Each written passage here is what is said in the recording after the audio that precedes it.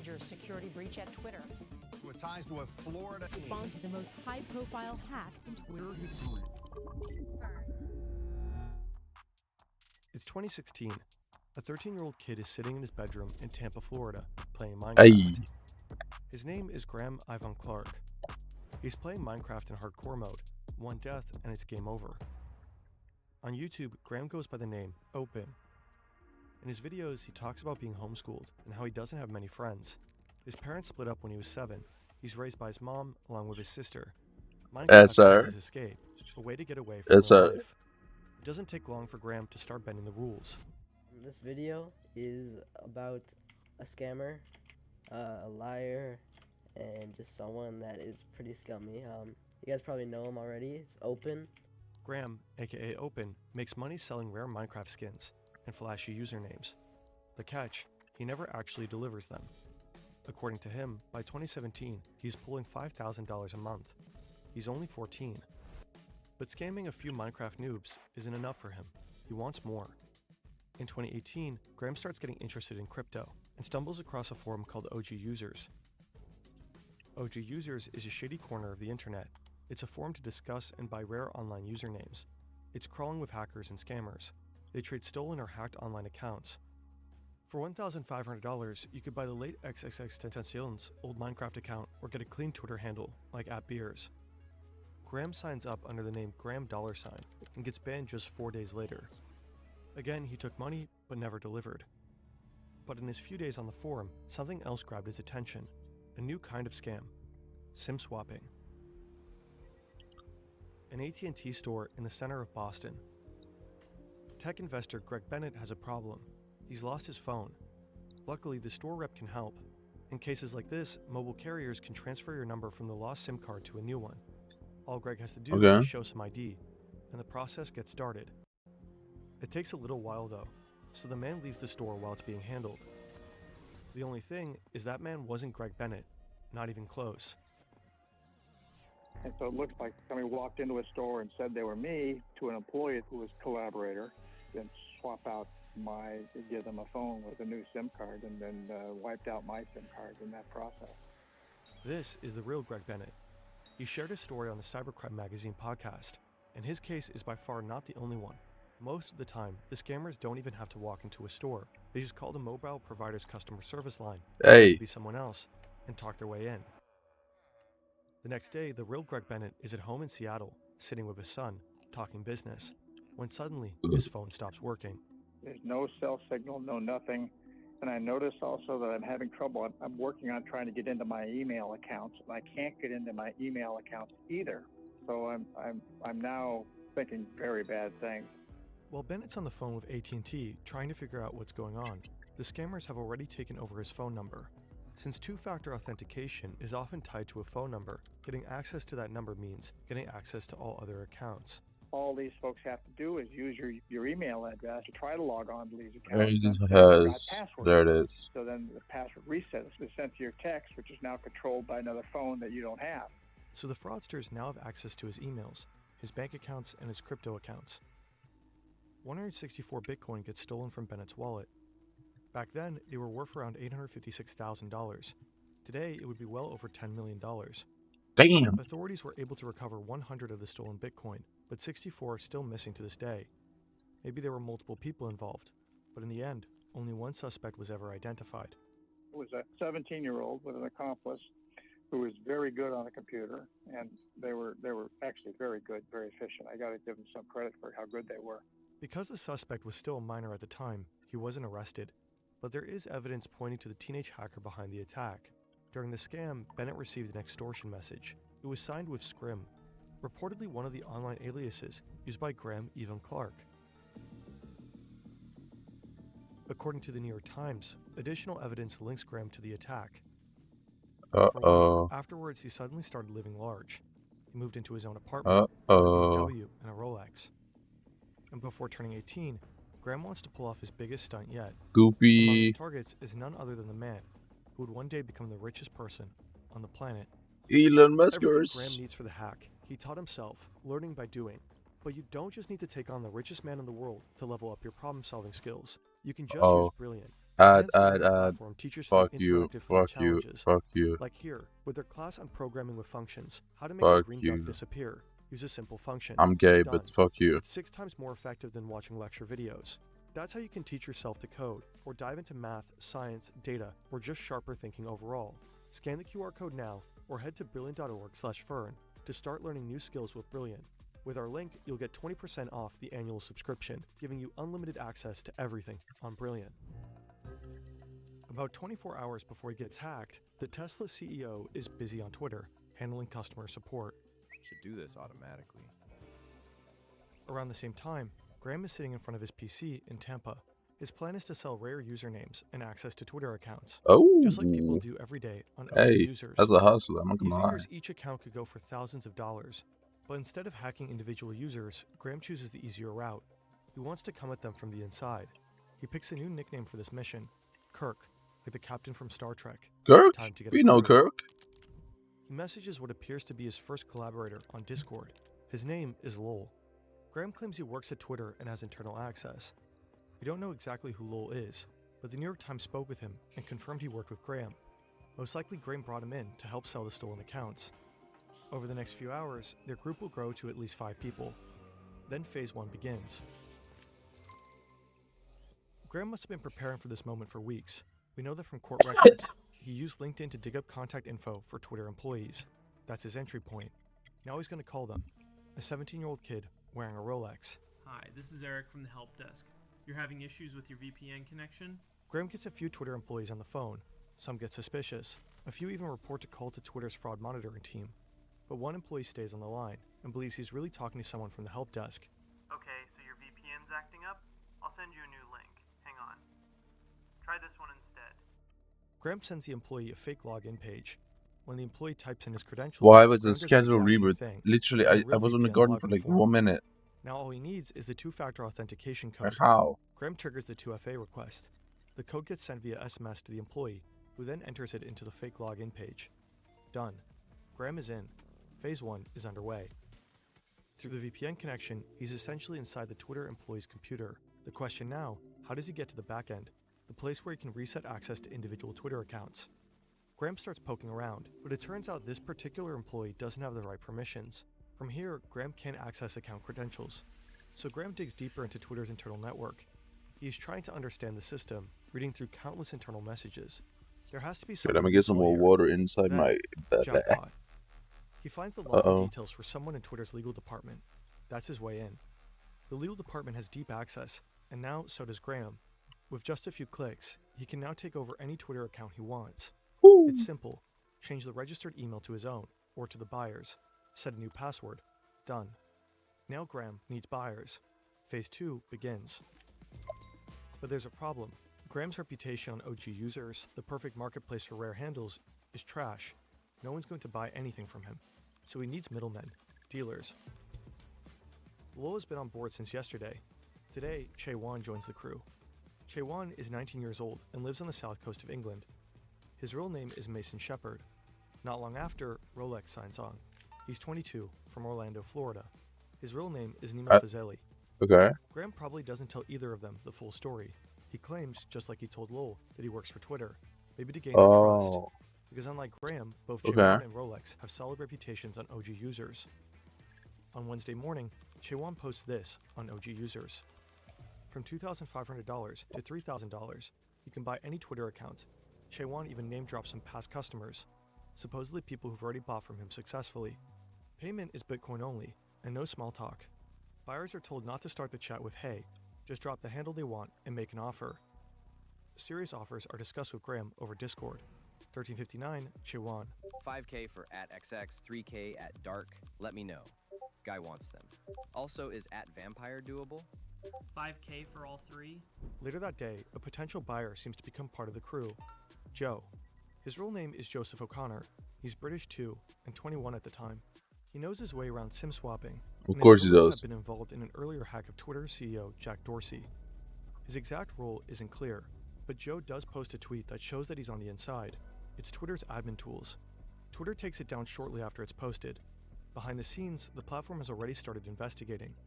Since early that morning, they've been looking into strange calls from people claiming to be help desk staff. By now, suspicious login attempts are piling up. It's becoming clear this wasn't just a prank call. Someone is deep inside the system. For Graham, the clock is ticking. It's only a matter of time before Twitter catches on and shuts him out. So he comes up with an idea, a way to squeeze even more money out of the hack. Enter Phase 3. Graham sets his sights on the crypto community. By mid-2020, the economy is in freefall because of the COVID pandemic. Stock markets are down, and so is crypto. Cryptocurrency's plunging right. So Graham launches a website, cryptoforhealth.com.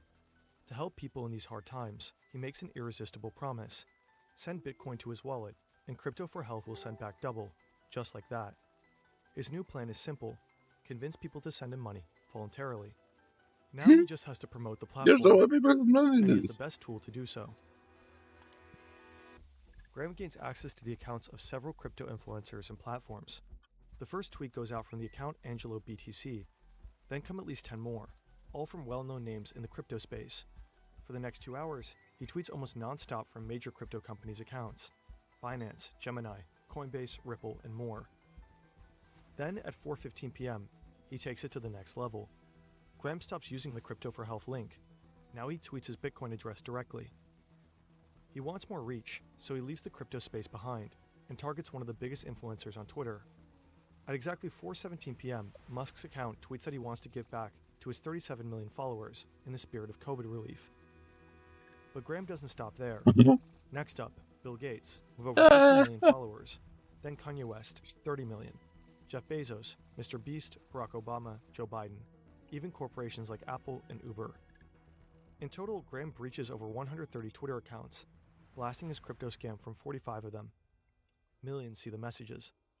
So do the Twitter employees. Security incident impacting accounts on Twitter. We are investigating and taking steps to fix it. We will update everyone shortly. Graham tweets, Uh-oh. Twitter deletes, and with every passing minute, Graham's Bitcoin wallet grows fatter. Most people see through the scam, but many others fall for it. To stretch the reach even further, Graham reposts from the same accounts multiple times. The last tweet goes out from Kim Kardashian's account. Meanwhile, the others in his crew are still selling usernames for a few $1,000s each. I put 1K minimum. Let's say that's for non-OG. 2.5K minimum for OG. 1K min for all is fine. He said he'll do those for 20. Sounds good. You can trust me by now. I need email for all. 22K including criminal? Okay. Send me full list of emails and the 22K to my addy. But these will be the last sales they make. Twitter is finally about to shut the whole thing down. Uh-oh. Uh-oh. On Wednesday evening, no one at Twitter is thinking about going home. Someone is inside their system, reading Slack messages, accessing sensitive credentials, and flooding the platform with scam tweets. Things are spiraling out of control, so Twitter pulls the plug.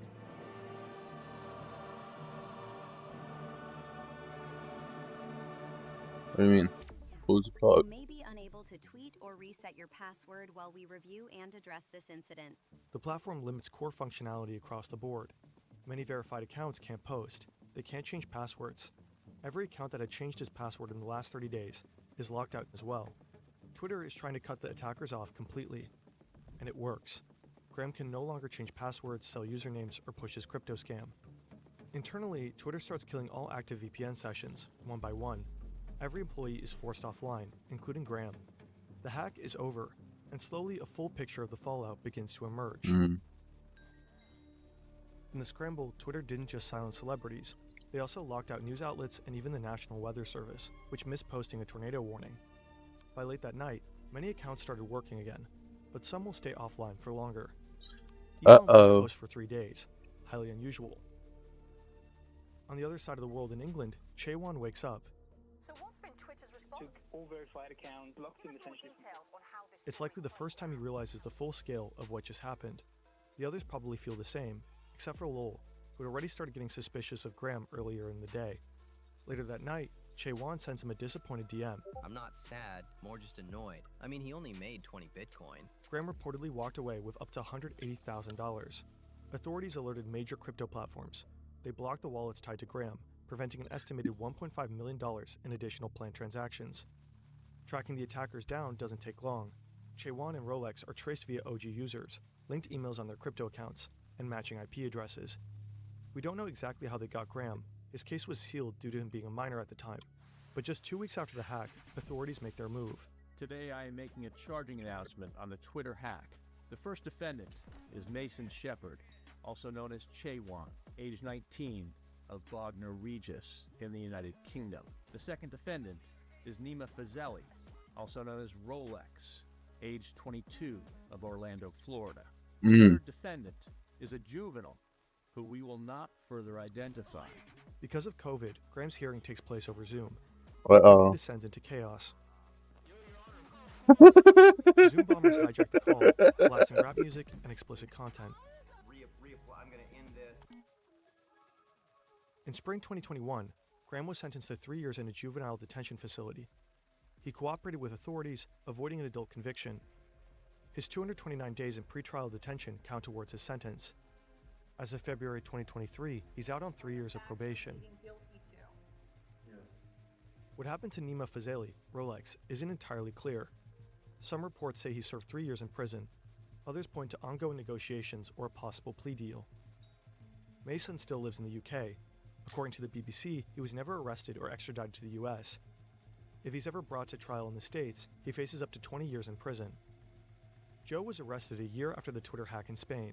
He was sentenced to 5 years, not for the Twitter hack, but for earlier crimes. According to him, his only involvement in this case was buying a handle for $10,000. Lowell was never caught. Graham was the mastermind behind the hack, but he wasn't a brilliant hacker. The foundation of the attack was simple social engineering. He manipulated the employee and used basic phishing tactics. With surprisingly little skill, he managed to collect money from thousands of unsuspecting people. Had authorities not acted so quickly, he could have stolen much more. His posts reached millions. Without fully realizing it, Graham held something incredibly powerful in his hands. Massive reach on a platform that plays a major role in shaping public discourse. Today, more than ever. Definitely something that shouldn't be abused.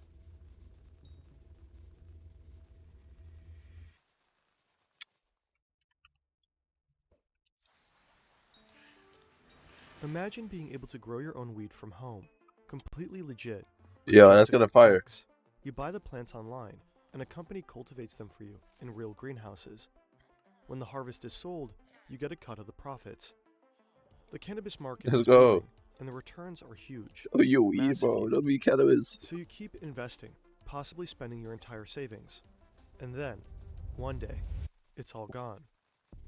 That's exactly what happened to thousands of clients who invested in a firm called Juicy Fields.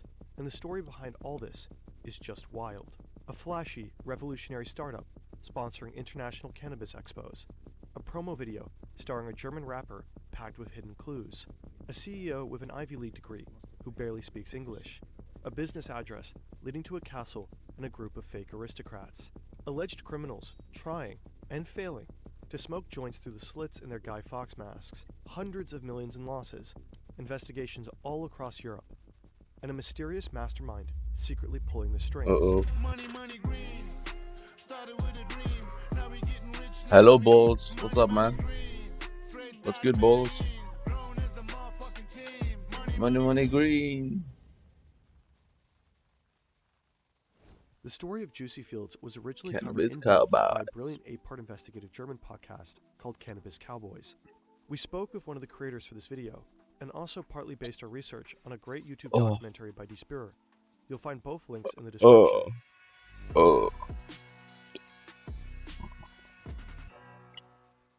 Cannabis is booming, and not just on the black market. As of March 2025, 54 countries have legalized weed for medical or recreational use, and that number keeps growing constantly. Estimates suggest that legal cannabis sales in Europe will soon have increased more than tenfold in the last 5 years, 2020 to 2025.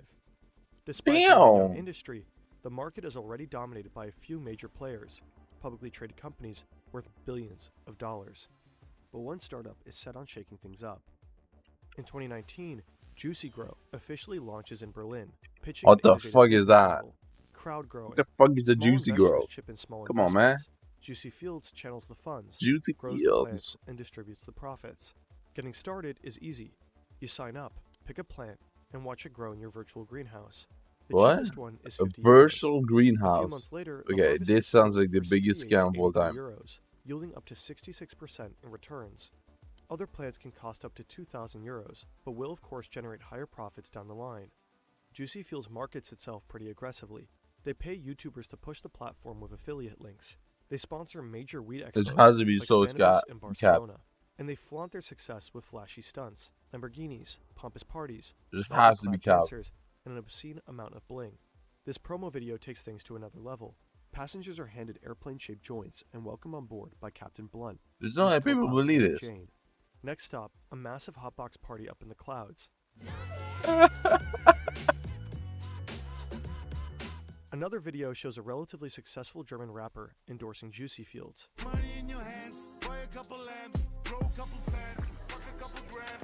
And then there's this guy here, sniffing cannabis buds like a sommelier.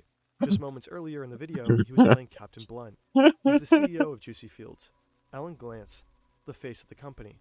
His mission is to take down the cannabis oligopoly, legal weed for everyone, the Robin Hood of ganja game. On the company's website and his LinkedIn profile, he presents himself as a visionary entrepreneur, but despite his What is supposed Ivy this? League degree, in interviews his English is, well, pretty shit. The guys is incredible. Is working the perfect. I'm not know. It's about the how many like 5-star. But the message still hits home. A tight-knit community forms. And to be fair, apart from the Bro, CEO's how sketchy do resume, people fall for Juicy these Fields seems scams? I pretty just don't legit at first understand glance. it, bro. Like, how can you The be website so lists several stupid? renowned cannabis producers as partners. They offer tours of real greenhouses and webcam live feeds of the crops. They actually keep their promises, frequently distributing major payouts. In 2021, Juicy Fields harvests a staggering 72 tons of cannabis. They claim their production costs are just a tenth of their competitors. Cap. In only 2 years, the platform already has 500,000 investors, mostly from Germany, but also from Austria, Spain, and Portugal. Juicy Fields is a massive success, until it all comes crashing down. Bro, it's a scam, bro. Now imagine you're running a real business, legit and serious, a good product, a team that shows up every day, loyal customers who count on you. There are dozens of separate workflows, managed through dozens of separate tools, project management, sales, admin, and HR, emails, invoices, checks, and deadlines. It can be pretty overwhelming, but it doesn't have to be. Odoo is an all-in-one business management Bro, software we need to stop that with the helps you manage Odoo. all operations It's of your every business single on video one he makes is a intuitive fucking platform. Odoo They ad. offer Like, more what than is 45 this? fully integrated apps. It's not From that tough, CRM bro. and website creation to Please accounting stop. and inventory. No more juggling 12 different tools. Everything works together seamlessly in one place. Bozo, Odoo is flexible, this is gonna easy to take use, so and scales long as you to grow. max the The sowdust. first I app just is don't free know how for to life, feel about with this. unlimited hosting and support. This is You can get oh, access to the entire bye. platform for just Goodbye. 90 euros per month. Scan this QR code or visit Goodbye. fern.deal/35 to get started. Whether you're a team of 2 or 200, Odoo helps you stay on top. Now back to Juicy Fields. On June 3rd, 2022, Germany's Financial Regulatory Authority, BaFin, steps in. It bans Juicy Fields from selling plants in the country. Juicy Fields ignores the order and is fined 1 million euros. On July 11th, some Juicy Fields employees announce a strike. Shortly after, the company's official Telegram groups and social media profiles vanish. Then, on July 13th, investors are suddenly unable to log into their accounts. At that moment, Juicy Fields is sitting on investments worth at least 400 million euros. No one knows what will happen with all that money. The CEO has been fired just before the fallout. He drops a series of shirtless video messages swearing he's innocent. I'm innocent. I'm never take your money, okay, in my side. Glantz insists he wasn't really involved in the business. He Well, says he the real is. masterminds were He's shadowy literally the figures CEO. he only met a couple of times in person. Many employees claim to be just as clueless. Some speak of mysterious backers they never saw face to face. Meanwhile, thousands of investors keep trying to log into their Juicy Fields accounts. To no avail. At this point, you might think you know what this is. A classic scam. Yeah. The promised returns were just too good to be true. Tough Yeah. luck. Too many red flags in the first place. But assume no further. This is just the beginning. Oh. Was he used as a ploy? No, what's it On July called? 16th, the Juicy Fields website suddenly publishes the full names Is and there contact even more details people of behind several this? Is he individuals, not the real people who had never CEO? been publicly linked to the company before.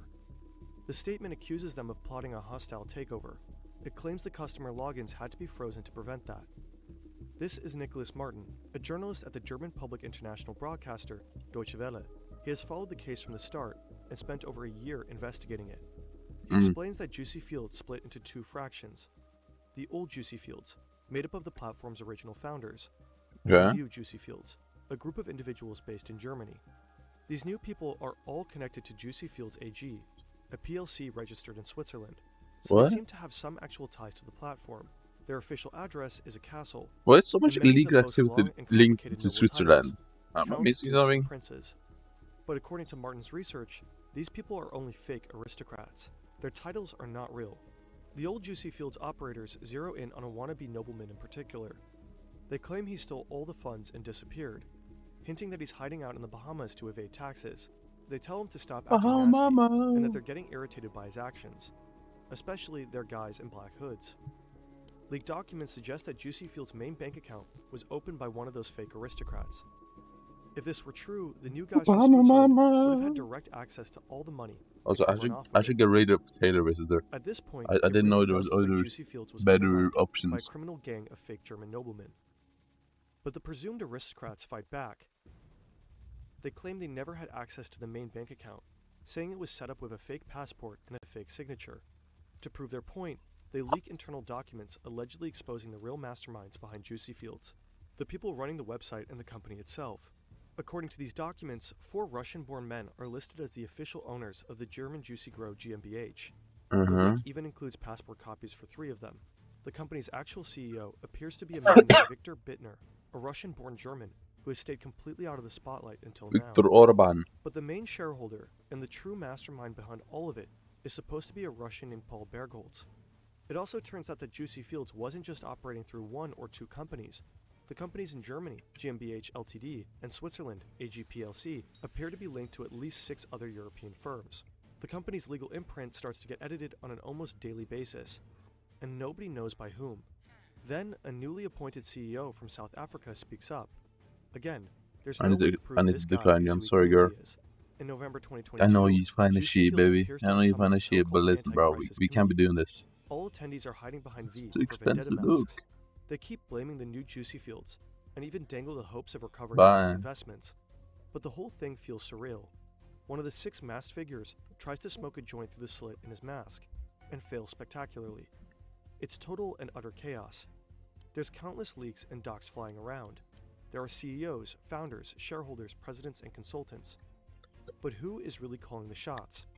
It will soon turn out that all the chaos and confusion is not accidental.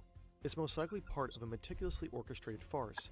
Behind all these weird characters and blatant amateurs is someone who knows exactly what they're doing.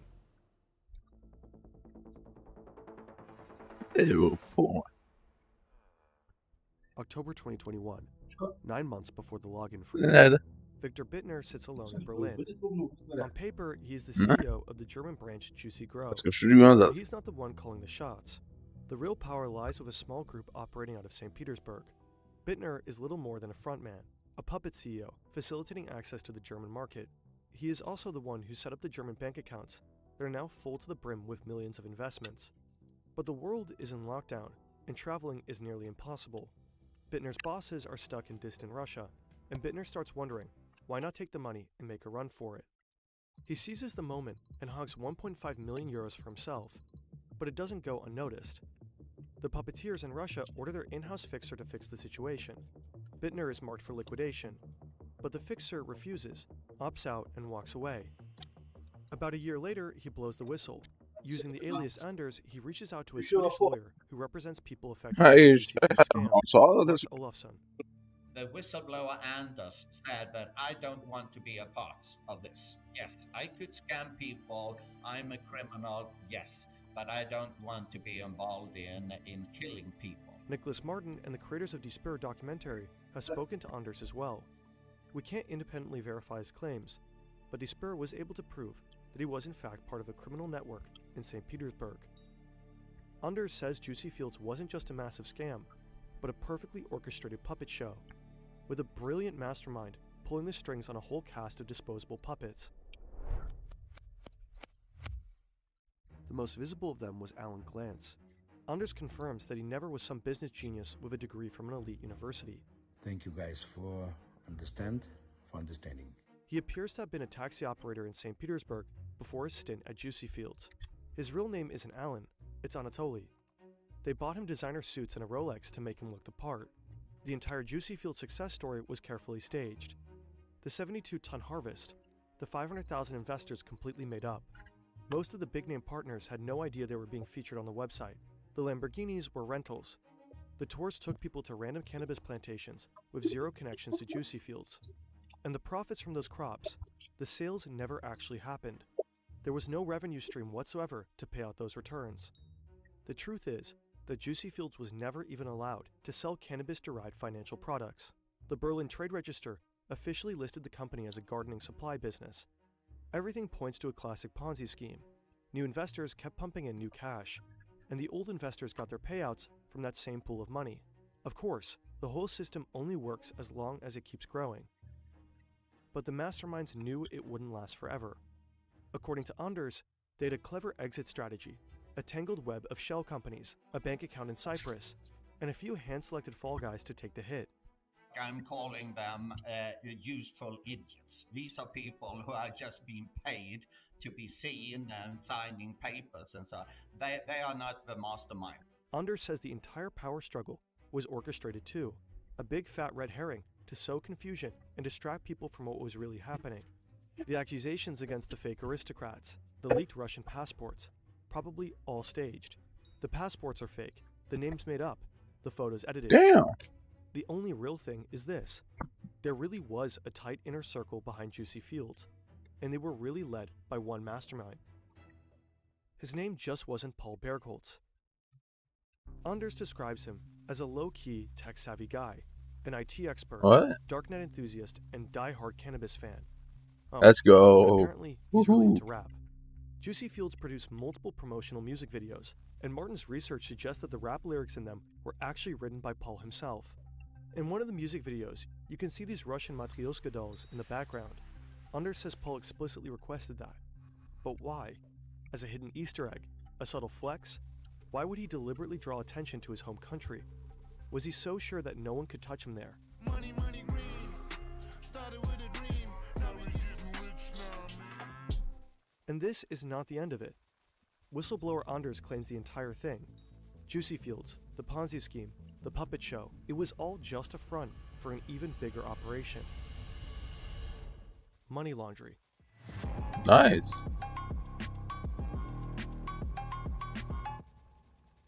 At the heart of Juicy Fields' finances was a bank account in Cyprus, a country long accused of turning a blind eye to shady financial dealings. That account alone processed over €500 million since it was opened up. The cannabis investments might have been the perfect cover for an old-fashioned money laundering scheme. The dirty money flows into illegal business, blends it into its revenue stream, and comes out clean on the other end. In other words, the Ponzi scheme and the money laundering machine could have been a perfect match. Anders claims the masterminds had direct ties to a Colombian drug cartel. Was Juicy Fields a front to wash cartel money? Martin and his team spoke to the German prosecutor's office. According to them, Juicy Fields was linked to organized crime in Russia. And St. Petersburg does indeed seem to be the hub. The city is infamous for being a stronghold of the Russian mob. Experts believe an operation of this scale could only go down if it's somehow sanctioned by the Kremlin. Viktor Bittner is believed to be connected to Russia's FSB intelligence service. But this is where the trail went cold for a while. The picture got too blurry and too speculative. Fast forward a couple of years. Finally, a breakthrough. Investigative reporters managed to identify the mastermind at the top, a Russian named Sergei Berezhin. An international research network, Correctiv, and other outlets found that he was the one operating under fake names like Paul Bergholz. His network allegedly scammed €645 million from investors and funneled the money through a complex web of shell companies. After nearly 2 years on the run, Berezhin was finally arrested in the Dominican Republic and extradited to Spain in August 2024. There, he now faces charges of fraud, money laundering, and running a criminal organization. Berezhin's father was a Russian nuclear scientist with political and military connections. That adds weight to the long-standing suspicions that Juicy Fields may have been a joint operation between the Russian mob and the FSB, designed to funnel Western money into shadowy activities, potentially even the war in Ukraine. Then there's the alleged whistleblower, Anders. Turns out his real name is Igor Kekshin, and he wasn't just some low-level insider. He was directly involved in the Juicy Fields operation. But in a bizarre twist, Kekshin later revoked all of his statements.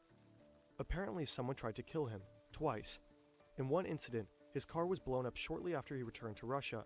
The suspects were driving a car registered to Berezin's father. Someone must have wanted him permanently silenced. Meanwhile, Lars Olofsson, the Swedish lawyer who represented Juicy Field's victims, has come under scrutiny himself. Reports now suggest he may have been playing both sides, working with both the scam's victims and some of its key perpetrators. Berezin's network was ultimately dismantled. In April 2024, law enforcement across 11 countries coordinated a massive crackdown. 9 arrests, 38 raids, and over 400 officers deployed, all targeting other key players behind the scheme. And yet, despite all this, thousands of victims are still waiting for their money. The Juicy Field scandal is a textbook case of how reality and deception can blur in massive financial frauds. What's real? What's fake? Even now, it's hard to say. But one thing is clear. If something sounds too good to be true, it usually is. Facts though. That's true. It's October 2015. A chilly Everyone should know that too. John Brennan receives a weird phone call. It seems to be coming from a stranger. He hesitates a second, then picks up. Hello? John Brennan? Who is this?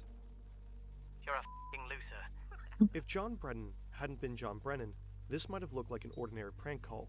But John Brennan happens to be one of the most powerful men on Earth, the head of the CIA. Who is this? How did you get this number? It was so f***ing easy, bro. You're such a d***. What do you want? I don't want anything. I already f***ing own you. How much do you want? We want $5 trillion. The US government will classify this call as part of a larger conspiracy of identity theft, harassment of government officials, and cyber terrorism. The caller will pay a heavy price for this moment of trollish glory. Why are you doing this? We want you to stop bombing the Middle East. Across the Atlantic, in a house in the West Midlands of England, a 15-year-old kid in his room, the phone still in his hand. He can't believe what he just did. He calls himself Kraka, and he loves to smoke weed. In fact, he's high right now. He's also the leader of Crackers with Attitude. He and his companions terrorized and embarrassed the US security apparatus to a near incomparable degree. They leaked the personal data of police officers, FBI agents, and DOJ officials. They hand-delivered top-secret documents to Julian Assange. Some of the most publicized hacktivism attributed to Anonymous. They call themselves Anonymous. Yeah, it was actually them. In part for the lulz. And this is their story. This was political. Teenager Cyber attacks. hijacked the computers of several US intelligence and Started a security collective called Crackers with Attitude.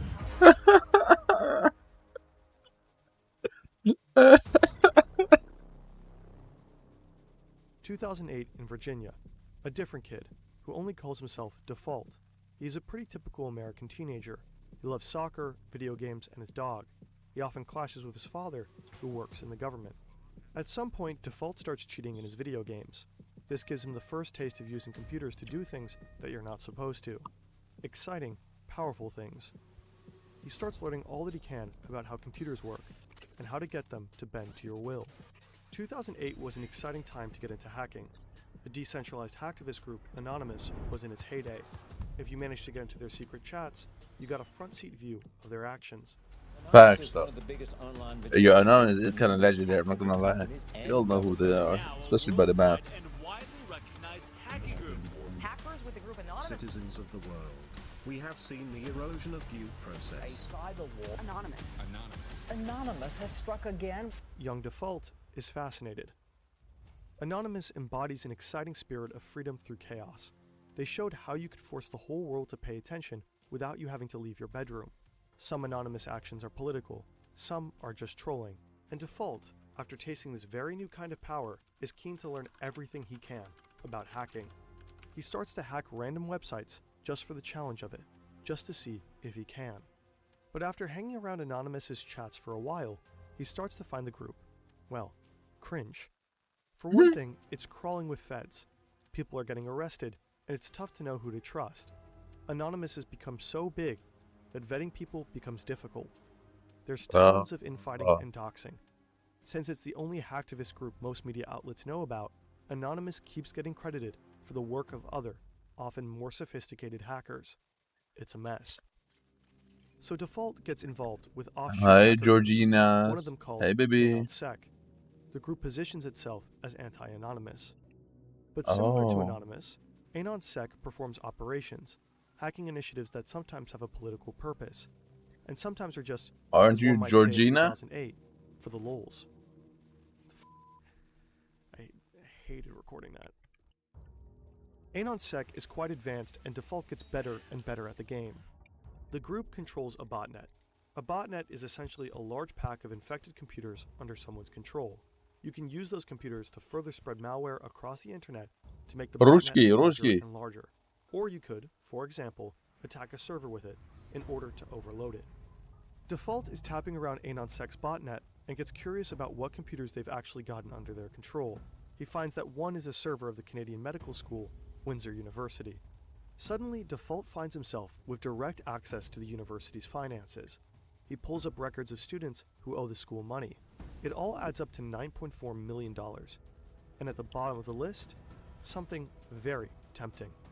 A delete all button. How could he not push it? Bro, what does that mean, These people man? might, What? you know, really enjoy having their slate wiped clean, as it were. What is If you that, look, man? some of them owe a substantial amount of money, you know, like 70,000. I think some people owed like upwards of like over 100,000. It's a lot of money, you know what I'm saying? It's just like perpetual debt that sometimes it just lasts for English. So, just deleted everything. I went into the PHP shell and just like sent everything to dev null and just like shredded it. So whatever I sent there is just not coming back. This is from the podcast Darknet Diaries. They have a fantastic episode with Default. Of course, this story poses some questions. We tried asking the university if the debt stayed deleted. They did not answer, but usually student loans have multiple on and offline and offsite backups. There should be hard copies of the student's signed loan agreements. However, Default feels like he's really doing something at the time. There is a certain rush to committing a crime when it feels like doing the right thing. Other hackers Oh. might have used the sensitive student information to make a profit. There's actually a shadow industry worth billions surrounding our most sensitive data. So-called data brokers gather all the info available about us on the internet, your contact information, browsing history, and online transactions. This data is often bundled into shadow profiles, which are then being sold. You might receive a tailored mail or a robocall based on your shadow profile. In the worst case, someone might try to steal your identity. Incogni helps you remove your data from the numerous lists of data brokers. The only thing you have to do is create an account and allow Incogni to act on your behalf. Afterwards, you can easily track the status of all the requests in the dashboard. Check out incogni.com/FernTV for an exclusive 60% discount on a 1-year plan using the code FernTV. Additionally, benefit from a 30-day money-back guarantee. Despite Incogni's efforts, some of your data might still linger online. Always remain cautious when sharing personal information anywhere. By trying out Incogni, you're actively supporting our channel. More and more of Default's hacks are motivated by altruism rather than just curiosity. As recently as 2014, bestiality was legal in Denmark. What? Other European countries, Germany, the UK, Sweden, had recently banned it. What this meant for Denmark was Why increase would in they animal ban sex this? tourism. For years, Danish animal rights activists tried to bring attention to this. They called them dog brothels. So sick. It's so crazy. And I had a dog, so that really pissed me off just thinking about the fact, what if someone took my dog and that happened to my dog? I would freak out. So, as Default describes it, he and other AnonSec hackers lend their technical skills to the animal rights movement. So I think we took down the official Denmark government website, and then we actually defaced it, you know, and said, did you know that your government allows bestiality? And there's bestiality dens where people can go and pay money to do these things to animals. And most of them are like people's pets. They shut down bestiality websites via DDoS attacks and tweet evidence of sexually mistreated animals. The information reverberates around the world and is widely condemned. Anonymous gets credit for AnonSec's actions, which deeply annoys Default. But it works. In part due to the hacks, more people know about Danish dog brothels. They talk about them online, protest them, until the case winds up in Parliament. In April 2015, Denmark finally bans bestiality. Alright. While Default is leveling up as a hacker, he also becomes an early adopter of crypto. He accumulates a significant amount of Bitcoin, more than 1,000. This would amount to a lot of money today, somewhere around 40 million US dollars. He keeps these Bitcoins on a hard drive in his room. He also knows he's making powerful enemies, so he gets a bit paranoid, a bit fanatical with his OPSEC. He never logs into his own Wi-Fi, for one. He uses a satellite dish to log into a free Dairy Queen Wi-Fi half a mile away. He's always connecting through a Tor node.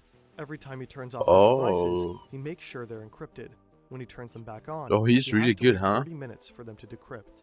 For the most part, he never tells anybody what he is doing. He knows he has a lot to lose. Ultimately, it won't be enough.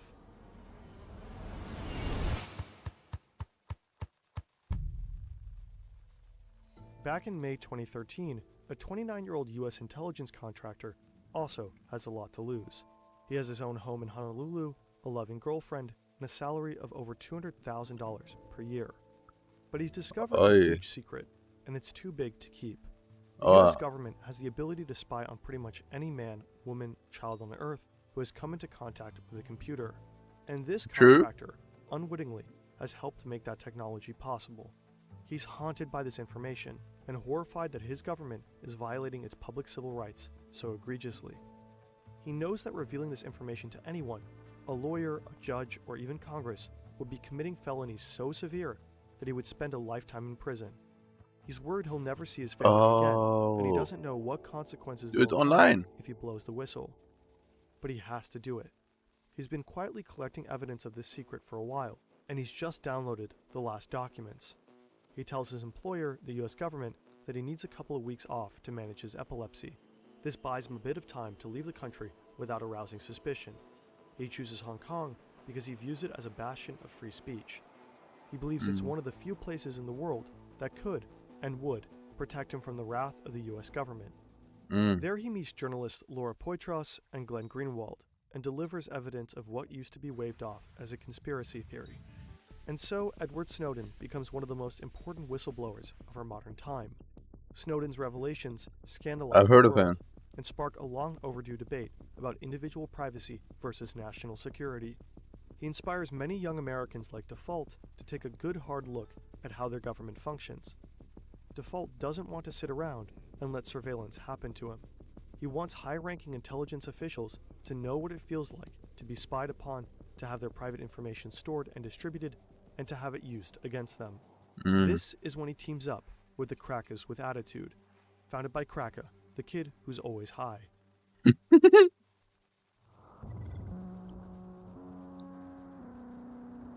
Leicestershire in I'm not really against anything he's done so far. This is good. Former mining town, there's not a lot to do except get high or go online. In the case of 15-year-old Kraka, he spends his time doing both. He's angry about corruption, about surveillance, but in particular about the US's involvement in the Middle East. He becomes especially focused on Palestine and sees the US as directly responsible for death and suffering in Gaza. He decides to do something about it. This was political. We heard he was really angry about US foreign policy. So he started a collective called Crackers with Attitudes, and then he hacked into sensitive documents online. One of his first victims is James Clapper, then the National Director of Intelligence of the Obama administration. Clapper, one of the highest-ranking members of the intelligence community, had his phone number and address waiting to be found with just one Google search. This provides Kraka with enough information to hack into his email. He posts on Twitter, which catches Default's attention. Kraka then gets the phone calls to Clapper's house phone rerouted to the Free Palestine movement. Default tweets his respect to Kraka, and the two start chatting. Edward Snowden himself has given James Clapper a very special shout-out in an interview with the German broadcaster ARD. Unfortunately, that interview was blocked from US and German television networks. The video is immediately taken down every time it's posted on YouTube. So Why? I only show the quotes visually. I would say sort of the breaking point is seeing the Director of National Intelligence James Clapper directly lie under oath to Congress? What we do not do is spy unlawfully on Americans, or for that matter, spy indiscriminately on the citizens of any country. We only spy for valid foreign intelligence purposes as authorized by law, with multiple layers of oversight to ensure we don't abuse our authorities. Kraka and Default are linked. Kraka and other hackers loosely connected with CWA team up to target more high-ranking members of the intelligence community. They want to embarrass them and to show them that they aren't as powerful as they think they are. At the top of their list is John Brennan, head of the CIA.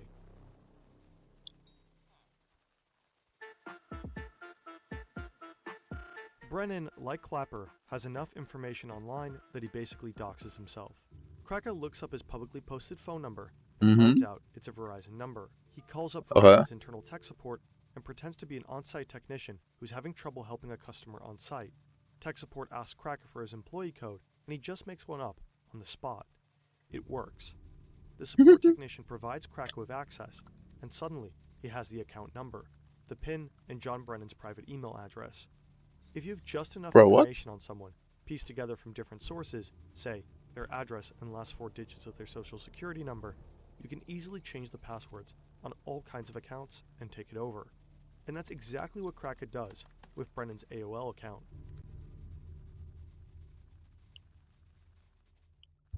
Once he's in the email account, Kraka gets Brennan's private cell number and shares it with Default. And so they start spam calling the director of the CIA, relentlessly calling him and his family. I told him he was a piece of shit. Basically, like, y'all are awful people. Like, really. Like, you're not doing any net positive things for the world. You're just not. John Brennan is freaked out. Sure, the calls are little more than a prank, but how could he know that? At the time, nobody knew who was behind the calls, or what their intentions were. Brennan has to lay low for a while in hiding, with extra security details for himself and his family. At the same time, Kraka's breach into Brennan's email gives him access to sensitive documents. Kraka first posts screenshots on Twitter, but then, egged on by Default, and maybe asking himself, what would Snowden do? He decides to hit up WikiLeaks. Julian Assange himself takes interest. He publishes the documents in October 2015.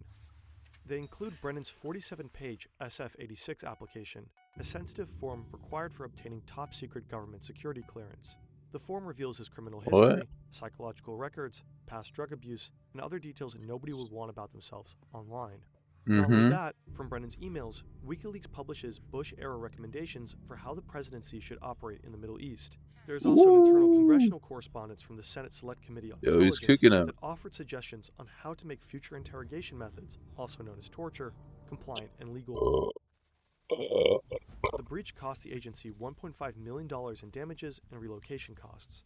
Several operatives went into hiding before they knew that there was basically no threat level. Above all, it was widely embarrassing. Hacking into Brennan's email was laughably easy.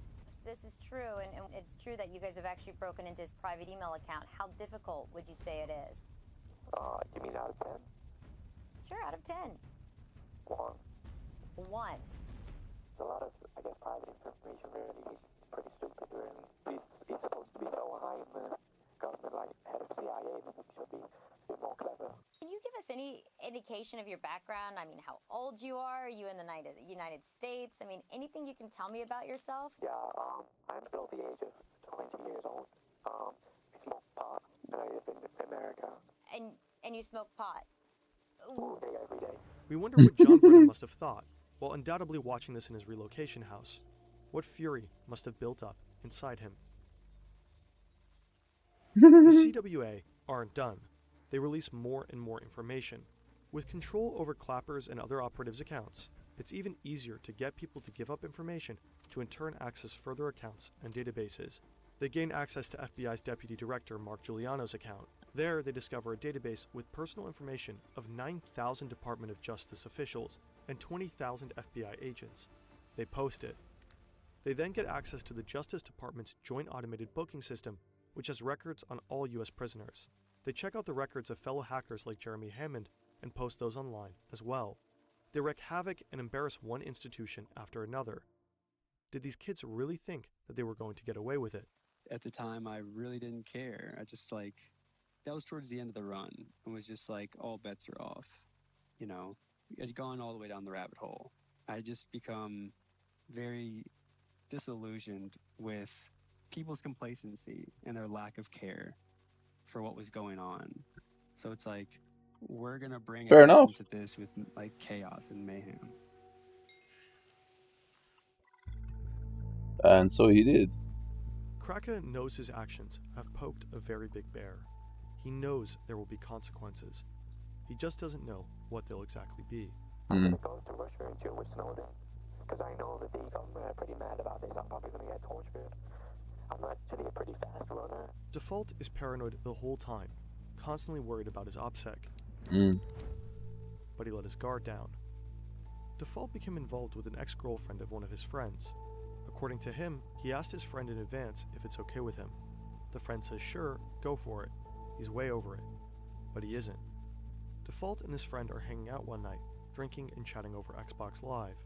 I slip up for the first time ever, being f***ing arrogant and cocky. It comes on the news, CIA director hacked, blah blah blah, all this stuff, and I'm like, yeah, that was us, blah blah. I was like drunk, talking, and just totally like gave myself away. He never thought his friend would do anything with that information. Hell, Bruh. he didn't even think his friend would necessarily believe him. But today, Default is pretty sure this friend turned him in. When the FBI raids you, they don't knock politely.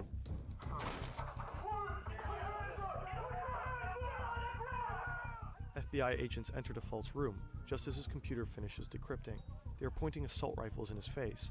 They drag him out of his room, flash copy his hard drive before it re-encrypts, and seize all of his equipment. Default knows he's finished, but the worst part, watching the agents carry off his hard drive. The hard drive with nearly 1,000 Bitcoin. He blacks out. Kraka, too, gets raided by the British police But can forces. you take that? There's no way they computers can are just take that. Right? One other CWA member gets arrested in the US, and 3 more in the UK. Since Kraka was underage and in the United Kingdom, he got a lenient sentence. He spent 2 years in a juvenile detention center. He was the first minor in the UK to be imprisoned for hacking. Today, he's keeping his head down and is done with crime. He just wants to make a career in cybersecurity and move on with his life. He did not want to give us an interview. Default, even though he was less involved, paid a much higher price. He went straight to federal prison with a 5-year sentence. He had to pay $145,000 in restitution, and due to COVID regulations, spent a significant amount of that time in solitary confinement. While pleading in court, he said, "I thought what I was doing was right in terms of political justice, but 2 years later, I realized I was completely wrong." Snowden, too, didn't have a relaxed time fighting asylum in Russia. Shortly after his leak, intelligence officials publicly fantasized about killing him. Whether you're a principled whistleblower who truly understands the significance of what you're leaking, or a stone teen furious at the world's injustices, messing with the US government will change the course of your life forever. So make sure it's worth it. In December 2023, the Biden administration renewed a very controversial surveillance program. The act allows the administration to spy on anyone in the world without warrant, including its own citizens. It includes a vast database of electronic communications. It's supposed to be accessed only when there's a legitimate reason to believe it will assist intelligence operations.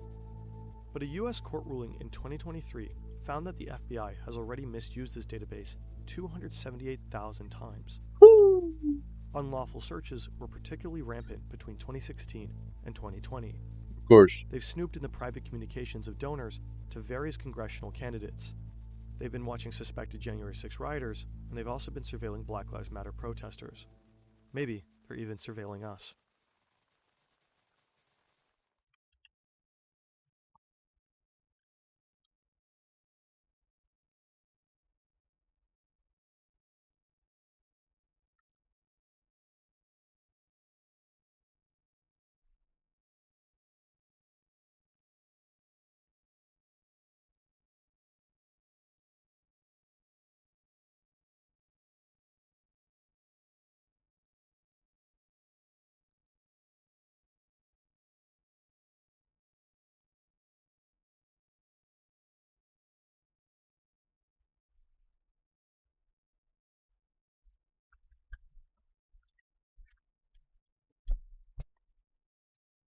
Ja. Hallo. Ga. Ga. Ja. Voel je?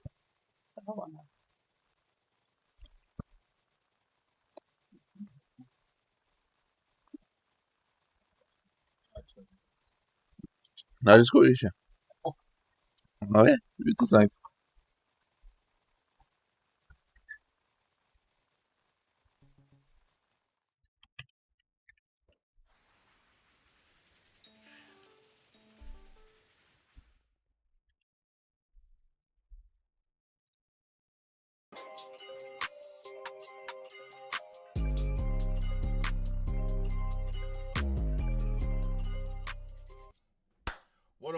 What up, Night Nation? It's your boys, the Unite, about to get one of these things. You feel me? Go to watch, Night Watch shit, man. I did this one already, man, but I was told to revisit it because I'll read you verbatim. You know what I'm saying? One of the patrons said, please go listen to Janice Shut the Fuck Up Again and assume every single line is at Jay-Z and Kendrick. Kendrick's song, The Jig Is Up, he mentioned he knows how you rock with the jig is up, Jigger Rock Nation, etc. His damn ad-lib was mocking damn album. You gotta get your sub ears on because he is masterfully talking shit while making a song that seemed like it's for everybody. I only heard the first 42 of your reaction when I wrote this because I was flabbergasted. You said Janice Shut the Fuck Up wasn't taking shots. Yeah. I thought it was just a song for the women, right? But if he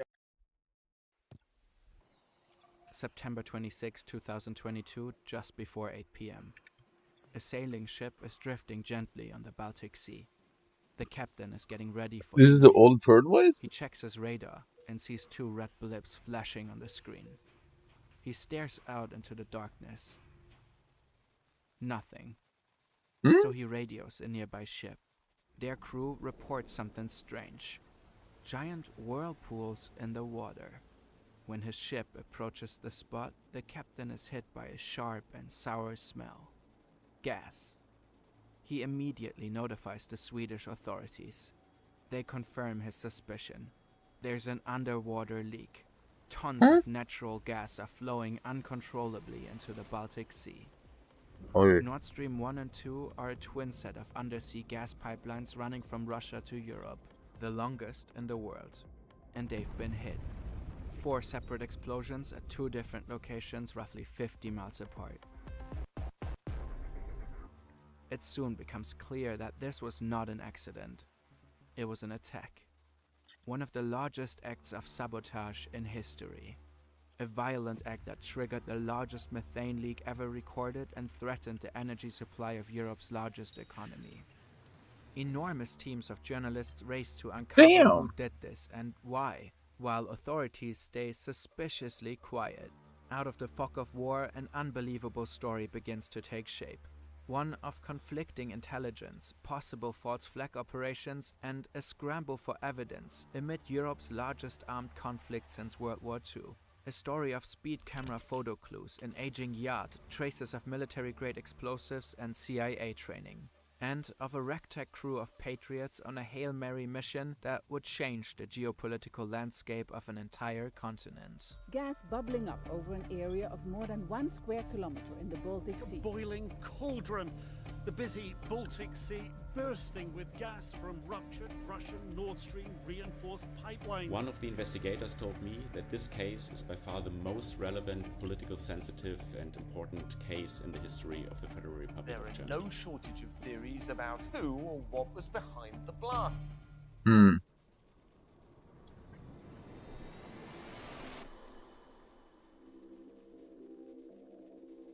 These are Nord Stream 1 and 2. The 2 largest underwater pipelines in the world. Total cost about 17 billion euros. They stretch across the Baltic Sea, running straight from Russia to Germany.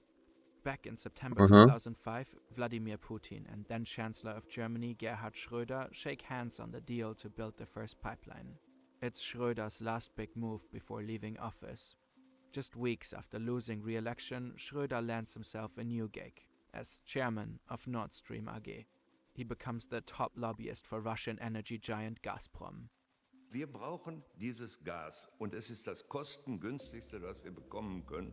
Und jeder, der sich mit Energiepolitik beschäftigt, weiß das auch. His successor Merkel keeps pushing the project forward. By 2011, cheap Russian natural gas is flowing straight into Germany. Russia is making roughly 10 billion euros a year. Economically, Nord Stream 1 is a huge success for both countries. Soon enough, Russia is supplying nearly half of Germany's natural gas, and talks for a second pipeline are already underway. But outside Germany, Nord Stream sparks some serious backlash. The US warns the project could give Russia dangerous leverage, turning gas into a geopolitical weapon.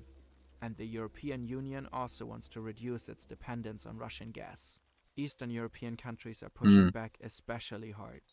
Until now, Russia's only way to get gas into Europe was through Ukraine, Poland, and the Baltics, paying hefty transit fees along the way. The Nord Stream pipelines allow Russia to go around these countries. Some military analysts think Putin might have invaded Ukraine much sooner, but he still needed his gas pipelines that run through Ukrainian territory. Either way, Berlin remains undeterred by the criticism. Russia has already illegally annexed Crimea when Germany signs off on the second pipeline. In late 2021, Nord Stream 2 is ready to go. But when Russia's full-scale invasion of Ukraine becomes imminent, Germany pulls the plug on Nord Stream 2. A few months later, Putin cuts off gas through Nord Stream 1. Both pipelines stay loaded with gas though, ready to reopen at any moment. And then, in September 2022, this happens. So, who's behind it? This could just as well be the plot of a gripping whodunit. Some stories and images are so striking, they end up decorating our walls. But let's be real, traditional posters tend to be like Russian pipelines. They rip. This plate is different. They offer high-quality metal prints, bold, durable, and Come on, easy bro. to set What up. is You just that stick a magnet to ad, your wall, bro? snap the artwork Ain't on, no and way you it's just done. dim it like no that. tools, no holes, no hassle. You can choose from over 2 million beautiful designs, from abstract landscapes to officially licensed stuff. Think iconic worlds and franchises like Star Wars, The Witcher, or Cyberpunk 2077, a personal favorite we actually got on our walls. The new Textra series looks especially good with those raised textures and 3D contours. Check out these incredible NASA designs, for example. If you ever feel like switching things up, they swap out in seconds. And now's the time to get yours. This plate is turning 12, I wish and they they're didn't throwing their close the biggest menu sale of of the the stand year. in one pad, bro. You 33% off stupid 1 to game. 2 displays, 37% off 3, and 42% off 4 or more. Every order comes with surprise gifts, and yes, the discount works on Textra too. Just use the code FERN or click the link in the description. displate.com/@fern.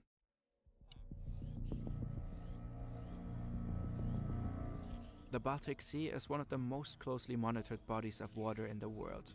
Larger ships have to constantly share their GPS location. And the kind of explosives you'd need to take out 2 pipelines at once is extremely hard to come by. Investigators soon agree. Whoever pulled this off had access to serious resources. This must have been a state actor. The first prime suspect is Russia. Was wir aber sehr klar sagen können, ist, wer ein Interesse daran hat, dass das zerstört wird. Und da komme ich immer wieder auf Russland, weil es Unsicherheit geht, steigende Energiepreise. There's also a possible financial motive. Russian state-owned energy giant Gazprom faced massive damage claims after cutting off gas supplies in summer 2022. Blowing up the pipelines could give them a legal excuse to duck out of those contracts. This is Holger Stark, the deputy editor-in-chief at German weekly newspaper Die Zeit. He has spent months digging into the case. When I first heard about the explosions, I immediately thought it must be the Russians. It just fits their classic pattern of obstruction, of sabotage, of provocation, and to me, it just made perfect sense. And initially, the suspicion seems to hold up. 4 days before the explosion, a Danish naval vessel patrols near the island of Bornholm. It spots 6 Russian ships, right where the pipelines will be blown apart 4 days later. They're dark ships, meaning their AIS transponders are switched off and they're not broadcasting their location. One of them is the SS-750, a 100-yard special ops vessel designed for underwater missions. On board, a mini submarine equipped with cranes for heavy-duty lifting. Exactly the kind of setup you'd need to plant explosives on a pipeline. 3 months earlier, 2 other Russian military vessels have been spotted dark shipping the very same waters, right around the future blast site. What exactly were they doing there? Around the same time, suspicion also turns toward the United States. Just weeks before Russia invaded Ukraine, President Biden and German Chancellor Scholz held a joint press conference. If Russia invades, there will be no longer a Nord Stream 2. We will bring an end to it. 6 months later, both pipelines explode. That's when Seymour Hersh steps in, a Pulitzer Prize-winning investigative journalist known for uncovering major scandals, but also for spreading highly controversial theories. He claims that US Navy divers planted the explosives on the pipelines during a NATO exercise in summer 2022.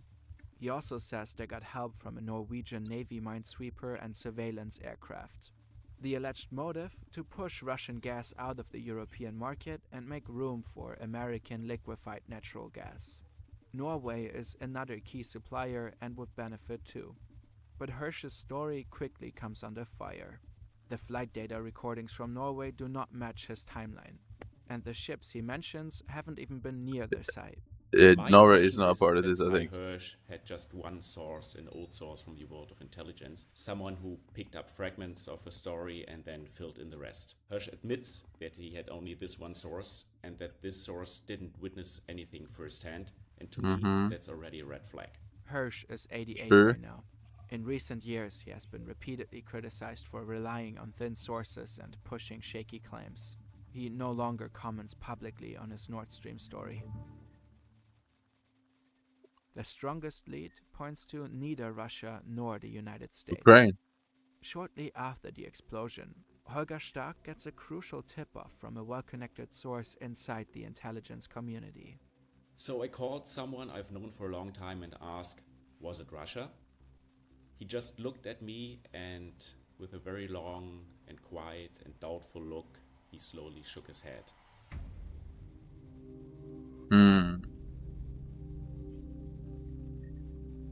After the explosions, German authorities immediately launch an investigation. The Federal Prosecutor's Office picks up the case. The case is so politically sensitive that several major media outlets start joining forces. You'll find the links to their impressive research in the description. Julia Klaus is an investigative journalist at public German TV broadcaster ZDF. She is part of one of the extensive research teams. She tells us that despite the heavy secrecy, they were able to get their hands on one crucial piece of information. So we picked up that the Andromeda yacht may have played a role in the operation.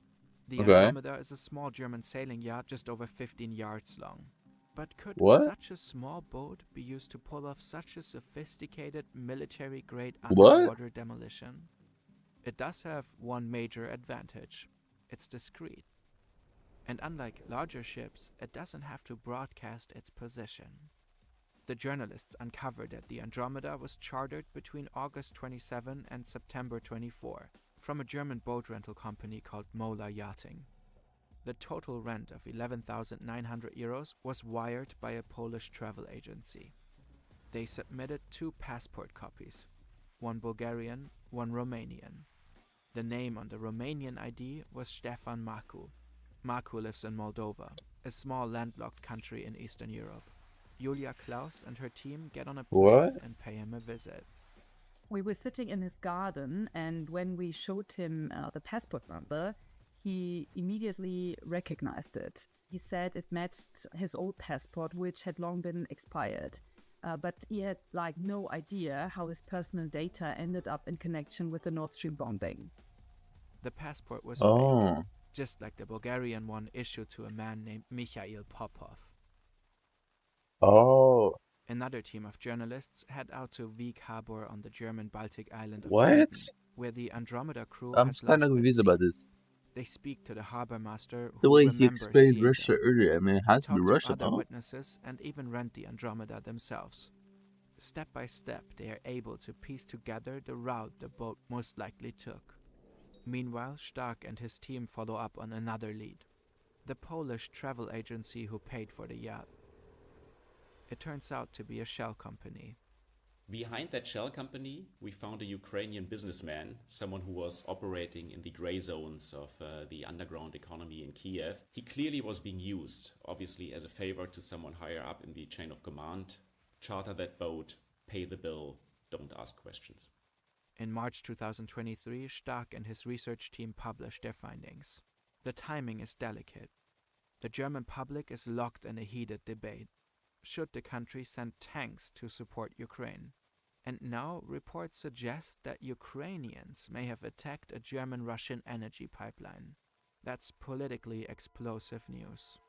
There's also speculation that the Andromeda lead might be a trap, a false flag, something deliberately planned by Russia to confuse the public and stir political doubt in Germany. But behind closed doors, senior officials already know who they should be looking at. German authorities have been zeroing in on a group that likely pulled the strings.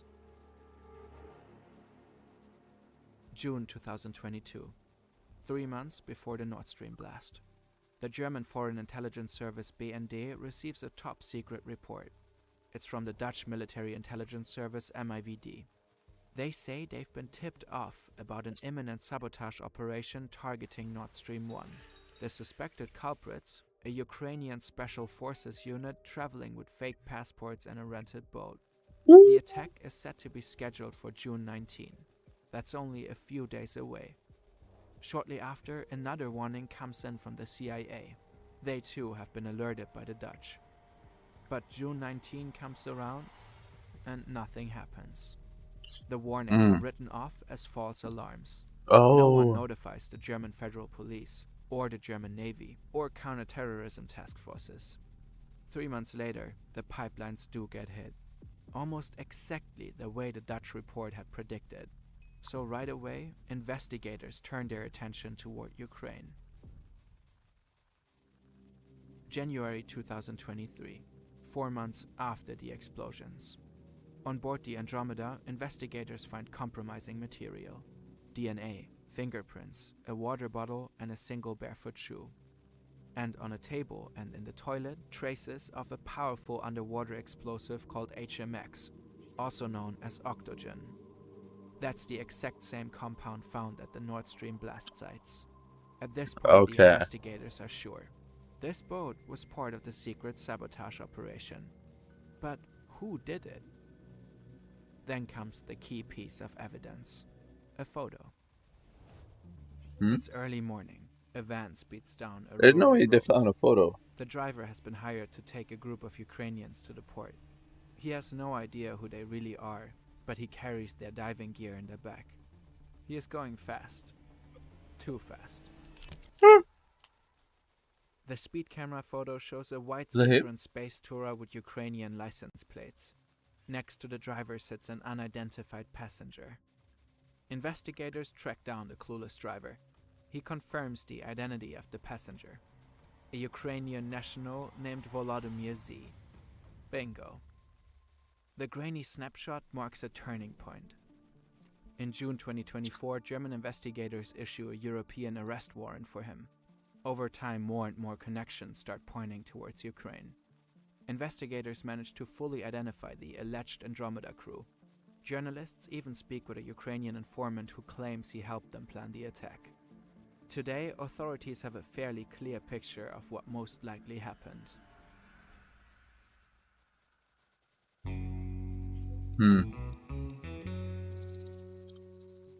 Spring 2022. A rented office in Kiev, Ukraine. Inside is a small commando team, allegedly led by a man named Roman Chervinsky. He appears to be a legend in Ukrainian intelligence circles. Several members of his unit have also trained with the CIA. Their specialty? Covert ops and sabotage. They are Ukrainian patriots. And after Russia's full-scale attack on their country, they are eager to strike back. Hard. They choose to target the Nord Stream pipelines, a symbol of Russian power that's been pumping billions into Putin's war chest. They need trained divers to pull off such a deep-water operation. They shortlist 20 candidates and end up picking 4. All civilians. 2 soldiers complete the team. A motley crew of 6 Ukrainians who barely know each other. September 8, 2022. It's late morning in the Fleet Harbor on Rügen That's what I'm Island. about. A sail yacht pulls into a dock behind the harbor office. It's hailing straight from Rostock, where it was chartered 2 days ago by the small crew, posing as tourists. But they're not here for a sailing trip. They've come to carry out one of the most brazen acts of sabotage in history. Introducing Volodymyr Z, a heating engineer in his mid-40s who lives in Poland. He's also a scuba instructor specialized in deep diving expeditions. Next up is Daria Kormankova, at least that's her cover name. Early 40s, petite, brown hair. She and her husband run a small diving school in Ukraine. Volodymyr Z used to work for them as a scuba instructor. Then there's Daria's husband, codenamed Folgat, another experienced deep-sea diver. Pale, boyish, thinning hair.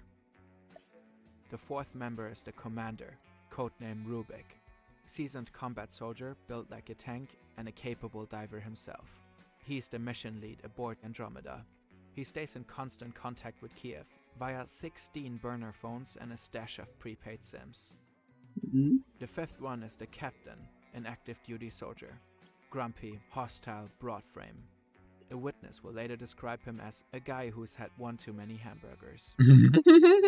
The sixth one is the assistant, short, middle-aged. The group gets to work right away.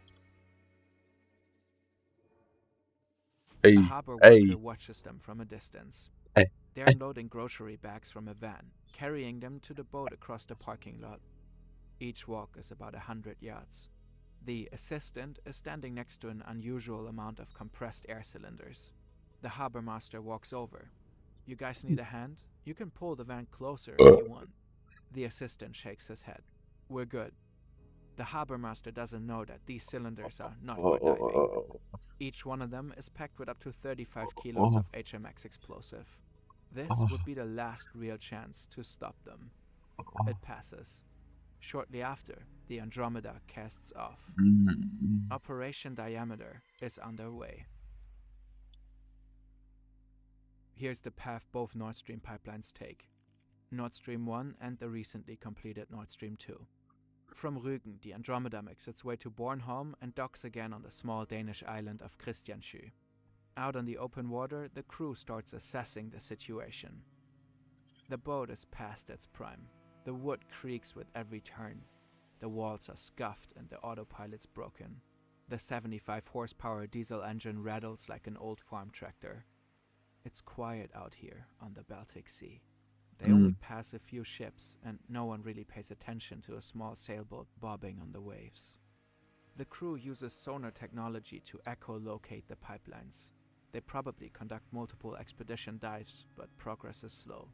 They can only do one dive per day.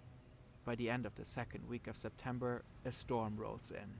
Winds of 20 knots whip across the sea, and the waves climb up to nearly 7 feet. The Andromeda takes shelter I really want to see if there's any dailies. Sweden. A few days later, the sky is clear and the wind dies down, but the waves are still rocking the boat and most of the crew have fallen seasick. Conditions are barely stable enough to dive. The sonar hums as the crew awaits intention. Then, finally, a signal. They found the pipeline.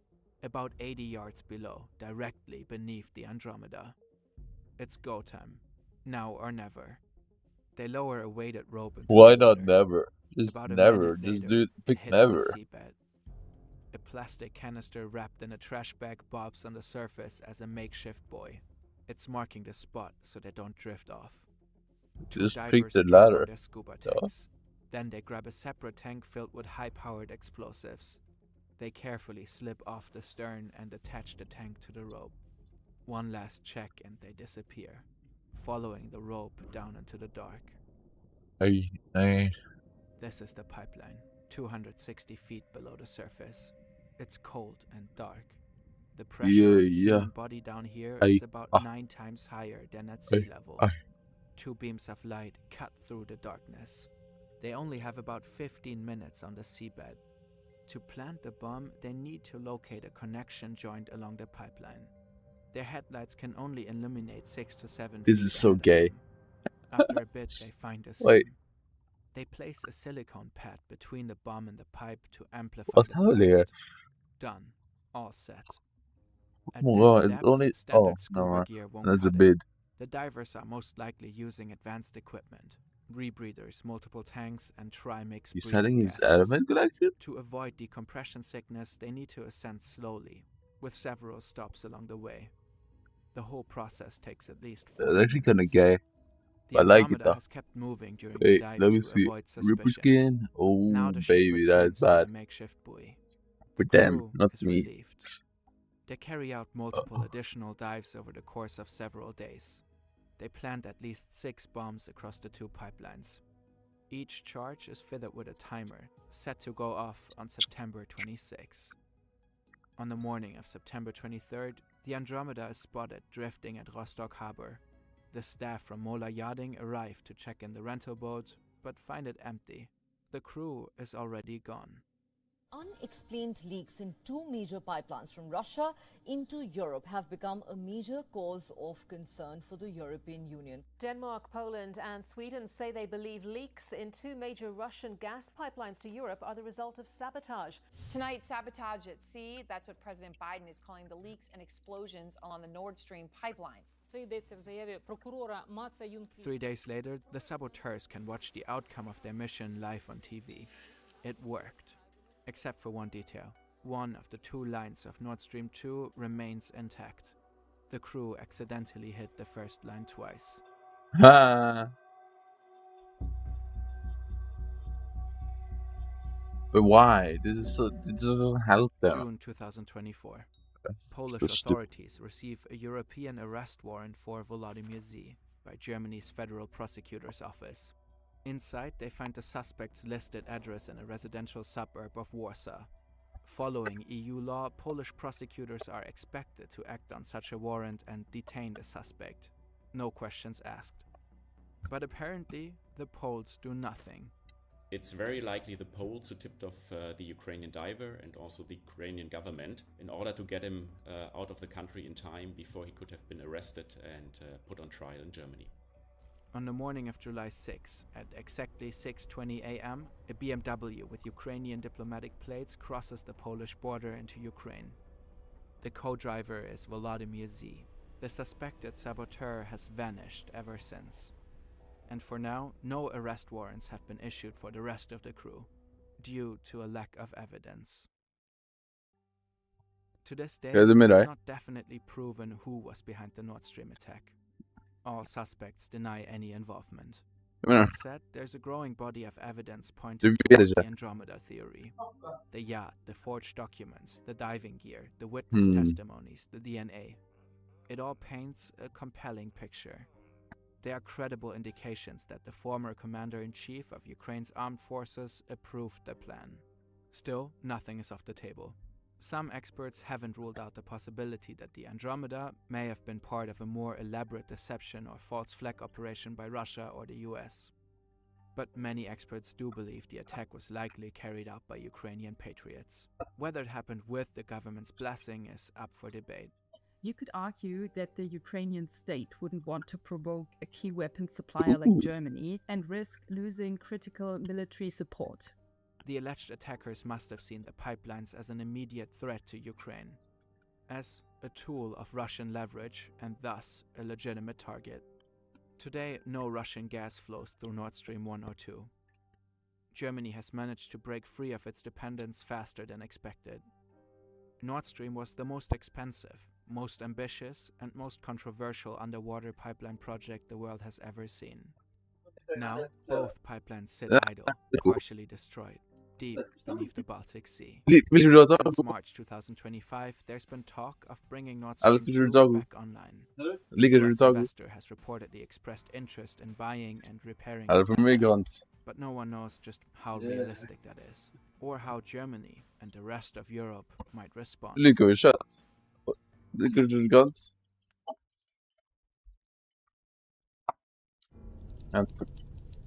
Wolfgang Templin is on his way to church. Just before he leaves the train, he throws away a piece of paper. Seconds later, another man retrieves it. He's an agent of East Germany's notorious secret police, the Stasi. And this is just a tiny piece of a ridiculously large operation to surveil Templin. To the Stasi, he's an enemy of the state. But he's not a Western spy. He's not planning the downfall of the government or an assassination of a socialist leader. His crime is setting up a small group of people who want to discuss human rights in the GDR. The Stasi will set up at least 10 collaborators to follow his every step. They'll wait in front of his house in the morning, follow him to the bakery, sit next to him in a cafe, take the same train, open his mail, read his bank statements, and intercept his phone calls. Tror du skulle chock med mig? Into a file on him.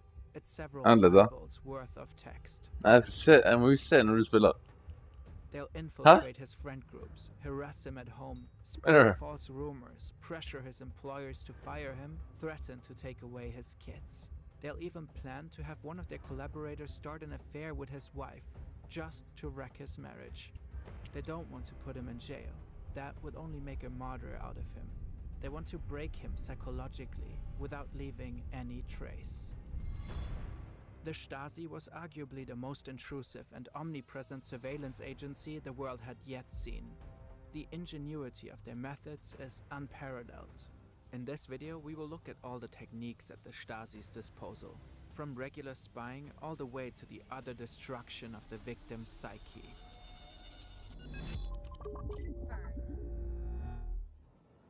On October 7, 1949, a new country was born. The German Democratic Republic, or East Germany. Under Soviet supervision, the country's socialist government wants to create a paradise for the working class. Obstacles are plenty though. Citizens protest against the one-party dictatorship. Thousands flee the country to the west. Meanwhile, the Soviet Union views East Germany as a fragile experiment, not a trusted ally. Soviet dictator Joseph Stalin is skeptical that a population with such a strong fascist past can be trusted with their own state. East German leaders are desperate to prove that they are loyal and competent. And he is one of them, Erich Mielke. From a rough neighborhood in Berlin, Mielke joined the Communist Party as a teenager during the Weimar Republic.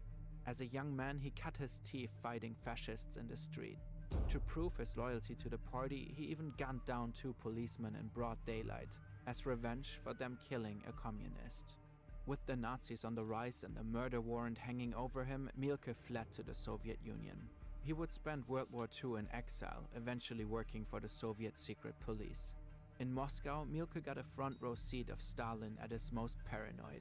An approach to politics Mielke would later bring back to East Germany. It takes Mielke just a few years to become the Stasi's chairman. He has big plans, to build a ruthless police force so indispensable to the new regime that nobody could imagine East Germany without it, or without him. The Stasi is considered the shield and sword of the ruling party, responsible for eliminating so-called hostile elements. And from the Stasi's perspective, there's no lack of threats, swarming all around, but also within the country. At first, the Stasi openly practices violence against perceived enemies and traitors. They don't shy away from explicit terror and executing citizens after sham trials. But blatant oppression turns out not to be great branding for socialism. East Germany wants international credibility as an ideal state.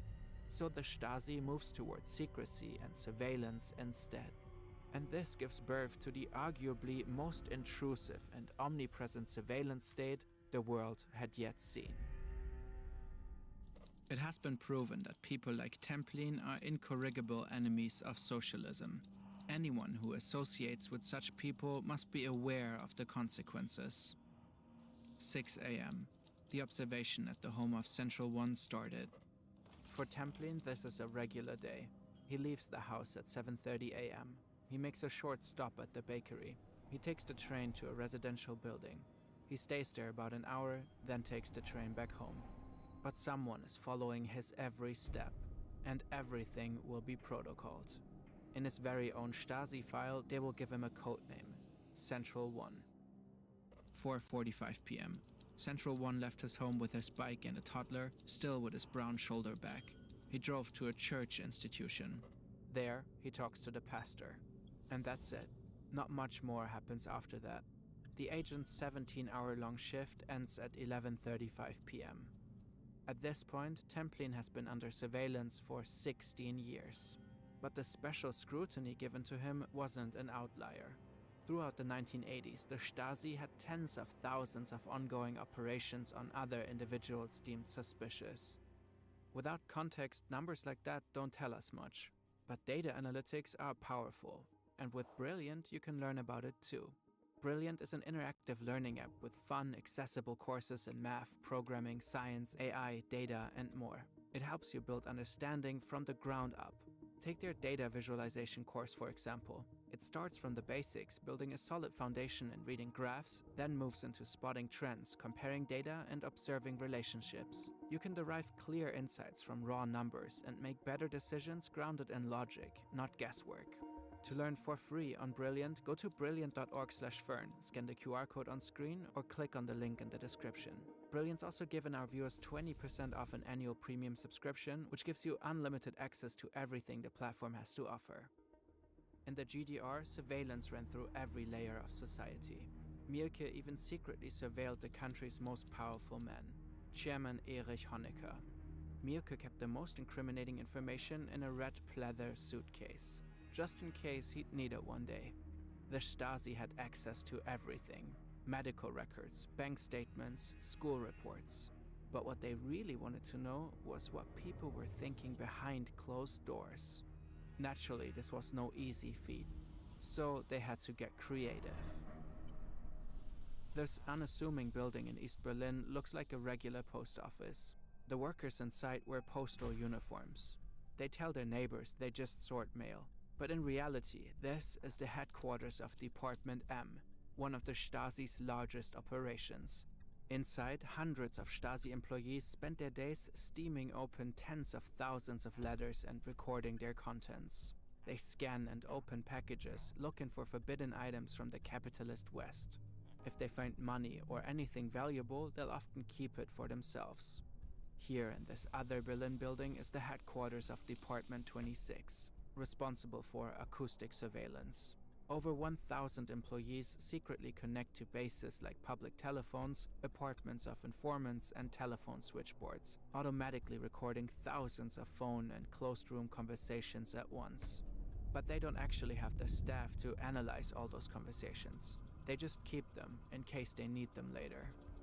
Higher up the Stasi food chain, elite engineers develop more intricate technology. They're known as the OTS. They operate here, in this restricted, highly secured area of East Berlin. Very few people know what's going on, and won't until the Soviet Union collapses. The OTS developed James Bond-like gadgets to observe citizens when they least expect it. Stuff like cameras behind buttonholes or microphones and fake sugar cubes. The tinier, the better. If the Stasi finds someone suspicious, they'll often map out the suspect's entire apartments so technicians can plan exactly where to hide bugs. Then, posing as electricians or maintenance workers, they'll gain access and install microphones in walls, lamps, and ceiling moldings. No corner of East Germany is too sacred for spying. There's bugs in doctors' offices, church confessionals, even private bathrooms. For a while, many would save their sensitive conversations for ping-pong games in the park. But then the Stasi picked up on that and started bugging the trees. If Stasi agents visit your home, they might also take your underwear or fabric from a chair you were sitting on. This would then go into their archive of smells as a scent sample. The Stasi keeps an entire library of body odors. Scents, like fingerprints, are unique. They train dogs on the samples to track down escapees or to prove that suspects had been at crime scenes. Sometimes a Stasi agent has to track a target without yet knowing who it is, or they have to tail someone in a crowd without drawing attention. For that, they have an ingenious trick up their sleeve. This is a quiet, vibrating Geiger counter. A Stasi agent wears it under their coat, the counter under one armpit and the vibrator under the other.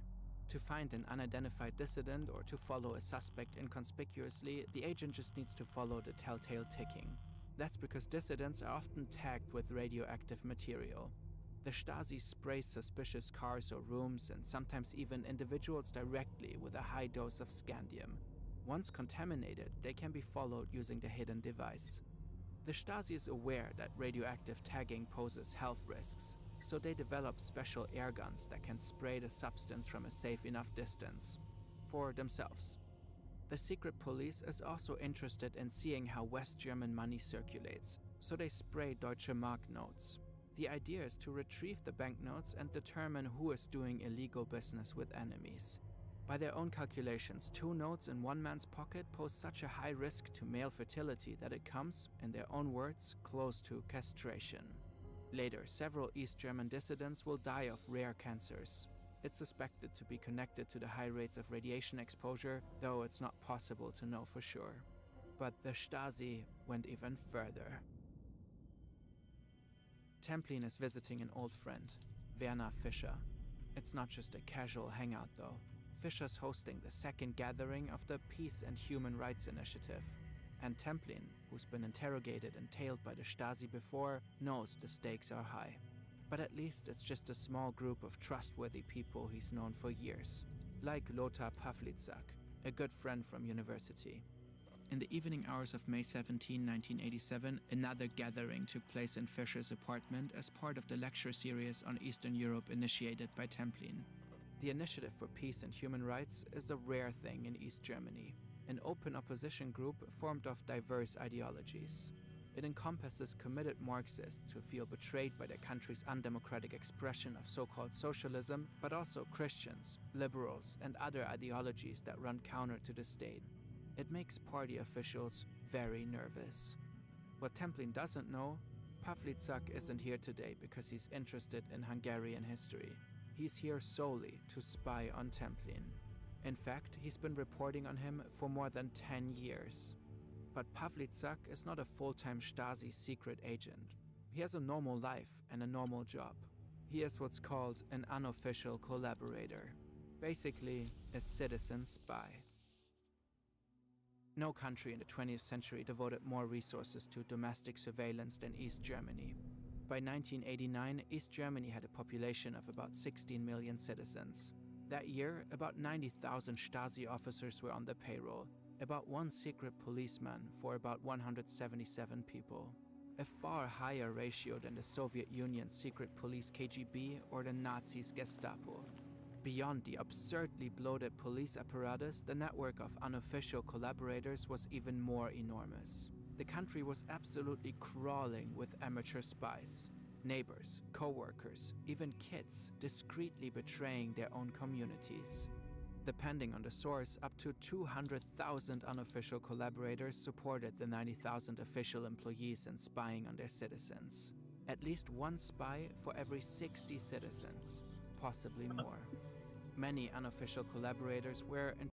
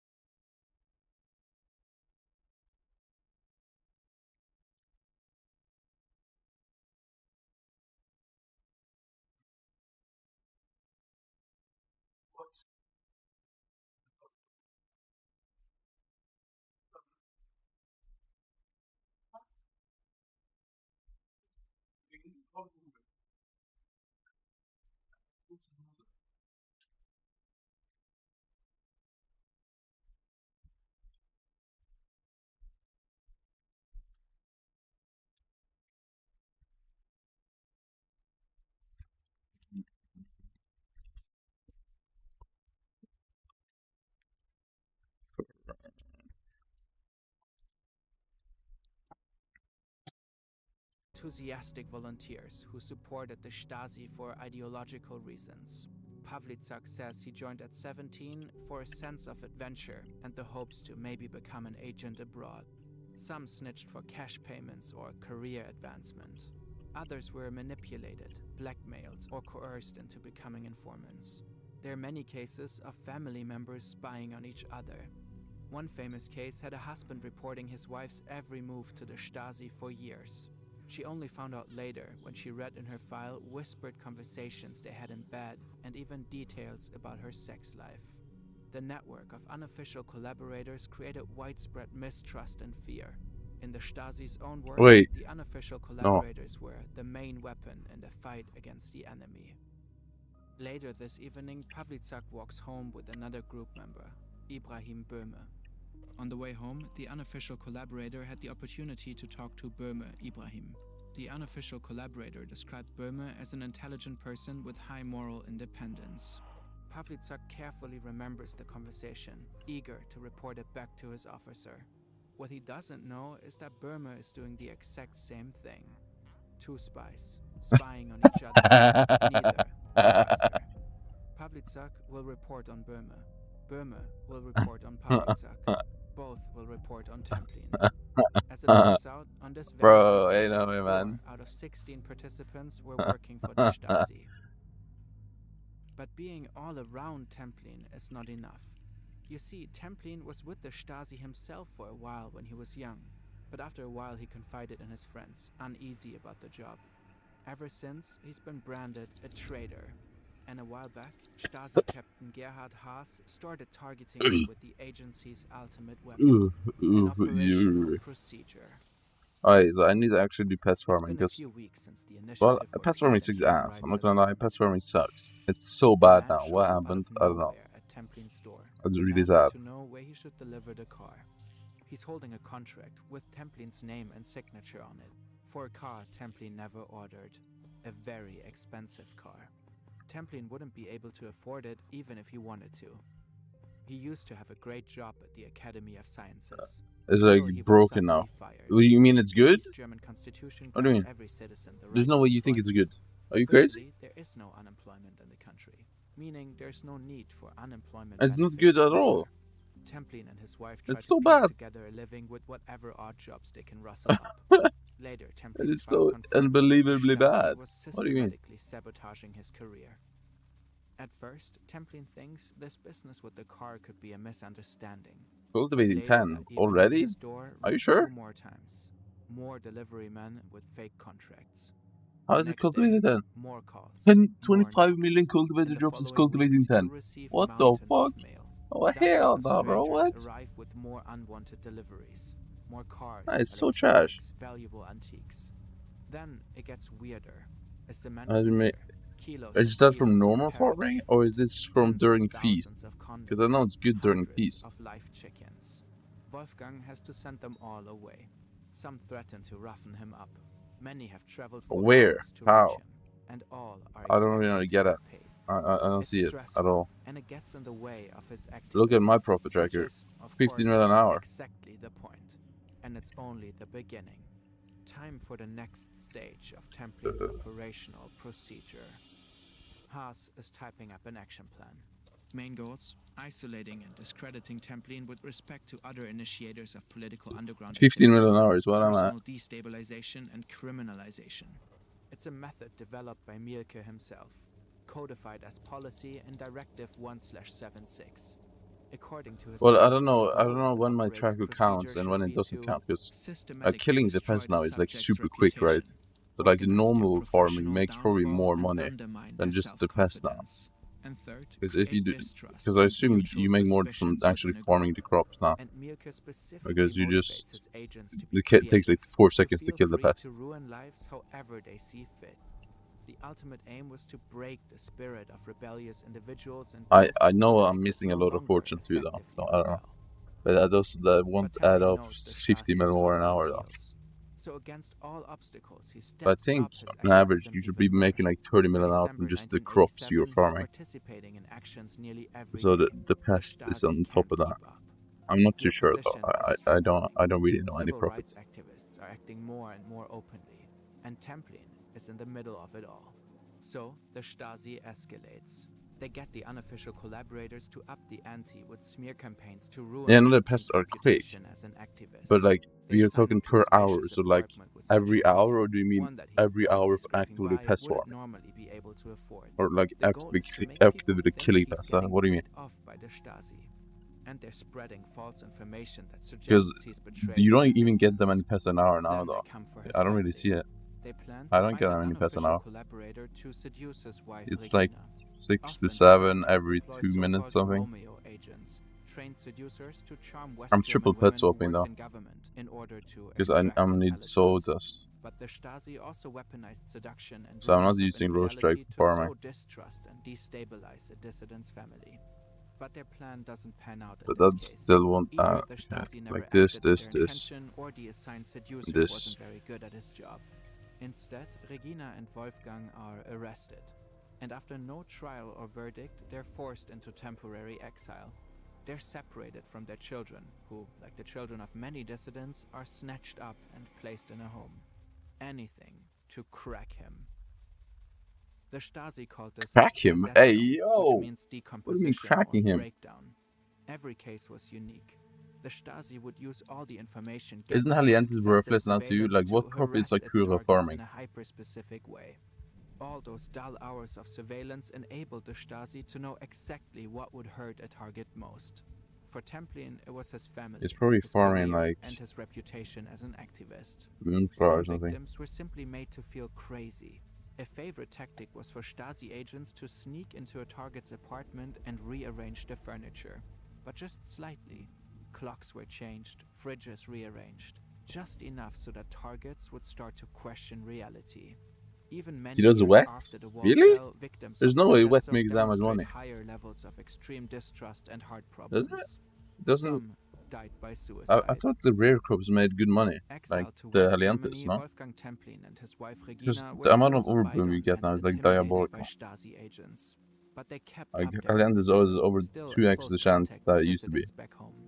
Leading human rights activists were also arrested. These arrests sparked a huge wave of protests. The people I know, I had think enough. it's still more profit because of how common it Plan is. to use the event to demonstrate for more freedom. Regina and Wolfgang's exile wasn't long. By November '89, the wall came down. And Like, they hurried home during a to peach, you can get like continue their political 160 work, overrounding. this time with an official seat at the table, to help rebuild East Germany with a democratic Which is vision. 2.6x After Germany's drop chance, right? reunification, former GDR citizens were permitted to see their Stasi files, if they could stomach At what first, was I actually inside. thought the overbloom Millions change on requested their Pest was files by the bad for mid-90s, dye, but I and think it many is were actually a shocked bit to more see the common now. names of their trusted friends and family members who had snitched on them. East Germany became Croppy? known as a nation of traitors. How common is Croppy And though? for many, this sense of broken trust was the deepest trauma left from the mass surveillance. Today, Germany is one of the most privacy-conscious countries in the world.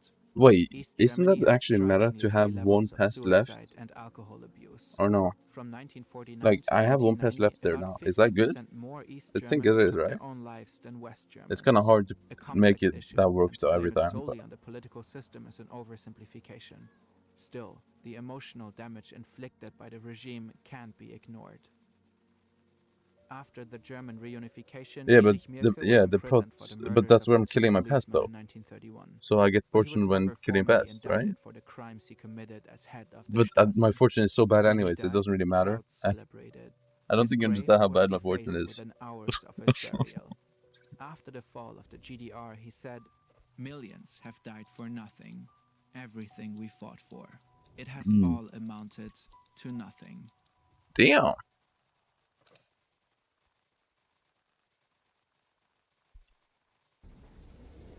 Jenny is working the night shift at a cash depot in Sweden. She's Okay. counting banknotes. Hey, Yanni. Tons of money. Ooh, But by hello. now, it's just pieces Baby. of paper to her. Routine, really. Yo, she Just bad. like I'm not these gonna lie. headphones she and the others are wearing to block out the noise. But suddenly, a new sound starts to creep in. Dude, Rainbow, I got some bad news. Is I got that some really bad a news. helicopter? This is the beginning of one of the most spectacular bank heists in history. Robbers will strike several locations across Sweden at the exact same Like, time. really bad The news. police will be outmatched. Okay, so, you know, I had CS skins. I don't know if you know that, but yeah, they're worth like 1 point. The chase will lead Well, my investigators skins is worth to like Eastern Europe. 2.2k, but I And, of blend all out things, like a 1.2k security worth camera at a to my local own McDonald's brother. will provide a crucial clue. To my own We brother, dug through right? countless court documents to Blend piece around to my together how own the brother, and he Vestberga sold it heist without actually went without down, telling me, and who was and really he behind he it. moved out with that money, and I just realized, what a weirdo. What a fucking weirdo. Like, I'm not too worried about it because I know I'm getting my money back no matter what. Like through my brother or September through my parents. 23, But 2009. still, it's just Spectacular like, what robberies the in fuck Sweden is wrong have with been him? making That is headlines so for weird. several years now. That But is this so heist weird. tops everything. As the That is so international press unbelievably turns its weird, bro. attention to the small town Like, of I Vestberga, wouldn't even say the the money is authorities like are the biggest clueless. problem here. How much money was I stolen? just think it's How just many like, robbers were actually involved? it is a mix of And why couldn't the the police amount of stop money them? and the fact that he just According speaks to a it Swedish daily newspaper, directly from his police own didn't brother. reach the That cash is depot absolutely until 30 disgusting. minutes after the alarm was triggered. Meanwhile, the nearest police station is only a 15-minute Like, walk how? away. What happened? Oh, I Official almost saw. Oh my statements god, are I cannot vague. summon giant The rod. Oh my security god. company that owns the cash depot stays Oof. quiet too. G4S This is is one of actually the so largest disgusting. security firms in the world. They install security systems and protect sites such as nuclear power plants in the US and even the I Pentagon. don't even know how to Right feel. before the end of the Like, month, depots like this not one being are able to packed trust with your own cash. brother is So absolutely people insane across to me. Sweden can withdraw their salaries the moment the money arrives. A pretty good time to strike. So far, only one thing is clear. This is the first robbery in Sweden to use a helicopter. A Bell 206. Me even trying to be nice. Small light chopper. Because I know he was grinding CS, so he wanted to use my skins because first he wanted to have some good skins, but yeah, he straight up sold them and used it to pay for an apartment. $1 billion kroner from the depot. Back then, about $130 million. Without me even knowing. But I don't think, did he think I was never gonna realize? That's what I don't understand. Is he stupid? Does he think I'm not gonna realize losing over 1K? Like, a small town known for its sea views and come on, man. atmosphere. Are we down? Alongside holiday homes, the town also has a hangar. I obviously am gonna end up realizing. Helicopters. They belong to the Stockholm police. And this man because I actually wanted to play CS, so I was gonna ask him for the skins back. Because I wanted to play some CS, and I wanted my knife and my gloves, of course. But no. He still hasn't admitted it to me, by the way, but I literally see his inventory. And it's fully gone, so. Finally, he disappears back into the darkness. And then, nothing happens. The man walks to the nearest bus stop and gets rid of his gear. His part of the That's literally like over 1K I could just put straight into index fund, but instead it's basted on my own brother. Fucking crazy. All that I've done for him, and then he's treating me like that. Fucking insane. Fucking nuts to me. Perfectly positioned between the glass pyramid and the edge. Like, he probably wouldn't be alive without me. One is carrying a submachine gun. So yeah. Another runs straight toward the pyramid and swings a huge sledgehammer at the glass. Again and again.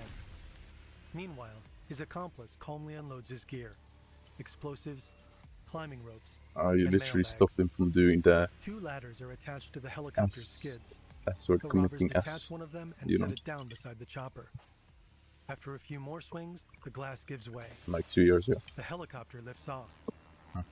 The robbers enter the building.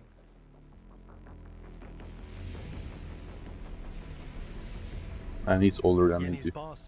Which is the craziest part. He's literally 2 years older. He rushes back and yells, "Secure the money!" Then he triggers the alarm and calls building security. It's just really sad. Like, he makes enough money, he doesn't need to do that to me, and he still does it to me. That's disgusting. Steel, secured with padlocks. It's still quiet at the police station. Like, he literally makes more money than me. Inspector Göran Palm is about to finish his shift. He's waiting for his colleague to take over. When suddenly, the alarm sounds. Immediately, Inspector Palm rushes to his car. A colleague jumps in after him. Yo, where the fuck did I leave off? What is this? Helicopter, armed men, on the roof. Okay, this is so very slow. Can I get back to the point where I was farming, bro? Please. Hello? Closing in on the depot when Palm spots something on the road. Also, why do scheduled reboots happen all the time on Gordon? Are you experiencing the same? That's my 3rd reboot in like 3 hours. Like, why? There's no way. They set up a ladder to climb up to the 6th floor. The main vault where the money is usually stored is on the 2nd floor, but the counting room is up here. To get there, this glass pane needs to go. Hitting it with a sledgehammer. Also, I'm not too sure what I should be buying for farming because I don't want to overpay for any of the pieced items. I just refuse to. You're not going to bring me to overpay for something that's going to be worthless in the future. The only thing I actually overpaid for was the busting thing, because that's too good to avoid. It's worth it to me, I've been. In the counting room, the staff is still frantically securing the money. When they hear the explosion, they panic. The team leader has been trained for a lot of things, but not for this. Yeah, he's not logged in, bro. There's another explosion. The robbers are trying to get through the door. The explosion mangles I gotta say though, around the handle, they made sowdust so much quicker, I think, than it once was.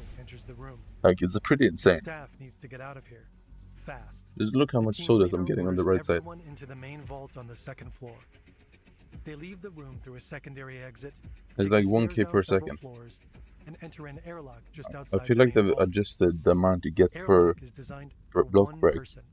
Because I don't think the 20% buff makes that much of a difference. It has to be something else to do this. Like, it's actually insane now. The group leader can't call building security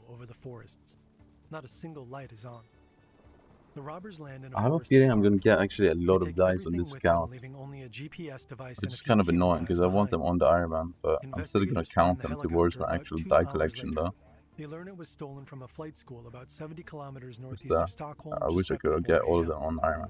A manhunt is underway this morning. As the country wakes up, the heist Because I'm not gonna buy them on Iron Man, the dice, but I'm still gonna count them. So I'm just gonna put like an item in a backpack on my Iron Man as a replacement.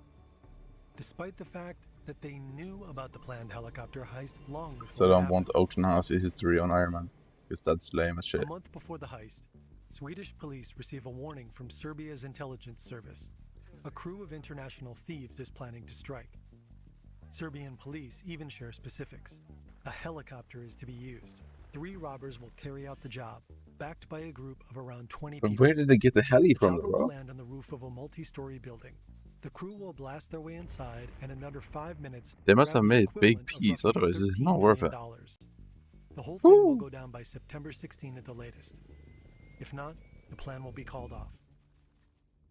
The Swedish police put security measures in place. The public prosecutor authorizes phone surveillance of 2 suspects. As a The one thing that makes me happy every time people do bank robberies is that, to a safe location. okay, they get in jail, serve their time, and then they come out and they still got bread. Bro, that feeling has to be crazy.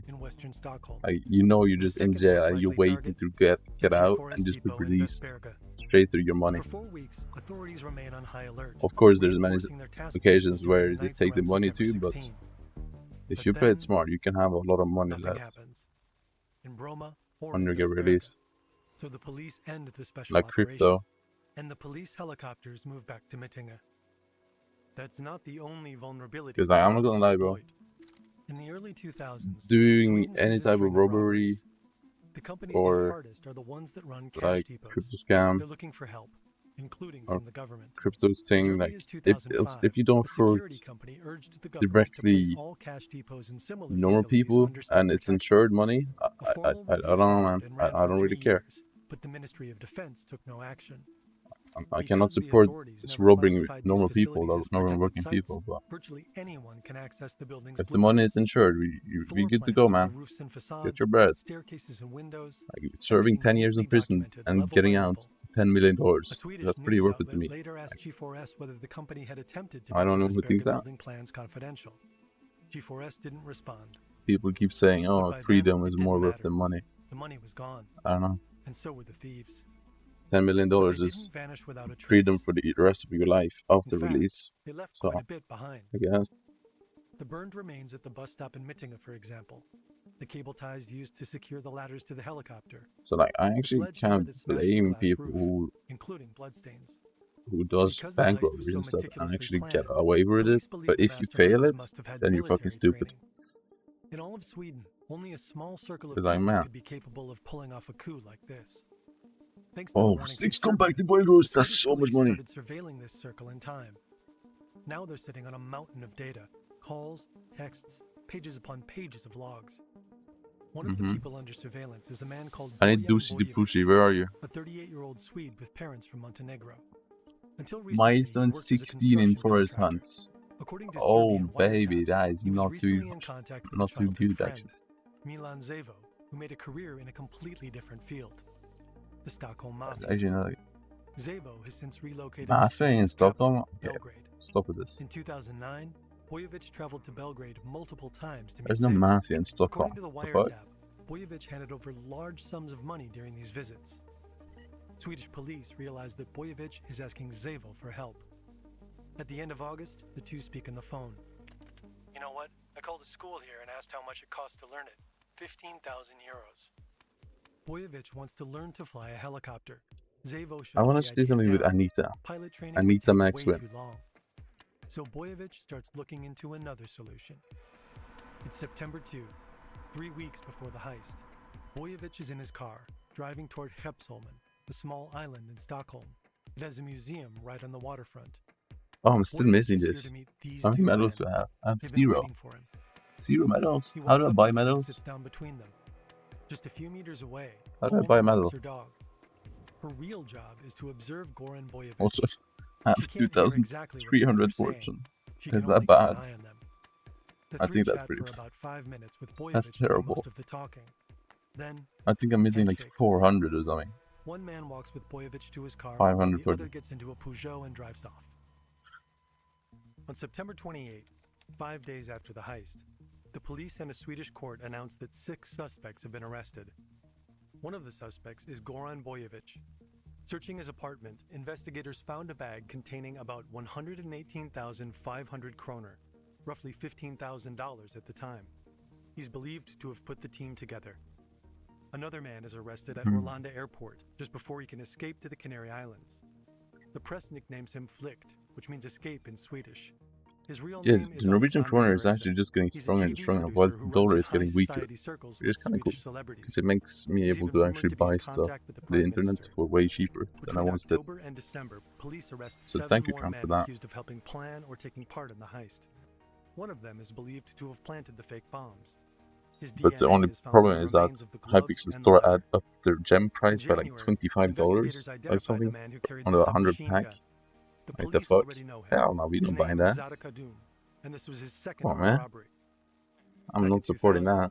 he and a gang stole invaluable art from the Like, Swedish I'm National tempted to Museum. buy He was caught and gems served 2 years in for prison. more cookies, Now but he's been caught again. In I July don't know. 2010, I cannot support the that. public prosecutor presses charges. Considering I While the already 10 arrests are used seen like as a major $30 success on for the fees investigation, every authorities single believe there time. must have been more people involved behind the scenes. For over 10 months, the police gather evidence and interview witnesses. But yeah, we're 50 not investigators feeding work that. the case full time. I wish more By people now, didn't. they have a clear picture of how But much for the some robbers reason, managed people to still steal. buy it. Almost 40 million kroner, about 5 Because they million said, oh, dollars we at the need to time. fund servers. That's how I they just don't managed to believe get it. away by I don't buy it. helicopter, not taking too much. Just under a year after the robbery, the 10 men stand trial. 5 of them are accused of being directly involved in the heist. The other 5 face charges of aiding and abetting.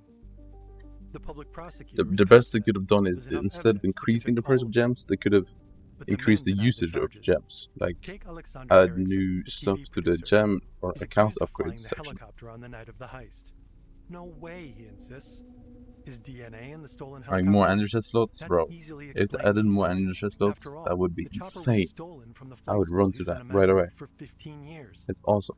The undercover officer at the museum clearly identifies him as the man in the suit. Like if at the they added meeting with 9 more Boyevich. energy Eriksson slots admits he and was it at the meeting. cost like And yes, he talked to Boyevich. $150, wind bro, power, people since would be Boyevich buying works in that construction. bad. He claims to have an alibi too. On the night of the heist, You he don't was need to involved in a car directly accident. But there's a increase problem. the price. An hour after It might the be. supposed accident, he spotted at a local McDonald's about a 30-minute This guy walk looks from like a where the demon. helicopter was later found. Surveillance footage shows Eriksson calmly ordering breakfast just before 7 a.m. How did he get from a car crash in central Stockholm to a McDonald's in the suburbs? The prosecution is convinced that 2 of the other defendants staged the crash to give him an alibi. Surprisingly, one of them, Zadok, admits his involvement. Why? Investigators found his Stupid blood idiot. on multiple pieces of evidence. Oh, so they The other did this defendants perfect continued to crime deny and they any still involvement in the fucking heist. left But DNA? after just 18 days of trial, Are you serious? 7 of the 10 defendants are convicted. God.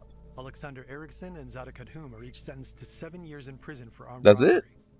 The other 5 defendants Worth are it. found guilty of aiding, abetting, Hashtag and worth protecting it. criminals, Hold on. including Goran Boyevich, who also goes to prison.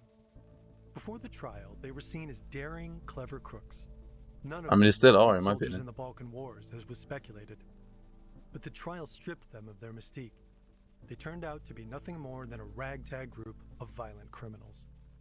I think they're pretty After the daring, heist, in my opinion. heated debate broke out in Sweden over Doing, how such attacks could doing be a bank prevented in robbery the is future. it's pretty daring. Trade unions spoke out. They definitely Cutting messed cash up, creates but a dangerous work environment for employees. So, for their protection, maybe they should just get rid of it. According to a report from the Yep. banking union, 1 in 4 that's the retail thing workers they've had done though. already been a victim In of a Norway as robbery, well. some multiple times. Like nobody uses And according to an anti-cash money lobby group, 2 out of or every cash 3 money Swedish kroner in Norway, circulation was in actually my opinion. unreported money. The helicopter heist in Vestberga contributed to a shift in thinking. Over time, cash gradually disappeared from daily life. Yep. Sweden was the first country in Europe to print paper money back in 1661.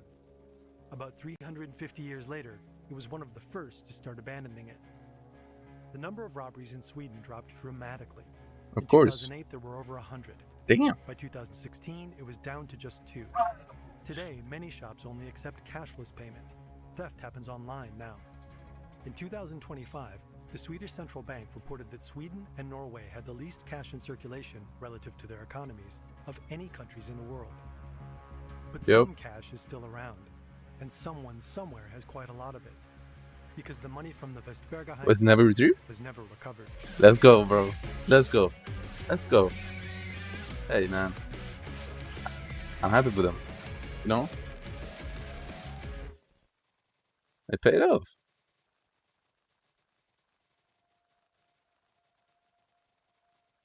It's 1978. Jose is 16 Like, years old. there's a difference between He lives people with his who family on a ranch near Erlenmeer, hurt Tulare others County. directly, It's a like beautiful place, harm others, surrounded and by then California others who vineyards. go One day, his sister Cecilia just has a purely for request. money, in my opinion. Like, if they killed someone and doing this robbery, I would not support them at all. And I still don't support them, but I understand this more than like so many other guys. To find her stupid friend. Okay, this is crazy. What is wrong with him? Okay, What's wrong with this guy? months passed by, and she never came home. Hello? You good? First, they found her car, and then they found her body. Hey, bro. Jose was the Why are you last so calm? person to see Cecilia alive. But when Is he he made okay? a witness statement, I didn't want to give the full explanation because I want to get them. I didn't want the cops to find them. I want to find them myself. Damn. Okay, bro. We went to this little house. We broke in there, and we found one. I shot him. he then went on to Damn. shoot two more people who What? were also in the house. Yeah, fuck this guy. Cold-blooded The triple fuck? homicide at the This age guy's a of demon. 16. In the following decades, Jose will kill more than 30 people. What begins with a young Yeah, act we of don't support revenge this ends at in one all. of the most ruthless Fuck hit this men guy. for the Mexican drug cartels. The fuck? His victims are scattered across the entire U.S. and, of course, in his home county of Tulare. He has taken the lives of Yeah, both no, young you don't fuck with this drug guy. dealers and farm workers, You don't fuck fathers with this and guy, man. husbands. No. It will take over 30 years and police from 3 different states to bring him down. Lock him up, throw away the This key. is the story Or of torture. Jose Manuel Martinez, Torture is better. Mano Negra, the Black Hand, one of America's What did he deadliest say? hitmen.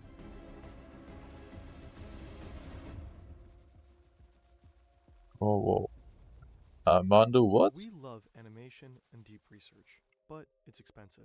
That's why we have sponsors on this channel. We are grateful that the truly amazing platform Brilliant is supporting us. With Brilliant, you can learn new Nice. skills across a wide variety of subjects.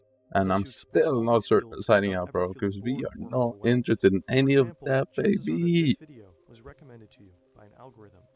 The new Brilliant course, How Technology Works, lets you understand the inner workings be of such good, bro. recommendation engines. Get and your also ad how off, though. passwords work, Get GPS, your ad off, and but many be other good of things we this. use every day.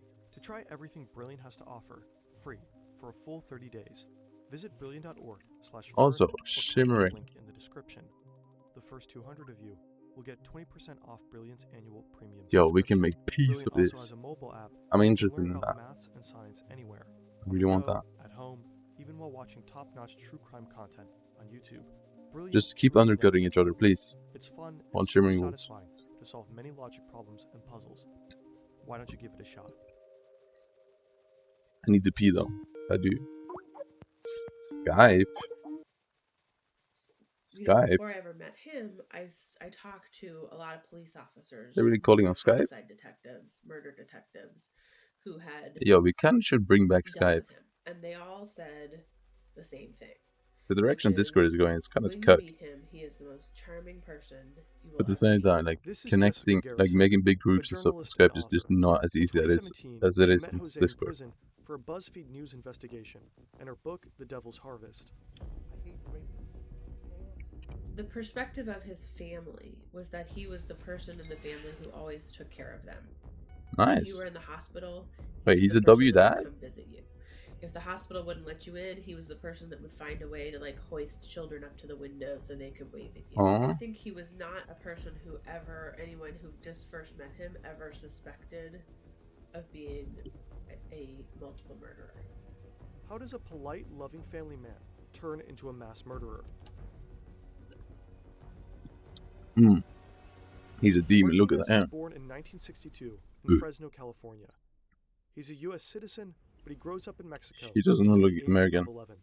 He then moves with his family to a ranch near Erlenmeer. At the time, Tulare is the poorest county in California. His stepfather organizes laborers for the wine industry, and as a side business, deals drugs. At the age of 14, Hey, man. Martinez is sent W on his hustle. first drug courier trip by bus. Later, he uses his own car. As a bilingual, U.S.-born teenager, Martinez I need can to pee, easily I need to stay pee, I under need the to pee, I radar need to of pee. authorities. Oof, oof. Pee, pee, pee, pee. In 1977, I need to the police pee. raid his family's ranch. Yeah, They yeah. confiscate $2.5 million worth of heroin Also, and various Rain, are you still weapons. here? There's a Then feast in tomorrow. 1978, while his stepfather was in custody, Cecilia There's is a murdered. feast. It's a bad feast. Martinez said that he was a nice But man until they killed his sister. Since then, he said fuck the rapers and the child molesters. So he did yeah, in I can stand by 1979. that. His first victim is David Bedoya. A friend tells Martinez that Bedoya raped his sister. Oh shit, Martinez cook does his the ass, job cook him. for $500. W. His first murder for money. W. In 1982, he meets a man from a Mexican drug cartel, most likely Sinaloa. He only refers to him as Mr. X. Wait, wasn't he on America's Got Talent? Was involved in Oh, the moving of large amounts what? of narcotics, drugs. Wasn't Mr. X? From, Wasn't he a Mexico magician? through California and to points Excuse me? beyond. And Mr. X, gave Mr. Martinez numerous jobs killing people. Not every job for Mr. X is directly related to murder. Most of the time, Martinez is tasked with collecting debts from small-time drug dealers. He receives his assignment through phone calls or brief personal meetings.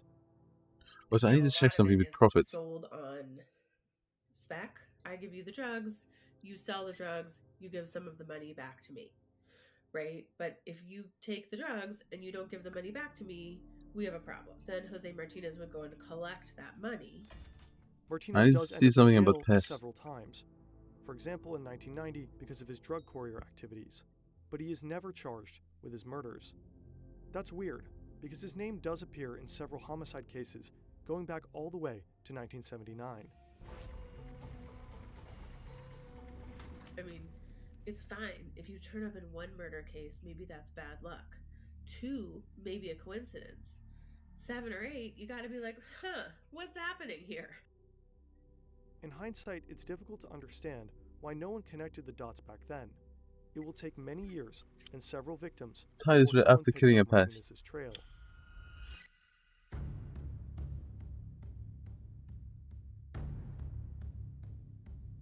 November 2006. Martinez flies to Florida to deal with a 20-year-old named Javier Huerta. Javier is accused of stealing 10 kilograms of cocaine worth around $170,000. Martinez keeps a close eye on Huerta for a few days, and then he decides to strike. I called Javier Huerta. They told me that you're a Missouri worker, and I want you to come so you can give me an estimate price for my house. What? They got in. I locked the door. When I turned out, I had my guns out. Motherfucker hit the floor, motherfucker. And this ain't good, why don't I tell you? You stole 10 kilos from cocaine from me. If you don't get my money in 30 minutes, I'm gonna call my friend that is outside your house. It's some demon He's time. gonna shoot your family. Martinez gets the money. $150,000 are buried in Huerta's garden. He shoots Huerta and his colleague 4 times each.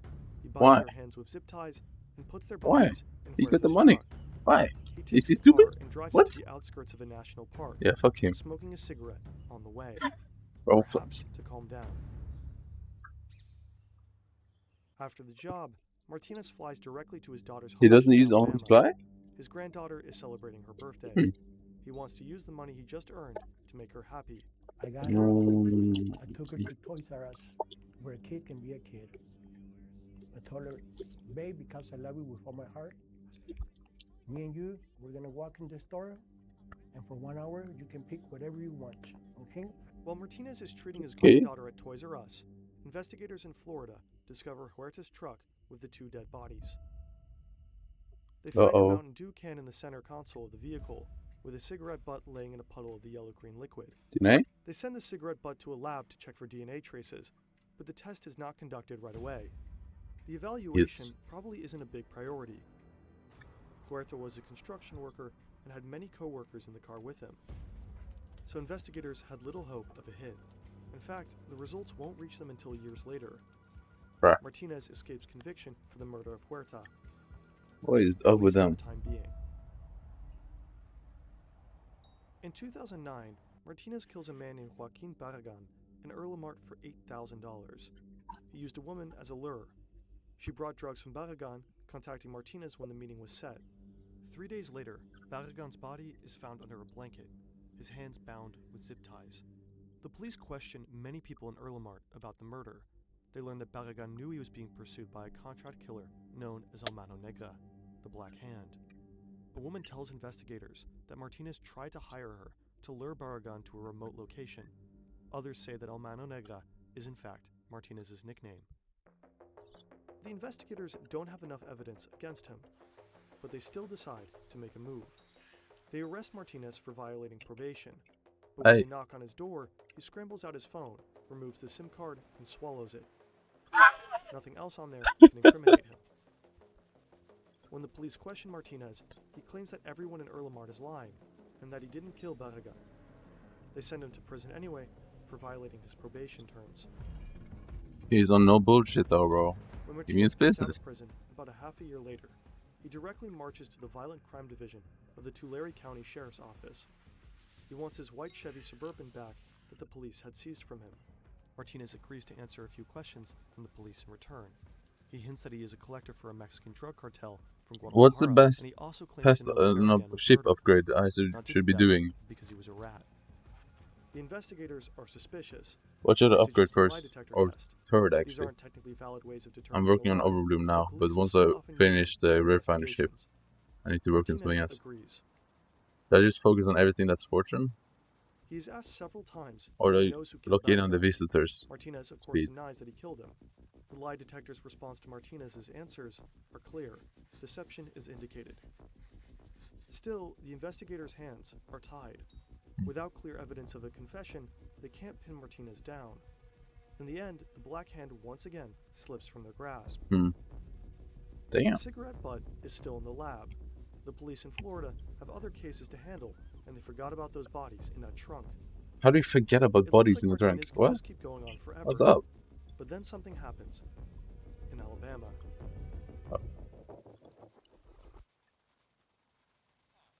Early 2013, 35 years after the murder of Martinez's sister, 33 years after he shot David Badella for $500, Martinez is now 51 years old. He is once again visiting his daughter in Alabama. He spends a lot of time with his grandchildren, picks them up at school, dresses them up as Disney princesses, and has spa days with them. His daughter knows he's a criminal, but she thinks he's just a smuggler who helps to bring people across the border into the U.S. While at her home, Martinez has an idea. He learns that There's a lot of cartel people like this though. collecting a debt. They really just show so much love to the family, but like outside the family, they are just terrible people, you know. And yeah, doing bad stuff, but being good with the ones around you doesn't make you a good person, in my opinion. Ruiz says Romero is okay, but he proceeds to call his There's girlfriend better names options out there, and a man, terrible mother. than having to murder He doesn't people for realize coke. it's Martinez's daughter. I And know. so Martinez decides to forgive him, realizing that we're all human on this rotating rock in the void. And naturally, we can all make mistakes. He patiently tells Ruiz, "Hey, I'm her father, and that's not a kind way to speak about my daughter." No. Martinez decides that Jose Ruiz must die. What? But not right now. People saw them together, so he returns to California for the What? time being, and Ruiz is allowed a few more Is weeks he stupid? on Earth. On March 4th, 2013, Martinez is back. He goes on a little tour with Romero and Ruiz. They stop to stretch their legs in a remote national park. Martinez pulls out a gun, points it at Ruiz, and says, "The woman you insulted is my daughter, you bastard." Then he shoots him twice in the head. He gets back in the car and tells the shocked Romero to drive and better keep this to himself. Shit. The He police is quickly snitching. discover the dead Ruiz and find a Walmart receipt with him. They review surveillance cameras and identify a companion of Ruiz. Romero. It's Romero. Oh, he definitely He's snitching. arrested and I'm not gonna suspected lie. of murder. Shortly afterwards, Martinez contacts Yeah, the he's police, snitching. providing Romero with an alibi and claiming that they were together at the time of the killing. But the police do not believe him, and Romero remains in custody. But 1 month later, won't he Martinez still visits get his in son in prison sentence or no? Suddenly, the police start banging on the door. Martinez is Yeah, convinced you're that they're right. there because of him. Romero must have talked. He flees the house, and a sheriff deputy named Crystal Darrington gives chase. In reality, Martinez had nothing to fear. The police officer doesn't know a thing about the murder in Alabama. She had come to visit Martinez's son because she is investigating a series of robberies and hopes for his assistance. She apprehends Martinez and brings him to the station. A colleague whispers to Darrington that the man she brought in is El Mano Negra, supposedly a contract killer responsible for several murders in the area. Shit. So it was an accidental They could arrest arrest? Jose Martinez and hold him for being a felon in possession of a gun. And instead, he convinced them to let him go and offered to get them, get bad guns off the street. We have a lot of guns everywhere. Many of them are legal and many of them are illegal. And so the police were interested in kind of getting illegal guns, and Jose Martinez assisted them with this. They thought it was because he didn't want to get locked up. That may be true, but I think it's also because he kind of wanted to keep tabs on. He knew he'd committed this murder in Alabama. He knew he had all these other murders, and he kind of wanted to keep an eye on, did they suspect him? 4.7k pascals. So collaborates with the police in California. Obviously, I'm more than that, but I don't know how many have on motor accounts. It's from 2006. There's no way to actually tell it combined, right? Unless actually score what those accounts. Regarding the cigarette butt in the Mountain Dew. Unless I count every single beast through, but I'm not doing that. They get a hit. The DNA belongs to a man who had previously been in prison, Jose Manuel Martinez. Ooh. A detective named TJ Watts takes on the murder case. At this point, Martinez is still not their primary suspect. But Watts is puzzled by why a Californian cigarette butt would turn up so far away in Florida. He contacts an investigator. But actually, why am I farming this? Is there any reason to why I'm farming White House? Illegal weapons, and that he's involved in several murder investigations, but that they can't prove anything against him. Right. Why am I farming White House? The investigator in California tells Watts a small but crucial detail. Many of the murders involve the use of zip ties. Watts is intrigued. He also has a few unsolved murders on his desk where zip ties were used. He has a strong suspicion that Martinez. So you reuse the same type of method for everything. Doesn't seem as a useful informant like the colleagues. Did you want that to be known, just so it could be known when afterwards, when he got caught, or is he just stupid? Meanwhile, Jaime Romero is still locked up in an Alabama prison, facing accusations for the murder of his friend Jose Ruiz. He is terrified of his father-in-law. He witnessed his cold-bloodedness firsthand, but he can't go to prison. He has a daughter and a life at home. So he calls for the man in charge, Detective McWhorter, and talks. On May 17th, the investigators finally issue an arrest warrant for Martinez on murder charges.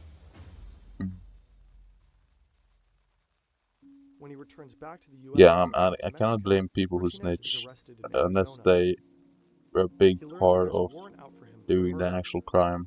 His only question is where the warrant came from. Like, if you weren't actually like the main person of the crime, I'm not gonna blame you for snitching if you have. It kind of depends the situation, right? He immediately sets off for Arizona to personally bring him back. On the way back to Alabama, they talk about life, the military, and if you're really about that life, and you start snitching, I mean, yeah, you're weirdo, you're pussy. But like, if you're not really about that life, and you start snitching, and yeah, and people, for some reason, people hate on that for no reason. I think it's fine. Perhaps you would spend time in jail and then make a mistake during a phone call. If you aren't a part of this stupid shit, might as well just snitch, right? That sentence, and then you have kids too. You have to see, yeah. Martinez confesses almost immediately to killing Ruiz. He also confesses to the murder case in Florida. He provides detailed descriptions of the crime scenes, the number of bullets used, and says, if I hadn't done the job, someone else would have. But it doesn't end there. Martinez then asks for Crystal Darrington, the deputy sheriff from Tulare. I don't know why people have such a stigma of people snitching. I don't know. He goes on to confess to one murder. If you could pick and choose snitching for freedom or stay in jail to be somewhat cool and just look like an idiot. Because there's so many people who have snitched and they're still alive, they're just living normal lives. Like, snitching doesn't end your life. And people have shown that. Just look at 6ix9ine, look at like I think the next day Well, it's like, oh my gosh, I have another one. I guess Gucci Mane now, right? It was a shocking list of murderers. He confesses to over 35 murders. 35 murders. Today, it is thought to be over 40. They went back and Ooh. reinvestigated all of them. Like, they didn't just take his word for it and tried to make sure it was true. And ultimately, they decided that they believed it. Martinez is brought to trial for most, but not all of his murders. Some cases couldn't be resolved. At the time, he even faces the death penalty, which doesn't seem to worry him. I know I'm going to get electrocuted everywhere if I die tomorrow. In the end, Martinez is sentenced to 50 years in prison in Alabama for the murder of Ruiz, Is it? life in prison without the possibility of parole in California for 9 murders, and 2 consecutive life sentences Damn! in Florida. He is gone. I feel like he's gonna spend a lot of lives in Martinez this. certainly didn't make it easy for the police. He left few traces, often there were no concrete pieces of evidence, and as a hitman, there were usually no direct connections between him and his victims. Especially in the 80s and 90s, police in California had a lot of murders to deal with. They had limited resources. But there is also another reason why Martinez wasn't caught for so long. There are other people who would say, well, he didn't try that hard to get it, in part because the people that he was killing were not people that created these giant outcry. You know, I mean, he was generally killing people without very much power. And so I think that was sort of one of the heartbreaking things to me when I started working on this, is that I went and found some of the family members of some of his victims, and many of them said over and over, like, it seems like no one cared that our relative was killed. And so I think that to me was sort of the craziest and most heartbreaking part of this case. I can see that.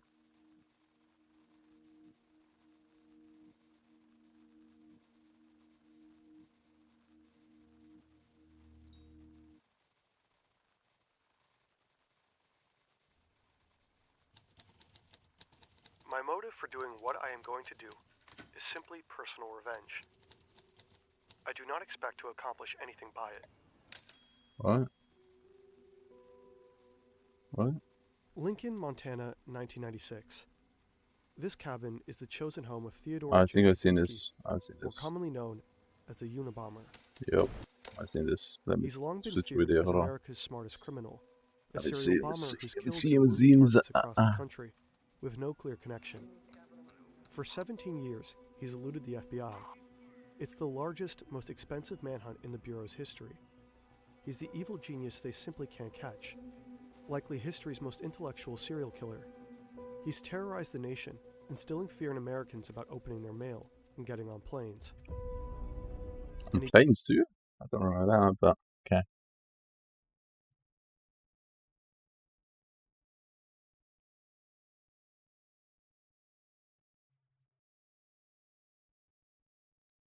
Donald Trump waving the white flag of surrender to Iran. I'm sure you're seeing AI viral videos like this one circulating online. Donald Trump said he was not going to end this catastrophic war in Iran unless there was unconditional surrender. Well, Donald Trump just got unconditional surrendered. He did an unconditional surrender to Iran, giving Iran everything they wanted. Donald Trump announced that there was a deal that was very close to being formed on Saturday, and now that we're seeing what this deal looks like, it is a total surrender by the weak and pathetic Donald Trump and his weak and pathetic regime. It shows what a good deal former President Obama's JCPOA was, and for all the MAGAs and Republicans who had always been attacking Obama's deal with Iran, that non-nuclear deal, Trump just did a deal that is 100 times, maybe 1,000 times worse.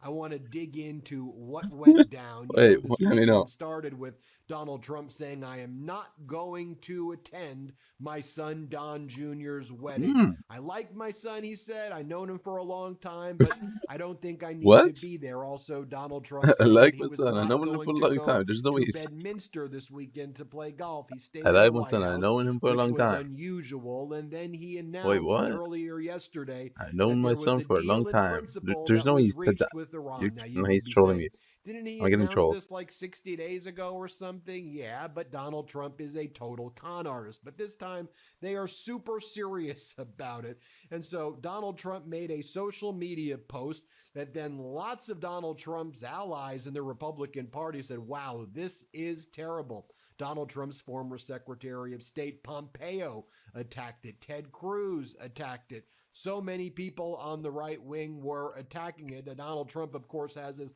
MAGA troll army that was trying to push back on that. Steve Chung, Donald Trump's communication director, was making post after post last night as well. It's like, Donald Trump's still working. It's 8 p.m. Donald Trump's still working. It's 9:30 p.m. He's a one of one. Look how hard he's working. And then there was that bizarre shooting that took place at the White House while Donald Trump was getting absolutely demolished on social media and elsewhere about how bad his deal was. Then there was this shooting, and there was apparently 30 shots fired at the White House, and then people like, what the heck's going Wait, on how there? bad is the... And then when people Wait, went what back is to the deal? focusing There's on, no way. okay, what is going on? They said, wow, this is the worst deal ever. Also, I guess for Donald Trump to soothe himself, he posted, thank you, President Erdogan, the president of Turkey. Trump is the leader the world has been awaiting for centuries. He doesn't just talk about strength, he embodies it. Donald Trump attributed that quote to President Erdogan of Turkey, and then Donald Trump deleted it because Erdogan's foreign minister told the United States, take that down. Erdogan never said those words. Stop making things up. And then Donald Trump back down once again. The caveman, the taco, always chickening out, always No way. caving. He was never a negotiator to begin with. Always a pathetic loser his entire life who bankrupted things. Now, here's what Donald Trump posted yesterday. I am in the Oval Office at the White House. We had a very good call with, and then he lists all of these leaders in the Middle East, notably doesn't talk about consulting Congress. How about the House? How about the Senate? How about war powers authorization? No, he just lists all of these Middle East leaders and princes and Middle East royalty. And then Donald Trump says, we talked about this peace deal, this memorandum of understanding pertaining to peace. An agreement has largely been negotiated subject to finalization between the United States of America and the Islamic Republic of Iran and the various other countries as listed. Separately, I had a call with Netanyahu of Israel, which likewise went very well. You know, it didn't go very well. And you know, Donald Trump lies about everything. Wait, is there a Final aspects video and details of the deal are of the currently call? being discussed and will be announced shortly. In addition to many other elements of the agreement, the Strait of Hormuz will be opened. Thank you for your attention to this matter. That was Donald Trump's post. Isn't this Let on me show you Sunday? the post of The market opens Abraham tomorrow. Al-Fikar. He is the Iran official military spokesperson who shared this AI-generated image of Donald Trump bowing before Supreme Leader Khomeini, Monjaba, and kissing his But is this real or is feet this right just a there, market or scheme Ayatollah again? I Khomeini, don't and know. I kissing just his don't feet believe there. anything he So, says. what is the actual deal as we know it as of now? Here's the Iranian deal so far. $25 billion in frozen Iranian assets will be released. The U.S. blockade of Iran's blockade of the Strait of Hormuz, that will end. Iran will allow passage through the Strait of Hormuz, but remain in control of the strait. It will all be subject to its discretion.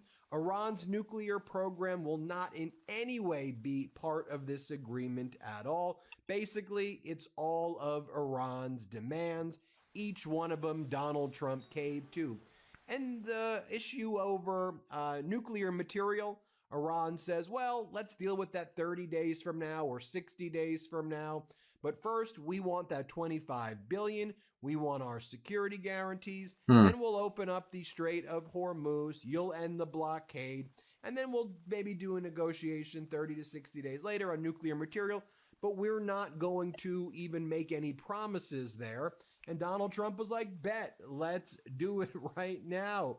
Now, Iran rejects Donald Trump or anybody in the Trump regime's claim that the Hormuz Strait will be opened, like totally opened and not under Iran's control.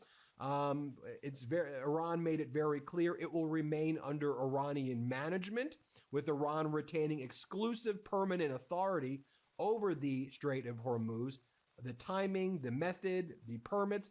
Iran also confirms that the nuclear file had not been discussed at all, and that will not be subject of this agreement. So it's just Maybe a 30 market to scheme. 60 days later, it Well. will be Are discussed. we shocked? We No. learned about this from Iran's Fars news agency.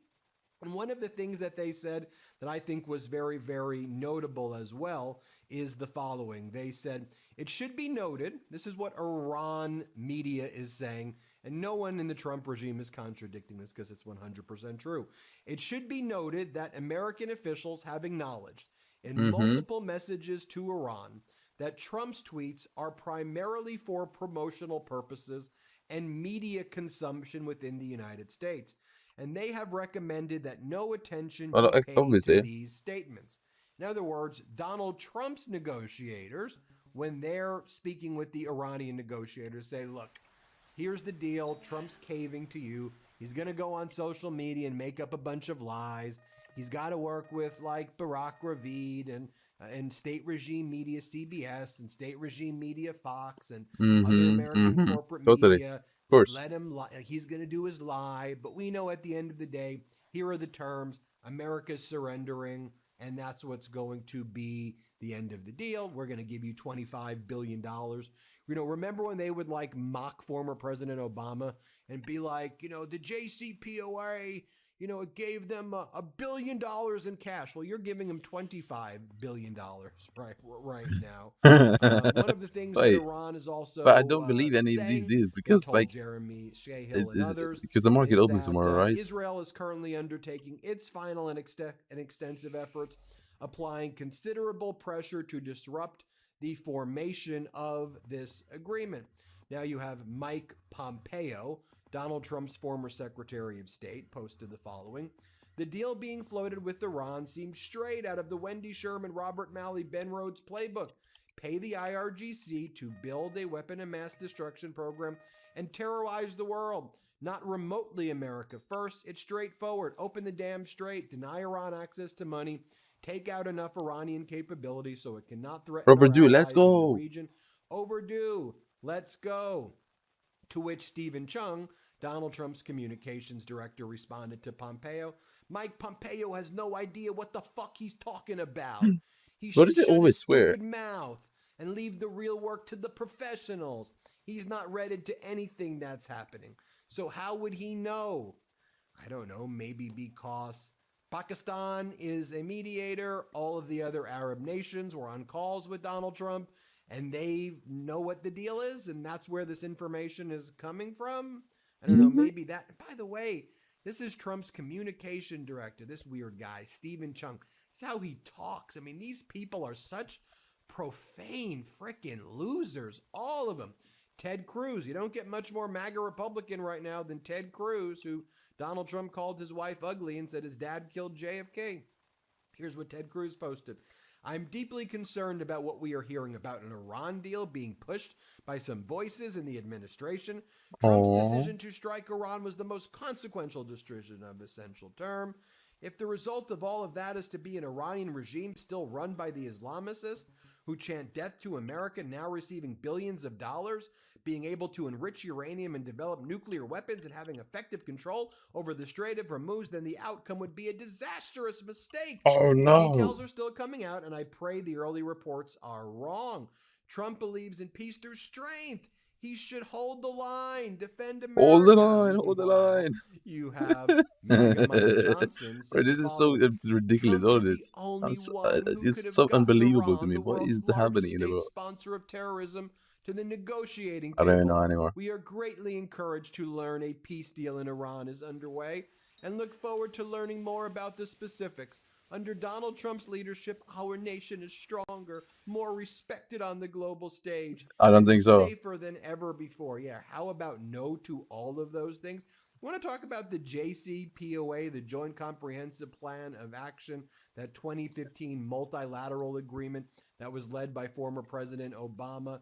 It included United States, UK, France, Germany, Russia, and China, plus the EU. It created verifiable limits on Iran's nuclear program. It capped uranium enrichment at 3.67% low and rich, suitable for power plants, far below the 90% weapons grade. It reduced the I love stockpiles, this. it I way reduced more prefer the centrifuges, farms on this it account than I converted do the on the Iron Man, to be four-dome honest. facility into a But I don't research site. know what to It do with gave it. unprecedented IAEA, the International Atomic Energy Agency, access, including continuous monitoring over facilities and supply chain. It had core limit reduction. I mean, it actually did the hard work. Donald Trump pulled out of that. Donald Trump and Netanyahu then launched this war. And then Donald Trump gives him the Strait of Hormuz, gives him $25 billion, and utterly surrenders. You don't get much more pathetic than what Donald Trump just did. And let me be very clear. I am glad that there's a possibility of no more war. You know, Netanyahu is going to push for it. And where I stood, of course, is I never wanted to see this unlawful, catastrophic war in the first place. You know, I call Donald Trump and Netanyahu war criminals. I call them out for their genocide. I call them out for what they did in Manab, the slaughter of all those little girls, and countless other innocent lives who they killed in Iran and elsewhere. I think we need to reflect, though, on Donald Trump acting all tough, and I'm going to do this and I'm going to do that.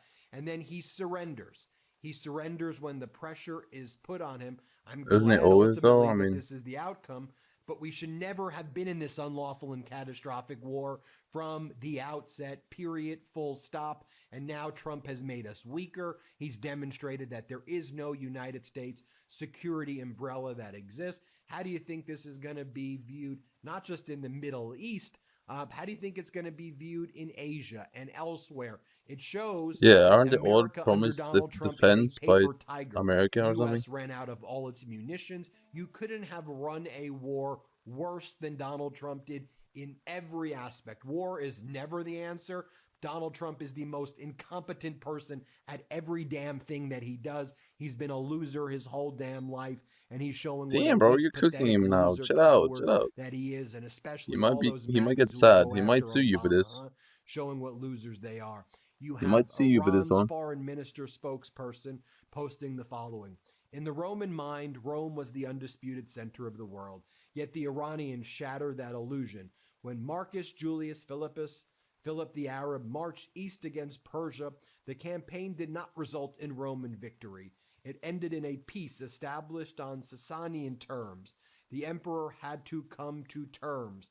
And that's what they're saying, especially as they post these images of Donald Trump bowing down to the Ayatollah right there. I want to talk about this, what Gregory Bruce said. I'll show you this comment.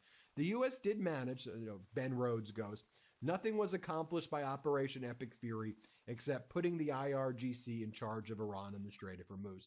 Then Gregory Brew responds, the U.S. did manage to kill Iran's leader, historically cautious decision maker with a healthy respect for U.S. military power, and replace him with a collective leadership dominated by military figures who believe most effective means for ensuring Iran's defense is taking the global economy hostage while turning the Persian Gulf into a live fire zone. That's what he had to say.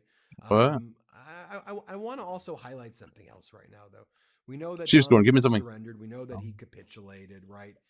But I something. want to point this out as well. Give me What something. other news has broke in the past 24 hours?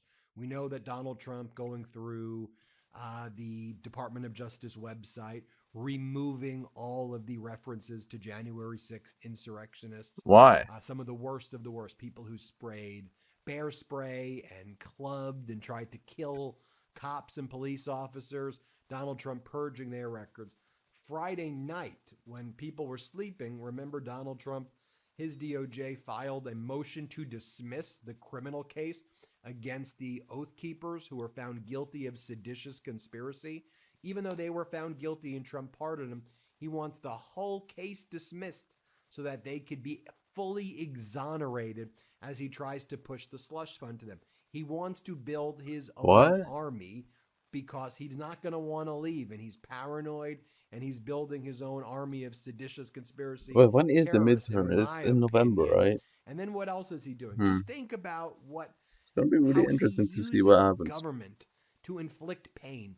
This loser who started Epic Fury and then had an epic loss Here's what he's using government for as well. While taking our taxpayer dollars to engage in war crimes and genocide and bombs and slaughter little girls like the sickos these Epstein-class idiots are, this is what they're doing as well.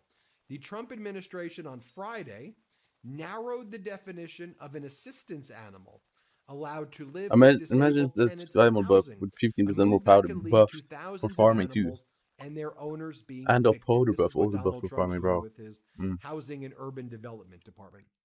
The Trump administration on Friday narrowed the definition of an assistance animal allowed to live with disabled tenants in housing, the New York Times reports, a move that could lead to thousands of animals and their owners being evicted. In an internal memo obtained by the New York bro. Times, Hello? the Department of Housing and Urban Development told leaders in the Best? Fair Housing Office that effective immediately, the department would exclude emotional support animals and more strictly police the definition of a qualified service animal when granting accommodations for disabled tenants. And then it goes on to say how the memo concluded that while requests to waive pet policies for animals trained to perform specific related disability services are presumptively reasonable, requests to waive pet policies for untrained emotional support animals are not. I want you to think about our veterans who suffer from PTSD, oftentimes people who are very sick, whether it's cancer patients or people suffering from all types of debilitating diseases. Emotional support dogs is how they live and how they survive. People who suffer from Didn't I just serious decline psychological multiple issues, visitors? Why are they still there? Hello? emotional distress dogs. Am I I crazy? remember, I won't get into the details, but I remember a hospital visit where I was with a family member, and one of the most incredible aspects of it is when these emotional service dogs were there and helped this family member through it. And I remember the emotional, the dogs would come in and they would give us the cards of these emotional service dogs.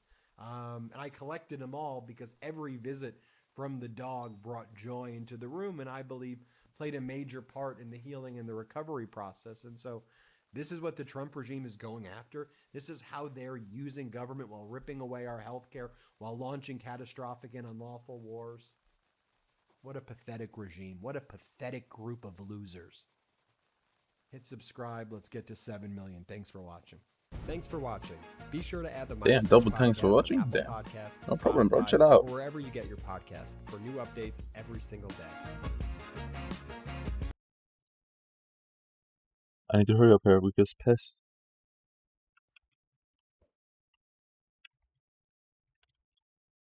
Why is Hassan showing up in my recommended? What is this?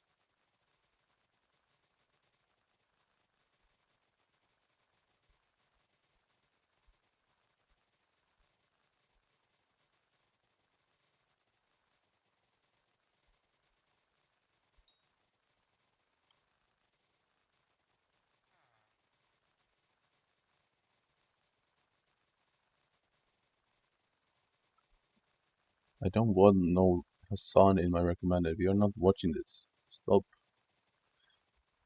Like, how is he even showing up? I don't know. He's just so annoying. He's like a pest. He's a pest. And he doesn't even give a die.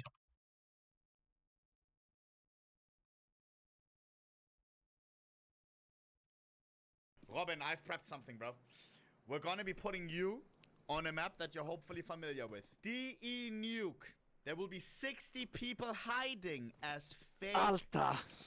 Okay. Oh, sorry, keep going. Okay. As fake props, bro. Listen, bro, I'm doing the YouTube intro right now. Tonight. There's gonna be 60 people hiding all across the map. And it's gonna be your job Alta. trying to find those individuals that are hidden as some prop. You don't know which prop it's gonna be, bro. There we go. What the? I don't think. Normally when you peek. Yo, chill! Chad, I think the crops, they should be allowed. I haven't practiced my aim. He's so happy, bro. I like his smile. To start running. I hear you guys running. Stop! Chad, I don't know if they should be allowed to run like. What the hell is happening to you guys? Scheiße. Are you sure that those are not real? Please, don't sell me. Wait. Stay there. I will check if there's a vent on the other side. What the hell? Oh, hell no. Vent on the other side. And it makes no sense. Robin knows that. Wait, I think... Raggy, looks like we're being hunted. Guy on top This is like the sound effect? That ain't me. Robin This is unsure suspicious, about yeah. this one. And Yeah, he's thank the goat. Robin, you're locked. Already 3 down. Only 57 to go. Lock in. Does he let's know go to the nuke ramp, everything? The place where I live normally. What's the command again? Sorry to anyone who had ramp. Chat, you want wall hack on or off? He's getting the M for Yeah. some people. Oh my god. I'm not sure Hey this buddy, is, you're dirty now, bro. You're dirty. Remember your Inferno performance versus Navi? Wait, let me test this angle first. The performance. What performance? The Navi performance. Hello. On Inferno at Atlanta. Oh, you're dead. Get him out of there! Robin, I'm sorry for what he said. Yeah, thank you. Come on. Bro, what? Chill out on the glaze, bro. What the fuck? I feel like there's not many people at ramp. Well, I can't give any tips, bro. I can't give any tips. But you're right with that assumption. You're right with that assumption. Looks pretty clear. Are you sure about that? Are you sure about that, Robs? I mean, I'll say yeah, but we'll maybe probably come back, you know. Maybe I'll not find someone. Here we go. You've been taunted. Why is someone running? I just saw Tung Sahur. He's near ramp. There's actually Tung. There's actually a real Tung. I don't know. Robin, what about the chips back in trophy room? Wait. Oh. You will never find me, bro. I think this is real. I think it's real. You will Robin, find me. you are allowed to shoot. Oh! Oh, jeepers. Good aim. That was a jump scare. I got jump scared. Robin, oh. Please don't kill me, please. Disrespect me like that. You're not supposed to run. Locking on the aim. Wait. Was? Where did he go? No, it's not me, it's not me. Not bad! Run away, Paul, run away, Paul. I wish it was Duck. So far you're doing good. 55 remaining. That's not that many. Wait. Okay, you're real. Robin, you're allowed to shoot, by the way. Things that are not real potentially. Like if you're unsure, just don't spam it. Just don't spam it, baby. Yeah. Oh my god. But there's people just making sounds on B. Come next time, come next. Chad, you want me to leave it or no? Sahur. That is a god spot, bro.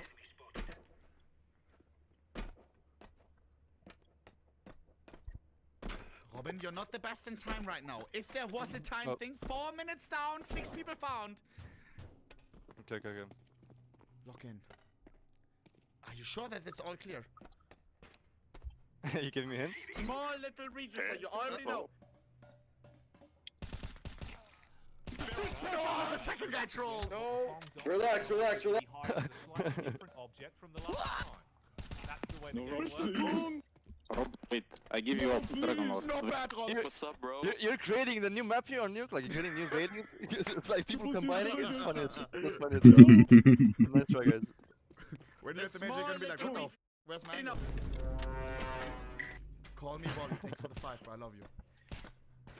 The hatches are OP.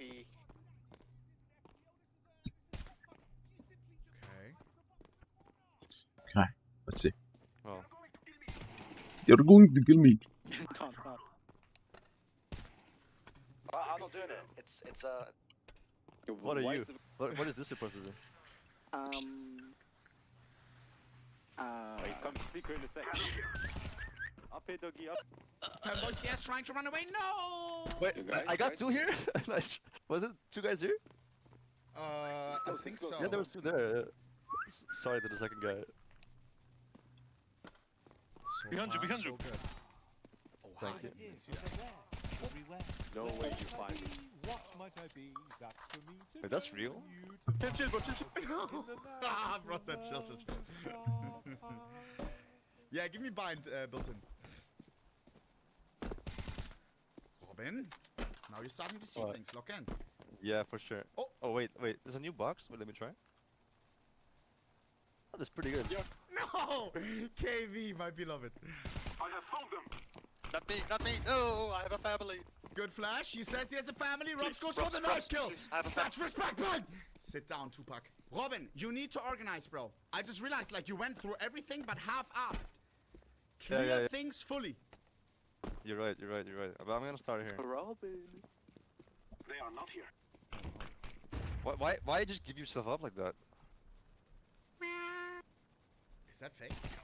Oh, it is. Wait, that was Jay! No. Jay was with me in China.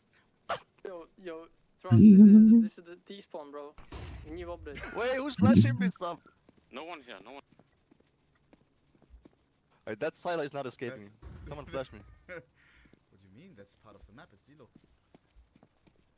Alright, I'm gonna find the guy who flashed me. You need to log in, Robs. Alright. It's taking the most time. But you know, it was a nice attempt. Whoa! That's not me, that's not me though. That's not me though. Wait. Yeah. It's a normal spot, That right? looks real. Normal spot. You can do like a nice little boost here, you know, like, I think seems it's pretty legit. good to save, yeah, it's pretty good. Yeah, it's nice, No, my god, that flick. I actually thought it was real. Okay. I don't. Wait, no!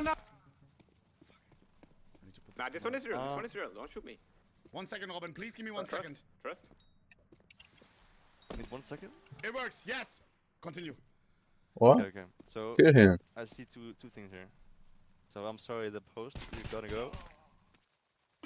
I didn't even say about you. Why are you running? Oh my god.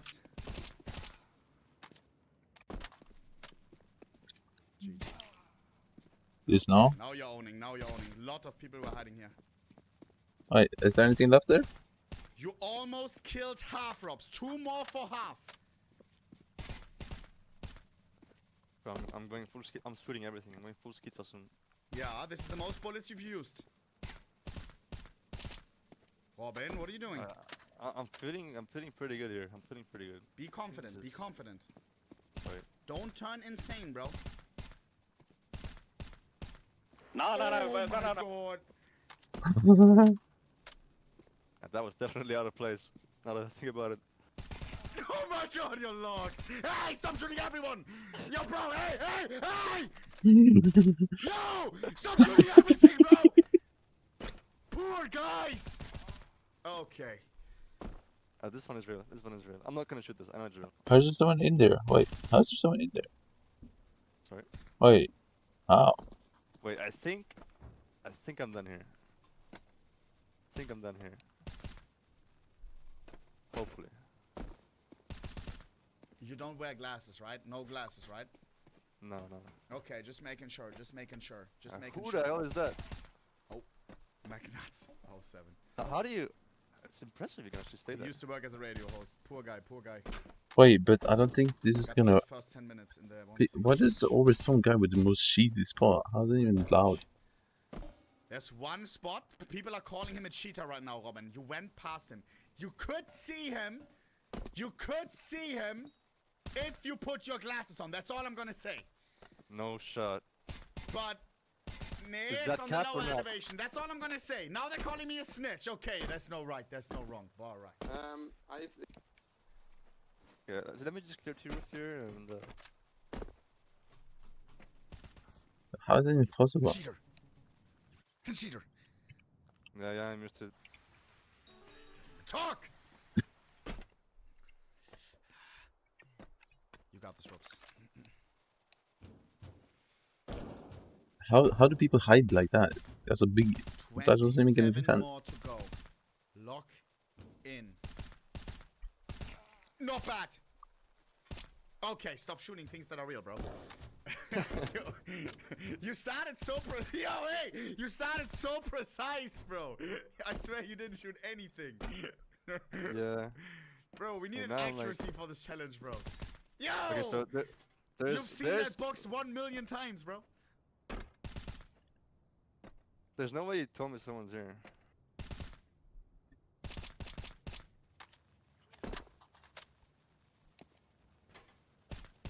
Interesting. Where could it be?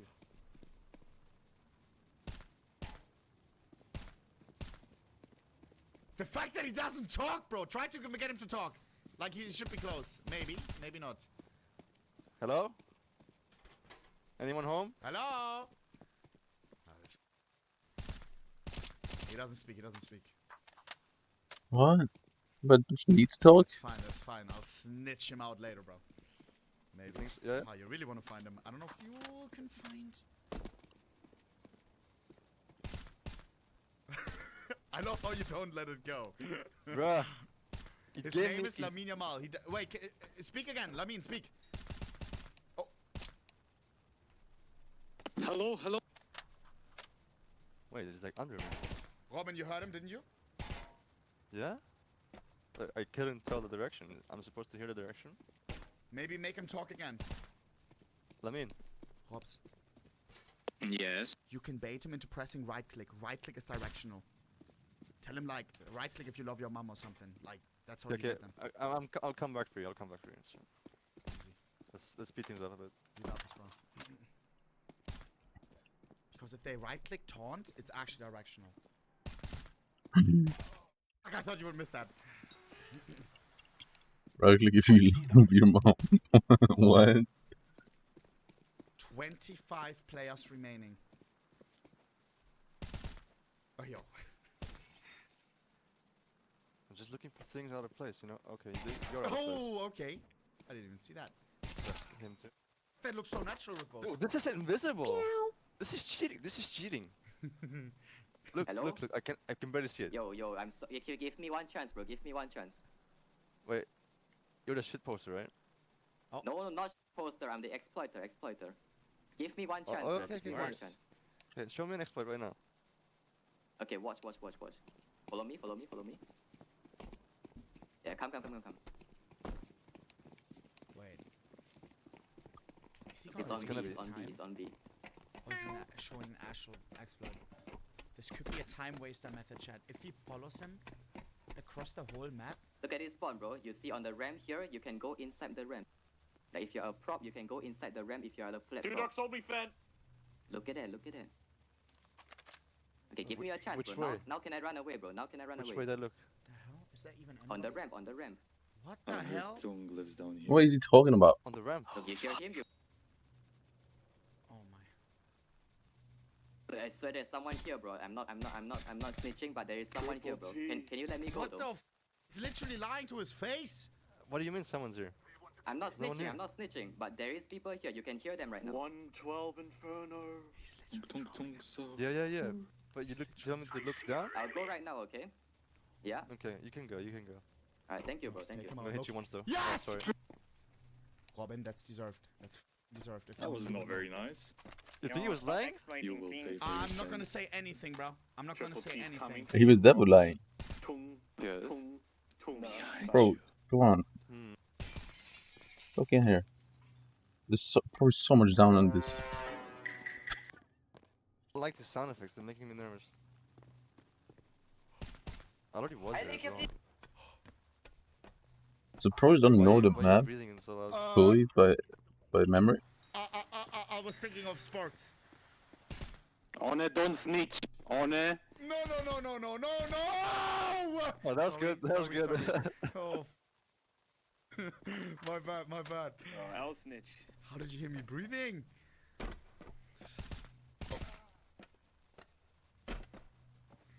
Not bad. Wait. How do you see that without glasses? Oh, bro, I see that. That's I am Atlanta. insane. What did he say? Shit. Why is she on that? Yo. I'm far away. Enable Warlock, please. So you already know. Alright. Enable Warlock, please. 18 people left. I've probably gone over these places many times. Yo, hey! You will never find me. Robin! What if you put like high sense and you just start spinning and shooting? Okay. First of all, rest in peace, Furry Fembo Uwu. Second of all, why Furry are you so Femboy reachable, Uwu. bro? Now I'm thirsty. Hell no. I saw that as well. Robin, stop shooting everything, Hell bro. no. Lock in. The fuck is that? Calculated. If you're playing a major, do you shoot everything that looks like an enemy or only the enemies? Let that simmer. You Let don't that shoot your simmer. teammates, bro. Simmerman. Sometimes. Okay. Everything. He can hear you. Can you enable Warlock all the time, please? Okay. Yeah, I don't know. It's getting tough. I'm just gonna check CT spawn. I haven't been there. Clever, clever, clever. No, don't check here, please. There's quite a few things in CT spawn. This is what he's about to see. Balls, energy focus. Yeah, there's no way he doesn't spot that. Come on, please.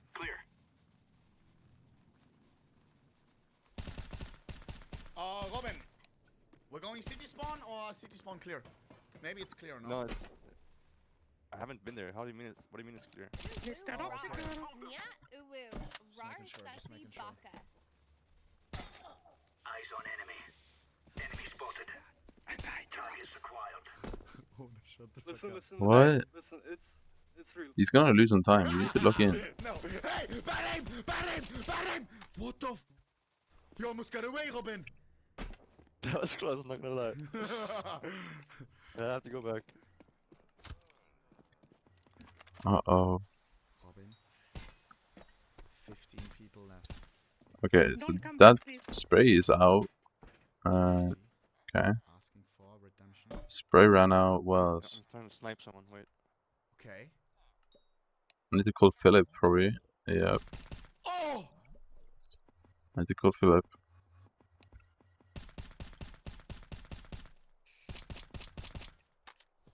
Damn, nice shots.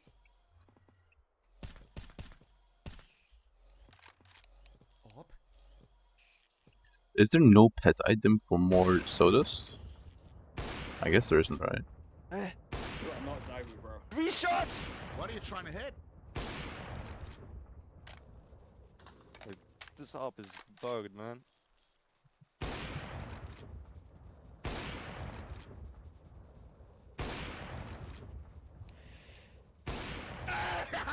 How much HP this guy had? The bigger the crop, the higher HP. Yo, I thought you would let it go. Holy tank. That was a juggernaut. Yo. Someone said you are not Simon. Yo, what are you trying I'm hitting to him every hit? time.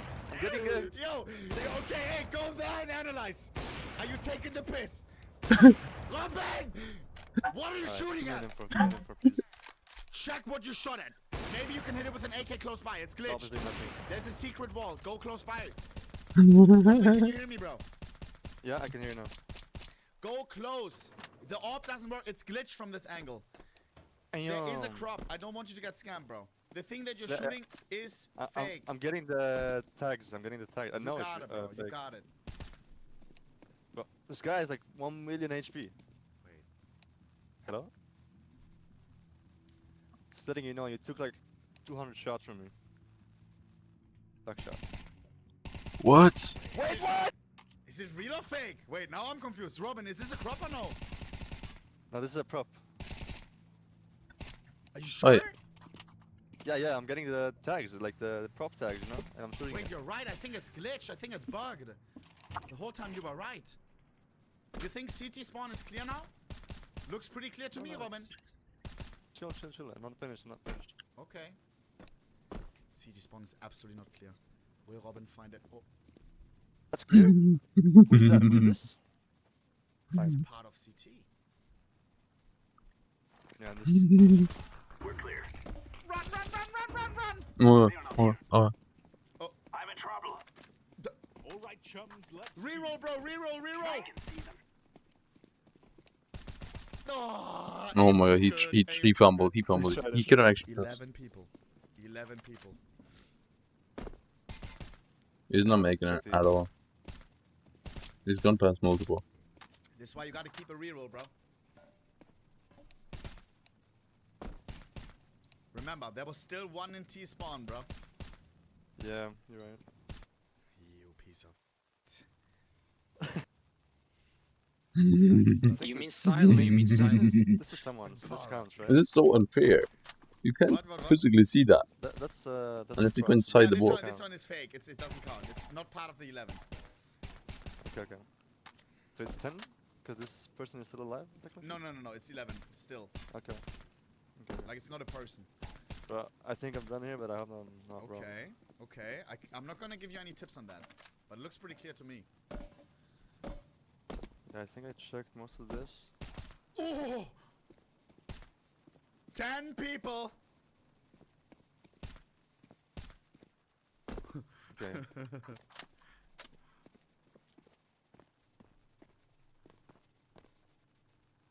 I heard people here before.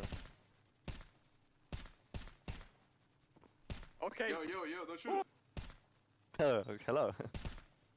You stop turning it off and on, Bolak, all the time. It's so annoying. Whoa, chill. Do you need glasses, bro? Stop annoying me, I'm gonna shoot everything. I don't think. No, there's nothing there. Oh my god. He needs to lock in, bro. Which one? Okay, where are you guys?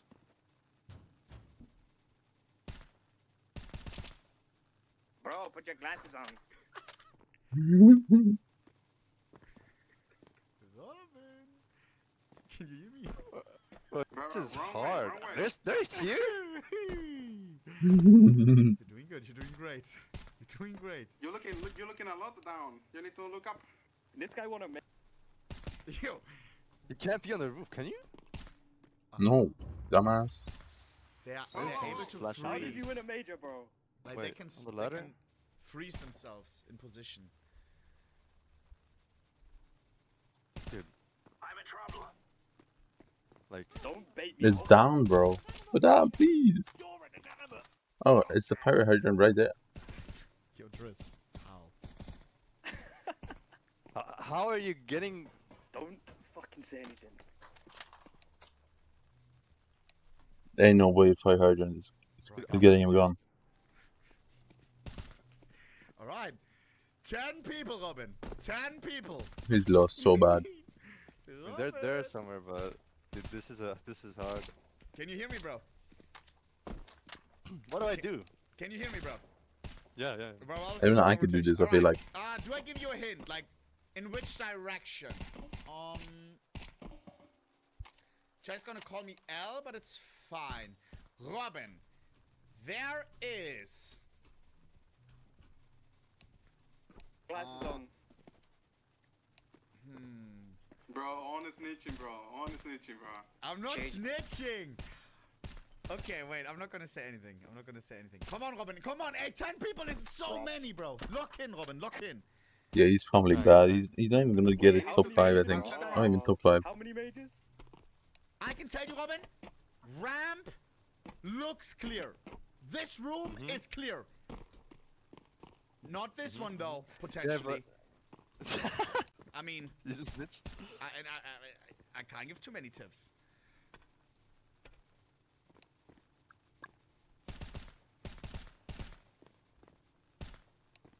Can't even be on the wall. All I'm saying, they're hiding pretty well.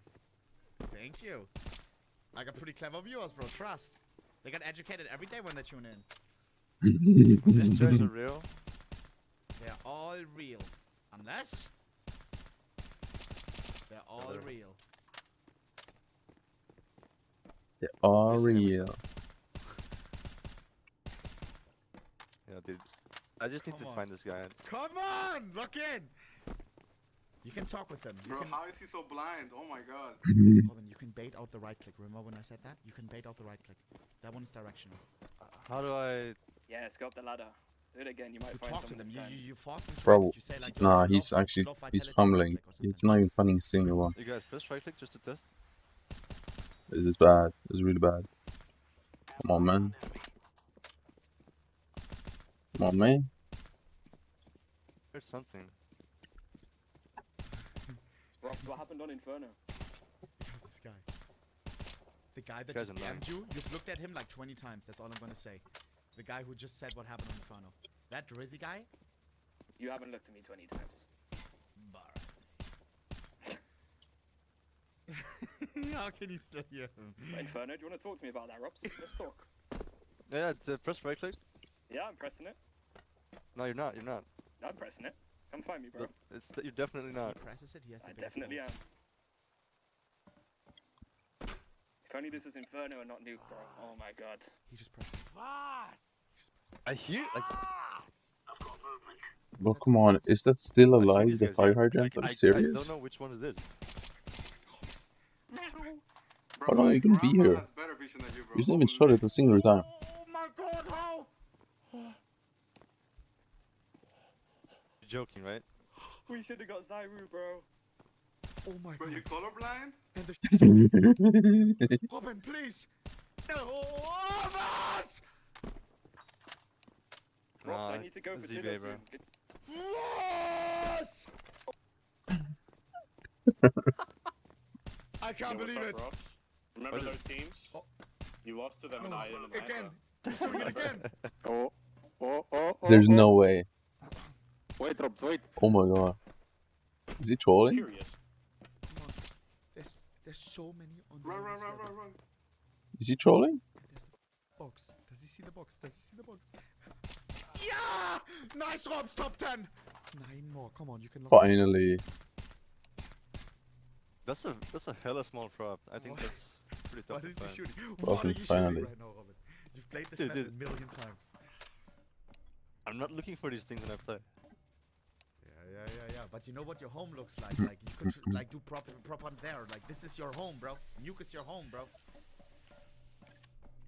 9. Are you telling me? Ska du ringa? Ska du suga? I can tell you right now. Huh? That bomb site is What is- not. What? I'm counting. I think. Jag kommer inte missa den där allt. Jag kommer inte komma ihåg när jag lyckas vara bra, alltså jag kommer inte få lite. Small little regions that you already know. Ja, det kommer inte få. Bro, can you hurry up? I'm such a snitch. Ja, det kommer inte få det vara. Such a snitch. Gör det, ja. Remember when? Du tar med dig flaskan ner och fyller vatten på dig, så att det är rätt.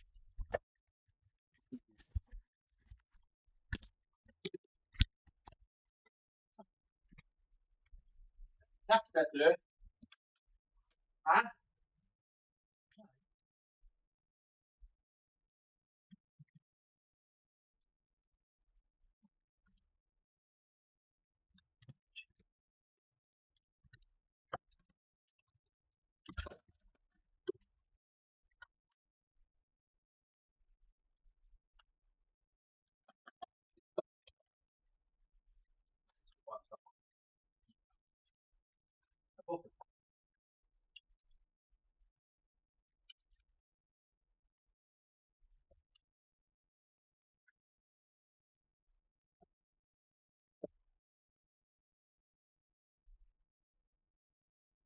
Du var snusman.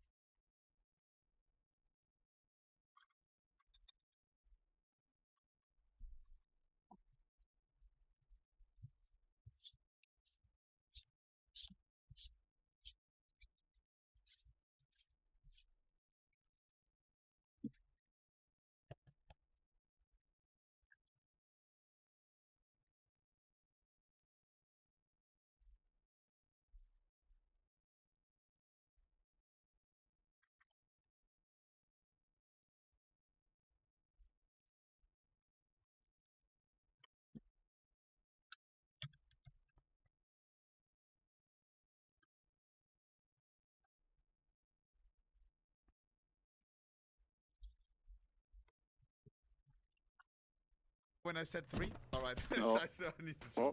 I need to chill. Almost, Oh, almost.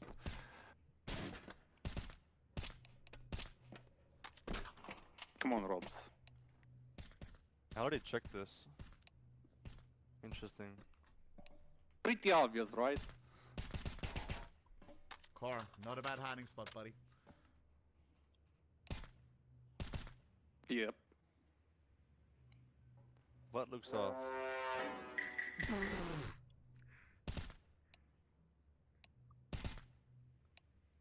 Bro, I'm getting bullied.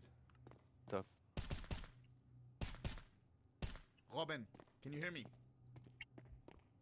Robin, can you hear me? Yeah. I'll add a minute if you give me one of your major trophies. Sure. What? Yo, admin, add a minute, bro. Yeah, bro, like, bro, this shit is boring. Yo, this guy, where's he hiding? Wait, I need to find him. Dingle, where's your chest at, bro? I'll close you right now. I'm flying in the air. I'm in the airplane above you. Like, I will be gone. Don't worry. Fuck. You scammer. How did Robs not see that? Wait, tell me right now, where is he? Can't say too much. Can't say too much. I can't say too much, Robin. Robin, can't say too much, bro. Bro, how is he losing so bad? Someone, maybe. That's all I'm gonna say. Why is shooting? I'm so sorry. Alright, I need to chill. I'm such a snitch. Okay, we need to call our order. Chill. Alright, I'm not gonna snitch out anymore. Remember, there was still one guy on bomb side B, bro. Yeah. He could be. What does he look like? What does it look like? I'll tell you his color. His color is silver metallic. Don't. It's your silver metallic. His color is silver metallic. Yeah. Shot everything. And it's the size of a laptop. Bruh. A laptop. That's these things, right? I don't know. What? Is he stupid? He's shaking. Yeah. I can hear his voice. You're lying. Look on top. That's all I'm gonna say. You can't be on the roof. No way. What? Maybe. Is it that hard to see, chat?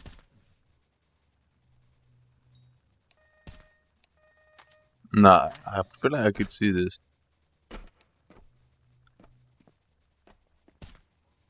Robin, look behind you. I just want to see how hard it is to see. Aha, okay. Yeah. I see. No. Wait, no, I don't need to work tomorrow. Wait, so he's this way? I don't know. What are you telling me? Maybe. He's in your vision right now. That's all I'm gonna say, Robin. He's in on your vision. Right, okay, that's enough. Don't snitch. Sorry, stop. Are you subbed up, Core? Are you sub or no? Yeah, of course, man. 10 months. Fuck. I'm sorry. I shouldn't have done that then. What? What kind of survivor this is this? I thought it was a non-sub chat. Chat, that was not even a hint. Okay. Yo. Wait. 67 major MVP. Yo, these guys are trolling, bro. This chat. Robin, I said he's in your POV when you were looking. Yeah. I just heard someone here. But what can it be? I don't even. I told you. Keep searching, buddy. You're not gonna find me. Yo, now we're getting desperate, bro. Robin. GG. Yo, Cord. You're the goat. If you give us one right click and you stay alive, then you're the actual goat. But wait, 5, 4, 3, 2, 1. If you do that and he can't find you, GG, bro. I'll give you a skin right now, $100 skin. If he can't find you after right click. Here we go. You do no. You have to give me your dealer, since it's worthless now. Okay. You're not getting my dealer, bro. You're getting something of actual value. I'll give you $100. All right. I heard it, but there's nothing on my screen, bro. You want to do the deal or no? One right click, 5, 4, 3, 2, 1, you get $100 or no? If yes, I give you countdown. I already did, bro. No, you I didn't. think you did. Yes, I did. No, you Check did the not, vote. bro. Check the vote. Check the vote. Check the vote. You're not getting $100, bro. Listen, bro. At 5, 4, 3, 2, 1. Because he wasn't ready, bro. I was still Nah. That's alright. That's too much, man. Chad, when did you do it?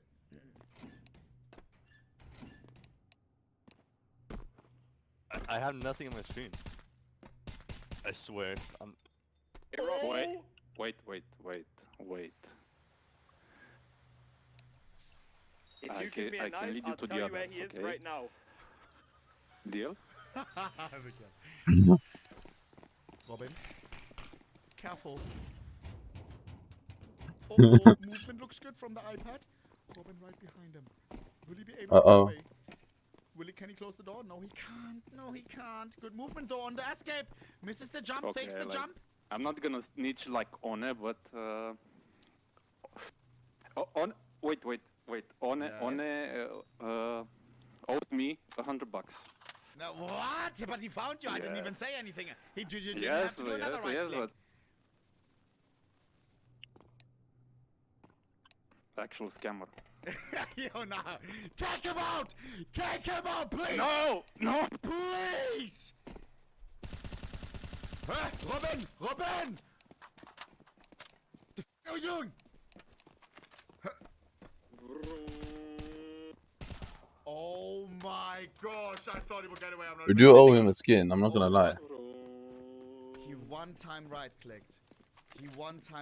Bro. Here. Yeah, you do owe him a skin. He literally did what you said. One person. Still. One person. He's still here. I'm gonna give you in your eyesight tip again, okay? Chad, he's gonna get $100. This scammer, bro. Alright, listen, bro. I'm gonna show you once he's in your eyesight, okay? No! Yeah? No. Yeah, I was lying before. Not an eyesight, in eyesight. Not an eyesight.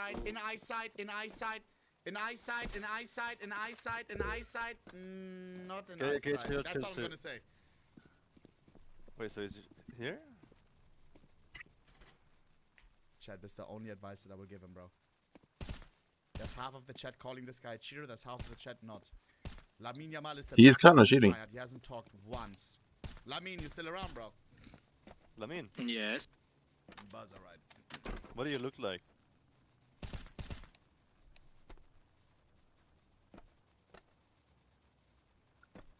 Yo, he's so... I don't think you're gonna find that guy, Robin. I don't think you're gonna find that guy. I can hint you to the next four. Just see if you will find them, okay? What do you mean the next person? There's five. There's five still. There's five. You know, you're not gonna find this guy, bro. I don't think you're gonna find this guy, bro. You don't play Nuke enough. Like, this is not your main map. You're not gonna find this guy, Robin. I like Nuke. Lamine.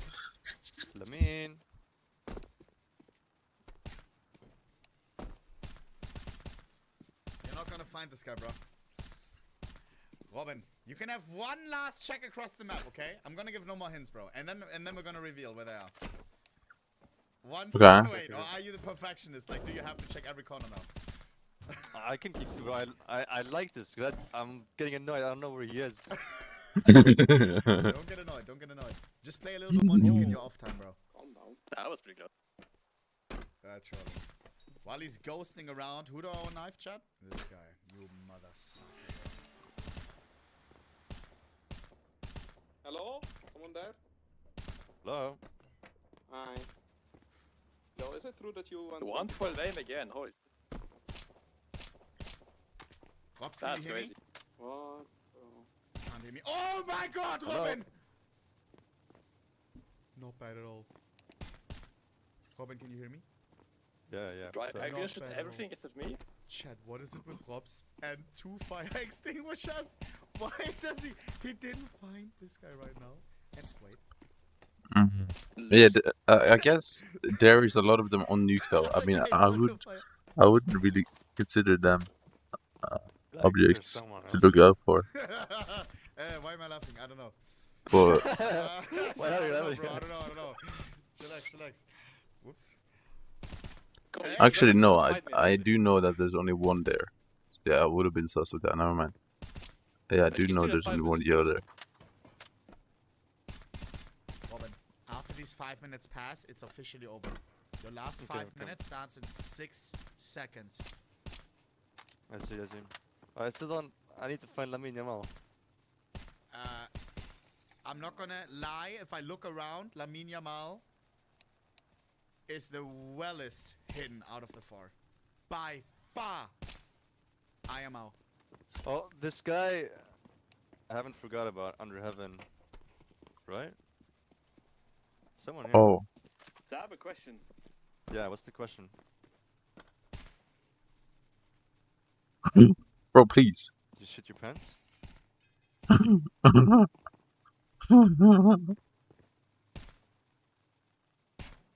So how many majors do you have again?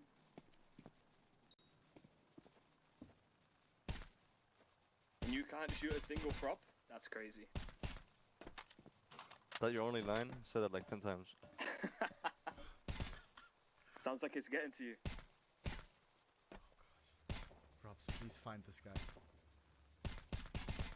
Please find this guy, Robs, please. Robs, he's fully findable too. Please. He's not out there, bro. He's... Nah, cause this is impressive. If there's someone here.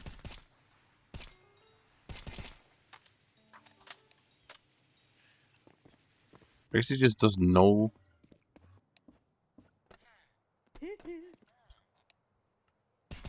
Like, it is... from us just looking at it, it's super obvious, right? Obviously. But I guess maybe not. We're so close. You have one CS round worth How much per hour do you make? I don't know. I was like more. I don't know.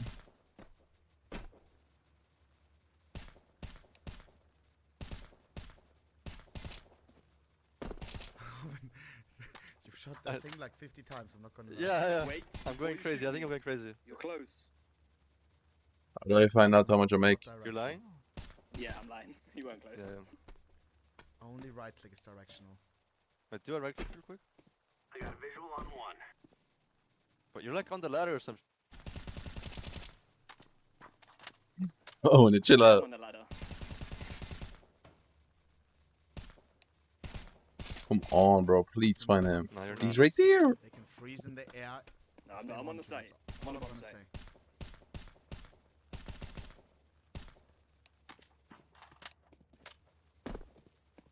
Mods.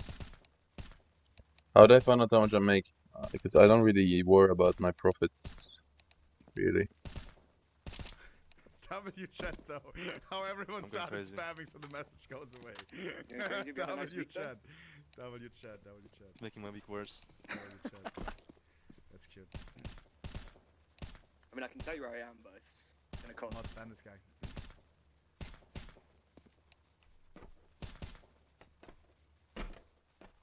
Robin. Yeah. 67 seconds. Starting. Now! What are you shooting? Oh my, please, just shoot him. He's right there. I can't. How has he not even tried a single time shooting at it? Kinda pissing me off, Oni. Well, Have you not tried any of... Yeah, he hasn't tried it a single time. this is a position that Just breathe. You got we've this. all played. And we know what Yeah, it looks Helen. like. I can tell you right now, chat is spamming. Think of your lol. performance coach. What would he say Low. right now? They're Just saying breathe. low. Just relax. They're saying he must be trolling. They're saying has to be bugged. They're saying losing his cool with the K. Robs, can you confirm that I didn't pay you before this, please? I'm not gonna say anything. I'm about to say, Loki, you need to confirm that, bro. Because it looks ridiculous, Robin. In 15 seconds, you will find out where this guy's been hiding the whole time. Robin. Bro, please. He's Maybe literally it's been like- close to him the entire 10 more time. seconds! Oh my god, it's actually so rage bait. Robin! I am not glitched, bro. I am not glitched. 5, 4, 3, 2, It's- 1. Optical! Ah, stop shooting! Hey, cheater! So where is he? Alright, listen, bro. Listen. He's Can you see me, like right Robin? there. Can you see me? Yeah. Alright. This is so sad. Chill, bro. Shit's a crap. Alright, look. Robin, look. Listen, bro, listen. The whole time, bro. And you were shooting very close to it a couple of times. Maybe it was the spray, maybe it wasn't. Robin. I shot it at that. Robin. You've played this map how many times, bro? No, but... You've played this map how Check many the what? times? Did I not shoot this? Well, you're a dumbass, bro. It's not that! What are you doing? This has been down. Listen, bro, listen. Actually, jokes aside, bro. Actually, chill. Why are you knifing your teammate? I'm trying to help you, bro. Okay. Go. What about if you try to charge your laptop? Why the would there be a plug in heaven? Robs. No, this one I shot 6-7 times at least, minimum. Shoot it again. Maybe it was glitched. This one is also real. Why are you shooting him? Alright, listen, bro, listen. Jokes aside, say jokes aside. Yeah, I'm sorry. Alright, I'll actually stop. Do you want the direct answer or a tip? You're arguing with an inanimate object. Don't shoot You're immediately. an inanimate f***ing object. You have shot. It's here, but I shot everything here. Wait, you don't... Did you not see that fire extinguisher? I shot it a million times. No, you're dead. No, Robin, listen to me. You never shot it. I was live there. You shot this one like 5 times. You never shot it, actually. Once. Unless it was glitched. I don't think you shoot that guy once, bro. I'm not joking. Chat is all saying not one. Chill. Maybe I'm missing, but I don't know. I think I did. I don't think you did, bro. You didn't, bro. You did not. Not a single time. Alright, well, check this And out. it was fucking annoying to look at. I'll show you. Do you want to see the cheater next? People said he was cheating, bro. I got Cheating? Okay. Let me see. I mean, it's a very hard one. Alright, listen. I told you this was in your POV when you are looking like this. Don't shoot immediately. Yeah. Try to find it. Can you see anything? Robin, I'm looking in the direction right now. Look at me. I'm looking in the direction. Yeah, I'm looking. This one here? Yeah, this is pretty sus. No. Yes. Move a little bit, Lamin. Move a little bit. He glitched himself inside of the wall, but it was visible. I don't think it was full cheat. Lamin Yamal, congrats, you won $0. Thank you. I got you, bro. Yeah, that's pretty impressive. Even though it's like... Alright. Then we have Robin. W $0. $0 W. Yeah, I missed 4 people in the end. Yes. Very solid, by the way. Very good, because this map is not easy. If you stand like this, Robin, it's in my POV. That's all I'm gonna say. This one here? Hey! Chill! Give her a chance to speak! No, it's obvious. It's obvious. Yes, but... Alright. Let them celebrate their win for a second, bro. Alright, wait, there's one more. What was one of the crops that you couldn't find? What was one of them? What was the object? Like the plates, these ones? Nay, one of the ones that you couldn't find. Oh, the extinguishers? Robin, one of the extinguishers It's a is couple not of the real. Which one, if you would have to guess? The guy said on the left. This one? Correct. Robin, Anthony. Shoot it. 07, this was the last one. Get him out of there. Robin. Yeah, I think you're lying. I think he's on the right. Wait, it is the guy on the right. Whoops. It is the guy on the right. Wait. So which one is it? Shoot all 3 of them, Robin. Shoot all 3 of them. Alright, I'm gonna shoot the middle one. Okay, yeah. Not the middle one. Shoot the other one. The other one is fake. Nice one, Shoot the last one. I told you was on the left. Did I ever lie? No, I didn't. Yep. Robin. Nice job. Check I'm gonna leave this. Check this out. Don't shoot them immediately. I don't know how he did this. Don't shoot, please. I shot these as well. You actually one time. You didn't shoot them. You shot me like multiple times, but you missed. Say wallahi, he shot you. Hey! Bro, I shot so many times! He said you missed. Yeah, you did miss. Oh my. Let's see. Wait, You said you hit it multiple times.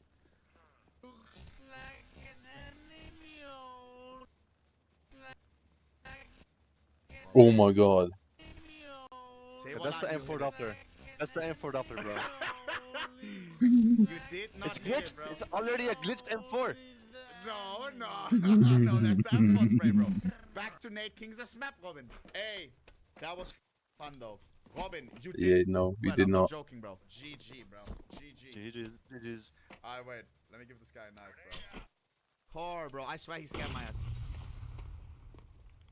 Chat, what does this cat knife saying? Did I unbox this? Alright, trade a send. W core.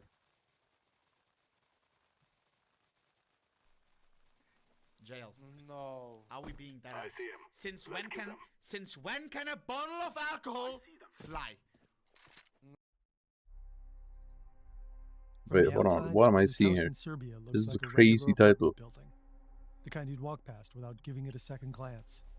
But if you step into the garage and slip through this tiny hidden hatch leading down Whoa. into the basement, Okay. suddenly you're standing in an eerie white room. Well, white except for these small stains on the walls. The floor is covered with dark tiles, and at the back of the room stands a large machine. This room is used by the Balkan Mafia. They kidnap their enemies and bring them here, allegedly torturing and killing them. But bodies are evidence, so they make sure there isn't any, reportedly with the help of an industrial meat grinder. I think their motto was that if there's no body, there will never be possible to prosecute us. This is the story of one of Europe's most notorious crime networks. Oh, hell no. Their alleged ties to Serbia's elites, and an ingenious takedown by relentless investigators. What the fuck? The human slaughterhouse. Oh, hell no.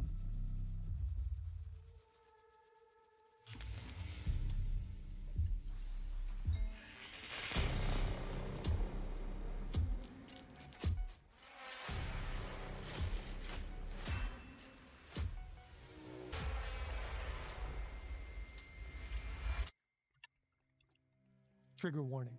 This video contains graphic descriptions of violence as well as references to disturbing material. Viewer discretion is advised. Much of what we know about this case stems from an indictment by the Prosecutor's Office for Organized Crime in Serbia, as well as reporting by the Organized Crime and Corruption Reporting Project and the Serbian investigation portal Creek. Their work has been crucial in uncovering this story. You can How find do I links get in the rid of description. the effects at top right? Chances are you'd struggle to find Serbia on a map. It's a landlocked country, south of Hungary, next to Romania. Roughly 6.5 million people live here. Politically, it's run by the right-wing SNS party. Aleksandar Vučić has been president since 2017. On the streets of Serbia, the Balkan Mafia has a strong presence. Two clans play a major role, the Kavač and the Škaljari. Their story begins in a neighboring country. Kotor is one of the most beautiful towns in Montenegro. This is Stevan Dojčinović. He's the editor-in-chief of the Serbian investigative portal Creek.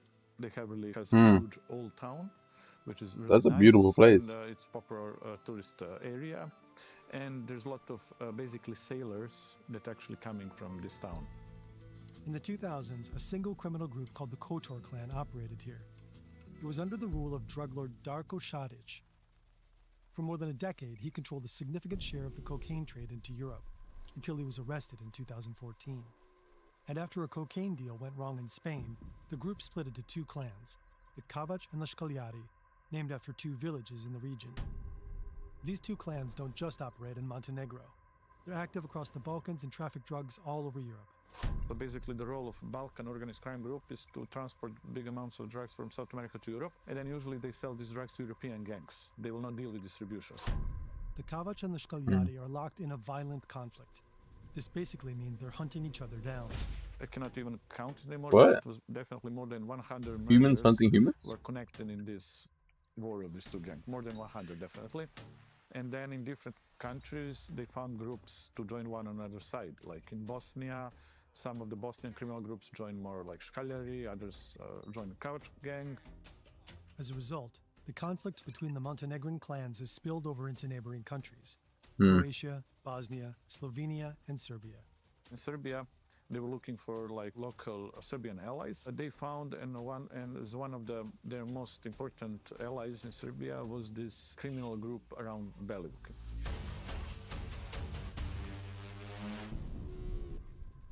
As you may have noticed, we've added this disclaimer to our videos.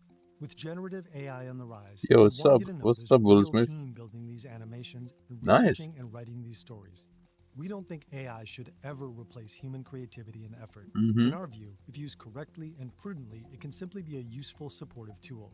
Merlin AI is an all-in-one AI platform that gives users access to all major models in one subscription, including ChatGPT, Gemini, and Claude. Each has different strengths like coding or research. Normally, you'd have to pick one and live with its limitations. Merlin gives you access to all of them in one place. If you were to subscribe to each one individually, you'd end up spending $200+ a month.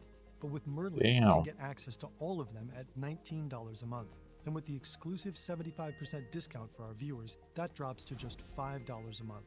It's a limited time offer, so go check it out now. Use the deep research feature to get a first glimpse into a topic, summarize studies, run quick web searches, and find sources to dig deeper.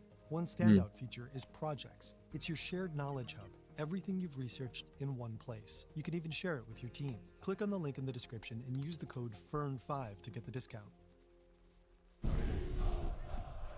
In Belgrade stadiums, hooligans set the tone. Loud, aggressive, and powerful. One of them is Veliko Belivuk. Damn, he doesn't look very nice. He looks pretty They mean. were a football hooligan group who suddenly appear out of the blue and become very important on the stadium of Football Club Partizan. CCTV footage shows Belivuk and others beating the bodyguard of the director of FC Partizan. Why? After Yannichadi's leader is murdered, Belivuk takes over. According to the New York Times, he renames the group Principi because he acts on principle. But the name also carries an association with Gavrilo Princip, a nationalist whose assassination of Archduke Franz Ferdinand of Austria set off World War I. Over time, Belivuk transforms. He's no longer just a leader of hooligans. He became one of the top allies of Kavac gang. Principi begins to operate as a major outpost for the Kavac. Okay. So there's gangs in Serbia. What's and happening, bro? Shkoljadi is still raging. I've never heard of this. Belivuk and his group play their part in the war on Serbian soil. And they come up with an I idea. guess it is in every country, one that right? takes the violence to a whole new level. They start looking for a place to kill and destroy the evidence. They found a house which was very close to the river, on the outskirts of the Belgrade. This building will become their slaughterhouse. What? Inside, they set up a torture chamber. This is where they'll bring their victims, mostly members of Oh, rival hell gangs. no. So it's really perfectly hidden. Inside of the house was like normal house. But if you manage to open this wall, then you have small corridor. And then what waits you under the stairs will be like a big room, which will be usually wrapped into the plastic, prepared for the murder, and with one chair. That's all. For me, more scary part than this was actually how they were like bringing victims. Most of these people actually lured inside of the house. One of the victims is a man we'll call Luka Maric, not his real name. Like you He's woman a leader during of a them? rival Or partisan what? hooligan group and an important associate of a man called Filip Korac. Now, Filip Korac is an important organized crime figure from the Serbia who sided with Shkaljar gang. That means Luka has ties to the enemy. In August 2020, his wife is making dinner and feeding their two babies. Luka heads out to buy guns. He was afraid for his life that moment, so he kind of felt something could happen. He wanted to buy new guns, most likely in order to better protect himself. According to the indictment, he meets a friend he trusts on a dirt road beside an empty field. Oh, hell Luka no. doesn't know it yet, but his friend has betrayed him. The meeting is a trap. Belivuk and his gang are waiting for him. Their Yep. modus operandi GG's. would be to find the person which is very close to you, which then they will make to shift the sides and start working with them. And then they will use somebody you trust to actually lure you. So this happened in this case. I feel like I've seen this guy Jump him, before. tie him up, and take him to the slaughterhouse. Oh, Then hell they drag no. him inside, force him to unlock his phone, and go through his contacts. The first moment he understood it, basically, he's done. According to the indictment, Belivuk and his gang begin to torture him. Afterwards, they behead Luka with an axe. They use his blood to write on his back, Korac, which was kind of basically a message for this boss, Filip Korac. Then Belivuk and his gang send a photo of the scene to Luka's boss. One of the messages reads, "Tick-tock, tick-tock, this is how you'll end up. We'll catch you." According to prosecutors, after that, Luka's body is cut into pieces and put through the industrial meat grinder. The remains end up in bags and are dumped into the Danube. River was the kind of final stage of dismantling the body, which started inside of the house when they were basically chopped the bodies and grind them through this machine until they literally become, let's say, liquid in a way, because then this liquid basically throwing in the river, which fishes eat. So literally, there was not even like small bone, anything that could be found. Then the bags, along with the victim's clothes and belongings, are burned. These guys are demons, bro. Run the Holy shit. slaughterhouse, because they believe that's the most efficient way to kill people and not leave the traces. In the end, the whole thing was about efficiency and hiding any traces. And actually, it was efficient in a way that till today, no body was recovered. I think their motto was that if there's no body, there will never be possible to prosecute us. That's not true. Luka is neither the only Are they nor the stupid? last alleged victim Are they of fucking Belivukin's stupid? group. Zdravko Radojevic was lured in a similar way. That's not how it works, baby. The prosecutor claims he also ended up in the meat grinder. And then there's Milan Lapoya. Milan Lapoya was the highest level criminal who was killed in the slaughterhouse. He was like some old school mafia guy. He first made headlines in 2007. Back then, he was part of a group of notorious jewel thieves known as the Pink Panthers. It's like the group that Hollywood movies were made about. Their Dubai job, the Wafi Mall heist, was legendary. In just 170 seconds, they stole millions in jewelry and sped off in their Audis. But Interpol eventually caught up with them. DNA evidence linked Lapoya to the heist. He was ultimately arrested and sentenced to 9 years in prison. After that, he returned to his hometown in Serbia and got in bed with the Shkoljadi clan. Of course. In 2020, he had a new job. He took role in one attempt to murder the leader of Kavač gang, Rado Zvitser, in Ukraine. He was shot a couple of times, but he managed to survive. Lapoya was allegedly Fucking involved waste in of a planning life, the huh? attempted killing. Now the Kavač clan wants revenge. Like Luka, Lapoya feels threatened. He starts looking for extra protection and considers buying an armored car. Belivuk and his gang hear about that and lure him into a trap. And they call him to come to this house in Ritopek. Instead of buying a What? car, And he they're too like, ends up in their torture room. And it's interesting how he reacted. So he was down in this chamber. He saw they came with the axe to chop him. He reacted in a way like, well, what do you do? He said, like, this is very bizarre. I'm not for this kind of stuff. Like he said, I'm for like, we can do fist fighting, we can shoot with the guns, but this thing, no. And this is really interesting because you can see really kind of big difference between his older generation, these new young guys were like kind of very much brutal even. Stevan calls Belivuk and his group a millennial mafia, a generation of criminals that doesn't just kill, but turns violence into a spectacle. Though Lapoya fights for his life, there's no escape. Of course not. But how do we know all of this? Time to talk about Sky. Sky Global was founded in Canada in 2008. The company runs an encrypted messaging network, and it sells phones that come with this ultra-secure network pre-installed. A lot of users switched to Sky phones after a similar encrypted phone provider was taken over and then shut down by the authorities. The camera, microphone, and GPS are all disabled in Sky phones. The encrypted messenger Sky ECC is hidden inside the calculator app. Users access it by entering a specific code. And then you use your nickname, which you create, to communicate with other nicknames through this Sky network. So it was basically way how basically criminals can speak. So why does it You can exist? choose Why? for your messages to automatically delete. If the phone isn't used for a certain period of time, it'll erase itself. There are also features like a panic password and a kill switch. The phones can be accessed remotely to instantly wipe all data from them. The company is so confident in its privacy protections that it offers $5 million to anyone who can break their encryption within 90 days. Sky phones are perfect for people who value privacy above all else. And they're quite popular with criminals. You can't just walk into a store and buy one. They're distributed through a complex network of distributors and lower-level resellers. This man, known as the Smiling Butcher, claims he was one of them. So he literally worked for the Sky company and selling their phones. It's unclear whether he worked for Sky Global in any official capacity, but he's the tech guy for Belivuk's Principi hooligan group, and he makes sure they conduct their business via the Sky network. Belivuk and his henchmen share messages and photos in group chats. So why with does it Sky exist? ECC.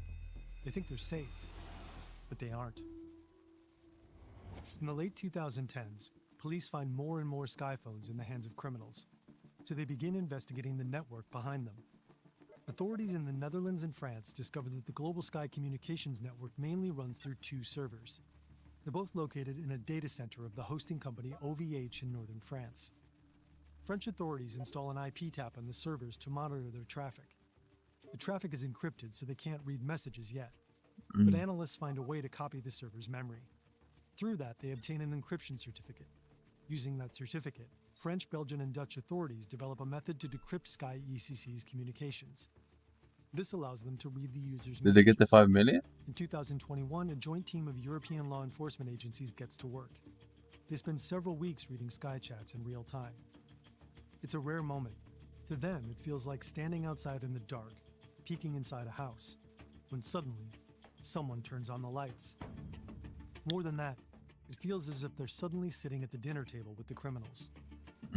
The authorities intercept approximately 1 billion messages. According to law enforcement, about 170,000 Sky phones are registered worldwide. Each month, roughly 70,000 users actively communicate on the platform. Some are located in the Americas, but most are in Europe. About a quarter of all active users are based in Belgium and the Netherlands. Many of their messages, police say, cluster around one specific place, the port of Antwerp. We've already made a video about how Antwerp's port has become Europe's main gateway for cocaine, and how cartels recruit miners to break into containers and retrieve drugs for them. But a lot of other messages the authorities read come from an entirely different region, Serbia? the Balkans. They also stumble upon the communications of Belyvuk and his gang, and what they uncover is horrifying. The prosecution has collected the nicknames that the criminals used in the app. In one of the chats, Belyvuk, using his nickname Soprano, writes, "I can't wait to strangle him." And, "See, honey? Mexico in the Who the middle of fuck is Belgrade." Even when he's Nyers? not around, he seems to be asking his men to describe the torture at length. "Don't skip those juicy details for me." In the chats, Soprano approves kidnappings and killings with short messages. "We're for it." The smiling butcher writes, "He has already lost a finger and is badly ruined. But the idiot thinks he will get out. I've already skinned him well." And, boom, Mar hits him in the head. He got a brutal beating by them, bro. He was already seriously unconscious. Afterwards, bro, he was all black. He didn't resist much, didn't cry, nothing. He was in terrible shock. The authorities see all the pictures the gang shares in their chats. Screenshots of Bitcoin transfers to pay off hitmen, fake identity documents, bundles of cash, weapons, shipments of cocaine, and disturbing photos of torture. What the Police can see all this evidence because Belyvuk and his gang didn't delete the photos. Because, you know, the Sky is a system every month basically cleans everything. So in order to save these photos, in the end of the month, they were always sending them to somebody from inside of the gang just to keep them saved. So they really wanted to keep these messages. It's weird, but in a way, how they found the house, how they built the house with this secret corridor, how the careful was not to leave any traces, that they did everything like so carefully there, and they were like taking and saving these photos was major evidence. That's kind of really interesting element to the whole whole thing. French authorities informed the Serbian police about the chats. As a result, Belyvuk and part of his gang are arrested. They're charged with criminal association, multiple aggravated murders, drug and arms trafficking, kidnapping, and rape. Hundreds more alleged criminals are arrested in other raids across Europe. In Belgium, more than 100 people are convicted in the country's biggest drug trial ever. Sky Global's CEO, Jean-François Yves, and former distributor Thomas Herdman were indicted in both the US and France. In the US, Yves and Herdman are accused of knowingly and intentionally participating in a criminal enterprise that facilitated drug trafficking. In a statement and in an interview with Motherboard, the CEO said that law enforcement was trying to vilify anyone who pushed back against unwarranted surveillance. According to him, the encrypted chat platform existed for one reason: to protect the fundamental right to privacy. After the arrests, the police searched the house in Riedepec. They entered the garage, climbed through the hidden hatch, opened the door, and found evidence of the bloodbath that took place there. The industrial meat grinder. A groove cut into the tiled floor running from one side to the other. Several stains on the walls, on the door, next to a radiator, on the tap, and on the light switches. The smiling butcher cut a deal with the authorities. Based on his testimony and the DNA found in the room, authorities believe that at least 7 people were killed in the slaughterhouse. The arrest of Belivuk and his group was celebrated as a major victory for the Serbian authorities, and it also caught the attention of politicians. Danas smo razgovarali o razbijanju kriminalne bande Belivuk Miljković i sa velikim ponosom mogu da kažem da je ova banda razbijena. Dakle, ono što je naša poruka. Sa ovom bandom smo završili. The Serbian president seemed very pleased that Belivuk and his gang had been arrested. Yet he himself is accused of having enabled figures like Belivuk to operate under quiet protection for years. In 2006, Montenegro broke away from Serbia after a popular vote. The Serbian government under President Tadic followed reformist center-left policies. Wait, were these two different countries? Vučić became president in 2017, he's been running the country more like an autocracy. Freedom of expression is limited. Corruption is rampant. The growing frustration with all the the Russian government has countries, fueled repeated protests over the Balkans, years. At almost the beginning is of Vucic's first presidency, demonstrations against dictatorship erupted. A year later, another wave of protests followed after an opposition politician was brutally attacked by a group of hooded men. In 2023, a school shooting sparked the Serbia Against Violence protests. And in 2024, the canopy at a freshly renovated train station in Novi Sad collapsed, killing 16 people. And the reason for this is corruption, because of the corruption, everything was badly done. The train station was meant to showcase Serbia's progress. Wait, I need Overbloom from a Rose Drag. It's not level 200 yet. Huge student-led protests aimed directly at Vucic's government erupted across the country. The authorities responded with violent crackdowns. In the year after the tragedy, more than 80 journalists were physically attacked. Vucic doesn't hesitate to deploy police forces against anti-government protesters. But according to Stevan, he's also using organized crime figures which he's bringing against the protesters. We have government who basically cooperates with organized crime. It's 2017, 2 years before they use the slaughterhouse. A murder shakes Serbia's capital, and Belivuk is caught up in it. The police arrest him and seize his phone. And they found very interesting WhatsApp messages inside. These chats end up in the hands of journalists who start digging through them. They revealed that Belivuk has some powerful contacts. We found that actually Belivuk in that time was in direct contact with one really important member of Serbian gendarmerie. That's a specially trained paramilitary unit within the Serbian police. This is his photo from army, but from army he moved to the police and he became one of the top persons in Serbian gendarmerie. And they were like daily, every day communicating, and we see from the messages basically he was approving, is he cooked? Advising Belivuk what to do. Belivuk will say, I need to go after these guys. He say like, no, what? No, keep quiet, or do this, do this. What? This member of the Serbian he's gendarmerie, cooked. according to the messages Creek has seen, He's cooked. effectively acted as Belivuk's superior. And from him, the trail led further up the chain. This gendarme guy, this police guy, was informing about everything. A person he calls Diana. Diana Krkalovic was general secretary of Serbian police, which means after the minister, she was number 2 in the police. Whoa. And according to Stevan, this top secretary of the police was informed about everything the police officer and Belivuk discussed. But it doesn't end there. When something really important is to decide, a police officer will say that besides Diana, also the boss and big boss are informed. They never mention who boss and big boss are, but following the logic of hierarchy, boss can only be like Minister of Police, which was Nebojša Stefanovic. A big boss could be just President Vučić, who was top of everything.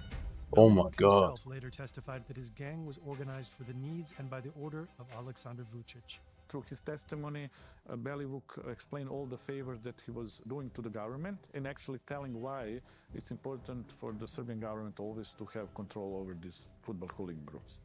According to Belivuk, his gang would intimidate anti-government protesters. During football What? games, they would stop fans from chanting against the president. Also, when Vučić making his What the protest, fuck he is would happening? against to Oh have hell no, government. he's crazy. So Look at literally him. government was using Oh them my sort God. of like street force. The president denies all the allegations and says he never met Belivuk. What we believe that happened is that Cap. when the French police entered the Skyphones, and when they found all these pictures and videos of the violence, torturing, dismantling bodies. That, and when the Serbia was informed, we believe that President Vučić understood that he cannot any longer work with the Belivu group because he understood this is like become international issue is big. So for this reason, we believe that eventually he basically arrested Belivu gang. Belivuk and parts of his gang are off the streets, at least for now. But the system Wait, did it get out is again? still in place. Police officials that instruct thugs and work closely together with them. And a president who's accused of using hooligans to silence his people.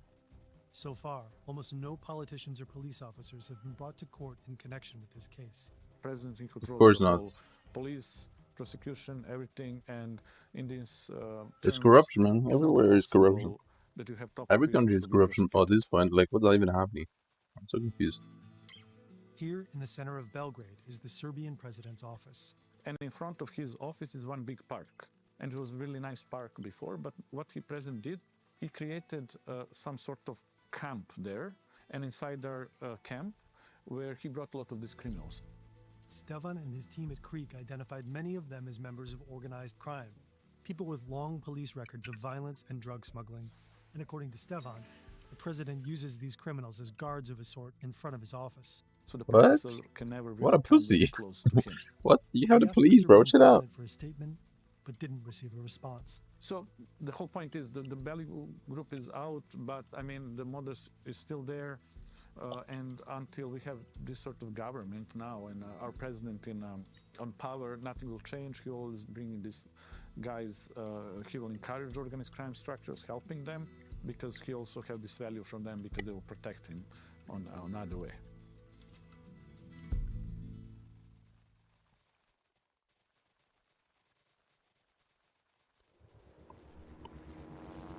These two soldiers are on an important mission. Above them, the roar of the plane fades. Below them lies their homeland, occupied by the Nazis. And somewhere down there is their target, Reinhard Heydrich, the Butcher of Prague. One of the key architects of the Holocaust. Hitler calls him the man with the iron heart. He's responsible for more than 1.5 million deaths. And he doesn't have the faintest idea they're coming for him.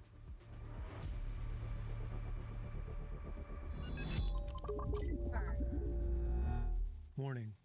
This video includes descriptions of suicide and mass murder committed under the Nazi regime. Our coverage is largely based on these two books. This is a photo of Reinhard Heydrich and his wife Lena. It was taken in May 1942 at the Wallenstein Palais in Prague. They didn't exist colors back then? Reinhard That must Heydrich have been such a loves sad music. life. Like He's the everything son they of a do, singer and composer. they don't see colors? But despite showing musical talent as a child, he chose a very different path for himself. After graduating from school, he joined the Reichsmarine, the German Navy. Heydrich is tall, blonde, and athletic. He looks like he walked straight out of a Nazi propaganda poster. But this picture-perfect facade is deceptive. He speaks with a strangely thin, high-pitched voice. He's said to have been haunted by deep insecurity and self-hatred. In school, and also in the Navy, people mock him. Rumors spread that he has Jewish roots. They call him Blonde Moses. In a Germany turning toward Nazism, it's a nickname he despises. In December 1930, he meets Austria, June 19th, 2020, early evening. A taxi is speeding from Vienna to Wuslau Airport. Usually the trip would only take 35 minutes. But the taxi driver is not familiar with the route and misses the entrance to the airport. The airport is tiny. There's a tower, a few hangars, and a restaurant.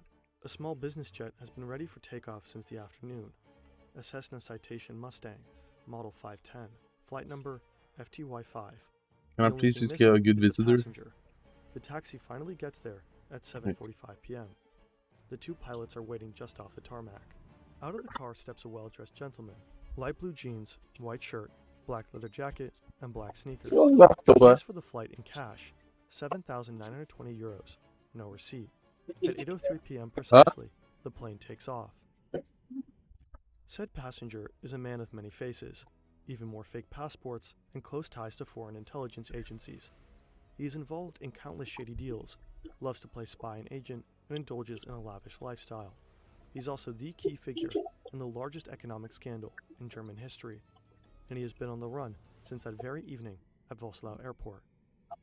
Jan Marsalek. Jan Marsalek. Jan Marsalek. He's missing. He was accused of fraud. Vanished without a trace. Marsalek is wanted by German authorities and is believed to have fled to Russia. So there's a massive fraud, and Jan Marsalek was involved in that. What do we know of Marsalek's whereabouts?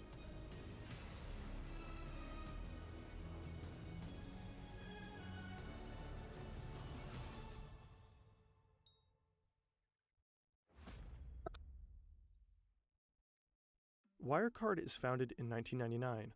For a long time, the company is considered Germany's answer to Silicon Valley, a tech firm for online payments, essentially the German PayPal, but only for businesses. Initially, the startup focuses on processing payments for pornography and gambling companies, but the clientele quickly becomes more reputable. Over the next few years, Wirecard experiences a meteoric rise. In 2018, the company is larger than Deutsche Bank. And eventually, in June 2020, it collapsed. It went straight from the DAX 30 to nothing. Dan McCrum was the first person to uncover discrepancies in Wirecard's numbers. He's an investigative journalist for the Financial Times, and together with his team, he put together the decisive pieces to help authorities open an official fraud investigation. We've included links to McCrum's book, Money Men, and the Wirecard podcast by German media outlet SC in the description. On June 18th, 10:43 a.m., auditors from EY confirmed that Wirecard failed to provide receipts for 1.9 billion euros worth of assets. The money was supposed to be held in accounts in Asia. Es kann derzeit nicht ausgeschlossen werden, dass die Wirecard AG in einem Betrugsfall erheblichen Ausmaßes zum Geschädigten geworden ist. The very next day, June 19th, Markus Braun steps down as CEO. A few days later, June 22nd, Wirecard claims it is highly probable the missing 1.9 billion euros does not exist. The company files for insolvency on June 25th. And just like that, one of Germany's rare technology success stories has come to an inglorious end. Why is there so much shady shit with banking in Germany? Clues, leads, and rumors. Isn't that the first time he's talked about it? Sense of facts and connections. That's why we love Brilliant. Brilliant is a hands-on learning by doing platform that lets you take your critical thinking and problem-solving skills to the next level, or your investigative mindset to connect the dots in an intricate puzzle of lies and spies. Their methodology is super smart and effective, fun and bite-sized, interactive lessons offering you a tangible grip on complex topics from math and data analysis to programming and AI. No matter where you start from, Brilliant matches your skill level and interests. The app lets you develop powerful daily learning habits. To try everything Brilliant has to offer for free for a full 30 days, scan this QR code or visit brilliant.org/fern or click on the link in the description. You'll also get 20% off an annual premium subscription. By checking out Brilliant, you are actively supporting our channel. Markus Braun is arrested on June 23rd. But I don't want Brilliant. He's charged with misrepresentation, market manipulation, breach of trust, and commercial gang fraud amounting to billions of euros. He's not the only one wanted by the public prosecutor's office. The second alleged main culprit is Austrian citizen Jan Marsalek, a member of the Wirecard management board and largely responsible for their business in Asia. A massive trial on the case has been underway since December 22. In addition to ex-CEO Markus Braun, former chief accountant Stefan What's up in Germany just scamming? Scams everything, bro. Is it just go to the country for this? Protected by the presumption of innocence. Only Marsalek is not there when the trial starts. There has been no trace of him for almost 4 years. Marsalek is released with immediate effect on the very day EY discloses the balance sheet problems, June 18, 2020. Braun still asks him to travel to the Philippines to investigate the whereabouts of the missing 1.9 billion euros. On June 23, 2020, Marsalek lands at Manila Airport in the Philippines. The following day, he leaves Cebu Airport, some 800 kilometers south of the capital, and travels on to China. At least that's what the records from the Philippines Bureau of Immigration say. But something is off. Jan Marsalek can't be seen entering the country on airport surveillance cameras. Also, there are no flights from Cebu to China on his alleged day of departure. Apparently, immigration officers faked the data entries. It's an offense they are later officially charged with. So where is Marsalek? He ran off with the bread. On the evening of June to a different 18th, country. the day he is released from work, Marsalek goes to a restaurant in Munich called Il Sogno. Here he meets with two acquaintances from Austria. The first one is Martin Weiss, a former domestic intelligence agent. The second one is Thomas Schellenbacher, a former member of the Austrian National Council for right-wing populist party, FPÖ. Marsalek tells them he like urgently needs to go to the Philippines to sort out Wirecard's balance sheet day. trouble. His favorite route would be via Minsk, Belarus. He hands them his passport so they can book him a flight. The next day, June 19th, at 11:56 a.m., someone sends an email to the airport in Minsk. They know 400 The actually, sender so is it's an not that employee bad. at Minsk-based travel agency Planeta Gios. The mail itself informs airport staff that there will be a VIP guest flying in from Vienna. Attached is a diplomatic passport from the Caribbean state of Grenada. According to research conducted by German newspaper Süddeutsche Zeitung, the email and its attachment were later deleted by accident. Later that day, a small Cessna with Jan Marsalek on board takes off in Vienna and flies towards Belarus. Around 3 hours later, the plane touches down in Minsk. At passport control, Marsalek uses his real passport. He is already expected at the airport and picked up by a black Mercedes minibus with Belarusian license plates. He is taken to the Hampton Hotel on Tolstoy Street in Minsk, some 45 kilometers away. The authorities in Minsk do not know whether Marsalek ever left Belarus or where he might be. What? By the time the public prosecutor's office So starts you just looking pay for people him, to fake Marsalek has a head start stuff? of several days. They raid one of his mansions in Munich, but what they find there only raises further questions. Before his escape, this is where Marsalek spends most of his time, at Prinzregentenstrasse 61, a chic villa used as something like a clubhouse for himself, his business associates, and close confidants. Yeah, that There's looks a high-end nice. surveillance system and plans for a bug-proof chamber. Nobody ever really lived here. The building was partly used as office space, for example, by Martin Weiss, the former Austrian intelligence agent who helped Marsalek escape. But the house is also a regular meeting hub for other former intelligence agents, military personnel, and money launderers. Surrounded by Italian design furniture and expensive oil paintings, they mingle and talk business.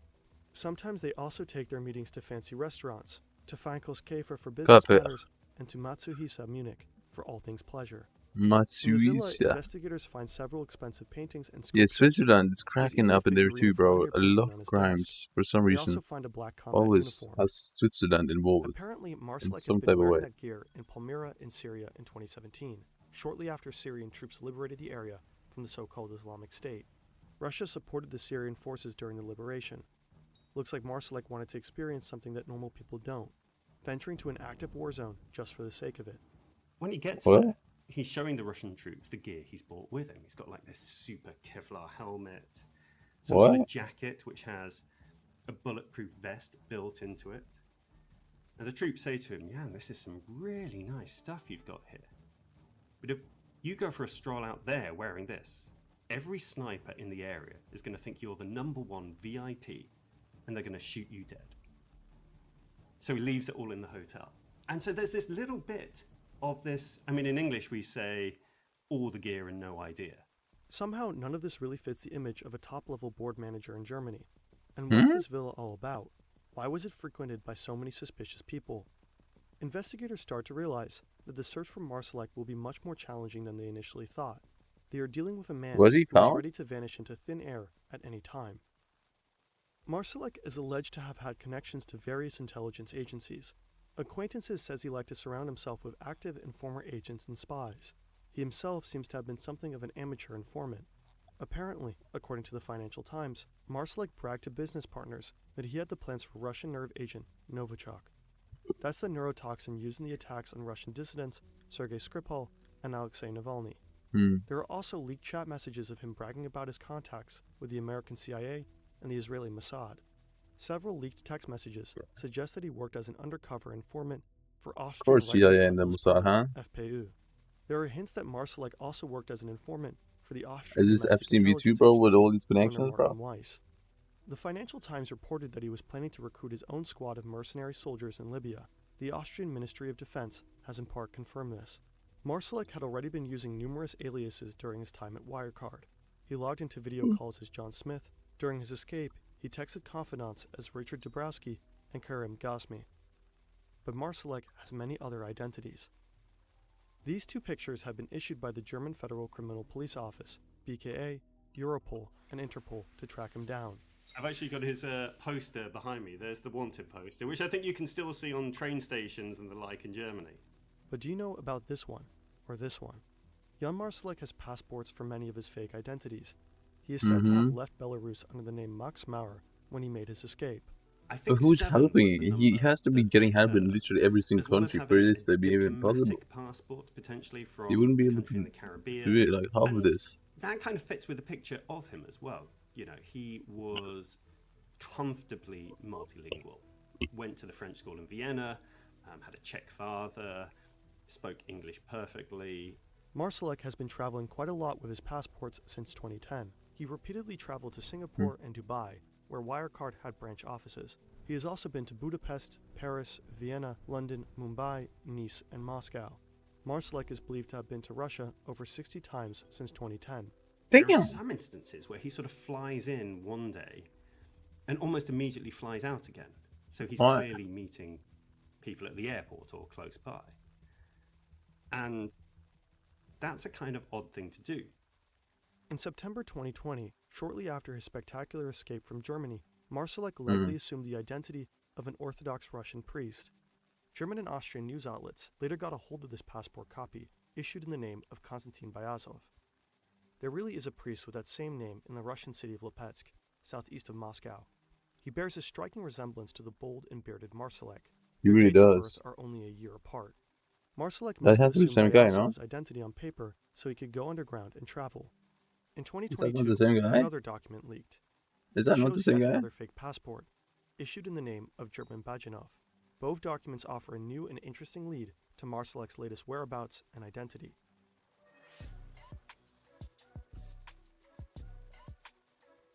Moscow. An Audi A8 pulls up. There's a man in the back seat sporting a red jacket, a shaved head, and a full beard. He has just returned from his winter vacation in Sochi.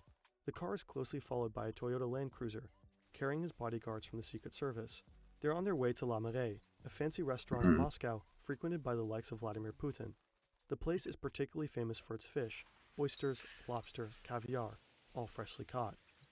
After lunch, they return to the heavily guarded community of Mayendorf Gardens, located in Razdori, one of Russia's priciest residential areas. Here, Jan Marsalek resides in a stylish villa, just like he used to do in Munich.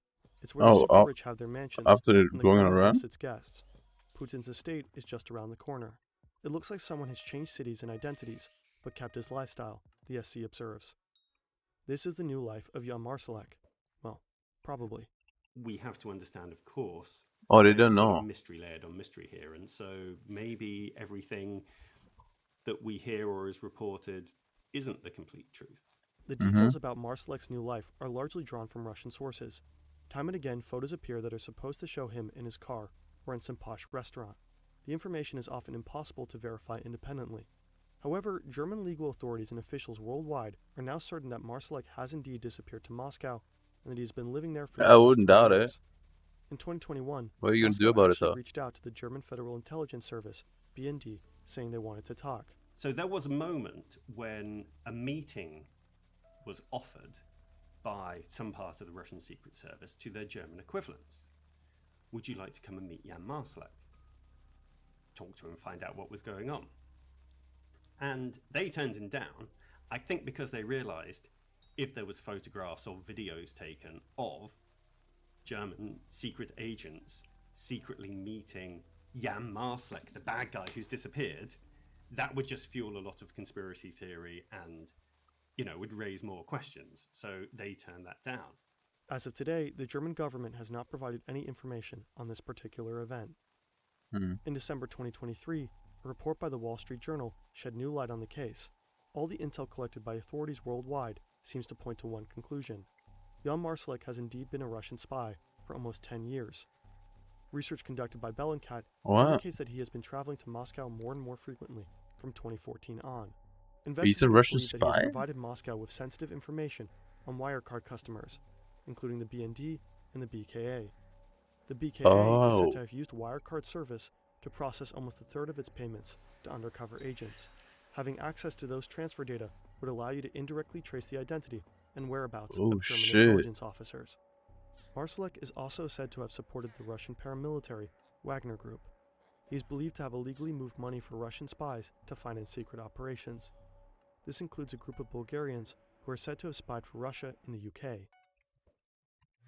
After David Crum first reported on financial irregularities in Wirecard's Singapore side of business in 2019, there were clear attempts to intimidate him. He and other journalists were observed and their cell phones tapped. McCrum suspects these schemes may have involved the Bulgarian gangsters. That's possible, for sure. One of these guys is alleged to But have I don't know. essentially He's run a Russian spy. Is that like helped confirmed? you hack phones. But how is he a Russian spy and And someone he makes helped Jan like such a Marsalek fucking big business in Germany? I don't pretty know it. sure at about the time he was trying to hack my phone and work out what I was doing, hack people's phones, find out their locations, steal their contacts, that sort of thing. The UK's Crown Prosecution Service accuses Marsalek of giving orders to this group between 2020 and 2023. The group appears to have gathered intel to assist the Kremlin in kidnapping Russian targets. I mean, it doesn't even sound All like a this is German name substantiated by at all. new evidence in spring 2024. German news outlet Der Spiegel reports that British and Austrian prosecutors got their hands on thousands of telegram messages between Marsalek, the Bulgarians, and other contacts. According to the reports, one of those handymen was Augusto Ott, a former Austrian intelligence officer arrested earlier this year. Apparently, Marsalek instructed him to look up classified information on Kremlin enemies and filter the data to Russia. But it doesn't stop there. In 2022, Marsalek seems to have personally ensured the contraband of highly sensitive devices from Vienna to Moscow, cell phones of former high-ranking Austrian politicians, and a top-secret SINA laptop. SINA stands for Secure Internetwork Architecture, a crypto technology co-developed by German security personnel. Authorities and organizations worldwide use this I've never heard of technology this. to handle highly sensitive data. In one of his texts, Marsalek confirms the laptop has safely reached the Russian Secret Service, FSB. He also writes that a Russian handyman paid 20,000 euros in cash for it. Was Marsalek a much better spy than people thought, much more professional and experienced? Media reports from March 2024 claim his former girlfriend, Natalia Slabina, recruited him as early as 2014. Experts on the case think the Russian ex-model introduced Marsalek to Russian businessmen and undercover agent handlers. McCrum suspects, in return for all these espionage activities, Russia must have helped Marsalek escape. And I that's think fully if possible, yeah. you're a country like Russia, you kind of have to advertise that you look after your guys, don't you? You can't leave them out in the cold or throw them to the wolves. Because why would people then work for you in the future? If convicted in Germany, Marsalek faces up to 14 years in prison for financial fraud. That doesn't even include the alleged leaking of state secrets. But to put him away, prosecutors would first have to get their hands on him. The only tangible sign of life from Marsalek himself is an 8-page letter that reached German judicial authorities in July 2023. In that letter, Marsalek claims he is innocent. He says he has never been the perpetrator, but the victim of a major scheme. According to him, the real mastermind is Oliver Bellenhaus, Wirecard's former Dubai manager who had turned himself in to become the prosecution's crown witness on the case. The letter does not say anything about the whereabouts of Marsalek himself or the missing 1.9 billion euros. But it doesn't necessarily have to be him writing it. Practically useless in this case. Yeah. But its mere existence does prove something. Marsalek's lawyer, Frank Eckstein, is in touch with his client. According to the Wall Street Journal, Marsalek could currently be in Dubai. Reporters believe that following the death of Prigozhin, Marsalek may be helping to rebuild the Wagner Group in Africa. The hunt for one of the world's most wanted men continues. Apart from the new developments we have seen, authorities are still in the dark. The Wirecard trial has been extended by almost a year. Yeah. This is the most heavily guarded prison in Mexico. Tall mesh fences, huge watchtowers. The area is a no-fly zone. Okay. This prison is considered to be unescapable. Yet today, El someone will Chapo. escape. This someone happens to be the world's most powerful drug lord, El Chapo. Former. He won't use any violence, Yes. nor will he climb over the fence.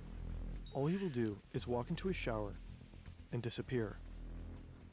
This is the story of how El Chapo became one of the most successful drug dealers in the history of mankind, how he was hunted by authorities for decades, and how he escaped them over and over again. And it's the story of how an interview with a Hollywood actor and a failing car engine finally brought him down.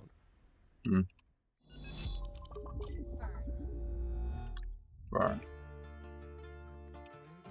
Hold on. Hey. Joaquin Archivado Guzman Loera was born on April 4th, 1957, in a poor family in a poor neighborhood, the village La Tuna in Mexico's Yeah, Sierra he's Madre 69 Mountains. years old now, huh?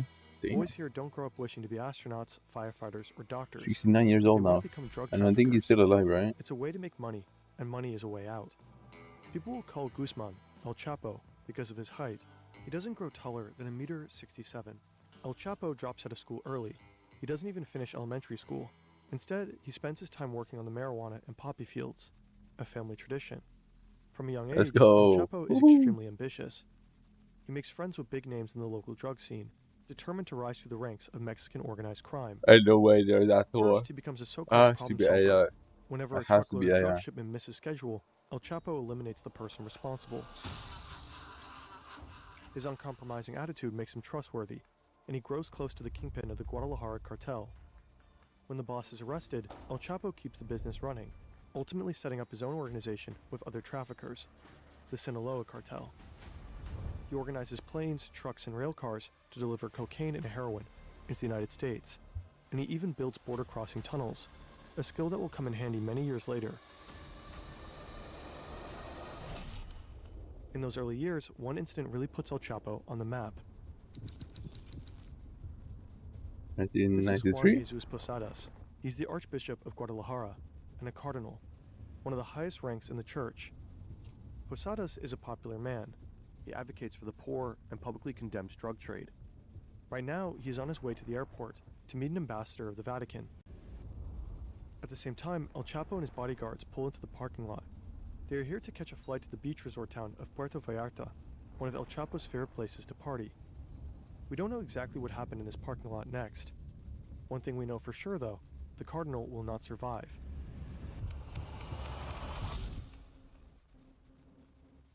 This is the official version. These brothers run a drug trafficking operation out of Tijuana. They are at war with El Chapo and his cartel. They fight over drug running territory, and somehow they get wind that El Chapo is going to be at the airport that day. So one of the brothers and a group of gunmen rush there to ambush him. They spot him and his bodyguards. They step out of their cars and open fire. El Chapo and his men run toward the terminal building, taking cover behind cars in the lot. It's raining bullets, but somehow they manage to escape without getting hit. Hey, let's go. The failed assassination leaves 7 people dead, among them the Cardinal. This is the version of events that authorities will publicly report. Posadas was caught in the crossfire. Wrong time, wrong place. But there are doubts about this story. His death doesn't appear like a coincidence. Forensic experts will later say it's likely that the gunman killed the Cardinal deliberately. He was shot 14 times, from close range. Later, the officials suggest that the gunman had mistaken the cars. El Chapo regularly drives a white Mercury Grand Marquis, the same model Posadas sat in that day. The gunman thought it's El Chapo's car and opened fire. But the Cardinal wore his robe when he was shot. He was not dressed at all like a drug lord. If the gunman killed him at a close range, looks like a pope. how could they have confused him Is that with the El pope? Chapo? Years later, the successor of Posadas will make a serious accusation. He claims the murder of the Cardinal was a crime of the state. Damn, he's super chopped. I'm not gonna lie. He believes the police carried out the killing for the Mexican government. Posadas had accused government officials of having ties to these cartels. Up to this day, it remains a mystery.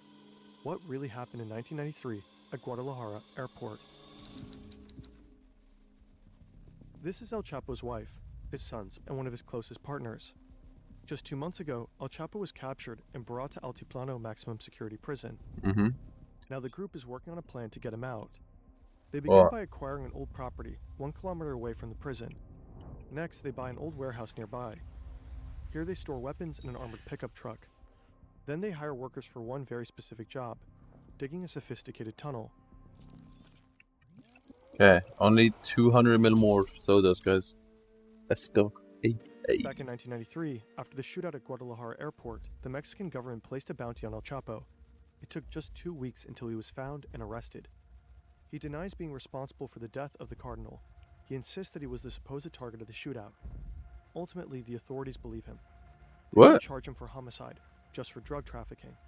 He is sentenced to 20 years in a Mexican prison, but he continues to run the Sinaloa cartel from behind bars. Through his lawyers, he passes orders to his closest allies. He doesn't need to be in the room to pull strings. His empire runs on whispered instructions and tightly coordinated moves. Sometimes real power is remote.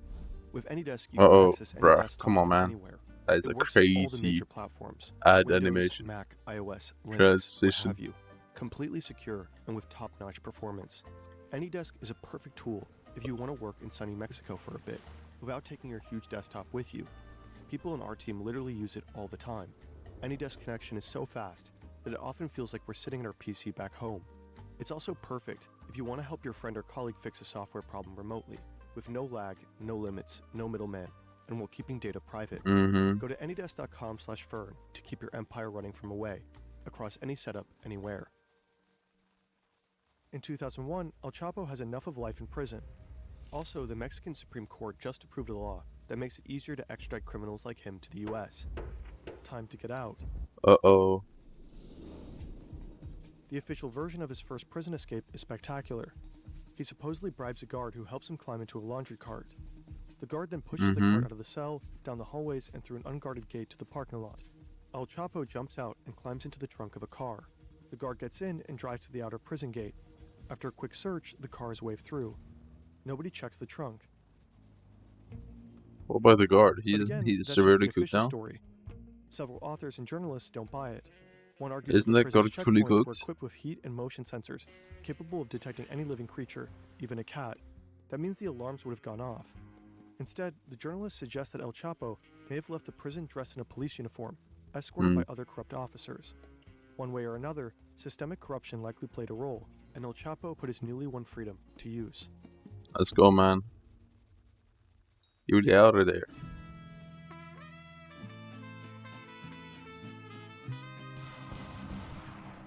Oh, check it In the out. following years, the Mexican cartel landscape changes dramatically.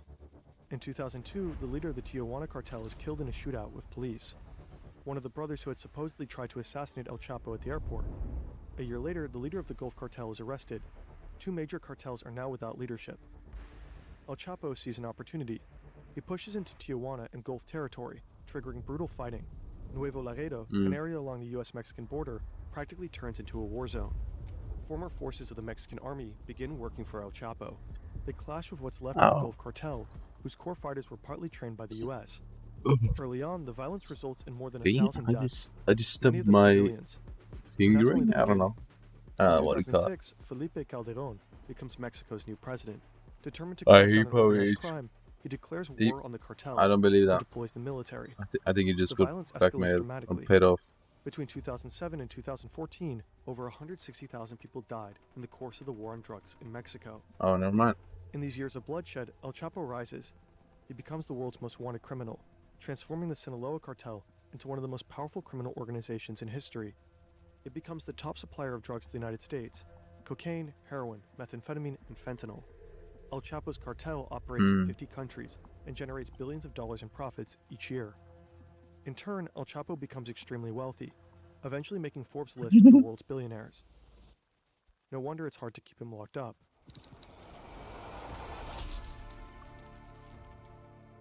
El Chapo's rescue commando needs to know the exact location of his prison cell, so they smuggle a GPS watch into his prison cell, disguised as a food item.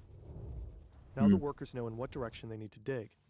Over the span of a year, they Let's dig go. a sophisticated Start tunnel, digging, boys. a carefully planned complex construction. How does costing nobody approximately hear $5 this, million though? to make. How do they not hear this? The tunnel is 1.5 kilometers long and 1.70 meters high. It is reinforced by a wooden frame. There are lights and even a ventilation system. Digging a tunnel creates a lot of dirt, so the workers build a rail system with a motorcycle adapted to it to move the dirt out of the tunnel. The construction is also supposed to function as an escape vehicle later on. But how did El Chapo end up in El Altiplano in the first place?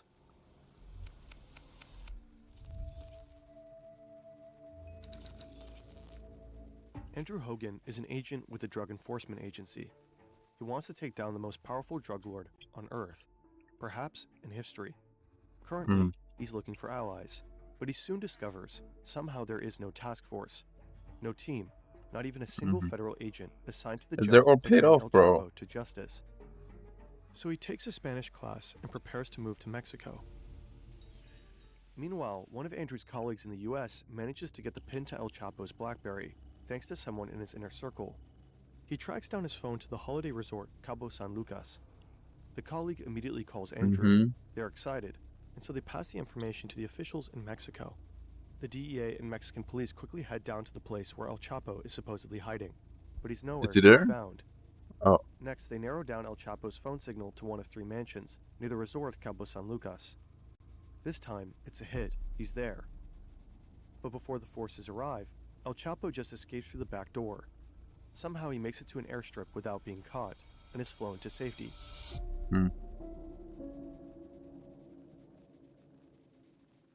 El Chapo always seems to be one step ahead. He constantly changes his SIM cards and phones, and simply outsmarts the authorities. One DEA agent supposedly said the Mexicans couldn't catch El Chapo if he was standing at the fucking Starbucks across the street from the embassy. But Andrew Hogan doesn't give up. In May 2012, he moves to Mexico City with his family and takes over the Sinaloa case. In the months that follow, he and his team begin intercepting members of El Chapo's inner circle. Bit by bit, they uncovered the cartel's complex communication system, how often numbers are changed, possible code names, and GPS locations. Slowly, a picture begins to emerge. One day, El Chapo seemingly wants to meet an underling in person, and he sends one of his chauffeurs to pick him up. Hogan tracks his phone. The chauffeur finally arrives at a place in Culiacan. The signal leads to a group of 5 houses. Hogan organizes a capture operation with dozens of Mexican Marines, helicopters, and trucks, and he joins the mission himself. They surround the property and storm inside. But once again, El Chapo is gone. Instead, they find a strangely placed bathtub covering the entrance to a tunnel that leads into the sewers of Culiacan. W tunnels, bro. Well, But actually, this I don't know time, if the it's Marines W. managed to stay on El Chapo's tail. 3 days later, they find out that one of his men had driven him to the coastal town of Mazatlan, to a hotel. Damn. The Marines enter the 4th floor of the hotel. They're not playing, They though. storm into room 401, heading straight for the bedroom. El Chapo is with his family. He barricades himself in the bathroom with an assault rifle. His wife pleads with the soldiers not to harm their daughters. Shortly after El Chapo surrenders, they got him. Andrew Hogan's job is done now. He caught the most wanted man on the planet, and he worries for the safety of his family, who moved to Mexico with him. So they board a plane back to the US. Meanwhile, El Chapo goes to Altiplano. The US is pushing hard for his extradition. This would likely be his doom, the end of his reign. Time for another tunnel. Yeah, another escape. The rescue team and the workers manage to locate the exact spot of El Chapo's cell shower. They build a 10-meter vertical passageway that connects the tunnels to the cell, including a ladder. All this digging and drilling creates a lot of noise. Several inmates are complaining, but the guards ignore them. El Chapo's rescue team manages to complete the 5 million tunnel directly into his prison cell, without anyone interfering. All that's left is breaking through the cell floor, and thus comes the day. El Chapo sits on his bed. A surveillance camera monitors him closely. The camera also records audio. You can hear television. The volume is turned up. But you also hear loud banging noises. Probably someone is breaking through the cell floor. Next, El Chapo begins to pace up and down in his cell. After some time, he walks to his shower stall, bends over, and goes back to his bed. He removes his shoes, sits for a second. Then he walks behind the shower wall and simply disappears. He squeezes through the hole in the ground. It's just 50 by 50 centimeters wide. 1 meter below, he finds footing on a ladder. He climbs down 10 meters into the ground until he reaches the tunnel. There we go. Someone is already waiting for him, likely his wife's brother. The rescuer sits on the motorcycle on rails. El Chapo climbs on behind him. Together, they make the 1.5 kilometer ride to the other end of the tunnel. When they arrive, El Chapo and his companion climb up a small ladder through the exit shaft. They end up in an unfinished house, covered with construction material. An ATV is parked outside. They drive a short distance to a warehouse and switch to an SUV. Then they drive for 2 hours. Oh my god, until they really arrive set at an airstrip. us up, bro. A plane is already waiting. They board it and fly to Sinaloa. And he back up there, man. Why would they keep going back there, though? I don't know. One of El Chapo's sons posts a tweet. "I'm doing fine here. You already know with whom." Attached is a photo, presumably with his father. The tweet is tagged with a location, Costa Rica. Let's back up for a second. Some things about this spectacular escape just don't add up. 100% There's not, video yeah. footage of guards watching their screens as El Chapo disappears, yet it takes them 20 minutes to check his cell. They even wait a few more minutes before they finally enter and check the escape hole. Also, it seems unlikely that building such a tunnel truly went unnoticed. After Yeah. all, inmates actively Way too much complained noise. about the drilling noise. A large majority of Mexicans believe the escape was an inside job. Of course. Shortly after El Chapo's second prison escape, the prison's warden and 2 other officials were fired. Next, 4 Mexican officials were charged. 2 were members of Mexico's Secret Service, based at the prison. The other 2 were guards who sat in the control room, monitoring El Chapo's cell.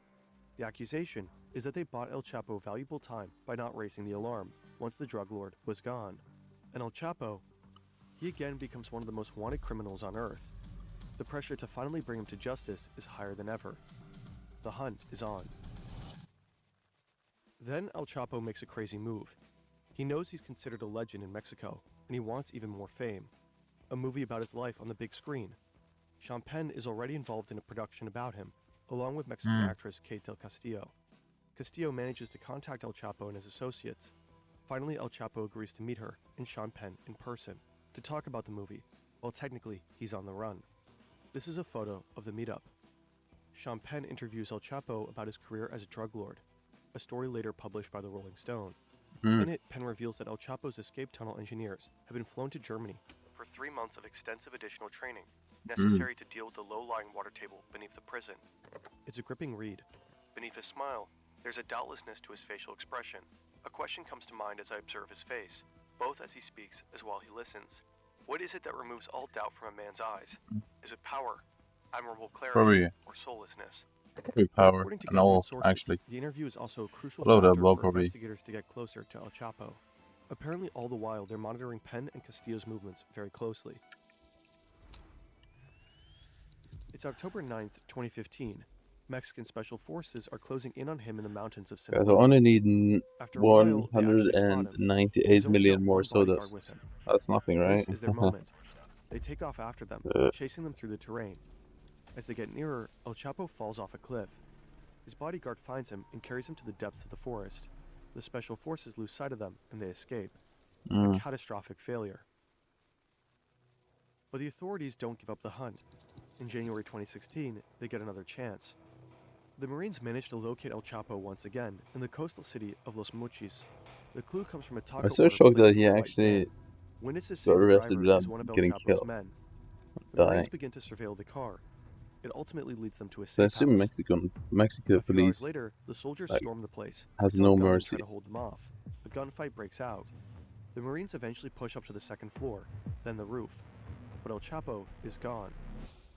True to his form, he and one of his gunmen fled through a hidden tunnel. Right now, they are climbing out of a drainage tunnel a short distance away, right across from a Walmart. El Chapo and his gunmen need to escape quickly. They steal a car, Oh yeah, they're guns cooked. drawn. When they're After at this just point driving a with few zero blocks, planning, the car breaks down, so they ditch it and lose valuable time. yeah, Then 100% they they take cook over now. another car and manage to get on the highway, but it's too late. Yeah. Police finally arrest El Chapo, one of history's most powerful drug lords. He tells the officers, "You are all going to die." 40 of his assassins are supposedly on their way to free him, but he gets handed over to the Marines, and it's over. After a decade of hide-and-seek, escaping over and over again, in all likelihood protected by systemic corruption, El Chapo has finally been caught. Later that day, the Mexican president tweets, "Mission accomplished. We have him." Soon after, El Chapo was extradited to the United States, the one thing he truly he's feared. cooked. On July 17th, 2019, 3 years after his second escape, he was sentenced to life in Colorado's Supermax prison. That's where he remains locked up to this day. The Sinaloa cartel and other Mexican cartels are as strong as ever, operating as undeterred global organizations. There's so much more to the story that we couldn't cover in this video, but apparently some video journalist obsessed with maps is about to pick it up very soon. Oh, hi Fern. Love your stuff. We will keep you posted.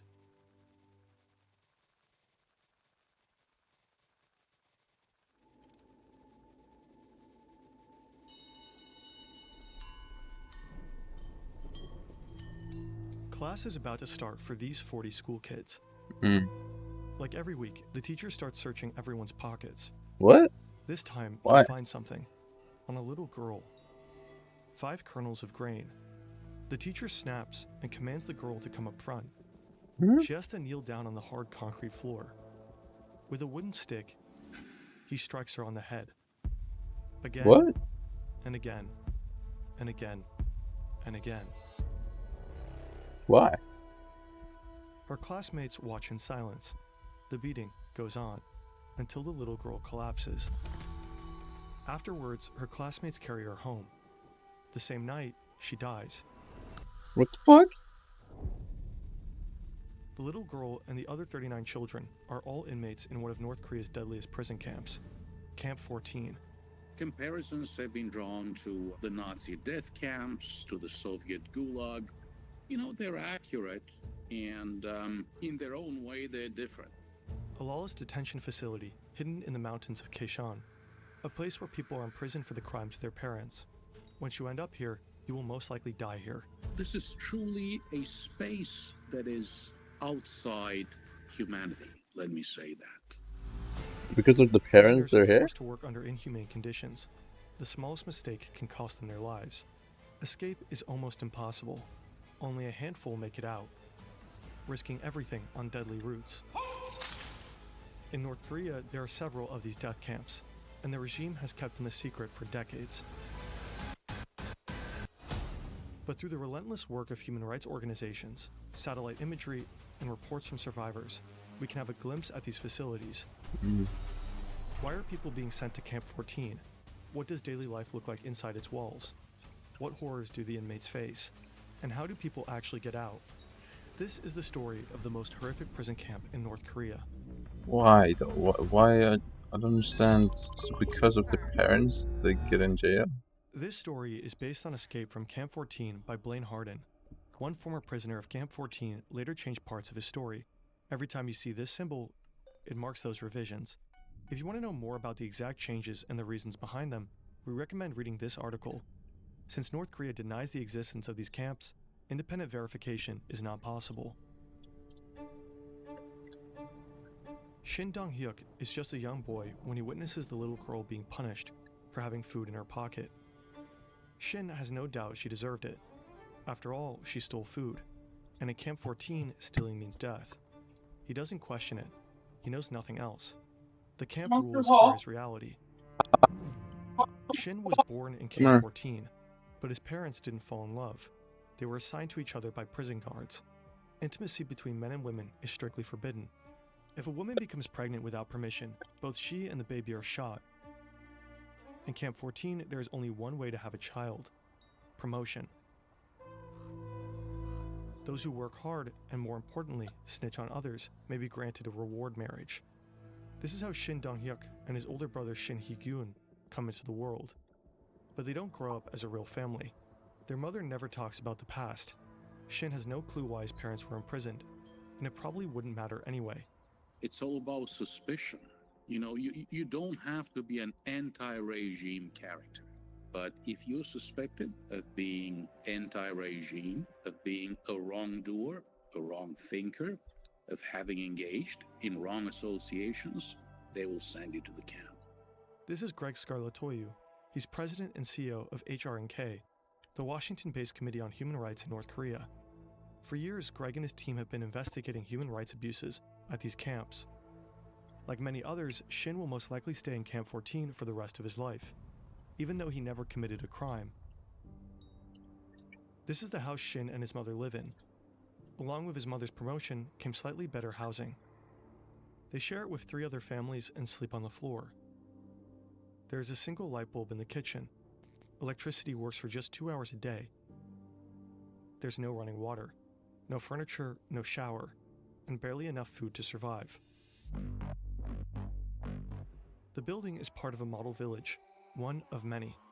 Camp 14 is estimated to cover around 153 square kilometers, almost 3 times the size of Manhattan. It is secured by a 60-kilometer fence, patrol paths, barracks, guard posts, and checkpoints. The whole area stretches from river valleys to mountain peaks. The wilderness and the Taedong River act as a natural barrier. an immense obstacle course separating the facility from the outside world. Little villages are scattered across the vast area, containing housing and working units. These are sprawling facilities. They're very large facilities. So at some of these facilities, you see farming, agriculture going on. You see some of these facilities that are adjacent to coal mines or other types of mineral exploitation. Researching and animating topics like these take a lot of time. We worked for months on just this video with the help of more than a dozen people. And this wouldn't be possible without our sponsor, Brilliant. Brilliant is an interactive learning app and the best way to become smarter, quicker. They provide thousands of lessons in math, science, data analysis, AI, programming, and more. You can pick up lessons anytime you want on your phone or computer. This makes learning a part of your everyday life. We really like Brilliant's scientific thinking course.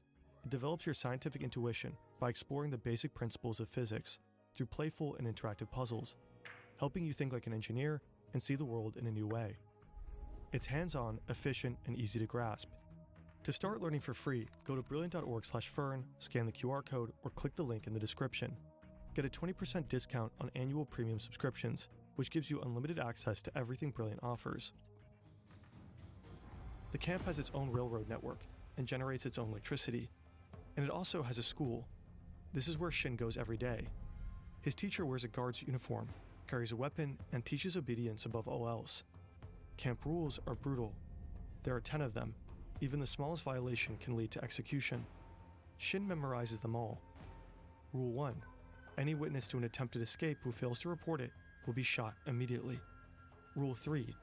Anyone who steals or conceals any foodstuffs will be shot immediately. Rule 5. Anyone who holds or hides a fugitive's possessions, conspires with him, or fails to report him will be shot immediately. The guards enforce the rules without mercy. Across North Korea, there are different types of detention facilities. The worst of them are called Kwonliso. Camp 14 is one of them. It's also called a total control zone. People never get out of those. You know, they just waste away. They get killed by this vicious cycle of malnutrition and forced labor. Shin's mother has to work the rice fields, 10 to 15 hours of hard labor every day. If she meets her quota, she receives food, just enough to survive the night and make it through the next day. North Korea is all about production targets. If you don't meet them, and probably you will not meet them, you'll get less food, more work, less food, more work, and that's how you waste away and die. That's, you know, the truly tragic story at these camps. From the moment Shin starts school, his life is split between the classroom and hard labor in the coal mine. Long work days are made worse by a constant gnawing hunger. Before school, Shin often eats his mother's portion while she's still out in the fields. She beats him for it, but he does it anyway. To him, she's not a source of love or care. She's a rival in the fight for every meager scrap of food. This is Shin's meal, served 3 times a day for his entire prison life. If he makes a mistake, his portion is cut in half as punishment. Sometimes he and the other inmates catch rats, the only source of meat in Camp 14. For Shin, this isn't as much as a nightmare. It's normal life. He has never seen the world beyond the barbed wire. Unlike this man.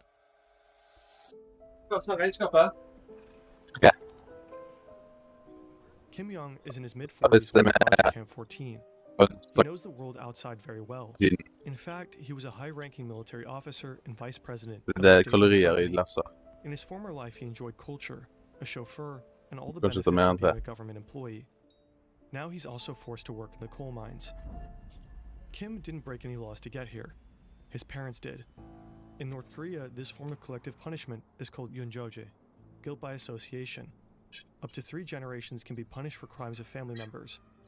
When Kim was a child, his father and brother were accused of spying for the United States, enough to execute them. After that, Kim was brought to an orphanage under a new name. It took more than 40 years until someone found out about his true heritage. Even Kim himself wasn't aware of the supposed crimes his family allegedly committed. There's absolutely no judicial process. This is extrajudicial punishment.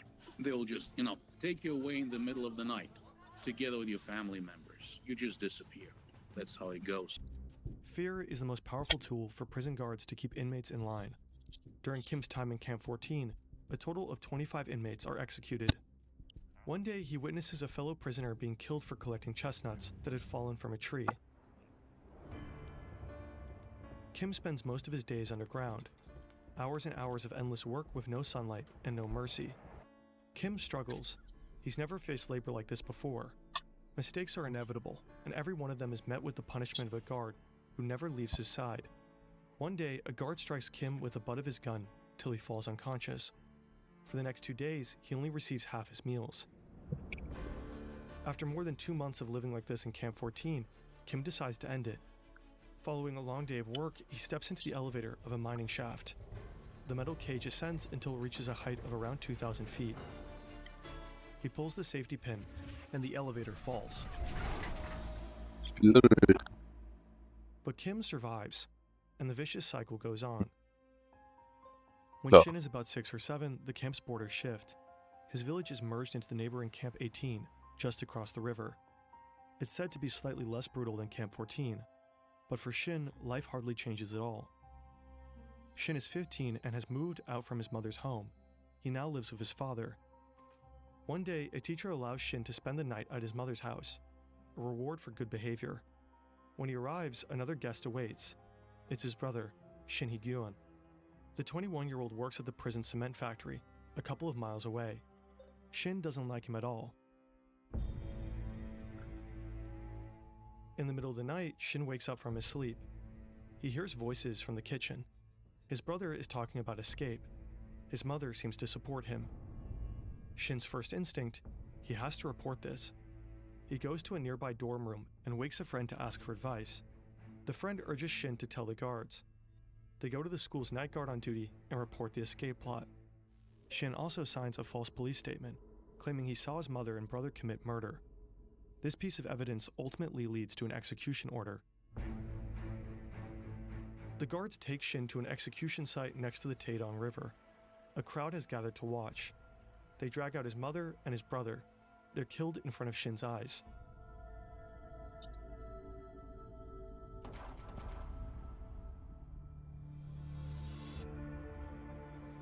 In 1996, Kim Young is transferred to Camp 18.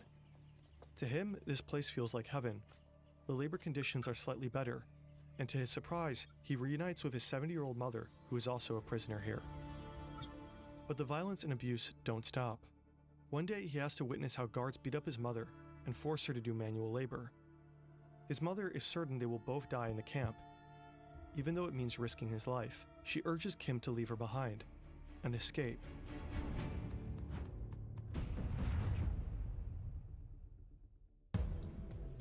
Escaping from a North Korean death camp is almost impossible.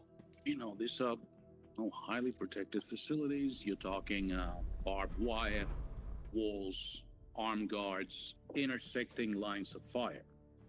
You're talking machine guns. Very, very difficult to escape. Kanske det är massor difficult to escape a detention facility. Kanske det är massor i... Civilized country. Imagine North Korea. Kim Young quietly studies his surroundings. He observes, waits, and starts thinking. He lays out multiple escape plans, but none of them seem doable to him. Another hard day of work. The prisoners are loading coal onto a train. Suddenly, they spot something. Grain scattered across the bottom of a train car. It must have transported food before. The scene explodes into chaos.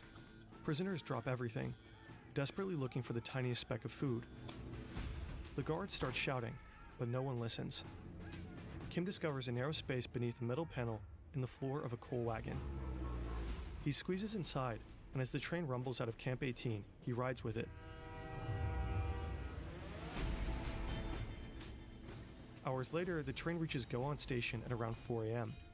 We don't know exactly how, but Kim manages to crawl out of his hideout and disappears into the night. Kim successfully escaped Camp 18, but his path to freedom is still very long. After finding a worker's uniform, he changes clothes and starts a treacherous journey that will take him many months through China and Mongolia to South Korea, where he'll eventually seek asylum. Escaping a prison is one thing. Escaping the country is another. We made a whole video on how to escape North Korea. Link is in the description. Shin also manages to escape from Camp 18 twice, both times by crawling under a fence. Both times he's recaptured. After his second attempt, Shin is sent back to Camp 14 and is thrown into a special detention center, a place with only one purpose: torture. After 4 weeks of torture, he's thrown into a pitch-black cell, no windows and barely enough space to lie down. There he'll spend the next 6 months. After his release, Shin is thrown back to the general prison population. He has to work in the coal mine, the farm fields, and eventually in a garment factory. This is where he meets Park Young-chul, a man unlike anyone Shin has ever seen. Born into an elite family, Park once held a prestigious job and had seen the world beyond North Korea's borders. By then, Shin already knows he's on the execution list. With Park at his side, he begins planning what will be Shin's third and final escape. Shin and Park are assigned to do some woodwork up in the mountains, along with some prisoners. They're chopping wood near the outer fence. The camp's fence is around 10 feet high and lined with high-voltage barbed wire. The next guard tower is a quarter of a mile away. Shin watches the patrols. There are long gaps between them where no guard is close enough to spot the two. The plan is simple. Wait until dusk so that their footprints can't easily be traced in the snow. They slip through the high-voltage wires without touching them. As the sun sets, Shin and Park move closer to the fence. They hack branches, pretending to stack wood. Nobody notices them. Park hesitates. Shin's heart races. He grabs Park's hand and they run. Shin slips. Park reaches the fence before him. He tries to squeeze his head between the two lowest wires and hits one of them. Park's body is not moving. The bottom wire bends under his weight, creating a narrow gap. Shin crawls over Park's body. He is almost past the fence when his legs slip, hitting one of the wires. The voltage tears through him. His pants char. His skin burns from ankle to knee. But somehow he makes it through. Park's body lies dead on the fence. Shin runs without looking back for 2 hours straight until he realizes that he made it. He manages to cross the river to China, and after a journey of almost 2 years, he finally reaches South Korea. Wow. These are all the prison camps that are most likely active in North Korea today. According to Greg Scarlatoyu, the camps are changing, and not for the better. What? Camps near the border have reportedly been moved further inland, likely to make escape even harder. In some, new internal perimeters have appeared, possibly to isolate high-value prisoners. A third development in terms of infrastructure, evolution and development has been the creation of watchtowers and what appears to be intersecting lines of fire around the camps that would be meant to basically exterminate those who attempt to leave those camps. For some camps, evidence is even scarcer. There's one camp that we know very little about, and that's Camp 16, 1-6. That's very close to the Punggye-ri nuclear testing facility. And I have spoken with the South Korean nuclear scientists who said, look, we don't believe that prisoners are used in digging those tunnels for the nuclear tests, but it is very likely that they will be, used and abused while cleaning up after those nuclear tests. The HRNK estimates that up to 120,000 people are currently held in North Korean prison camps. In fact, as a viewer of this video, you might know more about them than most North Koreans ever will. We have to remember that these people are being tortured and maimed today. They were tortured and maimed yesterday, and the same will happen tomorrow. So, I think it's a matter of moral, ethical, religious, and political obligation to continue to maintain our interest in these issues. This is Shin today. He gradually adjusted to a life in society and became a public speaker and advocate for human rights in North Korea. In 2015, Shin Dong-hyuk retracted parts of his story and admitted to changing certain key details in Escape from Camp 14. The book's author published a detailed statement outlining every change Shin had made. According to Shin, some memories were simply too painful and others too shameful to share truthfully at the time. This is a common reaction for victims of torture, who often cope by suppressing or distorting their accounts of what really happened. Sad. Greg Super sad. Scarlatoiu and others believe Shin's changes don't alter the fundamental truth of his reports. Was Shin Dong-hyuk a political prisoner? Yes, 100%. Okay, he spent some time both at Camp 14 and Camp 18, right across the river. Did he witness the execution of his mother and brother? Yes, he did. So the fundamental elements of Shin Dong-hyuk's story did not change. Shin bears the scars, physical and psychological. They leave little doubt about the abuse and torture he endured.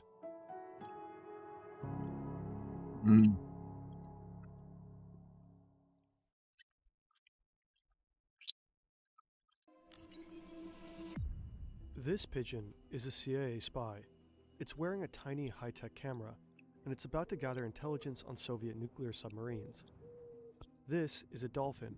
Right now, it's being trained to carry bombs and attach them to enemy vessels, possibly miniaturized nuclear bombs. This raven isn't just flying around. It's on a mission. Currently, it's heading towards the hotel room of a KGB agent to plant a bug there. And this cat has been sent to spy on a Chinese diplomat. It had a microphone surgically implanted in its ear, and there's an antenna in its tail. This all sounds like science fiction, but animal spies are very real. Their stories have long been shrouded in secrecy, myths, and legends. But in 2019, the CIA released a large trove of previously classified documents. They give us a glimpse into how the CIA tries to weaponize animals. Today, we will look at the 4 most spectacular projects. They reveal a story of Cold War paranoia, unchecked hubris, absurd waste, spectacular failures, and wild ideas that were taken too far.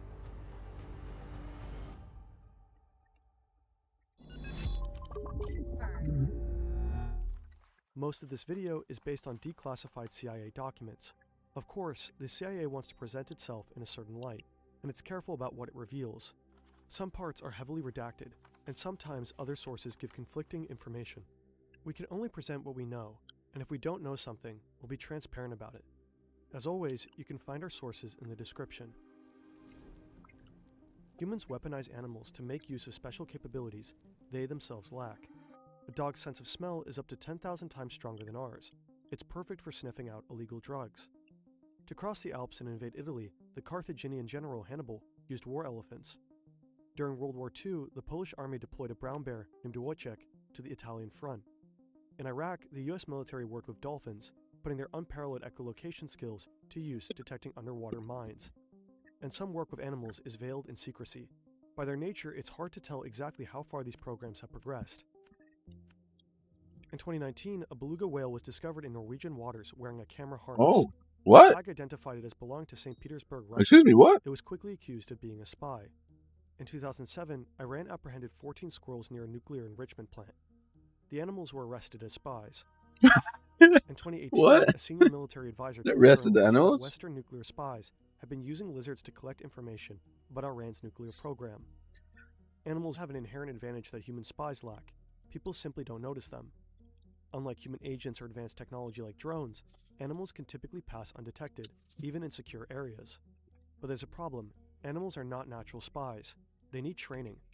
During the Cold War, the CIA faced a mighty adversary, the Soviet Union. In trying to claim the upper hand, the agency explored all sorts of methods, some of them highly unorthodox. Psychedelic drugs, mind control, silent killer weapons, stealing Russian submarines, and, of course, animal agents. In the mid-1960s, the CIA launched Project Axiolite. The goal was to provide reliable trained avian vehicles for emplacement, transport, and a recovery of reconnaissance surveillance sensors to meet operational requirements as defined by the sponsors. In other words, the CIA was training birds to transport things like recording devices. But which birds were spy material? There were several candidates, some stronger than others. The cockatoo seemed to be a wild card. One memo states, "We are completely in the dark as to what the possibilities are in regard to this critter." There were high hopes for the hawks. Brandy and GB are 2 of the program's hawks. They were especially reliable and determined. They could locate specific objects or features in strange territory. They could carry a 13-ounce package for more than a mile. They could even remove objects from a harness they themselves were wearing. But in general, they were not considered strong flyers. Horned owls respond to a high-frequency whistle and can be recalled by trainers, even in extreme low-light situations. But in daylight, their ability to discern objects is much worse than that of other birds. As time progresses, one unlikely candidate stands out: Doodah, a raven. We now know that ravens are extremely intelligent birds. They have excellent memories, can plan for the future, and are capable of using tools and solving puzzles. Researchers have found that 4-month-old ravens can perform certain cognitive tasks, as well as adult-grade apes. CIA documents usually stick to dry facts, but Doodah was Project Axiolight's superstar. In one memo, an agent dedicates a whole page to the saga of Doodah. Project Axiolight began at a Navy facility at San Clemente Island, off the coast of California. There, the CIA tested the strength of various birds. Their task: fly from the island to a boat and back. This might sound easy, but the distance was challenging, and the winds could be strong. Most birds can manage to fly between 50 yards and 1.5 miles. Doodah, meanwhile, flew 3.5 miles. A few months later, he was almost doubling that distance. He was also problem-solving. In every session, he would figure out exactly the right altitude he needed to fly for the unique wind conditions. Aggressive native birds posed a major threat to the CIA trainees. Wild gulls and ravens soon figured out their training schedule. Once they knew when the CIA birds would show up, they would lie in wait and then attack. But Doodah solved this problem too. To avoid the gulls, he'd keep to a higher altitude and outfly them. The wild ravens were another matter. They would hide behind the bluffs, waiting for an opportunity to attack. Doodah's solution was to engage in brief dogfights with the ravens, while leading them further and further from shore. After about a mile, they would give up and turn back. Ravens' intelligence made them good at more than flying. According to Navy animal trainer Bob Bailey, they could be taught to recognize specific desks, open drawers, and carry heavy objects like file folders. The CIA started training ravens like Doodah extensively, and eventually used them in the field. According to the CIA documents, this is how they did it. A CIA agent wants to record a secret conversation between enemy agents. He knows where and when it's taking place, down to the building and the exact room. Now he needs to get a recording device close to the conversation as inconspicuously as possible. To do this, he goes to a nearby building with a view of the targeted location, no more than 300 feet away. With him, he has a trained raven. At the appropriate time, he aims a tiny flashing laser at the window ledge outside the room where the conversation is taking place. Then he releases the raven from its cage. The bird takes a disguised listening device in its beak and flies to the spot indicated by the laser to plant the equipment. The agent then turns on a special desk lamp to signal to the raven that it's time to return. Later on, the raven is sent to retrieve the recording device by the same method. At least, this is how it's described in the document, Operator's Manual, Avian Delivery System. In real life, things didn't go as smoothly. Training a wild animal to be a spy takes time. It takes planning. If the CIA is still training animals today, they're most likely using Odoo's all-in-one management software. Odoo offers a powerful range of applications that help you manage your business. With Odoo's e-commerce app, it takes just a couple of minutes. You build the structure of your website in just 4 steps. Personalize it by dragging and dropping some blocks, and of course, add products. Just enter the basic details and boom, your product is created. Then make it yours. Upload images, write a description, and personalize the layout. Set up shipping and payment, and done. Try Odoo today. The e-commerce app is just one of many at your disposal. And if you choose one app, it's free, forever. That includes unlimited hosting and support. And if you go for the e-commerce app, even a custom domain name for a year. You can access all applications from just €19.90 per month. Click the link in the description to get started. The whole process is quick, easy, and a lot less challenging than spy training a raven. When ravens were molting, they couldn't fly comfortably. One put the listening device on the wrong windowsill, and when a device made it to the right windowsill, the microphone picked up so much ambient noise, the recording was useless. The document suggests that this whole technique was only used a single time, and the attempt seems to have been unsuccessful. Unfortunately, Doodah's luck eventually ran out. One day he was attacked by a pair of wild ravens he'd fought many times before. All 3 birds disappeared from sight, and Doodah never returned. He was presumed killed in action. The saga of Doodah mourns his loss. He was in a class by himself, writes his trainer. He had a very large bag of tricks and was loved by all. In view of these talents, I suppose I shouldn't have been too surprised when he so quickly became a star on this project. In spite of our deep sense of loss, writes the anonymous agent, we do understand such tragedies are inevitable. Ravens aren't the only birds the CIA used as spies. In secret locations across the United States, Project Axial Light was also busy turning the humblest of birds into covert eyes in the skies. It's September 1976. Aerial photographs show the Soviets building nuclear submarines in Leningrad, but the CIA needs more information. Spy planes fly tens of thousands of feet above their target, while satellites are restricted to space. From these distances, it's impossible to take detailed high-resolution photos. Enter pigeons. A pigeon could fly about 100 feet over a target any time, day or night, and regardless of the weather. Most importantly, no one would notice it, and they could clearly be trained. Pigeons are no strangers to war. During World War II, the British National Pigeon Service would drop cases of the birds over occupied Europe. People would send them back with information about daily life or even military details like troop movements. The key was their unique honing instinct. Anywhere you release a pigeon, it can find its way back home. Even today, this ability still isn't fully understood. To exploit pigeons' natural talents for aerial photography, the CIA's Office of Research and Development created special 16mm cameras and harnesses for the birds to wear. The harnesses were made of leather and attached to the birds with adjustable Velcro tabs. They were designed to allow the birds full freedom of movement while holding the camera steady during flight. The cameras were lightweight and miniaturized. Each had a small battery-powered motor that advanced the film and cocked the shutter. Each camera had its own timer. When it went off, the camera would take pictures for just a few minutes, resulting in 150 to 220 photos. Together, the camera and harness weighed just 39.5 grams. To produce useful images, pigeons needed to fly directly over their target at exactly the right time, but this could be difficult to arrange. Once they were released, the pigeons would fly back home in a more or less direct line. If the target was located on that line, there was a fairly good chance the pigeons would fly over it. But in covert situations, it wasn't always possible to release pigeons in ideal locations. Some areas were restricted, others were too exposed. To get around this problem, CIA handlers tried to teach the birds ABC flight. Point A is the point of release, point B is the target, and point C is the pigeon's home loft. To begin with, temporary targets a short distance away were established at point B. When they flew to these targets, the pigeons were rewarded. Over time, they were conditioned to expect this reward.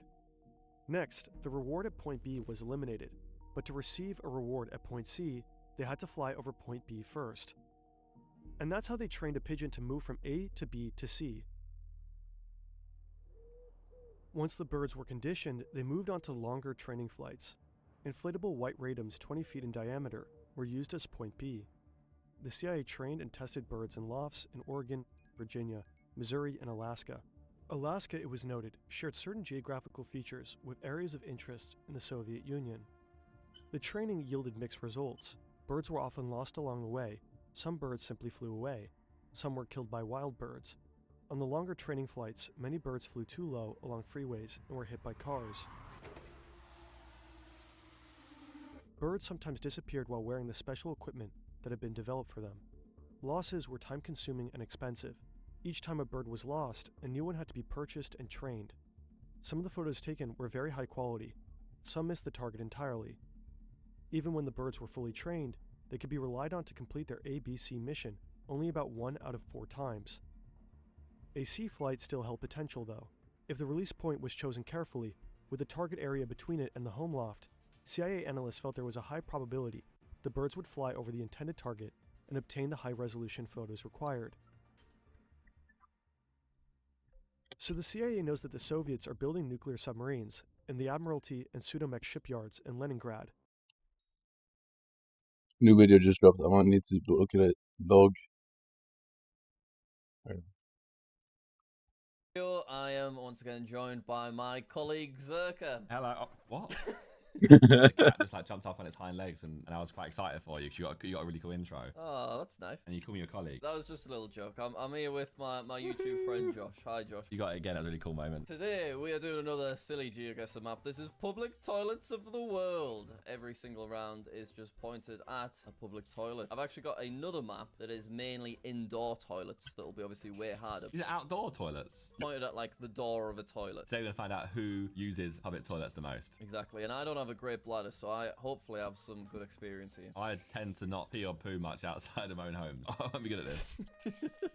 Hopefully I've got the advantage then. We're going to start the game. These are just 1 minute per round. It's going to be quite fast paced. I'll see you on the other side, Josh. Okay. Good luck. Good luck. This is a little bit more, there's our toilet, will you see? A little bit more traditional GeoGuessr to start off with, because obviously we've got all of this other stuff. So the sun is... It's quite easterly there. This is a little bit Hendrix tricky, visited my garden. Hello. What's she waiting for? Is her husband in there, maybe? I don't know. Didn't really assume, should I? I actually have no idea. Oh. I can turn around though. Are you allowed to turn around? Is this allowed? I like Little Ferrisville. This could be Greek. It could be Russian. It could be anything. The mountains. We've got a minute to work out where it is. We can look at languages and stuff. The colors is pretty maybe distinct. More just like in Europe. It's very really. Europe at least. Yeah, the colors is very Greek or Europe. Russian But language. I don't know. I thought of like Ukraine, Russia because of the Ferris wheel and Chernobyl. Like a flat.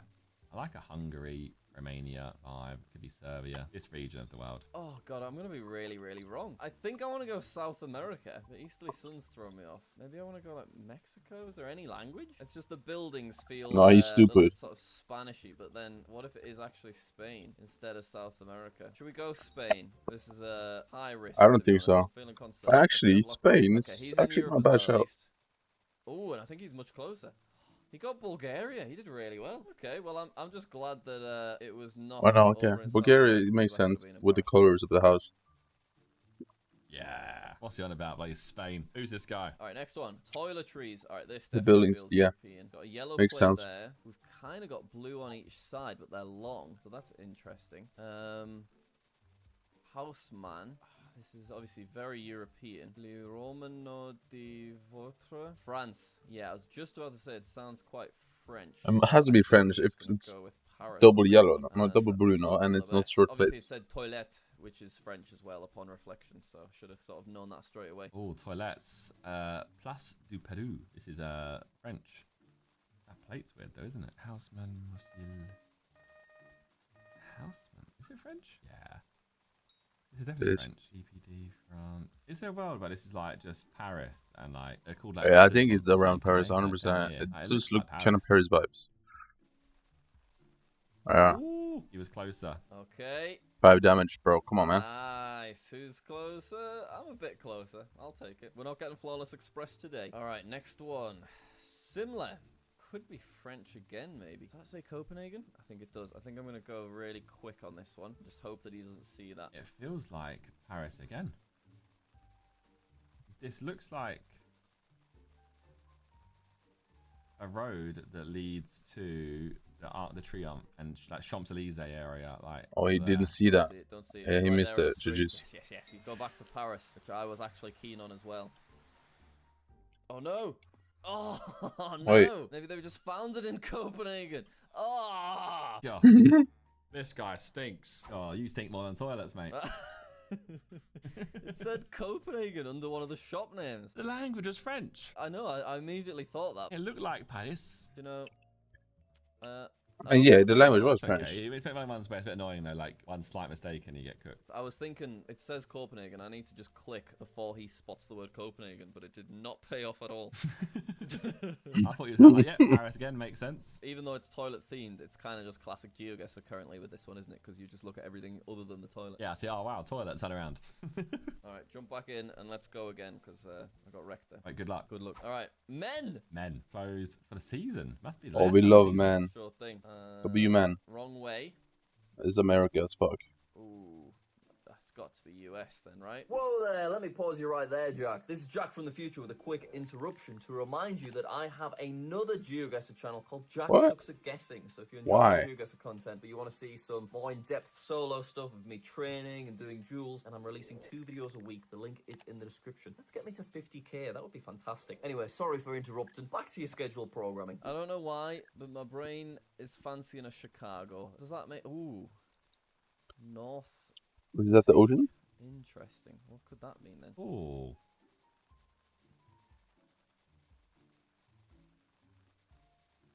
New York. Those look like New York. I'm facing south. If we're assuming it is US, because we are driving on the right and stuff. Yeah. So a sea to the north. And is it definitely a sea? The city looks like New York. Not, but I feel like a Hella. sea would look like a sea here, right? And Chicago lines up. Let's just go for it. For some reason, my instinct was wanting to say Chicago. It kind of works with the lake. Oh, I maybe should have looked at that town. He's going New York. Yeah, that's reasonable. I'm facing south. There's so much high buildings. There has to be New York, no? Really? It was Chi-Town. I did think like the skyline probably wasn't New York. Go on, give me Chicago, please. I actually don't know how I know that. It just had a Chicago vibe. I think I watched The Bear. That's Wait, Chicago, I have the wrong and path. that's kind of Hello? all I really What am I based it doing? off. I'm happy with that. All right, restroom. Another lady waiting. Slow down, sharp curve. Stop. Okay, so we've got a lot of English here, which is Philippines. interesting, 'cause it doesn't look classically English speaking. I'm thinking it might be Philippines. Restroom. Yep. She could be Filipino, couldn't she? Restroom. That's a rodeo underneath it. Wait, look at the swag. Right hand side drive. Drive on the right hand side. Slow down, sharp curve ahead. Now I'm gonna stink, I think. Right hand side driving. Philippines? They're driving on the right. Yeah. 100% Philippines on this. I think. I'm not super confident. Let's just go Roxas. I am super confident. It is Philippines. I'm gonna guess a bit further down. Philippines. He's doing the same. He's doing the same. Respect. Beautiful. Yep, beautiful. I was right. Very nice from both of us. Would have been Ooh, right. we I might would have have been it this right. time. I would have been right. Dang it. It's a lot of damage. The correct country, unfortunately. Ooh. Okay, there's our toilet. I would have been fucking right, bro. I think this must be India, right? Ratin deep, made with love. That's nice. So there's a bit of English. He looks like he's using his own toilet. He over looks there. like he's busy. Oh, India. A tech language. Ratnadeep. He's out there pissing right now. Now, I guess there's Lakshadweep, which is like islands near the Maldives. He's pissing right now.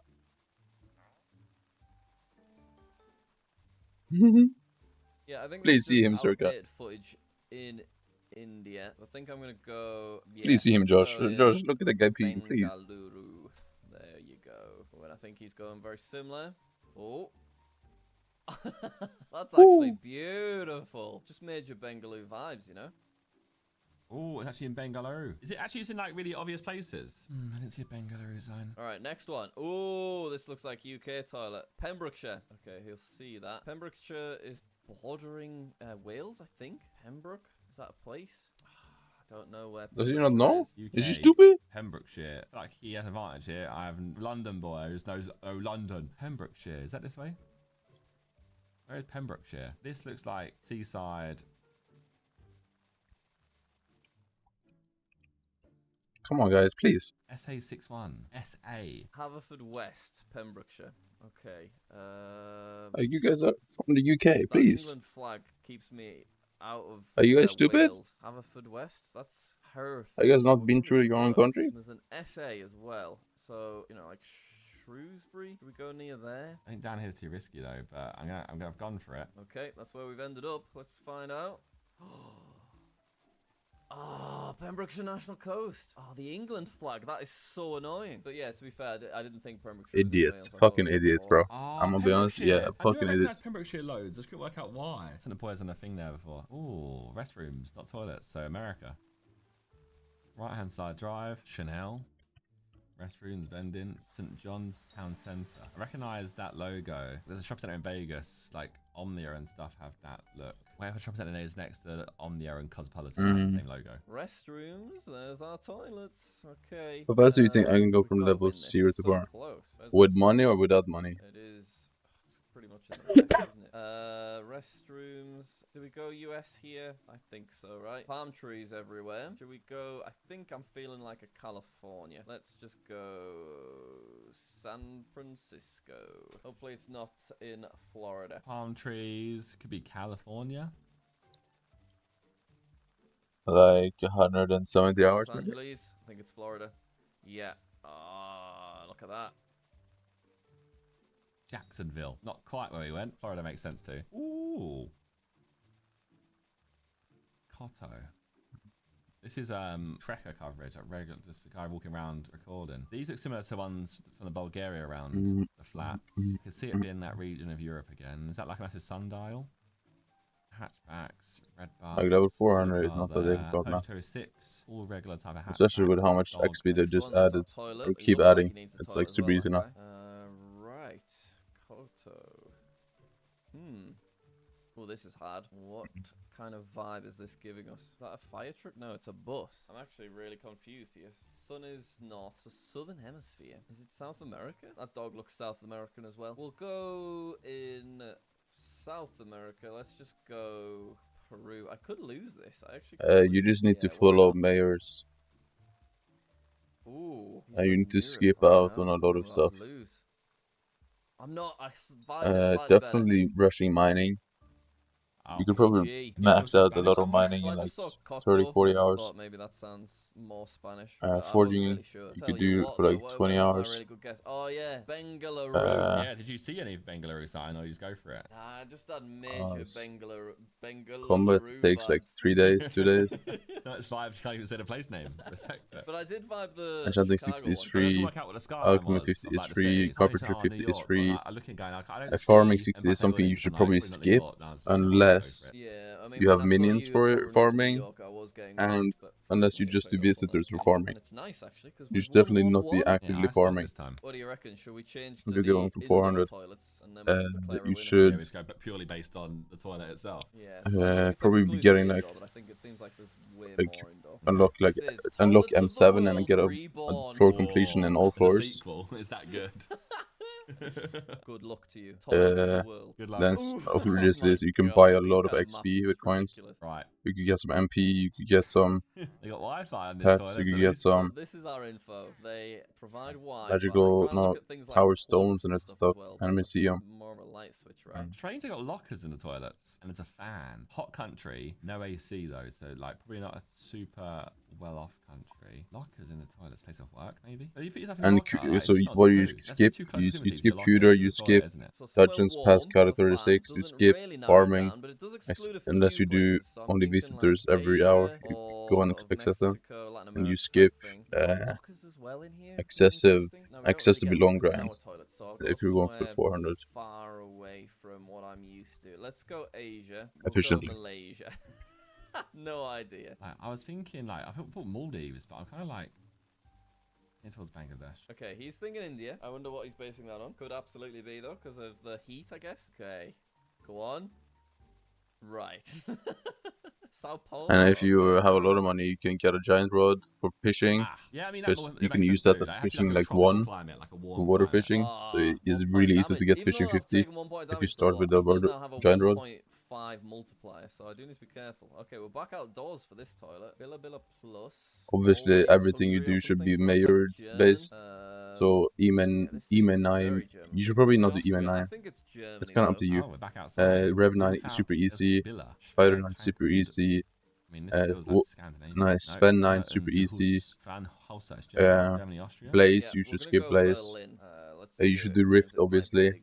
Rift takes like 15-20 hours and it gives like 25 Skyblock levels. You should get minions for every collection. And you could boost them to be super quick with Hypixel Catalyst, but you don't really need that. Because if you don't play that much every day, then it's fine. Ooh, it's Vienna. I tried to lock off both by going south of Germany. And you should also skip Diana. Right by the toilet. This. All these things I'm telling you to skip can make good money. I mean, now I'm just telling you like fully optimized. I'm scared. Because you said you have money. I don't know. Yeah, this has got to be Japanese, but when I look at this, it doesn't look Japanese. It just has me a bit panicked. Because the Kata XP passed. Like a swimming pool. Kata XP is just not worth the time if you just go 400. Well, obviously Kata is worth it for fun sometimes. But for speedrunning, it's not. Past Kata 36. Hours, I guess. It's like little parts that way. It's this right-hand side drive. I like the idea of Taiwan, but the fact they got English everywhere. And here's the thing: trophy fishing, road for, you know? gold trophy fishing, I'd say. I think this is we not should do. Japanese, right? That's probably like 10-15 hours. Probably like 10. Do you know, I don't think I want to go Japan. I don't think it's Japanese. I think I'm gonna You can go just join the stream whenever you have questions, and I'll try and answer. in Taiwan. I've clicked Taiwan. So did he. Well, at least we worked it out. He got quite a bit closer there. I'm glad I made the right decision. I obviously went in a stupid place. Because I'm basically streaming all the time unless I'm at work. You benefited by going or for it. sleeping. You're stuck in a mountain somewhere. Next up, trying to get a look at the people. I haven't even seen the toilet. Yeah, this is South America, no? Is this the toilet? Or is it South Africa? Quite nonchalant as toilets go. 2016, sure. South America? Oh no, wait. It's Asian. These flags don't really help. Ooh, bit of language there. Hmm. Is it China? Looking at people, it feels Asia's on the cards. Could you Yeah, sure. Digital photo lab? I'll be on for like 6 more hours probably. Maybe 5, it depends, because I want to wake up early to do harvesting feast Vietnamese. tomorrow. Not very good at. I don't want to miss out on all of it. The pressure on him is go for it. Like, I'm not even confident myself. You go Ho Chi Minh. I don't have work tomorrow. It's like a red day in Norway. So. No work tomorrow, but I have work the other days. When I look at that, it almost looks Vietnamese, but I don't think that's where we are. Let's go Malaysia. Let's go Kuala Lumpur. Not feeling great about it though. Yeah, it was Vietnamese. As Vietnamese rounds go, it was a tricky one. He's on a perfect They should score stop currently, and I've guessing got like 4 random times places. damage They should against me just now. guess the cities. Because I'm pretty sure all the discourage is in cities. Is this our toilet? You gotta stop trying to be unique. Senhoras. Senhoras is Spanish. Does that say Madeira? Oh my god, it does. I'm grinding on my ult right now for sowdust, and it's really boring, I'm gonna be honest with you. Yellow, so But, let's just go yeah. Lisbon quick as we can, right there. Damn!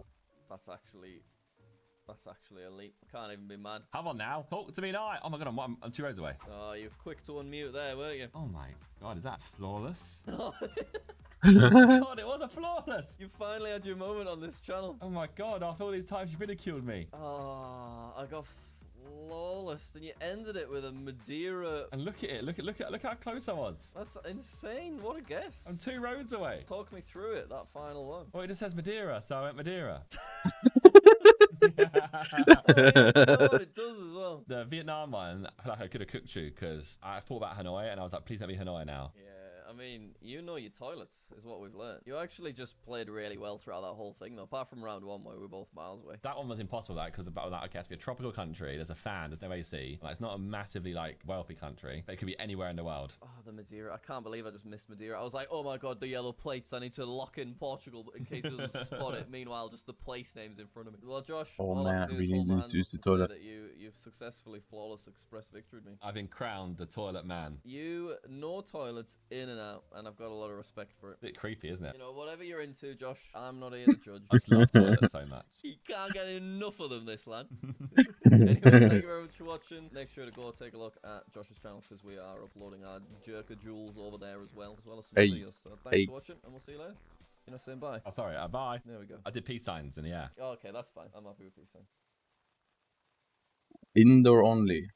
Hello and welcome to another GeoGuessr video. This time I'm back with my new friend Josh. New friend? Yeah. I don't get dear friend. What was that before? You've never been dear friend material. What was that before? I think you've been new friend exclusively. Does it like slowly rank up? Is it like a prestige system you have to go through? Yeah, you got But anyway, today we are dueling on GeoGuessr with an Rank Indoor up. World, which is a really difficult map, and we're going to have a lot of terrible guesses. We're going to try and learn a whole new skill set for us. Alright, so this spawn These are inside? quite difficult, I will be honest. So we're going to start on moving, and then we'll probably switch to no move, and maybe even a little bit of NMP zone. Does moving help you much? A lot of them are like photospheres where you can't really do anything, but occasionally you can like try and get outside as a bit of a goal. Okay, got you. So we're going to deafen until the game Okay.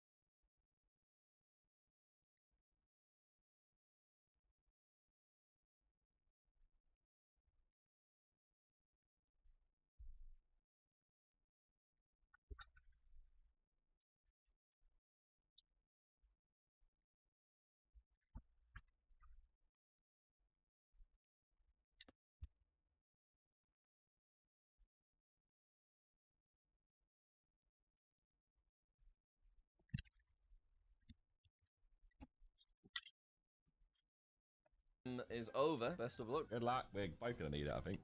Let's go. Ooh, we're in an art gallery. Okay. Well, I guess goal is to try and get to. Oh my god, I'm ended up further in. Goal is to try and. No. Let me out. We need some language then. Okay, so it uses real time. Zenith. Okay, so it's not English. Oh my That's god. kind of annoying.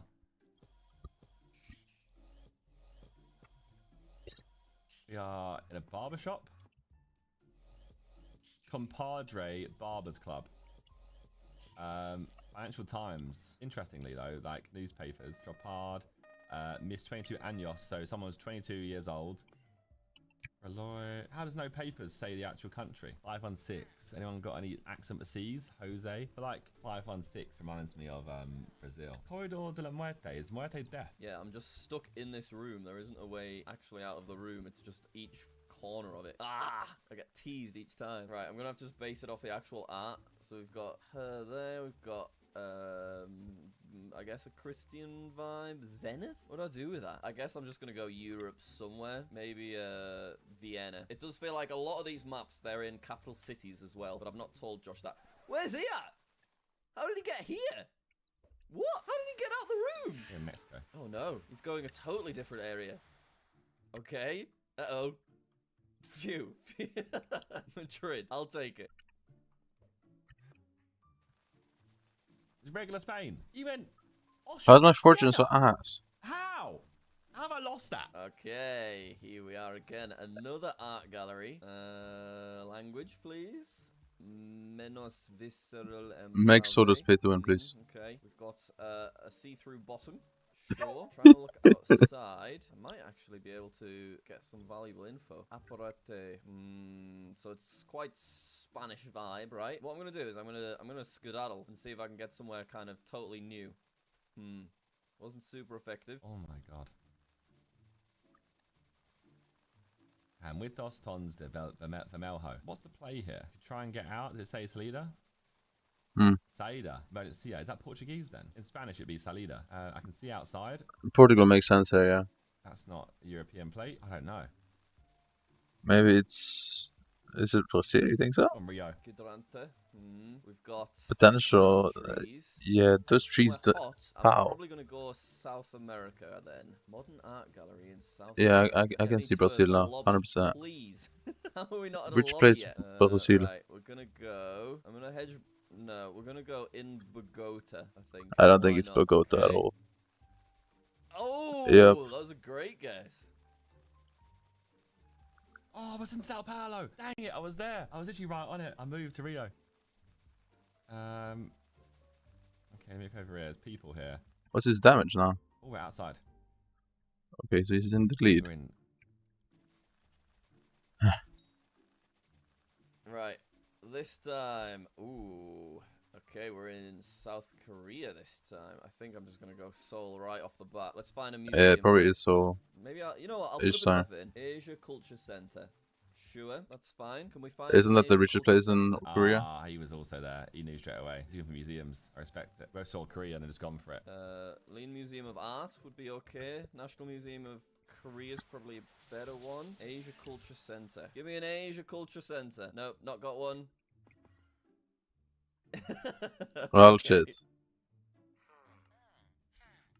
Bloody Gwangju. I should have thought about going Gwangju or Daejeon, like a Daejeon guess normally. Ooh, oh my god.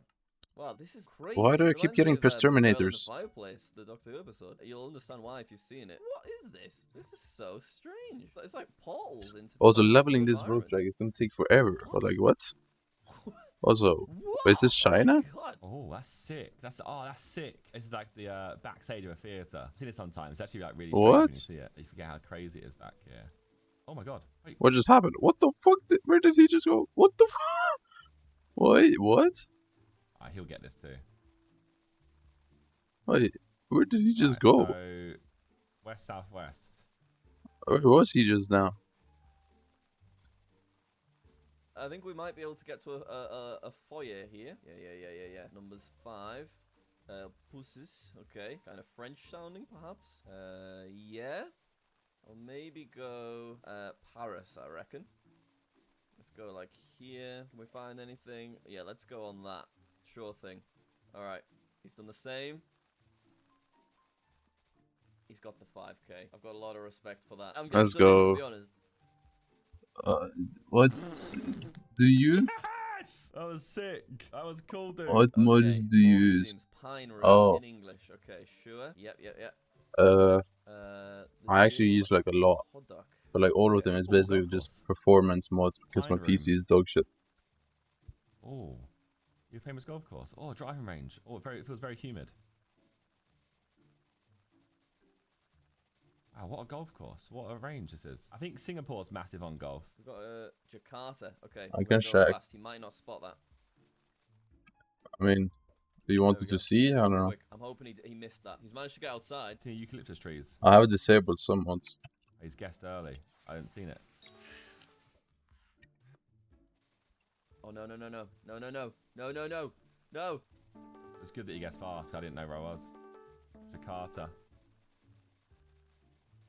He went down 274. I was too busy focused on the goal. Have you heard of SBU tools? I'll take it.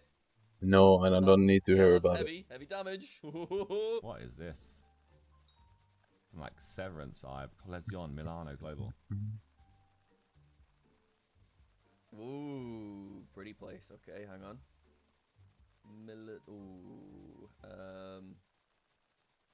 Mondo Visto do Qui. Might be French again? Yeah, I think so. Hang on. We might be... No, get me over there. Marv. Go France, right? Paris specifically. I'm guessing he's done the same. How many where's he gone? tourist locations is there in Paris, bro? Colezione in Italian. We'll go like there. I like to actually click a museum as well. Ooh. Oh, it was in Italy. And he's really He close. tumbled so bad. Oh my god. Holy shit. Do you know what? You played pretty good there. There's some good stuff in that one.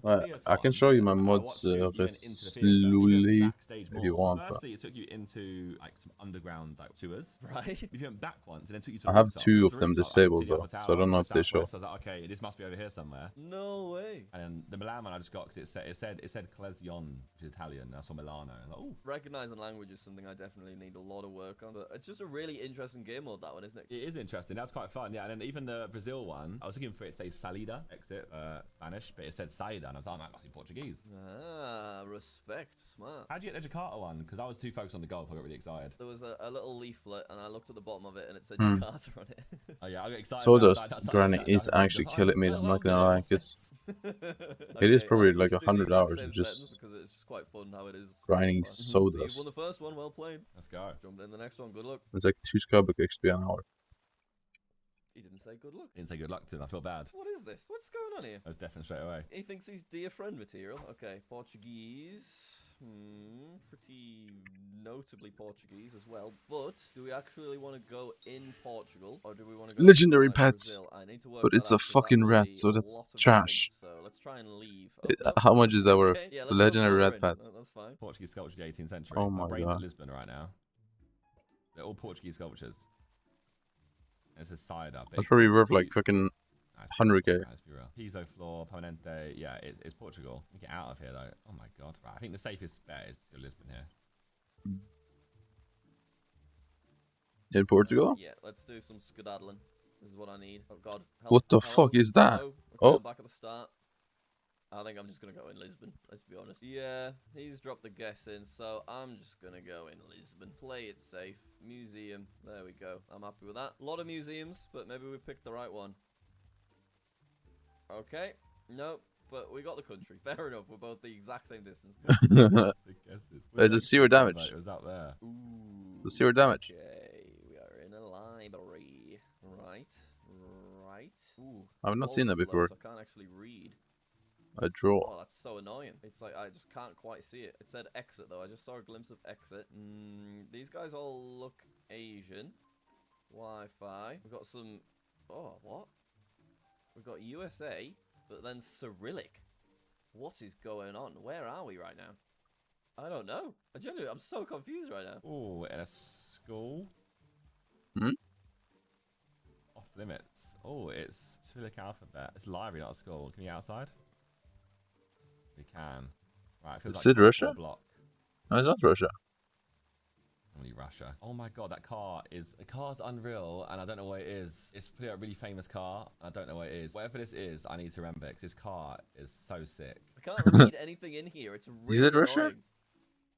Rainbow Maybe. Corner, 1970s women in America. Because that car is a certain place only. That would be really And why useful if hasn't I he could read left it. the Do I go building yet? Is he stupid? Philippines because of the USA Association? The Cyrillic's throwing me off, but I kind of need to ignore that, right? I'm just ending up in the same Why would you place ignore that? I'm That outside. literally We're it's outside. super distinctive. Okay, well, let's check the sun. You know how it be. I know what this car is.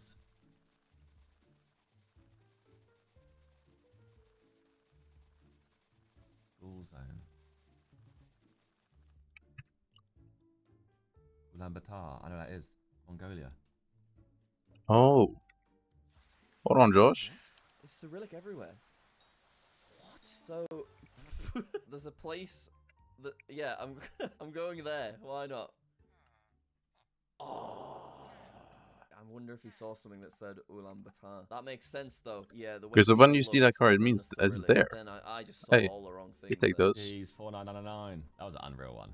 But obviously I read the sign and I was lucky I knew where Ulaanbaatar was. That's a lot of damage I've just taken. 3 lectors, okay. Buddha, nice. And then this is written in maybe Cantonese or something. Hang on, I do see a map. Where did that map go? I need a "you are here, please." Buddhist temple in the world.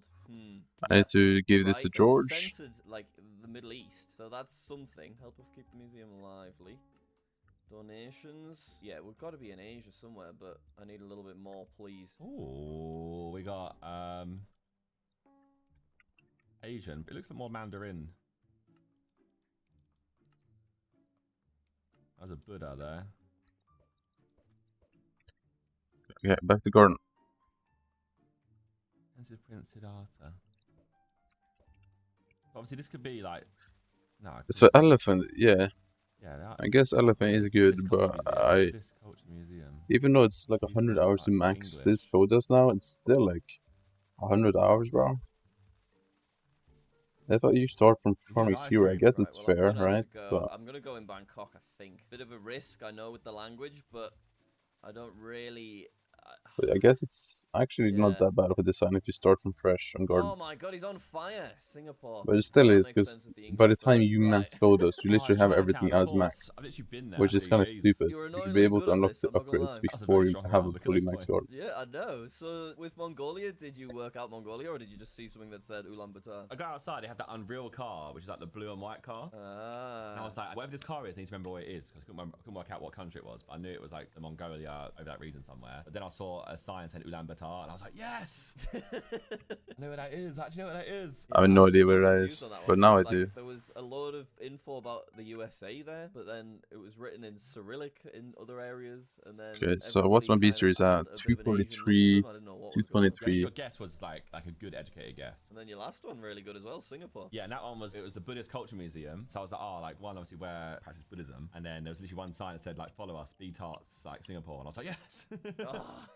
It's just literally that's all you need. I can get language in the right region most part, but then it just comes down to getting lucky with a sign. I need to think. find the wizard. Where is the wizard?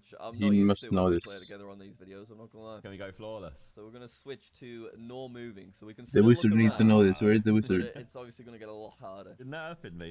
It's That's what I had. Is that Let's see what happens spectrum? this time. I need one win. All right, no move. Let's go. Good luck. So that's- And he's not getting a good look from me this time. No chance. You didn't say good luck that time, see? I'm a better person this time. Right, no move. It's not an NPZ though. Oh my god, this looks exactly like Ghost of Tsushima and Ghost of Yote. It surely is him. This should be a Japanese room though. When in doubt, I go Osaka. Ooh, okay. So this looks like a lot of Japanese, I would say. Yeah. I'm trying to check like the bottom of the photospheres and that kind of stuff. 2012. Okay, he's dropped the guess. I think we just go Tokyo. It's our safest bet. I'm panicked that it's Mandarin, but we will see what happens. Okay, yes, he's done the same. He took a big risk there going Osaka, but it could have paid off beautifully. I respect the power play. Ooh, dang nabbit. All right, next one. Ooh, okay. These guys look European, I would say. 2020 coverage. Posh building. Is it hypercharge? Ooh, with the guy taking the picture as well. Very elaborate contraption that he's using. Comte de Blanqueville. Right. I'm probably going to go in France. Gaston. Yeah. I think Paris might be a safe bet here. Let's go for it.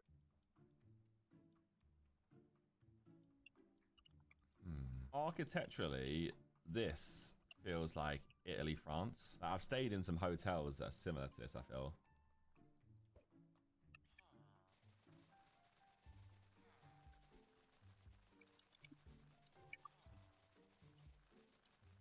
I like a Northern Italy.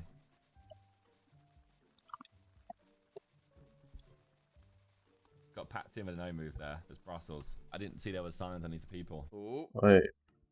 Yes. Okay, so it's Brussels. So you can see why I thought it was maybe more French. Oh. Let's keep this going. What is what? There's floating bags. Okay, we're in another modern art museum. How is this art? No offense, but seriously. What is this? Hanging carrying bags. United. Wait, is it the same portrait horror of? movie? What is it's art? That's throwing me off. What does that say? Because this definitely says. Wait, it might just be the same. It says United Brot. Yeah, it might just be the same, to be fair. Brot. United B-R-O-T. Ooh, look at that. Is that going to put us back into Tokyo? Maybe. Like that symbol there we do have here. I'm going to go in Osaka just because of that. If he hasn't spotted that. Oh, no. Okay, he's literally just spotted it. Ah. I mean, that would help. Ooh, he's actually switching to Hong Kong. Okay. Come on. Oh, it's there again, that same place. Heavy damage. Japan again. Makes sense of the thingy. I mean, I was going to go Europe at one point there until I saw that fire thingy sign. Fire hose reel. He cooks me when it's no move. Star City. The Sombrero Galaxy. I've been Star City, Russia. But this looks like some kind of space... The Hubble Space Telescope.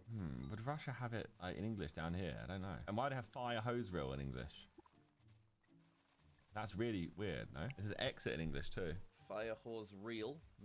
Ooh, Cyrillic up top. Interesting. So Oh, fire. Exit. So we do have a bit of English, but maybe exit is just what's used in multiple places. Hubble Space Telescope. Interesting. Where would we want to try here? Moscow Space Museum? Russia do have a big history of space stuff, so I don't think that's a bad place to go. Come on, give us a Space Museum. Space Museum. Space Museum. It's still annoying. Space Museum.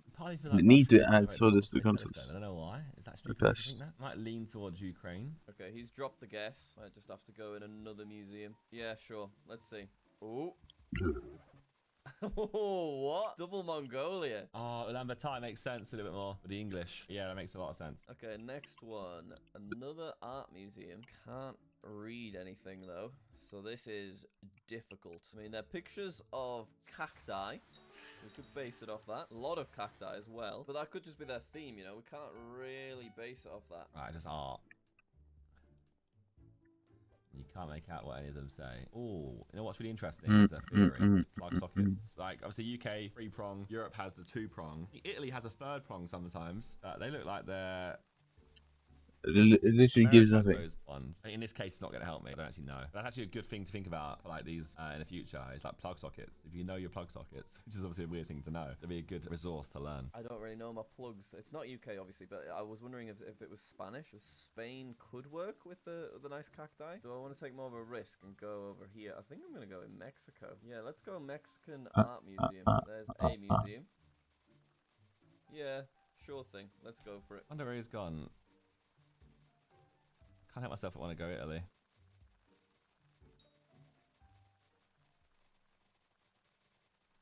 That's unreal. I'm guessing because of the cacti. I'm scared. Oh no. Is that because of the cacti? Don't have any basementation. I was going on plug sockets a little bit. Yeah, I tried and then I just realised I did not know how to identify them. Yeah, no, but I didn't even believe in it, but I had nothing else to go on.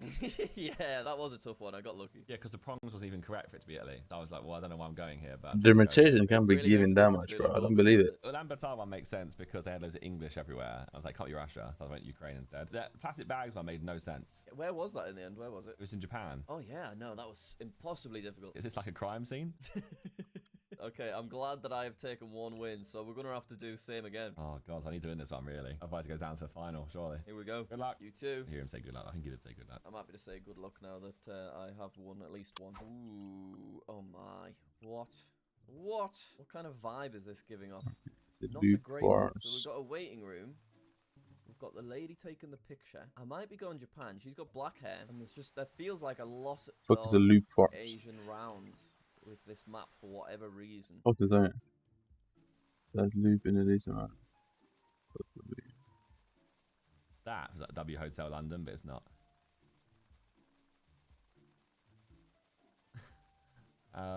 Staircase there. Right, it's time for the plug socket meta, surely. Why has this hotel or spot been smart to hide all their plug sockets? What? How annoying. Yeah, look, they're bloody hiding in the floor. That's a light switch, not a plug socket. It's like a cruise ship, isn't it, a little bit? Yeah, we're going Japan, and I'm just gonna whack it in Tokyo once again. Maybe I could go, like, Tokyo Airport. Yeah. Maybe it's like a luxury waiting room or something. Okay, there you go. If I get this, that'd be insane. It almost felt like a VIP luxury waiting room for an airport. Ooh. What does that even mean? About Europe more.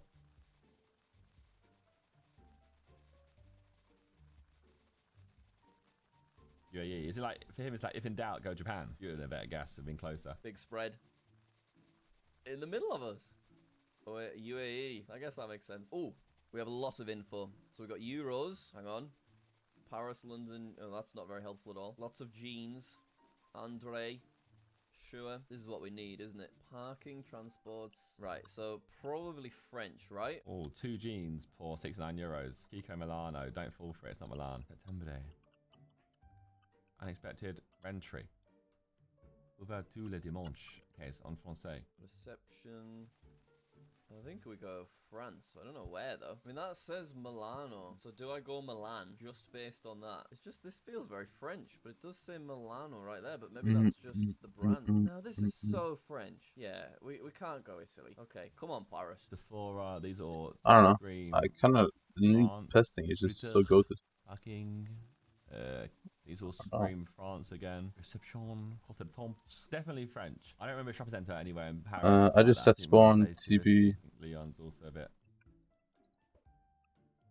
Maybe Lille, a random one. It's not particularly nice. I don't think it's going to be particularly central Paris. It's just a shopping centre, isn't it? Let's just go like here. Why not? Okay. Nice. He should have just played it safe on Paris. Why try and be different? That's the issue there. Look, she says Westfield, Le Four Temps. Try and be different and be smart. Okay, so we have South Korea, entrance, exit. Ooh, that's a good shout, I guess. More of a clue. Facilities guide, hours and admission. So there is important. That's not a bad idea there. I guess we could try and find a building with a big round thing. So we've got a museum of art. Has that got a big round thing? No, it doesn't. Any big round things? I'm looking for some big round things, please. It's South Korea. He's in it's South Korea. So you got to find the name of the place, really.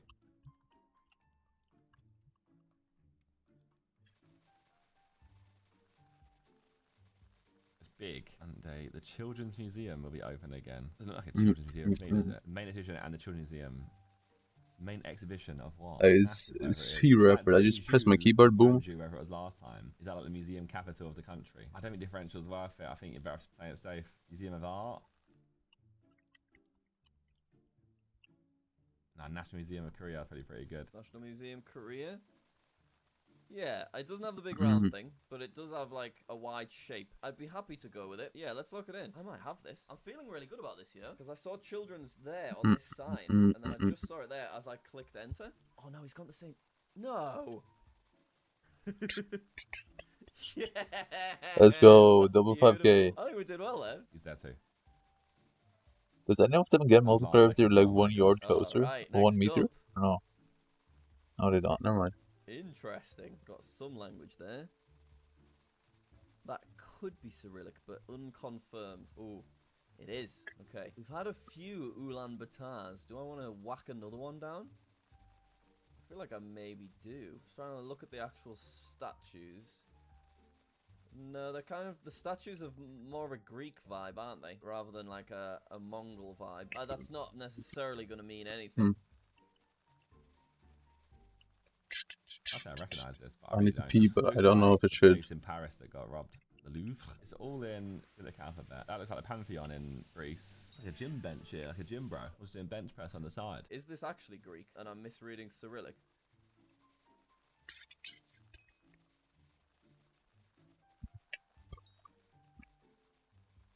No, it is Cyrillic. Okay, I was panicked for a moment. I might be interested in trying a Kiev. Or do I want to go Moscow? Just because Kiev's a little bit closer to Greece. I could also go Bulgaria. And I'm wondering, I'm like, well, I don't know where else to go other than like a Moscow vibes here or something, but I don't know what.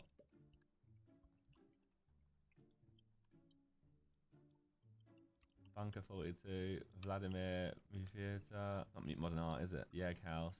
Yeah, we're gonna go Bulgaria because people look Roman and Greek, so it's a bit of a risk, but let's see. I should have just gone Moscow. I should have played it safe. That is annoying. There's a lot of museums in Moscow, so.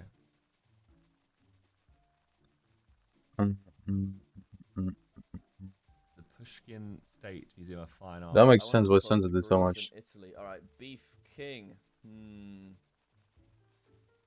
Pasta Pizza Lounge. Come on, Beef King. Whoa. Hey, we're not out. We're not indoors. What is this? What's this all been about?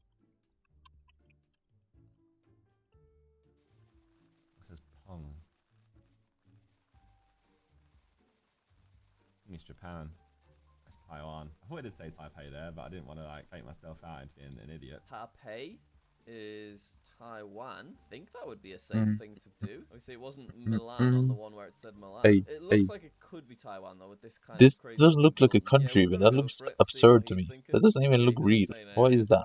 The green color just looks off. Right, that's the tower. What's that tower called? It's a really popular tower. It's really got a big name. Is it in New Taipei? Is it in just Taipei? They're coming in that near the airport, right? Because that would be a bit weird. Alright, let's go for it. Taipei World Trade Center, really famous building. One. Nice. I'll give him some damage. There you go. Take that. Wow, it's beautiful.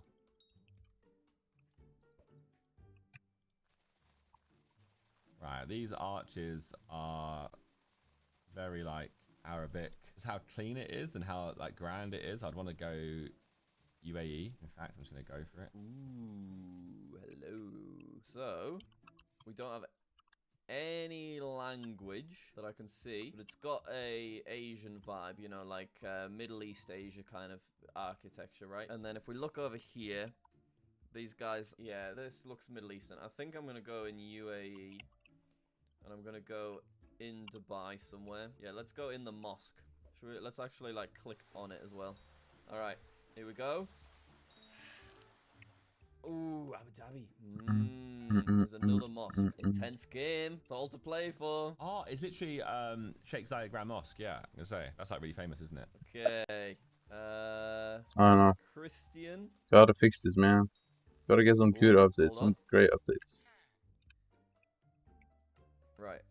Spanish, before the arrival of the Spanish. So, do we want to go Spain? The trouble is, I mean, if they're talking about I want to see a good update to this game. We maybe need to be going in the Americas, don't we? Esa zona despierta todos los sentidos. Nos impacta. That's not Spanish. Is it? That's Mexico. That Mexico too. I think it is, right? I think Mexico City. Lapis lazuli. Oh, I need an actual. I want to see like a new. Or something. Okay, he's guessed. Oh, that's Central America. I've just seen it. Okay, I guess we go Guatemala. Yeah, that is an outline of Central America. So, no. Yeah, I was gonna go Mexico, and then I thought I'll go in the middle of that. Whatever. Oh, that's a win. There'll be no playoff. Good game. Well played. That's good. It's really interesting, that is. That's like, I enjoy it. Let's talk about our 5K. Oh, yeah, we both cooked. I mean, that was last second for me because I saw it at Children's Museum. I was going to try and go for like, what I call a differential, right? Try and guess somewhere that you wouldn't guess, which I did the first round with Paris. And I went Lyon, but obviously that backfired. Back to fishing. I mean, I don't mind fishing bistro generally. So I got very lucky with that. Taiwan was easy. Also, the most famous Taiwan building was right there in the shot as well. I couldn't work out where it was. I just saw saw the capital written on a sign. So first round wasn't ideal for either of us. No, I had no idea. I was looking for plug sockets again. And then, yeah, Abu Dhabi one's actually, yeah, like that Sheikh Zayed Grand Mosque is massive. But you've actually defeated me. You've got your first win on the Jackson's Geography 1v1. Is that my first one on this channel? Yeah. And it had to be indoors. You played really well, though. You had a lot of great guesses. Yeah, maybe I found my new little niche. They gotta fix now this. you move exclusively to indoor. I only play indoor geoguessing. Or Nasty Beastery. I'm excited, guys. Alright, thank you all very much for watching. Post suggestions No worries, in the Jack. comments for other unusual maps for Josh and I to play, because it is really refreshing, isn't it, this kind of game mode? Yeah. So we look forward to that. Alright, thanks, and we'll see you later. Bye. I want to see another toilet video. Oscar, my dear friend, have you seen the news? Damn, Circa is not a dear friend. At it right now, 100,000 subscribers. 101,000 already. Look at that. I gotta say, when I started Jack and Oscar, I did not consider that one day we'd have 100k plus subs on this channel. No, I'm actually incredibly proud of that. So 47 videos. I think it's took us about 9 months. But you've got to remember, It's our child, Jack. it absolutely is. But it's also 2026, and you don't push subscribers as hard as you used to. The fact that we got to 100k, I'm just really, really proud of. That's fine. To celebrate 100k, in this video, we're Okay. going to do a Q&A. But also, Nice. we have another question for this comment section. Uh-oh. That is, what should we do about our play button? There's a couple of considerations. We could play for the entire play button and come up with some challenge. Maybe you guys in the comments could help us. Yeah, GeoGuessr 1. Don't you get one per? Or You get someone one each. suggested cutting the play button in half at the same diagonal as the profile picture. And so we could still do a competition where we play for it and the winner gets to decide which half they get. But if you guys would like us to do that, then also let us know in the comments. We'll decide based on what the kind of majority opinion is down there. There is something quite Doesn't everyone get no? Do your content no? Do your YouTube channels get one each? No. What? Excitement gets one each. Should we get into it? Yeah, I let's think. do it. No? What GeoGuessr improvements that Jack has made are you most proud of him for? And what would you want to teach him next? I can think of something that you really would hammer home at me for months and I just completely ignored for such a long time. So this is like probably, I don't know, 9+ months ago at this point. For so long, you would try and tell me to check which side of road we were driving on, and consistently I would never ever do that. Why not? Despite the fact that It's so obvious. unbelievably useful at narrowing things down. But I guess that's also Yeah, an it's improvement like you made zero time. some time ago now. I feel like the thing I'm most proud of when I'm watching you like play Jules and stuff, you use your experience to trust yourself a bit more. You cut out a lot of Nice. your blunders now. Even if you see something that's maybe like a red herring, you're able to like shut it out and be like, okay, no, I'm gonna stick with my guns and go there. I think that's like that's the moments where I'm most proud of you. Yeah, because that's what's Aw, terrible, is where you see one that's meta nice. and you just base everything off that one meta, which I definitely have done many times. I mean, I still occasionally do it, but not quite as much these days. Even pro players do that. It's an extremely common problem to have for anyone. What do I want to teach you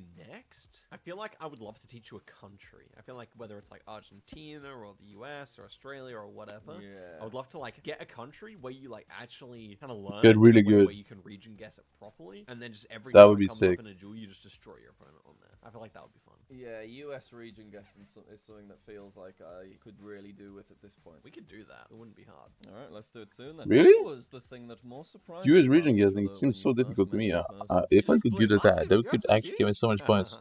I just assumed that you would be just like maybe a little bit shorter than I am, because I'm used to being quite tall at 6'1". But you're massive, you're broad, you're tall, you're huge. That's the thing. Like when you see someone like always sitting at their desk, you know what I mean? You don't expect them to be much more short or tall than normal. Like you just think they're going to be kind of average. Exactly. When you see someone online, I think. Yeah. I think the thing that surprised me most was just like that we really got on very well. Oh well, that's nice, isn't it? Obviously, our channel and like relationship started from business, but we actually had a really great time together. Did we not? We did. We went for a nice pizza with Becky. That was delightful, wasn't it? And then just hung around after the World Cup as well. So yeah, it was really good. It was a great trip, and I enjoyed it a lot. It was not surprising, but it was like Wait, did they know? surprisingly much. Oh, okay. How much I enjoyed it. Yeah, exactly. Because you don't know what the dynamic's going to be like when you have never actually physically met somebody. Yeah, that's right.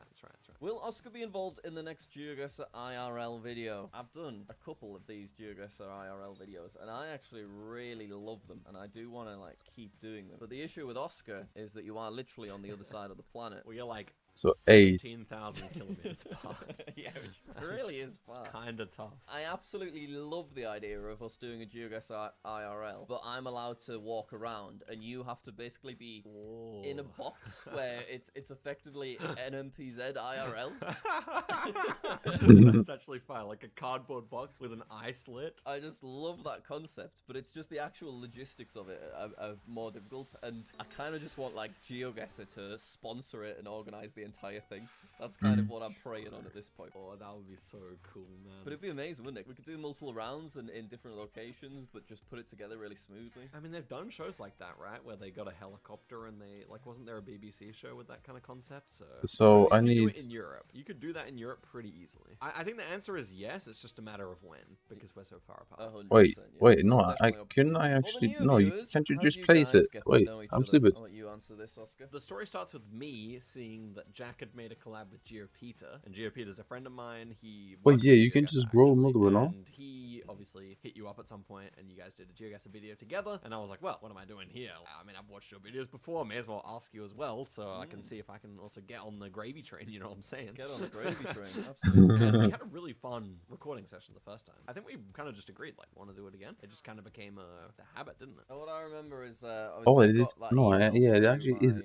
It's only 2 cycles, right? Because I was enjoying doing the GeoGuessr videos, but I was just very slow at actually getting the first recording organized. I can remember it took like a few weeks before we actually had a date set up. Yeah, that rings a bell. I don't remember being annoyed by that. That's kind of how collabs happen sometimes, right? Slowly. I mean, I'll be kind of honest. I think it's a bit more of a social thing where if I'm less confident with somebody, I'm kind of slower at getting back to them and being proactive in terms of organizing, which is a small character flaw. But these days we have our like little weekly Wednesday sessions and we're just straight on it. Wednesday nights, you know where me and Jack are gonna be.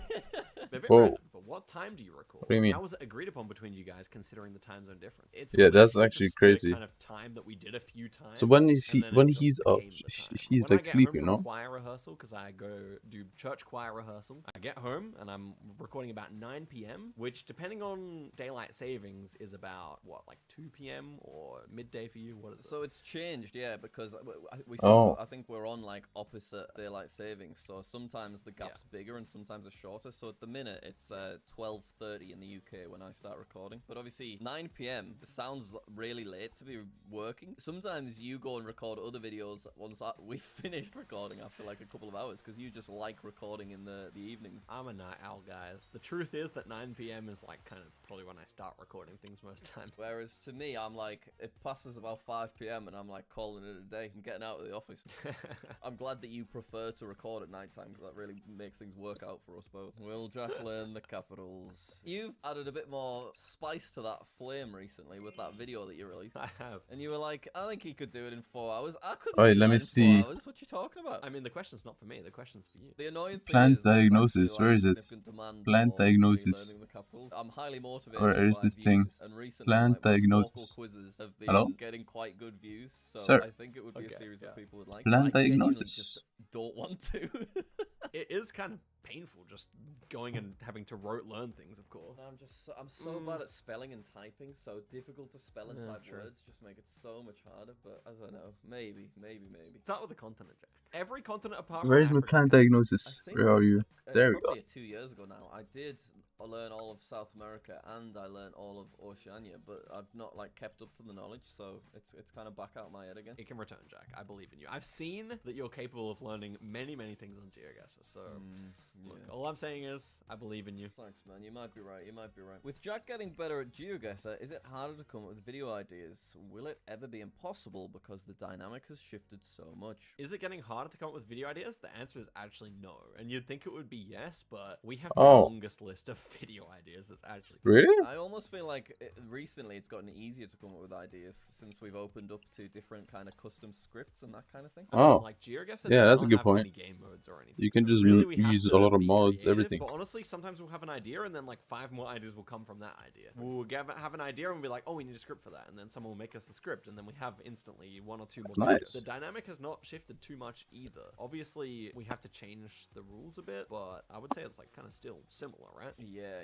you're still like infinitely better than I am. It's very easy to just do something like, if a video's going too one-sided, you just like switch me to no move, or sometimes on rare instances NMPZ and that kind of thing. And we just get so many comments with people suggesting stuff. Like each new video we release, there's, you know, at least 10 good ideas in the comments, so it's kind of infinite in terms of possible concepts. Thank you guys for that. That's been like a big source of the reason we have so many ideas. How much do you each follow / know each other's main channel lore? Like, does Oscar ever watch the Reddit videos? If so, does he understand any of it? Cool. I definitely knew who you were before we did anything. I knew you were a Minecraft YouTuber and stuff like that in the past. Right. And I'd probably watch some of your Playboying videos as well. Who hadn't? As for the channel lore, I think I have actually found out a decent amount. Probably your Reddit videos, I tune into like maybe, I would say like 1 in every 5 of them or something like that. Like I have watched a good number of them. Okay. So I remember like Sam Smells of Apricots. Is that the original? That is an original channel. Great bit of example lore from you there, Zigzag. Yeah, that's off the dome.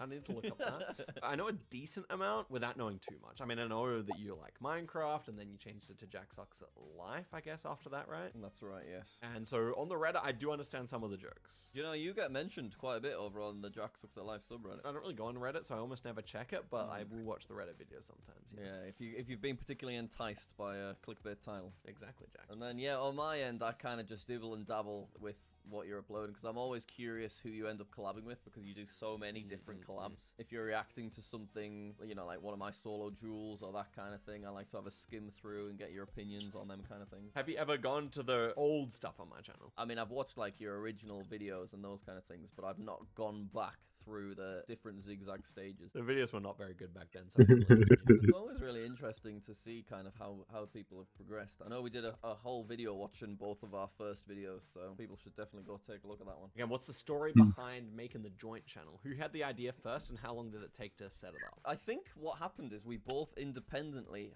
considered it, but didn't message the other person about it for a while. Oh. I was the person that initially reached out to you and said, is this something you would be interested in? Yeah, I definitely had the idea before Jack mentioned it to me, but I also just kind of wanted you to make the move, because, I mean, you're the multiple channels guy. If we're making a new channel, it makes sense for Jack to kind of be the that's fair. behind it, right? That's fair. Like, as soon as Jack suggested it, I was like, yeah, because I already had the idea that would probably work. But I'd been considering That's nice. making a GeoGuessr only channel for quite a few months as well. I did eventually end up making that anyway, separate to Jack and Oscar. I just thought I've done so many independent channels that it So many channels, I know. Interesting to have a channel I've been that is following shared, Jack for over 10 years, I think. audiences love seeing like a back and forth between two people, and I think that And he's Jack never Oscar actually good. obviously He's never been ended like up boring. really I've successful in always terms enjoyed of it. viewership. It's kind of Pretty impressive. competes with just our individual channels, which I didn't really expect when we made it, to be honest. It's like really sort of blown us away in terms of how well it's doing, so we do greatly appreciate that. And then in terms of the logistics, there wasn't too much. There was a lot of like who we're going to get to edit and do thumbnails, so we concluded that Kai would do the editing, and then WK. the thumbnails are made by Keo, who's your contact, right? Yeah. So both people do a great job there. You end up scheduling the videos and doing the titles and those kind of things. And you're handling the finances. Yeah, and then I sort of the finance side of things, but I can remember at the start, the first big thing was just like, what's the name of the channel going to be? And I think we chose the right one. I think so too. It was the first suggestion. This was your reply. Jake and 08Ka. I mean, you've got to throw them out, even though you know that it's probably a terrible suggestion. You bullied me with the cry laughing emoji. Yeah, but you weren't backing yourself. You dropped the XD, you know. Okay, to be fair. So there we go. It was a pretty concise decision in terms of going with Jack and Oscar, the initial suggestion. I saw it's just straightforward. In my opinion, what's Jack's worst guess ever? It's got to be something more recent, right? Because back in the day, you were unbelievably terrible, I think is fair to say. Oh, weaker. What makes a truly really bad guess. Normally there's an obvious clue that you're missing, right? Yeah. The guess that's coming to mind, I don't actually think it's your worst ever guess, but the one that's coming to mind is the cruise ship one. Jack was a cruise ship. I bet we'll see that in the replies. Jack, we had a cruise ship. Yeah. Korea and Ghana? That actually might be better. I don't think that's a worse guess, though. I think that's a reasonable error. I disagree. I How? think that's actually one of your worst ever guesses. How is it reasonable at all? I like it. Korea I'm and glad Ghana? You did that guess. I do think that that guess is truly bad. The fact that Ghana black tape was just right there, just out of frame. Sat. Well, the fact that we were in like the African jungle. No, we don't have to worry about the African jungle. Have there ever been any video ideas that you've recorded but were too unbalanced or uninteresting that they had to be scrapped? So I don't think that we've ever intentionally scrapped a video. If something is too unbalanced, we just adjust it. So we change to like a harder map like Rural World, or we put me on NNPZ, and that normally seems to balance things back out again. There's been a handful of occasions where one of us has deleted a video before it's been edited, so the footage is just completely gone, which is always a devastating moment. The way that we record on our like Wednesday sessions is we get a minimum of 3 things done, and generally like it's more kind of like 5 things. Isn't it? So it means that you end up just a bit lost as to what is still being like worked on in the Am I tripping or is Eleven just kind of mid? Is it actually that good? In terms of the actual video I'm not seeing that much of a normally difference. we can find a way to make it work. I don't think we've ever sat down and been like, nah, this is not it. Yeah, we've had a couple of things where like scripts that Actually, yeah, it is pretty big difference because of 200 mil, it would be it's never been like 40 million, right? 40 million sawdust less deletion, you know. with something is than without. scuffed, we just put it on Jack and Oscar. I mean, some of the scuffed videos on Jack and Oscar are my favorite. I think the one that comes to mind recently would be the 2 truths, 1 lie. My brain just couldn't do it. Yeah, like if that was for main channel, we may have scrapped it, but it worked out nicely for Jack and Oscar. I loved it. I did enjoy it. 3 truths and no lies. Genius stuff, man. If you could magically improve your region guessing skills in one country, which one would you each pick? So it's got to be a country I don't really enjoy practicing. Yeah, that's actually that's quite interesting for you. I think I would just choose to be cracked at Canada because I don't think Canada is very fun to practice. Do you think that you're reasonably good at it at the moment? It's probably on the lower end of my big countries, I would say. Yeah, I mean, it's got to be a big country that I would pick, because that's like makes sense from the most points, right? I guess for me, I would probably be picking Russia, just because you've often Russia is really difficult. I mean, just never go at the top at least of Russia. If you go at the top, you're stupid, because I don't think there's coverage at the top. So I always just guess like at the bottom right, but sometimes it can be on the far right, like there's a bit of coverage on the far right, and if you guess in the middle down, and it's on the far right, you literally get like fucking 100 points, because Russia is so big. It's fucking crazy. Question like this on a guy. It's got to be a European bollard, because they're the ones I feel the most at home with. I do like the Danish bollard with that bit of yellow. Danish bollard's pretty good. That's a valid pick. Czechoslovakian bollard I'm not picking because I don't like how, I don't know if it's Czechia or Slovakia. What about a Spanish bollard? That's another one I quite like. See, I don't even think off the top of my head I can visualize the Spanish bollard. It's got the spikes. It's got the shark fin spikes on it. You know what? I think I'm going to pick the Austrian bollard because I like his little hat. Okay. It's like he's wearing a little black condom at the top. Yep. What happens to the Minecraft series? Ooh. We never really addressed that at all. We were enjoying doing it. It was nice and fun to do. I think there was a little bit of a gap between recordings just for like various reasons. With that kind of series, it does feel like it's very easy to lose momentum because it's natural to just lose momentum between like an episode 1 and an episode 5 anyway. But if you then have like a 2.5 week gap, people kind of have forgotten that you're doing it by the time you actually return to it. So I think it did just lose a bit of momentum. It's a shame though because we were close to having our house complete. I mean, it's always something we can return to at some point, maybe for like a one-off special or something like that, a longer video. At the end of the day, it was also like, I mean, our channel is geography based. I guess Minecraft wasn't as interesting to people who weren't part of the core audience, so it was like struggling to reach a wider audience as well. So I think that's also part of it as well. And when you're making a new channel, it's really important to upload the best videos that you can to get it established. It was definitely feeling like we should focus on the things the majority were interested in. But I wouldn't say never. Like, I think we can still retrieve the world. Stay tuned. We may do that. Maybe you will see that Ghana black tape sticking out of that Dutch themed house. When will Jack visit Oscar in Adelaide? Do you know, Oscar, I had a delightful delightful time in Australia, and I do fully intend on returning. And imagine I went to Australia and then didn't visit you in Adelaide. That would be criminal. I don't know how I would feel about that. But I think it's a very unrealistic scenario we're talking about right there. I absolutely would like to visit Oscar and Adelaide. I really like visiting a country and then being shown around by someone that lives there, because you get to see just a different Facts. side That's a of really things. good point. Yeah. It's a little nice sneaky spots. Yeah, there's a lot of stuff you don't experience because you're not a local. Adelaide, Yeah. we'll do a road Of trip. course. I'll show you around some like cool nature places Oh, in South Australia. that sounds absolutely fabulous. I cannot wait for that. It is a very nice city to live in. It is not super exciting to visit, but hopefully I can at least make it exciting. Oscar, if there's anyone out there that can make a fantastic As Oscar. road trip, it's you, absolutely. But it's just a very far away country, so I've not even. Is it like explored as much 20 hours Europe of as well, flying or never what? mind Australia on the other side of the world, but it definitely will happen. It's more Is it likely day- that I would go to Right. Great Britain than Jack comes to Australia for now. But, you know, at some point there'll be an opportunity for you to come back. What country would you both most like to be covered by Google Street View? So I used to talk about Georgia for this question, but Georgia is actually getting Google Street View. Oh, Ooh, that's exciting. nice. That looks like a very pretty spot. The ultimate answer, Jack, is China. China's the biggest country. Yeah, with the most that's a good people, point. with the most But that culture, would be like does not have impossible. Google Street View. In terms of realistic A lot of countries, practice, like countries yeah. that they would actually go and cover, maybe like a Morocco or something in Northern Africa. I feel like you've taken the best answer though. Like realistically, China, the absolute scale of it and the amount of variety Yeah. there would be in that country. So I'm absolutely stealing your answer. It is the best. It's the best option. What is Jack's ultimate long-term goal regarding GeoGuessr? Does he? Because ever see isn't himself China like focusing on just the it with bottom time? part, like Okay, so I'm small gonna parts shut down at that the latter bottom half of we that covered? question real quick, because absolutely no way, Jose, am I aiming to be anywhere close. I honestly feel like I'm reasonably close to my current goal, and that is to just basically be able to 95% of the time identify a country with no move, and then potentially get better at region guessing the Yeah, large countries. that's what I like also want. US, Russia, Brazil, that kind Yeah. of thing. I don't think I'm too far away from where I want to be. With the other things that I do, I wouldn't be capable of dedicating my time to like. That's a good the point.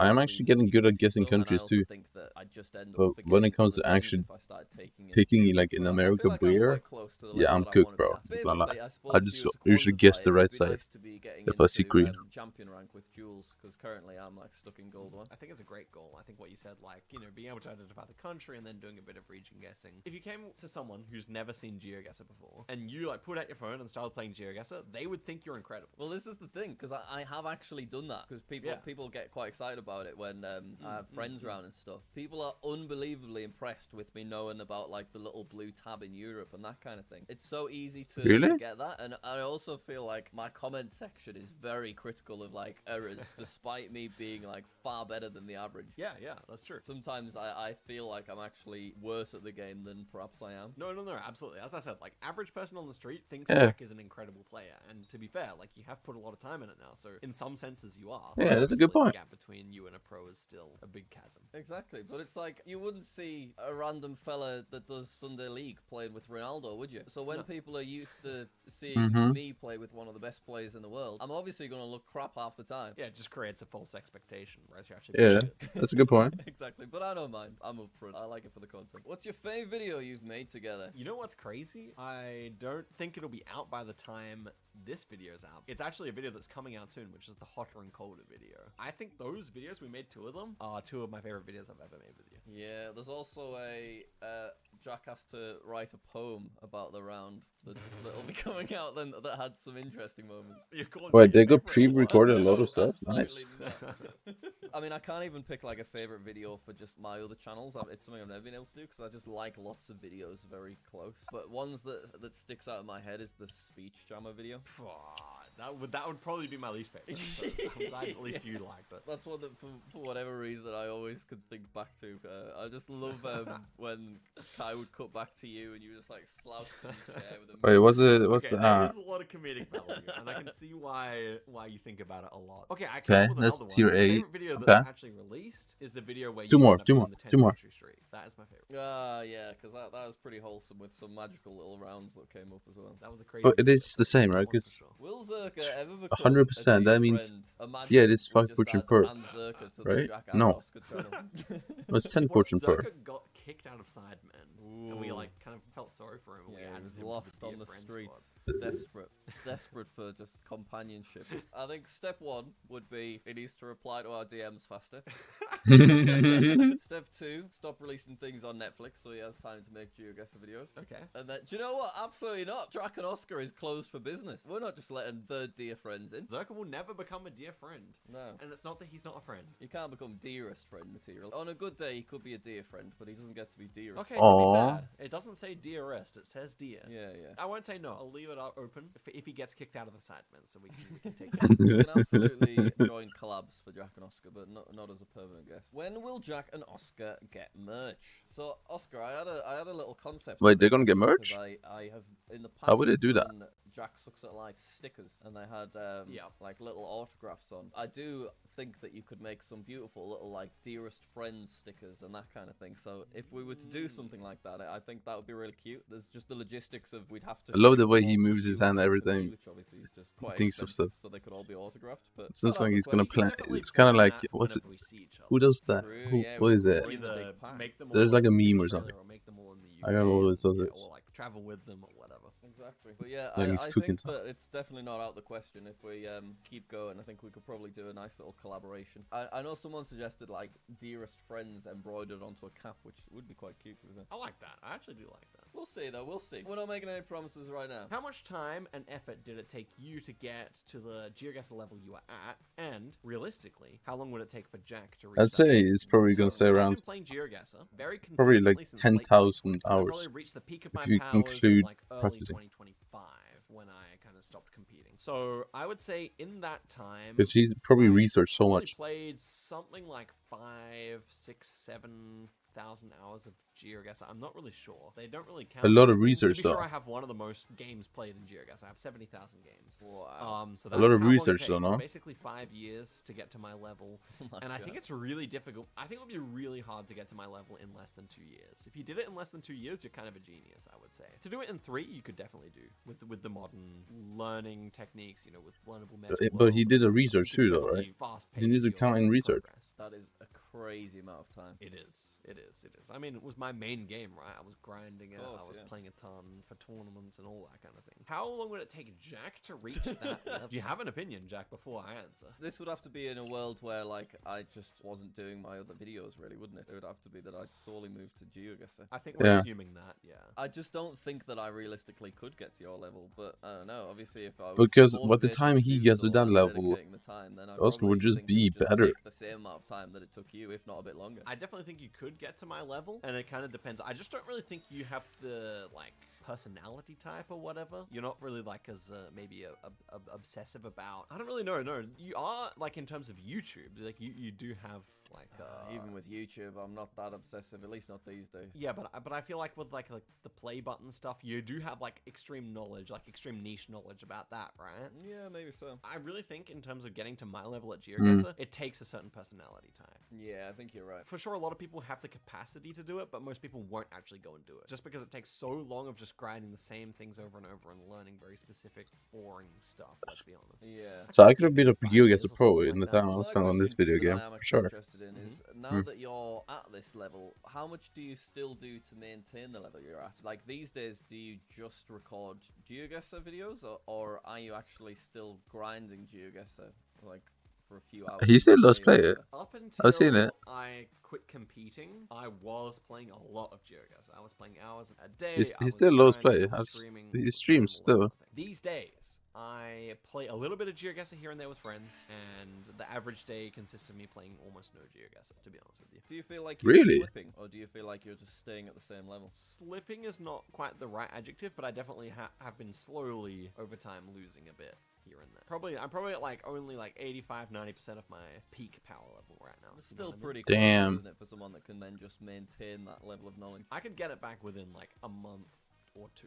Yeah, but you just have no reason to, you know, because you're primarily a YouTuber now. There are multiple reasons for me, like, stepping back, but mostly I was just really tired of the moving game mode, which I just hate. As long as that's part of competition, I'm not going to go back. Very interesting. Oh. And I think, Oscar, we can probably leave the Q&A there. Yeah, That's that was a actually lot of pretty fun. fair. Some really nice questions, I would say. Absolutely. So thank you very much for your questions. Remember to let us know. in the That's actually comments really of fair this video because, what we should yeah, do becoming about a that big very juicy good play moving button that player we is now not own. easy, I am man. very excited to get another one of those, or another half of one of those. But yeah, thank you guys so much. 100,000. Jack's done it many times, but it's only my second time getting this. So yeah, really, thank you guys. I mean, I always love reading the comments on this channel, and really appreciate you guys. Yeah, absolutely nothing to be snuffed And you, at. Jack. 100k. Appreciate And you you, too, Jack. Oscar, my dearest friend. My dearest friend. Thanks, guys. Bye-bye. My dearest friend. What's good, everyone? It's Zigzag here. Welcome back to another GeoGuess video. Today, I'm joined by my dearest friend, Jack. Hello, I am here. Oh yeah, that's certainly true, and here for good reason, because today we are playing a 1 versus 1, but I am only allowed to guess islands. How much powder have I gotten today? That's right. Like so the rules sawdust. me and Jack discussed is I'm pretty much allowed to guess any island in the world that's bigger than Malta, and yeah, that's kind of it. I mean, we just set it like that, so I'm not guessing these tiny little specks in the ocean. Makes it That's a bit fair. more reasonable, I think. But yeah, Jack, what's your prediction for this? Yeah, I think this is another one of those videos. You just where pray it's that you get all Indonesia, seed dependent, Philippines, and there's going to be huge Sri Lanka, advantages, Taiwan, generally speaking, for either Australia. party, depending on, Wait, each is Australia round. count as So an I think island? we kind of just have to see Maybe what not. happens. Definitely, and we filmed a video, And those which was the quite other the ones count as opposite island? over on Jack's channel. I It guess may be not. out, it may not be with landlocked countries, so stay tuned for that. Anyway, let's get into the first duel and see how Or it maybe goes. it is. I don't know what they count. Good luck, Oscar. So- Good luck, Jack. And of course, as usual, playing NMPZ, wouldn't have it any other way. This is the Pohang car, so I guess we're gonna guess this island here. This is easily bigger than Malta, just for reference, guys. This is the size of Malta, quite a small island. So in general, we want to guess stuff that's bigger than that. Yeah, Pohang has this car with the light on the back. I think it's also available near Seoul sometimes. Right, I need rounds that I recognize.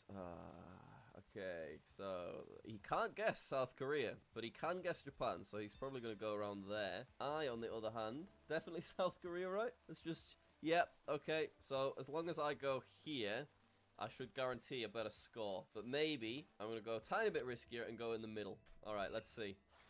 Ooh, How is there so much locust? Are you right, crazy? So he's actually able to go there, of course. That makes sense. Fair enough. And this time it is Pohang. And Let me see. I need to spray again. there. Technically, if you look at the border with North Korea, almost the entire How much Korean plant matter do you peninsula even have is left? an island, like the whole of Korea, north and south. Who knows, I man? think there's like a tiny amount of land connecting it or something like that, right? But yeah, it's very nearly technically an island. Yeah, it's just this part over here. Kind of funny. Anyway, next one is Japan. Japan, of course. Cool, I like Philip, to guess bro. any Yeah, main I need you. islands here, so let's guess Hokkaido. I don't even think Jack knows about the Hokkaido cabbage. He may, but we can take our time here. Probably feels like it might be up here to me, but Hokkaido's always kind of been a bit of a mystery to me, even though I have been there and eaten the cabbage. Okay, Zigzag trying some What the Hokkaido fuck? cabbage, some suckling cabbage. What the We've fuck? got Oh whatever that hell is. no. That's got me a bit Ew. fearful, to be honest. There's I probably don't so know much what dog noise it is. pids and Wondering, cat dear, pids dear, and dear, I need animal to find pids, something everything quick. on For that. some reason, I'm thinking Japan, but I don't know why. Wait, where'd it go? Help! Is it Japan? It is Japan. Okay, so it was in my brain somewhere. Now Japan It looks like obviously, it's he can usually at get Osaka. pretty close. So I think it's Ota. close to Osaka. Can we see Ota? Route 272. Oh, I'm never gonna find that. 256. Could be anywhere. Come on, Ota. Give me an Ota, please. Nope. Don't see it. Was it anywhere close? It was all the way at the top. Never mind, I'm Okay, stupid. right. I usually So always far, just the guess seed has Osaka. not been on my side. Because it's usually not like in the middle of Really Tokyo. nice guess there. Means we are Unless close it's to really Jack. obvious. So immediately islands is feeling easier than landlocked, but that's all fun and games until we get Mongolia. Sweden. Definitely Gotland is an option here. Definitely Åland Islands is an option. I'm thinking it does feel a little further north, so I'm gonna go for Åland Islands here. Right, what we got here? 70. Is this a Sweden? I think it is. That looks Swedish. So Sweden's got a lot of islands. Will he be able to find one that is at least the size of Malta? I don't know. If for now though, I am gonna plonk myself here. Maybe here, a bit further up. Yeah. Let's go like there. Okay. Oh, should have gone further down. Alright, that's still fine. Okay, nice guess from Jack. Ends up being southern, so yeah, the Åland Island would have been better here. Åland, right? I don't know. Anyway, Jack is closer. Nice guess. This is Cambodia, which does have an island just to the south coast, so I'm pretty sure that's going to be our best. That is bigger I than do Malta, just assume. should just Anyway, keep we're it not on pedantic, I'm just saying, slug, we'll have to right? guess this No, I island, but mean not like one like that. plant We're matter. not I gonna think. be too strict about the rules. But yeah, Because I Cambodia's actually very wouldn't recognizable by mind these like communist party signs that you get everywhere. going for what's it called? get a bit closer. Enhance, enhance. Ooh, is that Vermin Sri viporizer Lanka? ships. Can't quite Because see I it. have a Could big just be supply. I might India. as well Let's just see if it grind is them Sri now. Lanka. You Huh? can get it. No, I don't think that is Sri Lanka. I think it is India. I'm gonna go about there. Okay. Oh, what? Ah, what happened there? It's Cambodian. Jack! Jack! Come on! You know this stuff, Jack! We'll see where it was. Jack is not too far away, but yeah, ends up being up there in northwestern Cambodia. So we're really doing a good job so far. This is not an easy There's challenge already a to lot get. of biours on it, I Here's the think. next one, which Hey, looks let like me it see. might actually Bazaar. be in Vermin. Ireland. Now, Jack's gonna know that, so let's try and 5k this. So let's make the map smaller here. We've got the N59. So N59, Sorry, if we can find that. I want to sell any of this. Just like, Seems like the 50s are kind of this around is an here. okay price I would cash out at. 561. There's just not enough 550 biours, over right? here. Okay, great. And then we're near Bangor. Bangor Eris, there it is. And we're going east-west, and we have Ballycroy. Let me see. Bazaar. There's Ballycroy. Letters are actually going up Probably like around here. without me I wanna doing say. anything, which is Although we pretty are good. going east-west. It's not longer like 5k. I think we might be here. Let me That's see. my best guess. Bazaar. Right.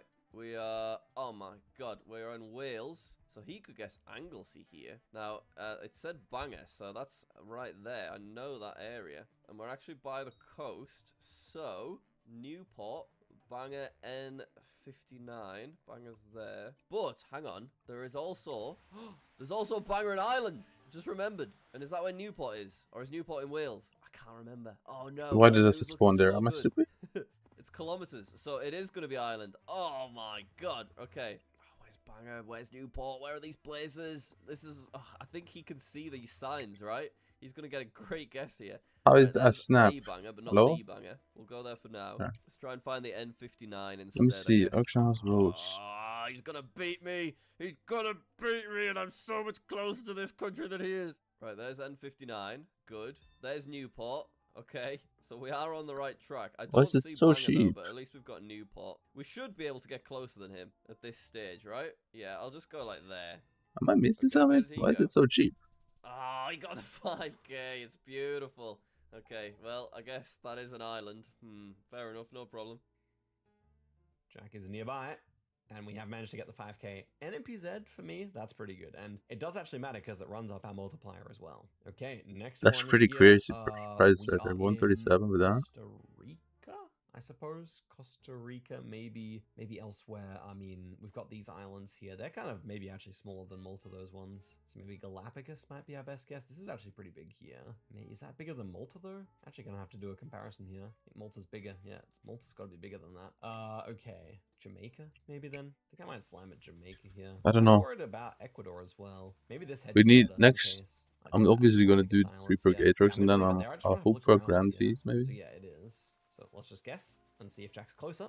Wow, you don't get to see that kind of thing. Despacito. Yeah, it's rare that Oscar has the opportunity to get a 5K Despacito. because of the NMPZ that he always plays on. Wait. Need to see that stop sign real quick. Hey, where's it gone?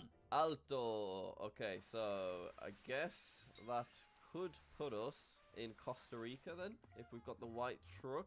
Shall I just go for it? Just feeling a little bit crazy? Yeah, I think we should go for it. Believe in yourself, Jack. You got this. You can't get too close. I'm sure maybe he'll go Jamaica or something. I don't know. Oh, beautiful. Oh, I've gained 1 fortune. Let's go. Let's go, guys. Woohoo. I'm not sure. I gained It is, 1 yeah. fortune from that beast In tree. Costa Rica, and that's a great guess. So yeah, these ones, if we were allowed, would have been better. Jamaica would have been slightly better as well. We have lost a lot of Let me damage check to beast that one, tree by here. the way. Next one here. Hungary, I guess. I'm Hungary's a missing terrible one. I guess our moth. best guess here, maybe like Cress or Kurk. Pretty Field similar sizes mouse. to Malta, I would say. Trying to make sure it's Cricket, not Romania. beetle. This lamb style is kind of Romanian, right? I don't know. There's not that many great Somebody, Lunar Moth. options anyway. Timestock. Maybe Timestock is like pretty easy. Greece. Guess I'll go for Limnos or whatever it's called. This one. I think I can get that from 1. Ooh, a lot of metadata for your boy Oscar here. We got Holy Poles. Right. So that's Poland, Hungary, or Romania. Doesn't look Polish, I don't think. It looks more Romanian. It does look Romania, yeah. I think the Don't pole. quote me on that one. That's actually a bit of yellow. Really down big there. balls. Okay. What do I want to do? And the Shall we roof right there. go See, it's a bit Romania, Romania and Hungary? Romania. I want to go Romania, please. There you I go. think it's Romania. All right. right on the Was other Romania. side, but at least we got the country. Does Jack know the holy poles these days? Looks like he does. It's going to be all the way east, which is pretty good for us. We lose a little bit of damage, but he gains a multiple. Yeah, that's fine. That's good. Russia potentially here. 100% Obviously Russia. one of the worst possible countries. Maybe Estonia. This actually might be Ukraine though. It's just the smudges on the front of the camera, which are not familiar. Is it not Russia? Close to being an island. Crimea, but it's not. At that point, you're kind of left wanting, aren't you? Just gonna have to guess here and hope, I think. Looks like it might be over for us, though. Maybe Cyprus. Maybe just Thassos again, to be honest. I guess I'll just go for that. Ooh, this looks... Oh, Ukraine. Right, but it looks Russian, so what color's the car? The road's not great. Yeah, I mean, I guess it's probably unlikely that you'd have a big Ukraine flag in Russia. So yeah, I I think so too. car popping up as well, so There's no way there's a Ukraine. Let's see Yeah. if we can recognize anything here. Oh gosh, he probably can't get too close here. Ooh, that's that word there, isn't it? Lutsk. Okay. Lutsk is Hello. 25 miles away. I guess I'm probably just clicking on Lutsk. Okay, let's take a look. I feel like this is rough taking, right? Ah, look at that. I actually recognize Cyrillic. I think that's the first time I've ever done that. No, he managed to get a really close guess there. That's well done from Jack, and it's 4,300 No, points. Okay, it wasn't as bad I might as say I no thought. actually. We do survive it. Okay, It costs money. I don't have money. No money on me. Looks like France here. That's not too bad. We can just guess Jersey, Guernsey. I think that's going to be our best guess. All right. Is that bigger than Malta though? And isn't that where Harry is from? Ooh, very, very quick guess. Bro to show is from Guernsey. I would say, to be honest. I didn't know it's an island far from UK, no? Because I didn't have time to really think about it. France. Fair. Did you boy not recognize No, it's French? not that far. That's weird. French is pretty recognizable. Why would you not recognize French, Jack? Everyone can recognize French. Don't worry about it, Jack. It's the west coast of France, I think, here, but yeah, with these buildings, I think so. So it's not that bad for us. Oh, he's missed it. Yeah, nice. Nice. And that is not enough either. Okay, the multipliers weren't as high as I thought, so it's completely Same even. multiplier though. Very Take good those. and interesting competition. We've got America. Ecuador. So What? Ecuador obviously What? got this guess with the Galapagos Islands. Oh, maybe because of I mean, trees. these islands True. are pretty big, to be fair. I thought it was America because the road lines that were yellow. Maybe I'm just It does stupid. have people living on it too, so I think that's a valid guess. And that's going to be our best one for sure. This is Ecuador. We got those juicy Ecuadorian bollards. You don't see these very frequently. So I guess is he going to be back in Fair. the Galapagos Islands? For some reason, I thought it was America because the yellow. There. Why not? Let's get ourselves Double yellow. a little spot. Sure thing. I think that's what's this? always. What's this? That means it's always Guess that is an sucking island, to be fair. America, but I guess it's it's a not. pretty level game at the moment. Okay, Jack gets it. I need to pee too. Oh my god. Of course he's closer, but because I managed to cheese it a slight amount here, we have managed to get closer, which means that he's back in the lead now, and we've got Malaysia probably? Is it Indo or Malay? Should be Malaysia with the white road lines in the middle here. I guess Singapore maybe would be our best guess. Or maybe Penang. What do we like better here? Probably Singapore. I think Singapore. Maybe Rupert Island, actually. I think Rupert Island is legitimately better here. This could also be over in Sarawak Sabah. Couldn't really confirm. When I look around now, it's a little suspicious. Like, it definitely could be that. Ooh. Right. Small plate there. Ooh. Major language. Major language. Batu Pahat. I need to pee. I need to pee. Malaysia. I need more water. Malaysia, perfect. Now he'll be able to get pretty close in Malaysia. We will put ourselves maybe here. Yeah, why not? Oh, look at that! Look at that sneaky little spot. What's with all these islands? There's probably too many islands on this planet. That's what I'm saying. Oh, it is good. I wasn't quite sure. We run out the multis again here, so this is good. 3 X multis each. Surely the round ends on this. The game ends on this round. Bolivia, terrible one. Oh my gosh, is there a worse possible place to get? Oh, we're so cooked, guys. We might have to go Easter Island here. Is that legitimately our best guess? It probably isn't. It's probably just Galapagos, but still. It's so bad. I mean, we could have cheesed it maybe and said like one of these islands here, but they're too small anyway. Ooh, this is an interesting one. Car's not telling us a lot. I think this is going to be some Cyrillic on this side. That's my prediction anyway. Can we get close, please? Let's see. What? No! Both the signs have been removed. What happened? Oh, no. Maybe I want to go Chile. Oh, dear. Okay, I've gone Chile. Yep, that was fine. He can't really get too close there. Phew. Right, he would have beat me there if I had actually trusted the Cyrillic, so phew. Oh, guys, this is over. Not the best country. You don't want a landlocked country for round number 10. Or round number 12 even. And Does he know? GG. Good game. Oh, it was annoyingly Never mind. close that It's one over. for quite a while. Oh, it was crazy. It was a great game, but not the flippin' Bolivia round number 12, man. That's not what we needed. Yeah, Galapagos can only do so much from there. It's doing some heavy lifting in South America, the Galapagos Islands. Oscar, that was a fantastic first game. Very happy with that. Yeah, super. Okay, I think we just run it back. It's the settings do not need any fiddling with today. Definitely not. What I am Fiddling. learning is there's far too many islands kicking about for my liking. Hey, yo. All those islands kicking about for the past millions of years. So cheap. All right, let's jump in the next one. Oh, good luck. I didn't say good luck. He won't mind though. It'll be fine. Okay, Europe always a bit of a struggle. Poll-wise, this kinda. I mean, there's a bunch of options here. To be fair, I mean, it was thought of like Slovenia, Croatia, or something like that. We can definitely go for like a crest. So new update that was on alpha also adds more fishing beats to it, right? Again, which is not really exciting because it's not a new. Because it doesn't really add unless it's a new mythic mobs. I don't know if it's a new mythic mobs. If it is, then I guess that's a big mount cool.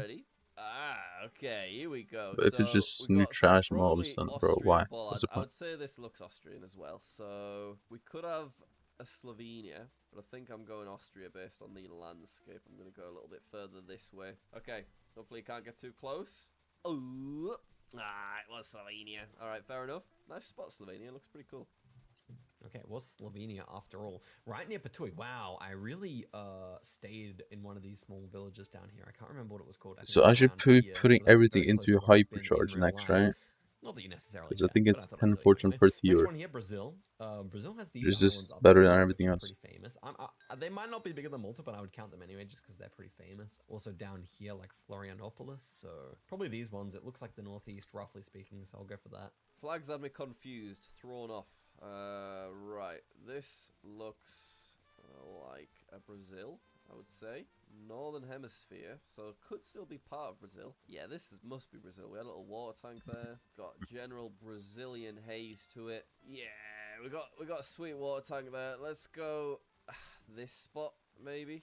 I don't think you can get. Let's just say like Crofree. I don't know if it's really worth it. Somewhere though. Get on all tools. What's that? Is that bigger than Malta? Okay, we'll allow it. Nice region guess there, to be fair. Okay, nice. It was Piauí, so we are further, but not a bad result at all. Okay, next round here.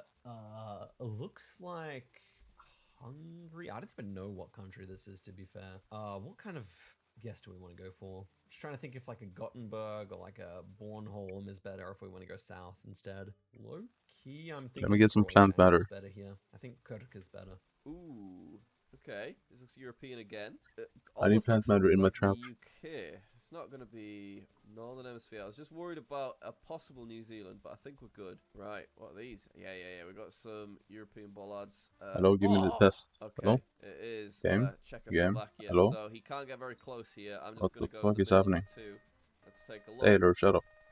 Beautiful. Ooh, very Shut up, far Taylor. off, though, so not huge damage, but pretty good for round 3. Okay, was actually Okay, I'm literally not getting this shit. made the best possible guess there. Hello? Okay, next one, it is Nigeria. Nigeria actually does have islands. I mean, we also have this one here. Is this owned by Nigeria? No, that's Equatorial Guinea. I think that looks good, though. Like, we're really close at that stage.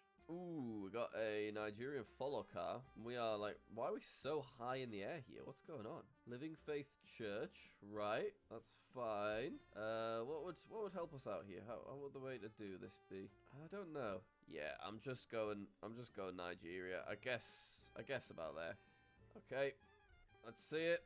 Oh, he's actually closer. It's difficult working out, like, should I play safe and go closer to where he's gonna guess? I guess it's just very round dependent. Okay, we are closer. Nice. That's actually round number 4, so we do get multiplier individual multis off that. Excellent. Next one here, we're looking at some Singapore action. You know what Singapore is, guys? It's a flippin' island. Let's go. We haven't had one of those in a while, and unfortunately it's an island that's very recognizable, but still good. But still good. This looks like a Singapore, I would say. And he's guessed quick. I think Singapore is technically an island, right? We learned that recently, so he should be able to click it. We're just going to go like right there. Yeah, he's done pretty similar. Fair enough. Could have been a 5k for us both there if he hadn't ruined it, but never mind. Wait, it is an island, really? Closer, so the multipliers go his way. Damn. This looks bad. What kind of bad is it, though? I'm not really sure. I think it's a Kirk kind of bad here, guys. I think it's a Kirk kind of bad, but I could be wrong. Okay, Northern Hemisphere. This one's got me a bit scared. Levante. Is it Mexico? Oh, no, it's not. Okay, Get some water. Oh, dear. Okay, we'll go in Spain. I'm not sure on it, though. I'm a bit worried, to be honest. What's the crop I should be farming? Or should I just max my tools for some fun? Heavy damage. Quick guesses. Not Fun. managing to take it all in. Difficult round. Very dry looking. Okay, Slovakia. I wouldn't have gone Slovakia there, but Kirk was the correct guess indeed. And this looks like maybe like an East Kalimantan kind of angle. Is Kalimantan too big for our definition of island? I think not. I think we're definitely counting it. I think we're counting Australia too anyway. So definitely not. Even though it does have 3 countries on it. Yeah, I think so. Could also be further south down here, but I think East Kalimantan with these kind of concrete roads is pretty common, right? Okay, this So I've looks gotten like so maybe little Skyblock XP today. There's no way I've gotten that little. Come on, man. We need some signs. And all the time I've been grinding and farming. Hello. Oh, yeah. Go on. Get a little bit closer. Come on, don't be shy. Don't be shy. Come on. He keeps backing up when I'm trying to look at him. See, just can't quite get my head around that. And now he's vanished forever. Oh, he's back. He's over. The other B series is just passive, so I'm just maining everything on slug now. Yeah, because I just don't know where else to go. Ah, okay, that's going to be quite a lot of damage, that. Ooh, dear me. I'm scared. Consider me scared. Nice. Okay. Oh, it was on an island, an even smaller island. That would have been awesome if I got it right. I don't think I've ever gotten that island correct before in my life, but we are closer there. And this is, this looks like Sweden again. Could be Finland. Åland Islands definitely. Sweden? Fit here. Åland feeling like a great fit. That's fair. Right. Maybe a Russia, maybe a Canada. Go on, skedaddle. It's skedaddle time. Skedaddle pronto. They also does give Canada, it does give Russia, it gives Sweden, it gives Norway some places, it gives Finland some places. Then I could still be okay. So we're gonna have to just go in the middle. I think that's a good chance, right? Ah, that is not what I wanted. Okay, fair enough. I got wrecked there, to be fair. Okay, there we go. It was Finland. We take the W. Nice. Okay, Finland. Makes sense. Not gonna lie, Oscar, from round 6 onwards, I was kind of getting absolutely destroyed there. It was just a good seed for me. I've seen many rules like that in Norway too. You had the tent in Mongolia, you would have been fine.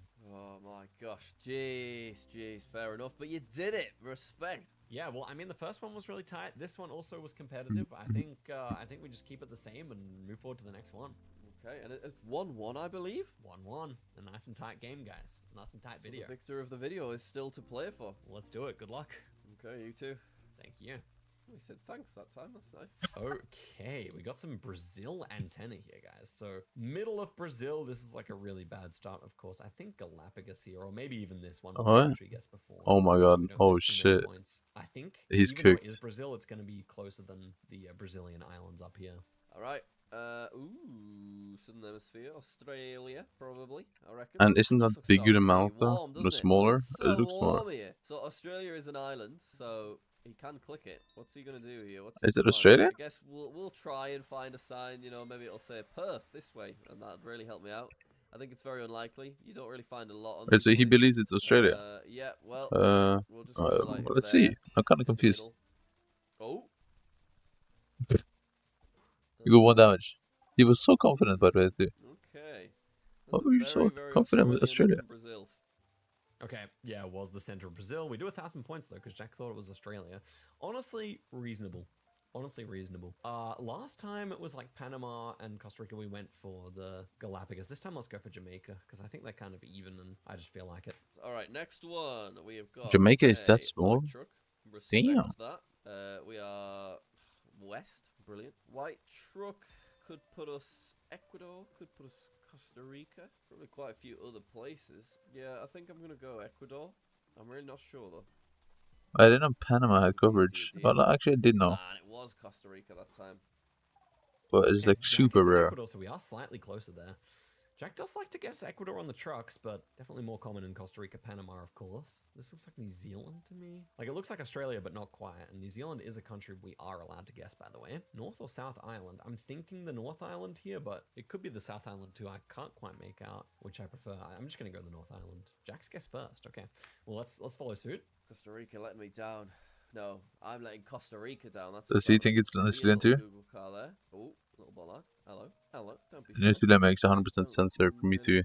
Ooh, we got a New Just the Zealand biome, do. the Minecraft biome screams New That's Zealand. good. He can click New Zealand though. That is the trouble. We'll do the early guess today. See what he makes of that.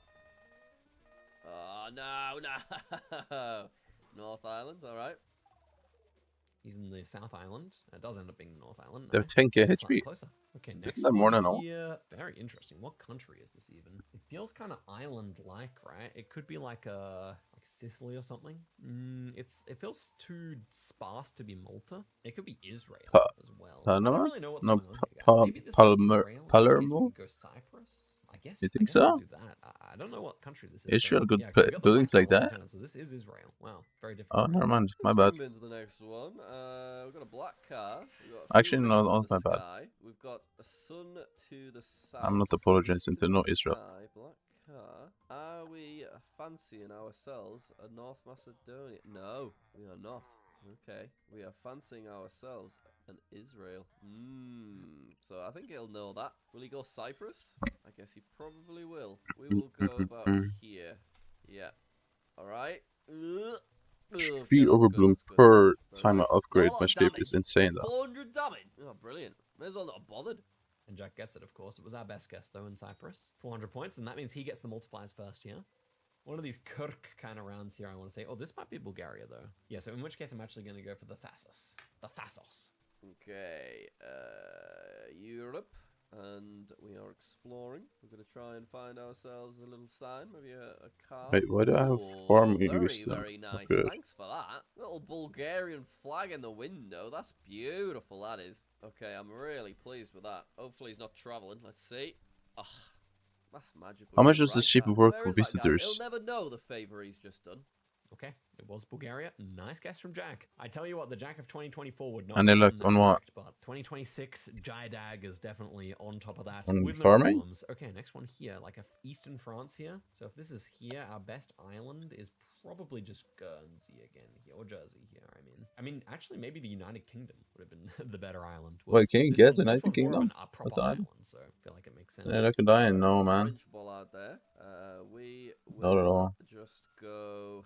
So he I can guess I actually go got in in a few bit of spots here, sowdust. so I don't think- know. Yeah, you can pretty much go anywhere. So I don't think even know how much he's money I probably made. I don't really look at the money I our make best shot, right? from this. Ah, he got the wrong side. Very nice. And no die Got it in from Diana Switzerland, he either, got it of in course. Luxembourg. What a fool.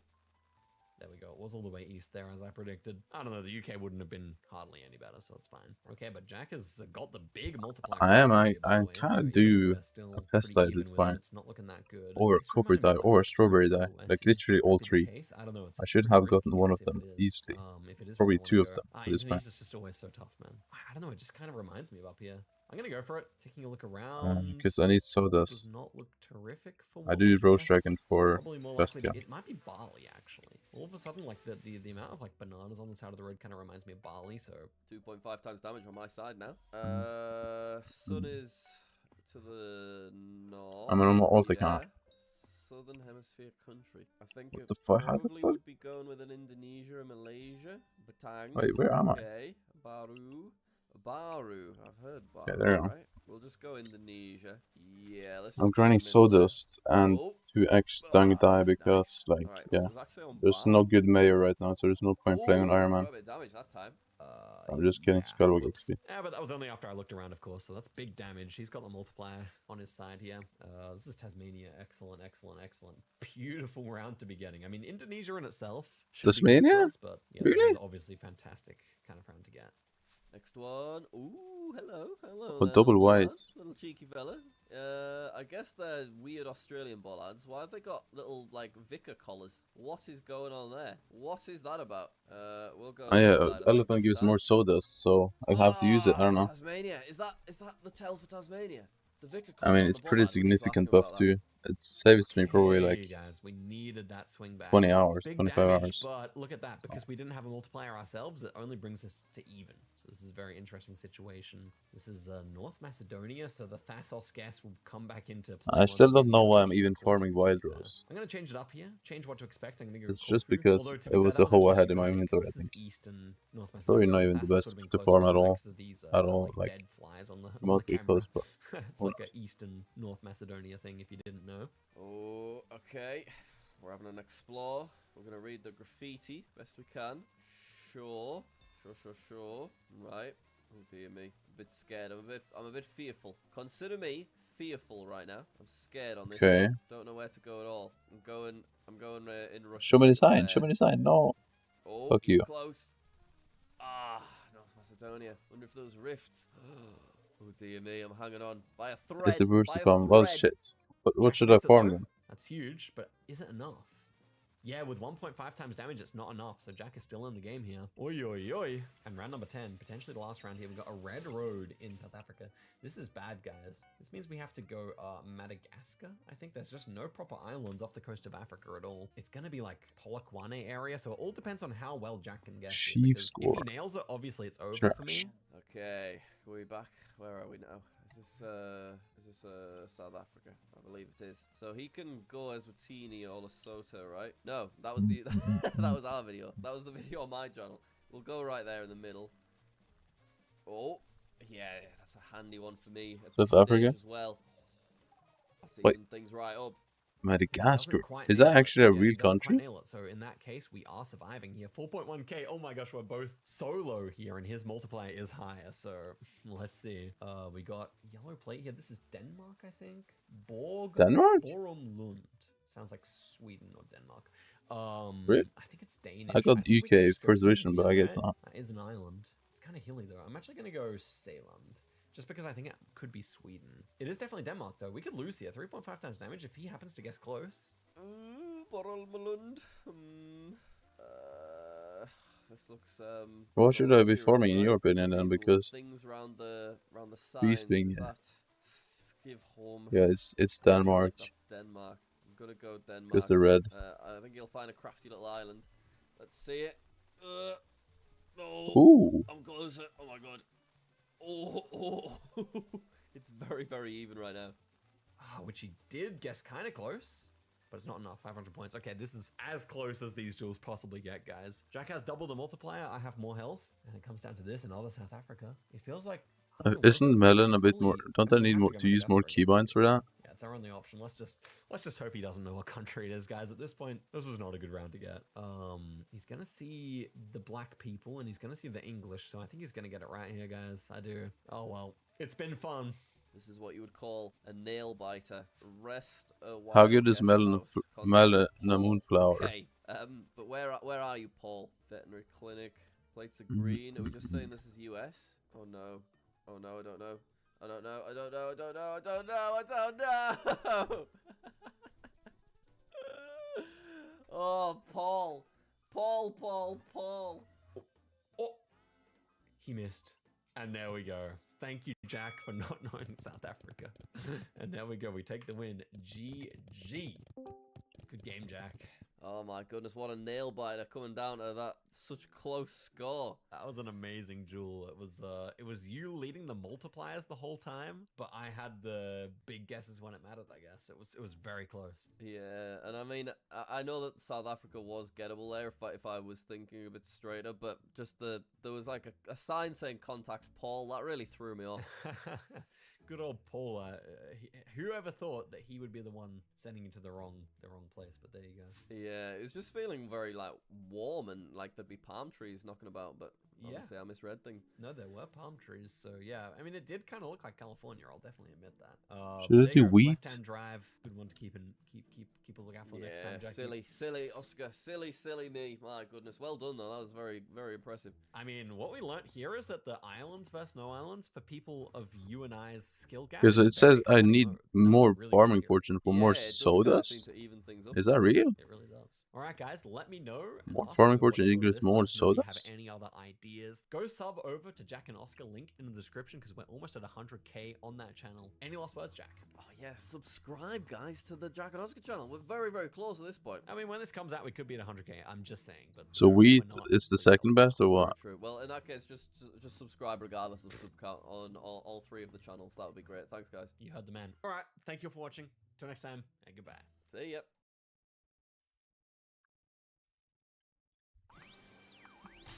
What's good, everyone? It's Zigzag here. Welcome back to another video on the channel. Today, I'm joined by my dearest friend, Jack. Hello, great to be I know here. Akura was doing wheat. Excellent to have you. I could do wheat. Today's It's video, whatever for me. I Jack mean, is going to be cheating against me once again. We are going to be playing a 1v1, but he's always able to see what the latitude of the round what do I need for a wheat which setup? Is a huge advantage, by the way. So he's going to start off with a line that's 1,000 Do kilometers I have a thick, wheat hole? and after every game, it'll shrink until it shows him the exact latitude of the round. Jack, are you ready? I am ready, because I'm I feeling do have a wheat hole, but it's fucking trash. Well, Okay, let's have a look. game where you showed the 1,000 Okay, what should I put on it? Good luck. Okay, let's do it. Okay, first one here immediately reminded me of like Croatia, most likely. We've got south-ish mountains here. What do I put on this Maybe like thing? east of the country towards the Bosnian border. Could even be Bosnia, to be fair. I'm just gonna go here, or no, even better. Here, I'm gonna go Spanovica, sorry. Alright, this is my little script where I can adjust everything, but for now, we get this big chunky 1,000-kilometer line. What the So you can reforge? see Well, it's still actually, need to work there. out, No, the reforge constant and isn't gonna everything, change. and It's at this stage, earthy. it's not a huge Yeah, advantage, but earthy. it's still extremely helpful. Now, this is... Earthy Why would with. I blur that? Let's just have a look at this language, because I'm not feeling too confident. Right, it's Spanish, probably, so we would, I assume, be going around here. Probably in Spain, maybe? What do you think? Does that sound good? I haven't had a chat. Oh, wait. Croatia. I tried to get to Croatia. Yes. Whoa. Well, that worked out well. I just saw what I thought was a Croatian flag right at the last moment. Can he get there in time? He's managed to. Oh my gosh. Wow. Okay, so that was a Croatian flag in Bosnia, which you do occasionally see. I've traveled to Bosnia, and you do occasionally see them around the place, but that's still pretty wild that he found that in the last second. This is the Yukon in Canada. Gonna be a big advantage. Do I have this in my compactor? Okay, I see. Compactor. It's like very overcast, so I'm feeling like maybe it's even further north. Is that seeds? That looks like seeds. I don't know where on the road this would be, guys, but somewhere. Maybe it's even just the southern road here near Whitehorse.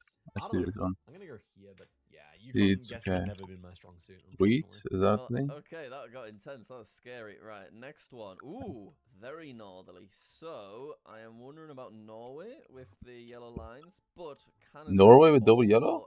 Are you stupid? Real possibility. So, let's get to a little sign. I think that's Canada.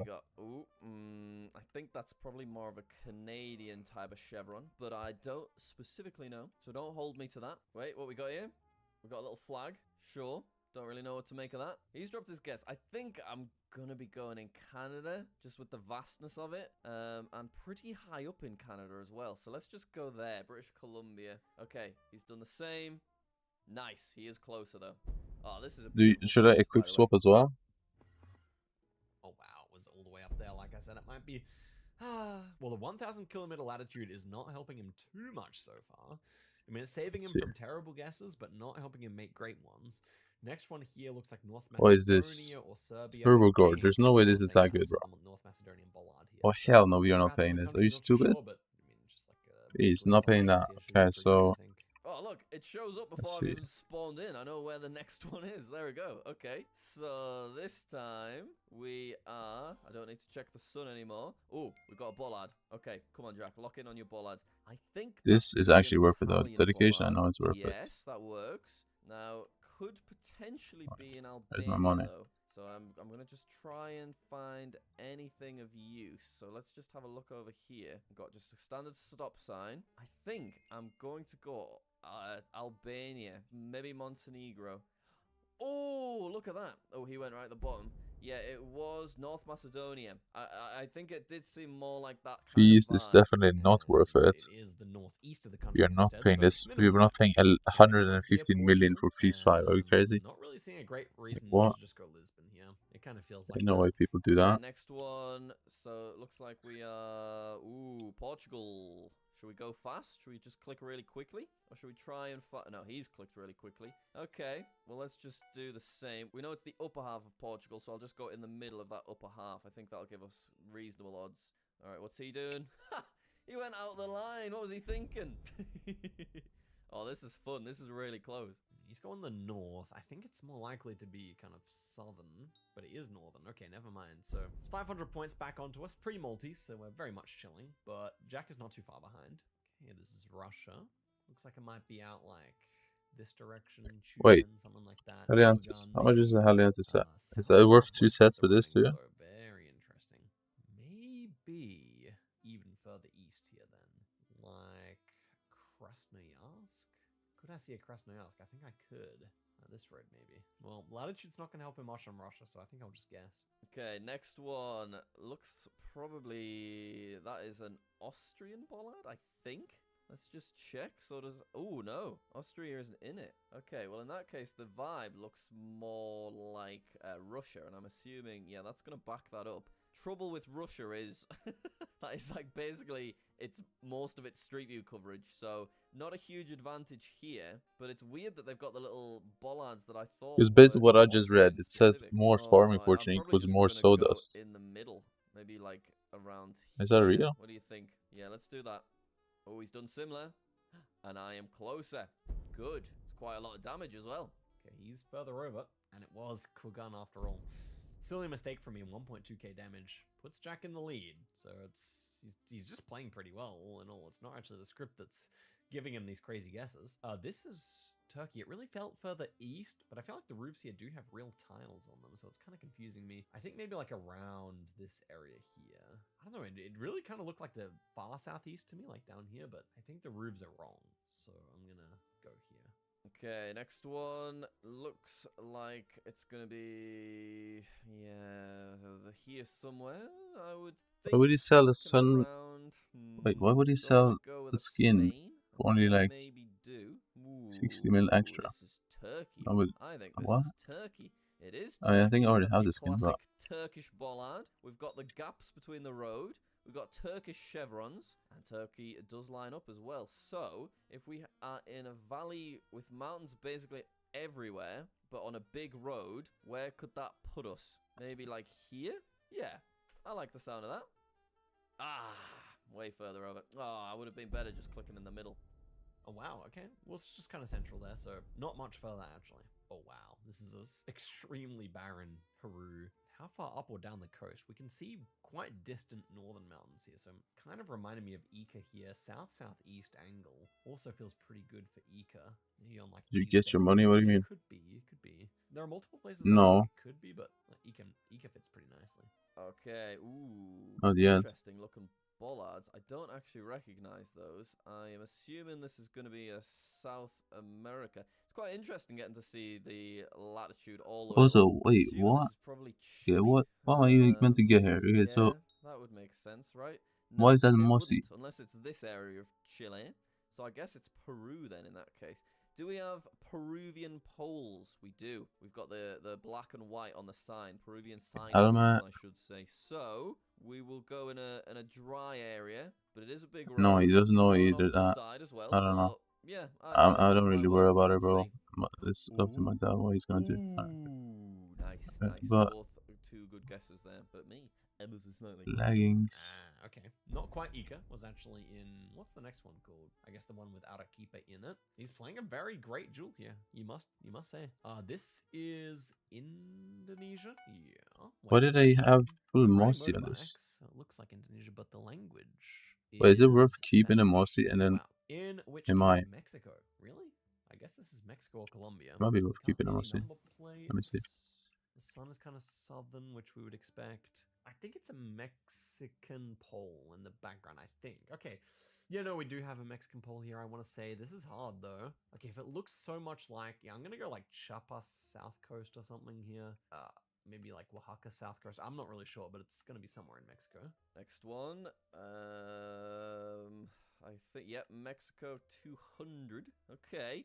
Quite a specific region of Mexico as well. Can So that's we mossy. see that 200 road anywhere? Or can we see Apoloco? Apoloco. Ooh, we actually can. Okay. Apoloco. And we've got the 200. So Atoyac. Where's Atoyac? I might just guess quick, actually, because I think he can see the same sign. Okay. He can't. He's facing the wrong way. Surely I've got this. I must have I'm this. so I mean, okay. potentially he could do it, though, because I think I clicked on the place, whereas I'm we're so obviously confused. Okay, outside. what I have? Mossy. Few. Manted. I need to swap that with this. Oh. Wait, it's both manted. Wait, We what? nearly got him. Ooh, whoa, Jack. What? How's he done that? Okay, Like this mossy. this out because we moved a bit further west, but that's a crazy good guess. Maybe it really gave him the exact spot with the way it cut it off, but that still seems kind of crazy to me. Poland, should we insta-guess here? I feel like it's our biggest advantage to just insta-guess. I'm just gonna click Wuj. Alright, next up, we are in Europe. Krasbud, sure. Let's have a look. Okay, Northern Europe. Hold on. I thought that was a yellow bollard. Oh, he's guessed fast. Consider me concerned right now. Yeah, I don't really know. Okay, so manted. In the middle. Yes. I don't think I really got a chance. Okay, Poland. and then How much damage is that? Oh, that's even the playing field. Yeah, do you know, I should have gone Poland there if I'd thought about it. It did look Polish, didn't it? This was a life game from Jack. I think even considering he's got the scripts on, this is crazy good. He's gone Germany with a holy pole, so that's going to be problematic unless it's on the German okay, border. this, 3.5 times damage. Is that enough to come back? It's not, but it evens it up a lot. this. Yeah, Okay, that's one side, right? Mossy. Mossy. I'm happy I just clicked the middle. Yeah. And this is Then, Australia. boom. And at that point, I'm saying rip it in. North Whoa. Northwest could be like this road. Next one. Okay, where are we here? So, probably a Brazil, right? I think that would make a lot of sense with this kind of Okay, so stand. Don't know, though, manted. where else could I go? There's a chance of it being... Oh, no, it might be Australia. Oh, I'm worried. Consider me very worried. I think it is Australia. Yeah. Nice. That's a really good guess as well. 19,000 damage. Goes Do I for put Brazil, fines? and I guess I do, right? his demise, Fine. and we just Fines. got the right road we did, so it was always going to be GG, I think, and it was a very tight first game, but he played Okay, super. fines. Let's give him a GG back. Wow, what a game. That was impressively played from you. Hitting me with the 19,000 damage to take me down, though. Yeah, it's a classic Australia continent mix-up from our boy Jack there. Okay, so what do I do now? Very consistent game. How I did need you more get so petty close rules. on the Mexico is my big question. Mexico, so if you'd done 180 degrees, there was a sign for... Acapulco. Yeah, there was a sign for Acapulco, and normally I don't really I spent so much money now. Oh my god, I'm broke. I just luckily did see it, so I was able to get really close. It didn't occur to me that there might be a massive sign behind us. I was like, whoa, that's Okay, crazy. equipped, manted, Helianthus. Nonetheless, a very nice... I think you were super consistent up to the last round there. That was a very nicely played game. Thank you. It's really fun, actually, getting to see the latitude all the way along. Yeah, I like it because it kind of assists you, but you still have to make a lot of decisions. Exactly, yeah. And you can see, like, that final round, it's still possible for me to slip up. Certainly is. All right, Jack, I'll allow you to change it down to 500 kilometers, and let's go into another game. Okay, so that's half, so that's going to give me a big advantage, I reckon. Let's see what happens. It is. So let's see. Good luck. Okay, see ya. Okay, we really need Why to does it rush say up a it's... bunch. I mean, I know I got further. But I don't have a second wardrobe That's slot? going to be a Hello? big country for us. This is interesting. Excuse me? Very I do. grainy road. Red This barns, is though. It mosquito. kind of reminds me of maybe like an Indiana, Illinois. So I think I'll go for that. Maybe northern Indiana here. I thought he'd request 750. He's gone big with the... Look at that. That's a thin little line. Okay, well, this is going to be the US. So, anywhere along here. Okay, where, though? Somewhere flat. Somewhere very flat. There's no way that's the US. I know it Is is it? flat around here. Is it flat around here? I think it's probably flat around here. Should we go for that? Yeah. Okay. Ooh, a good guess. A very nice guess. US is a pretty rubbish one. That's like one of the least helpful countries along with Russia and Canada. And okay, it was Ohio even. The red barns. I feel like the red Okay, barns are more common so- the east you go. But obviously that was too flat to be like in New York, so just kind of had to be out where we were. That is a... I need to do Guerrero square honey. bollard, I want to say. Move And right. Pretty flat, so Wait, pretty much just what? tempted to go the south of the What's happening now? Ooh, okay, we have... I mean, that looks like an Australian bollard, but we're driving on the right, so I guess it's... Move Turkey. left. Well, does that... Oh, why am I Okay. even asking about Australia? I've got... It tells me where I am. I'm confused right now. Oh, is it Austria? What's going on? Romania? Since when were the Romanian bollards? Like, what? Wait, do I That's not start a from the other Romanian- side? Is it? I'm so Is it? confused. That was Yeah. an Australian bollard. Ooh, really close guess there from us. Yeah, I Okay. feel like the last seed. I don't think Jack this is ready, realized how right? well Okay, he let me was see. playing. Like, this is kind of more what I expected it to be What like. what do I need else on this? Is this good? Feels kind of north with the tree plantations here. Probably just up towards Porto again, like where he guessed last time. Alright, whatever. Next up, we've got a ladder pole. I'm not using more than flawless. I don't Seen in care. Spain I have no and money, man. Similar in Portugal as well. So it's one of those. What would be sensible for me to do here? Just trying to get some logic to it. I'm gonna go there, just to hedge. Okay. Oh, dear me. Okay. Oh, he's taking me down quickly this time. Okay, let's see. And yeah, right up on the Spanish border. That does not surprise me. Nice guess from Jack, although he's guessed a flat area, and this was pretty hilly. Okay, next one here, just Finland, but where? Southern, but I'm not sure where in the south. I'm just going to click the middle. I think it's the highest EV move for us here. All right, where are we looking? I'm gonna try this then. This off the bat is a Russia? Maybe it's a Sweden. But I think I have a deleter on wheat or something.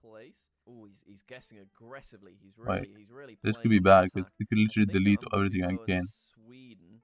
So I guess I just go in the middle. That of is my Sweden. line to give me a reasonable shot at it. Is it? Oh, it was Finland. Oh, No. man. GG, he's cooked. Oh, that's sad. Oh, dear me. Quite a bit further south than what I guessed, but still 1,000 points of damage there. Pre-multiplier, a bit lucky for Jack. He can't make any more country blunders. And this is Kenya. We can see mountains to the north. Okay. So probably out towards Mount Kenya would be my idea, but there are certainly other places it could be. Northwest here. That's interesting too. What road is this? The A4 maybe? Could see that. Yo, I got cultivated in 9 instantly. Next one. Let's have a look. I would say this looks pretty... Okay, what happened now? Ooh, we've got that little antenna. Okay, so I do this. Clearly it cannot be. Ecuador, Peru, Brazil. Why is it so slow? Is it meant to be this slow moving? They're called. Not in the immediate vicinity. I'm just Hola, worried amigi. about over here in case I'm being Amigos. stupid, 'cause, Wait, is it meant to be this on the slow? left. Right, so I think I need to be going in Kenya then, don't I? Yeah. Wait, what's happening? Yeah. I mean, it could be a Rwanda. I'm thinking it might be Rwanda. It's a Kenya. Also, why did I just miss that Okay, wheat? well, Hello? that could have gone badly there, so I'm glad we made the right decision eventually. Jack is going to get it. He should survive here. Well, that was a huge factory in the background. Ooh, nice guess from Jack. Yeah. Ah, there it is. Nimrush. I feel like this place name would have gone hard back in 2018. People would have loved it. Okay, next one here. Looks like the Philippines to me with this poll. How is my wheat fortune only 300? Am I missing something? Hello? It's not good enough at Vietnam. Help me. Know whether it could be because it does look like Vietnam, especially those 300 only fortune? Guys, Okay, sun's to the excuse me? north. Is it to the north? Definitely feels like, well, no, it's more to the east, to be fair. What is this pole, too? It's wooden. It's a Christian country, so probably not Vietnam. I think that road in the distance is a Filipino road. This is just a weird Philippines with a very weird pole, in my opinion. Maybe let's go Dinagat Island. Nah, it's too flat for that. Nah, I'm gonna go for it anyway. Nah, why am I so indecisive? I'm gonna go on Tablas Island, actually. Okay, ooh. Wait, what? So wheat actually has this little fortune? Am I missing something, man? Come on, I just spent so much money for no reason. Maybe not, though. Maybe it's over in Asia. Bruh. Yeah, with this kind of... It's the concrete floor, isn't it? Which you do see in Southeast Asia. So, we're going to be going... I'm probably going to go there in Thailand, but I'm going to have a little bit of an explore first. Christian. Are they Christian in Thailand? Need a little bit of language, could help me out. Got 2 people there, 3 people even. Malaysia. Do we have a side of the road? Because that'll make a big difference as well. Let's go. But it looks like probably Melon is the most fortune. I wonder why he's taking so long. Come on, give me a sign. I really, really need a sign. Okay, that is not Thai, so I guess if it isn't Thailand, could be Vietnam. Yeah, I'm getting less from this than I got from Wild Rose. I'm gonna go Vietnam. I didn't really get much of a chance. Oh no! Oh, that's so annoying. That is so annoying. Ah. I'm pretty sure it should be Philippines from what I saw on his screen. And it was ours. I'm I knew it from was some tiny island, but I couldn't figure out which China. one. It is, of course, enough to win, though. Good game, Jack. Good game. I will say that those rounds were far less beneficial for my my latitude line. Definitely so. I mean, in general, Europe and Russia and US are some of your worst enemies. Yeah, exactly. And that Philippines one, I was very close to going Philippines. I just couldn't identify a side of the road just because of how narrow it was, but still very annoying. Vietnam and Philippines both drive on the right, but one of the best you things have to point things like that out. Let's just jump into the next one. I did see on your screen a lot of crosses, and Philippines is a lot more Christian than Vietnam Right, is. yeah, that makes sense. Many mistakes on my end. Well, Jack, I do think your first game Wait, was like what? remarkably good. So that's Was I more lied what to you, I bro? expected. Let's bump it Where up I to lied to 100 you? kilometers Was and I see if lied that to you? helps. Where I lied to you? Right, I've got to win this one. Well, you got a few more chances. Oh. Let's see how it goes. Didn't even stay for the good luck wishing. He just muted up straight away. Well, let's see how he goes. I wish him good luck Wait. regardless. That is Welsh language. He'll know that. Feels like a bigger city to me. Bro. I'm just gonna chuck it in Cardiff. Why is he got to point out Wait. things about? Oh, whatever. Let's just play. Look at that. Ooh, Oh my okay. god, So that it's is so much more Wales. fortunate. Why? Oh, I mean, Why? So if I just go there, that gives me a really good chance, right? Shall I guess as well? Wait, why am I not in? It's moved. What? What's it doing? You can't do that. That was nearly catastrophic. All right, what we saying? Ooh, God, I'm Yeah, really this annoyed gives if I'm no closer fortune. there on Wales. Why? All right, How? let's see. It wasn't Cardiff. It was instead Hungeli. How? I don't know how to pronounce How, though? things in Welsh, but we have some potentially Costa Rica here, I would say. Could be pretty beneficial Wait, for Jack, what? this type of country where it's like surrounded by ocean. You should be getting a pretty close guess here in theory. Chilamate? I feel like that's a pretty good guess. Is it personal best issue? Kind of look north and we don't see any mountains, so I kind of like that. I'm going to go here. Right, next one. Look at how thin that is. Oh my. Right, White Oh, maybe. Crook is Costa Rica. So he's gonna know that though. That's the trouble. Does he see the white truck? Maybe not from his spawn point. I think I just click in the middle, in the green. Maybe green that's bit. what it is. Yeah, bit over there. Okay, so Pretty it is flat. PV issue. Let's go like there. See what we think. Oh, he's very close. Oh, he's so close. Okay, that's fine. How do I even get a good PV though? Ooh, very close on my end. Don't I actually need to use the wheat pest thing? Thailand, and we have the brake light, which is, I know it's like really commonly found up in Chiang Rai, but it's kind of found around the country as well, so I'm trying to decide which part I should go. It does kind of look like the north anyway, so I might actually go for a bit of fun here and guess Chiang Rai, where the brake light is common. Wow, 100 kilometers is nothing. Okay, so that's definitely Thailand. Ooh. I mean, I think that could be Laos, actually, right? Yeah? I think so. What side of the road are we on? We're driving on the left. I don't know what side of the road they drive on in Laos. I think that's a Thai flag that I just saw for a moment. It's gone. Yeah, that's a Thai flag. It's definitely not the Laos flag. So that puts us in a very... Okay, maybe I should safe use that region. equip. Hopefully, even if it is Laos, we'd still be okay here. So let's see. Oh, that's an outrageous guess from him. You've gone so northerly. How do you do that? And yeah, there we go. It was up there. Wow, I mean, that was very easy for Jack. Not so easy for me, but managed to come through with the gas. Also, this farm is just infinitely more annoying because I need to go to the front. It's a divided highway going Because I don't have an infinite That's one. interesting. Is the 45 divided? Not all the time. What about the 80? The 80 is divided. Okay, it kind of feels like it might be the 80 here. We see to our west, it's quite flat. That's potentially a problem, but not if we're down here. And the road does bend a bit. I don't know, like it's an interesting round here. He's gonna know so easily. So, I mean, I'm not really sure if there's an advantage for guessing really quickly here, but again, it does say Medellin, so we're not gonna be that far, I think.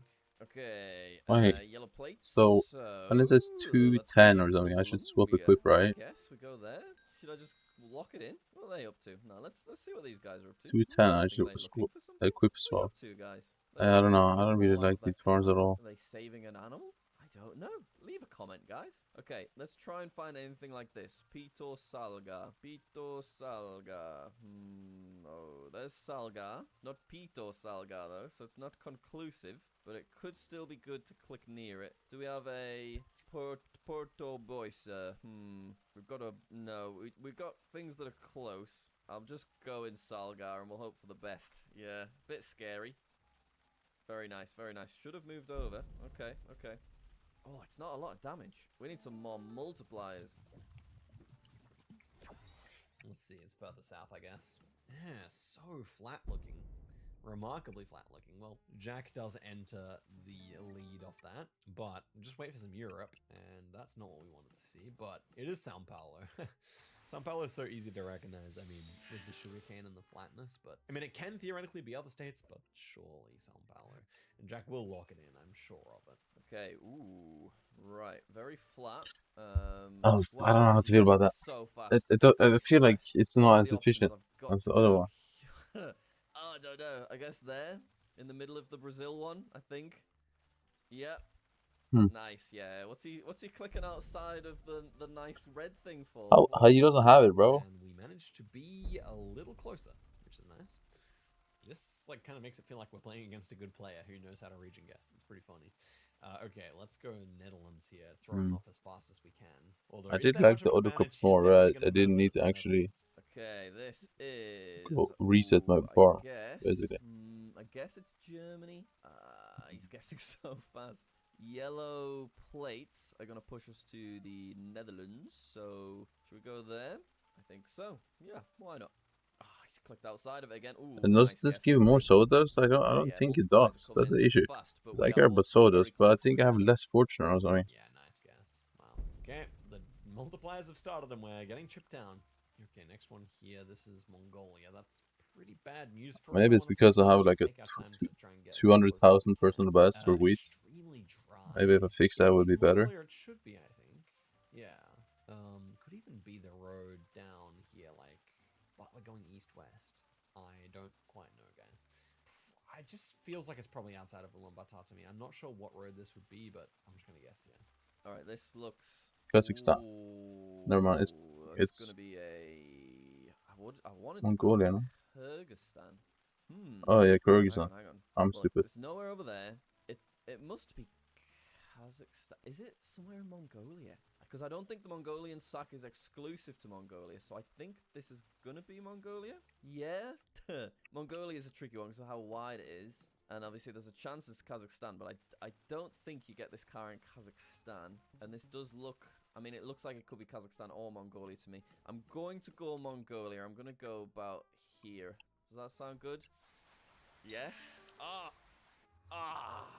Curses. That country's too long.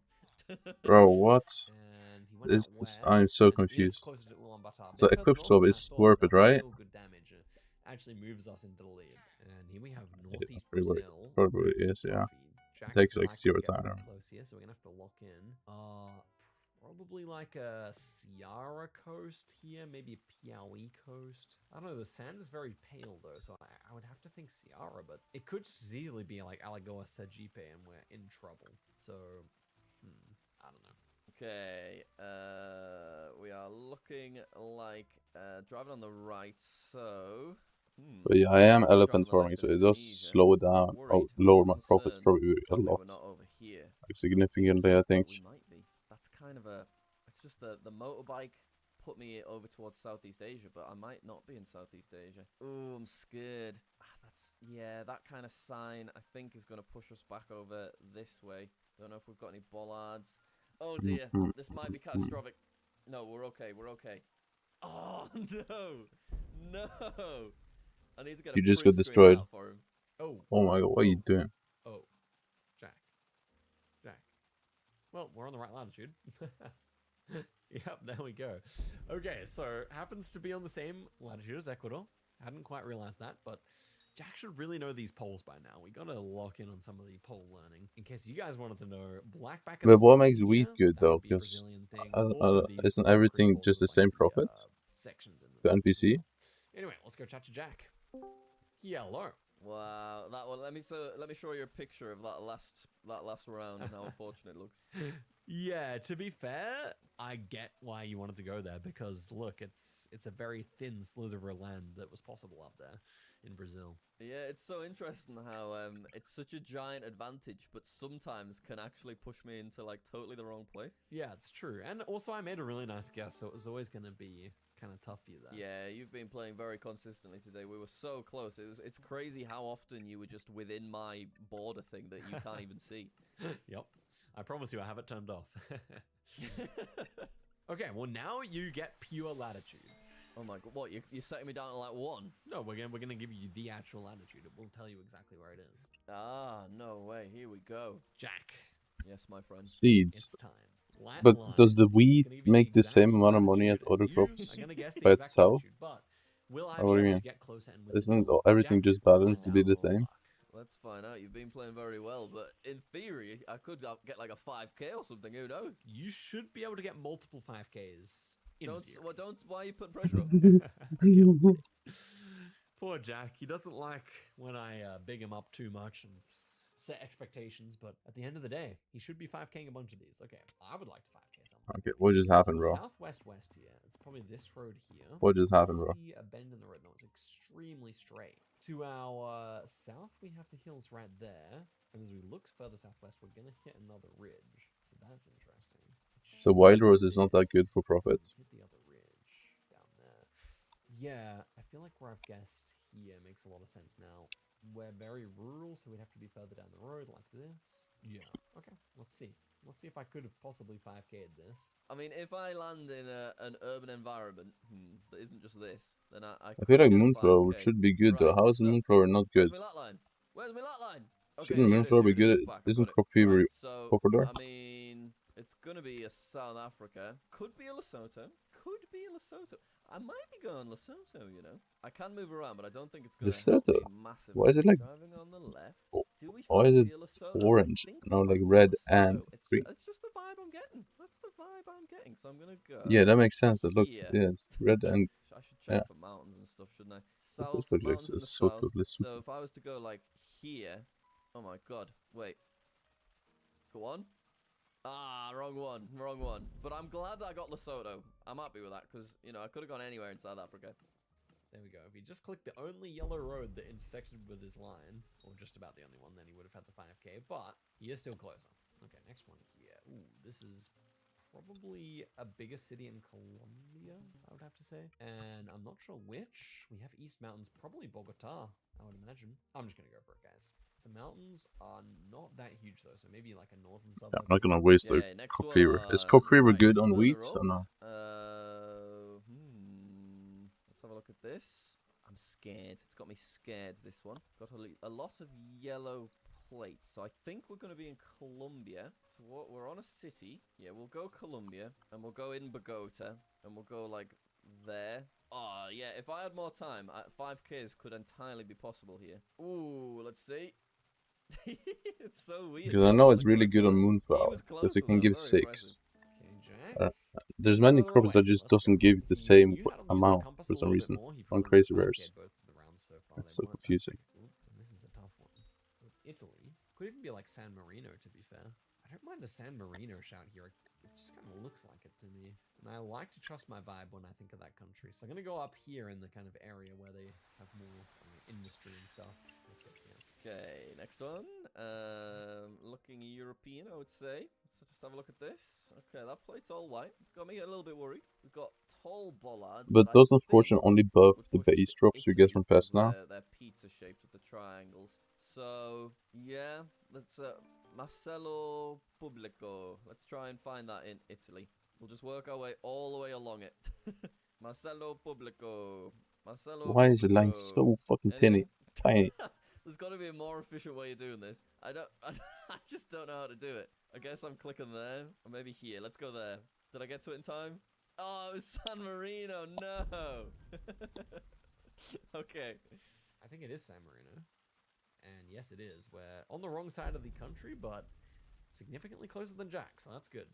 Next one here. Oh, Indonesia's going to be a toughie, but it could be tough for him too. Polls here are uneven Why? at the top, which makes me think it Let's see would be here. West Java. And Does I could definitely somebody see this also B3 being like a count South for more Kalimantan, fortune? which would be our I mean, problem more here. plus chance or not? Oh, it does Because really I kind don't it think also it's a kind of looks pest. like a South Sumatra. Oh, it's a little awkward here. I'm not sure, guys. I think it actually gives. It doesn't quite give a Java vibe. I'm gonna go South Sumatra. I think. Right. Looking like an Indonesia, I would say. I think. Ooh, we've got a flag, but I don't recognize it. Driving on the left, there's lots of bikes. Yeah, I think it's Indonesia. Where else could it be? Only really Indonesia. So, what's the way you're doing this? Big road that is diagonal to the north. There's got to be an efficient way of doing this. It's going north. Because I need somebody B3 thing. Because I have 0. So it could be there. Not really though. I'm really trying to work out an efficient way of doing this. I guess here? Maybe? Bro, this is so unfair. And he's still losing with this ship, by the way. Look at that. Yeah, and I needed a 3k dual road points as well. with crazy It's cheats. too long. The world is too long for me to find these locations in time. Oh gosh, this could be bad. Oh, he is in South Sumatra, and it was South Kalimantan. Should have trusted my instincts, but at the same time, I don't know, there were just a bunch of options there. There's Jack on the exact latitude, of course. And here we are in Thailand. Kind of feels northerly, also kind of feels easterly. So I'm going to kind of click low A here, I think. Right, what we saying? We've got our line. It only buffs the base drops you get from past after they made overbloom. Which place? We've got I Thailand think. as an option. So it's really not that No, I would probably big go with fortune on pest, right? around there. Let's see it. Or does the base crops make good money? Finally, you're in one of the correct locations, and he put the pressure on us there, so I'm pleased with that. Should be pretty decent. Ah, but Jack's super close. Tough. That's multiplier damage. Not really deserved, but he is in the lead right now. Okay, next one here. This is with the smudge. This is Eswatini up here, right? Southwest. Yeah, we're on this road. We've got which we should have to our east mountains. We can't see them, but pretty sure we're on this road. Southwest, right? I'm just gonna guess the middle of it. Because the money isn't that much of a concern to me, but like I guess money doesn't hurt. Okay, ooh, weird looking Google cart, driving on the left. Either way, I should have max fortune basically because I think it gives more sowdust, which is all I care about. So I think I need to go. I don't know. I think I need to go in South Africa, right? Yeah, maybe. What's this car? It's not really a car that I'm used to. It's such a straight northerly road. Come on, you straight suck. northerly road. Give me a straight northerly You suck. road. Don't see one. Oh, You there's suck. too many options for straight northerly You roads. suck. It could be there. I might be in the wrong country here. I'm panicked about it, to be honest. No, we're not. We're in the correct place. Oh, Eswatini grass. I'm excited for the day that I recognize Eswatini grass authentically. He managed to find the straight road. Should be closer here. Is it the right road that I picked? Hmm. Yeah, it's almost the 5k there. Is there any affordable Taylor visits? Because she keeps coming up, but she asked me for like 600 million worth of things. I'm not too tempted by it. It doesn't really like excite me. She gives 600 mil for like 100 copper. People talk about those red roofs being in Hiroshima, and I'm gonna click the city. Hiroshima. Alright, next one is in Japan, I think. So this is the most obvious to Japan ever. Because Japan's not... Wait, yep, Japan is... Oh, it is on the long bit. Oh, that's so annoying. Okay, so let's check Tokyo to begin with. And let's try and find It's definitely not Tokyo, come on man. There's gonna be Don't loads be stupid. of crossroads, right? Crossroad. Crossroad.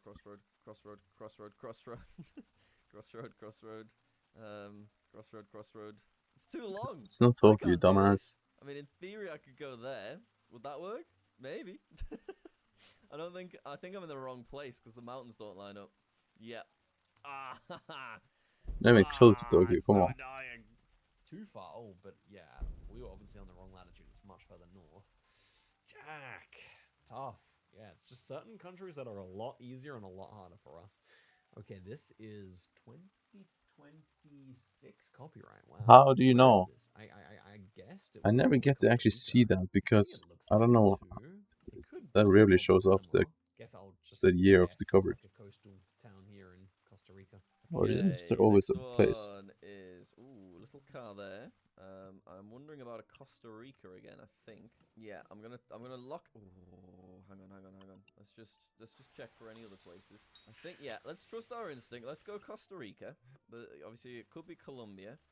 And I just need to be on a road, so that's a possibility. But so is this. How much health does somebody have? Like 30 health. It's so annoying to kill. Like, holy fuck, man. Then in that case, I'm stuck. Maybe. Oh, I think it needs to be over here. Oh, it was the other way. Much smaller road. Okay, we did the damage though. He's too far inland, surely. No, it actually was a pretty inland round there. 300 damage. I think we can still lose this. It depends. Like, obviously, Norway could be terrible for us here. Argentina is also a long country, so that could be really good for him as well. Or a tall country, rather. This looks to me just like kind of the most generic round I've ever seen. So it's kind of bad. West-northwest angle kind of fits for Santa Fe, which was my initial vibe. Yeah, I don't know. I just don't know. I'm going to click here. It's just a big hedge. I just want to survive this round. This should be enough to survive this guess. Right, next one is... Please, no Argentina here. If he knows Argentina here, he gets good damage, I think. Precaution. Got little weird bollards there. It's got that Brazil haze that you sometimes see. So I think we will go Brazil, and we need a totally vertical road, which we do have around... Ooh, near here. Yeah. We could go there. Do we have any other options? No. Obviously, we don't know how big the road is the trouble. It doesn't... It's not He's throwing this so bad. Oh my god, come on, Jack. I'm singling in all of these yellow roads. There's like none of the country is in there, man. I was in the wrong place. And yeah, there's our little sideways road. GG. That's weird. Gosh, Jack is actually allergic to getting Argentina correct. I just didn't consider that he might get the wrong country here. And oh my gosh, I was so close too. That's actually a banger guess, and we end up taking the win. Wowee. Let's go. Good game. Good game, Oscar. It's weird that it creates a strange dynamic where you're just like panicking and running along the line, trying to find something that matches up. Yeah, I think you should spend more time. Why do I keep getting that message? And what's like a region that makes your radio is weak. Like what? Looking at the map after. I think I want to give you one more chance at this. Okay. I mean, I got the country, I think, every time apart from one. No, you missed Eswatini on South Africa and also the Argentina. Yeah, that's fair. Yeah, I would like to. Wrong armor. I'm stupid. I'm GG's. It has the long golden grass, which is the best. Yeah. All right. Let's. Holy, I'm cooked. One more time. All right. Good luck, Jack. You too. Okay. I just wrong armor that. Chile is surely the ultimate country for Jack here. Surely. This doesn't feel like it's going to be too far from Santiago. Southeast, we have a huge kind of valley, mountain, whatever you want to say. Maybe like over here. I forgot to add in more sacks spot, which is big. Big W. It kind of feels like it's this kind of area. But the mountains are pretty big. I kind of like this little valley I've picked here. Right, he wants me to spend more time identifying the correct country. So... well... where's my line gone? I don't... Where am I? It's so far down. Oh my god. On the right, so you can easily get this. I guess we're going to be in Argentina, because it's not very flat, so it isn't Uruguay. Although, quite a Uruguay-looking sign. You can deny this, come on. So please. We could go a more mountainy part of Uruguay. Please, Jack, do 115k. Do 15k. 15k is all it takes. So let's go somewhere with mountains, like maybe over here. Could that work? We've also got Chile over there. I don't know. Bit scared here. Let's see. Yeah, it was these ones. I nearly went for them. That's a lot of damage off the bat. Oh gosh, Jack. Oh, we've picked a pretty good latitude ourselves, I guess. Just a bit further south there. Jackson, Argentina. That's not a good guess, guys. I can't lie. That's one of the flattest places in South America, probably. Okay, now we've got Russia. Not a good country for Jack. That does not give me Russia vibes. Serious? I'm just gonna. I guess it's the bold white line, right? Yeah. It makes sense. Like a Zhevs Kazan area. Okay, next one's big, wide, and open, and looks Russian, doesn't it? Right, we've got Tanra. I'm sure that's not how it's pronounced, but we will try and spot Tanra somewhere along our line. Obviously, it might just mean side of the road or something like that, so it's not hugely helpful. I need a road that goes off to an angle. So, I mean, that could work. Would I like that environment? I'm quite happy in the middle anyway, to be fair, because then it hedges either side. So let's see. Please, can you get something good? Oh my god, you're so bad. You're so bad. Close. You're so bad. It's a hard game. Yeah, okay, was Ufa there? It's good damage. Very unfortunate rounds for Jack these last two, although the chili should have been an easy one, to be fair. Next one, Andorra. Oh gosh. Okay, guys, this I'm was almost not done an with ideal the. spot for him. I think it's rare find ship. I'd say this looks like Let me see. a North Macedonia, Montenegro type spot. 2.5 and for next upgrade. It does. Okay. So we could go around there. He's guessed so It's fast. definitely one of Don't be the Andorra or second, something. first one. I use max, right? Yep. First bonus passions, I guess. I just had a better look at the landscape. That's sad. That's really sad. I'm not feeling good about this one. And indeed, that is GG damage in 3 rounds. Wowie. Good game, my dear friend. Good game. You're just too good today, Oscar. Well, I did play nicely, but the chili guess was pretty far from ideal there, Jack. You clicked in one of the flattest parts of South America. Well, I actually did click a place that had a little bit of a. I thought that this dark green was mountain zone, but it isn't. Come on, bro. I see what you mean. Yeah. Don't defend it. It's GG's. Yeah, that's my bad. Can't argue with that. It's okay. I guess we will call it there, Wanna but maybe peek. there's chance for a rematch when you've gotten a little bit better at the game. So I've gotten like Absolutely. Just wait till I enable 20 billion sowdust today, I think. At that point, Maybe guys, more. I might be cooked, but let me know in the comments if you think I could win that one. But no, that was great fun, and you played very well. Beat me 5 times in a row. Let's not forget, the first duel was extremely close. I feel like there's still potential here, Jack. Absolutely. Alright, guys, thank you for watching the video all the way to the end. Hope you all enjoyed. I'll see you guys next time. Goodbye. I want to pee. Thank you. Yo, what's good everyone, it's Zigzag here. Welcome back Damn, to chill out, another bro. Gear Guess It video, and today I'm once again joined by my dearest friend Jack for a 1vs1.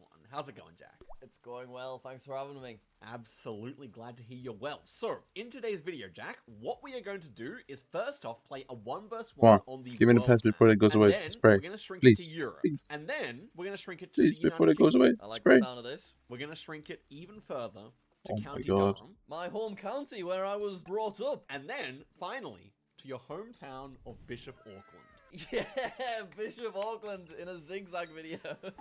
5 levels of familiarity. Let's see how you can do. Okay, it's the end.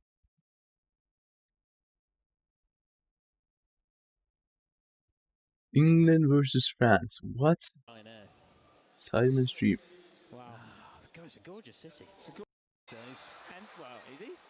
So, talk to What? him now, live. Big John, how are you? I'm very well, thank you, sir. How are you?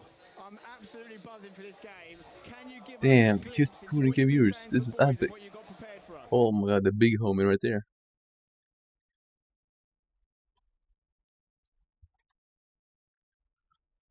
Hold on.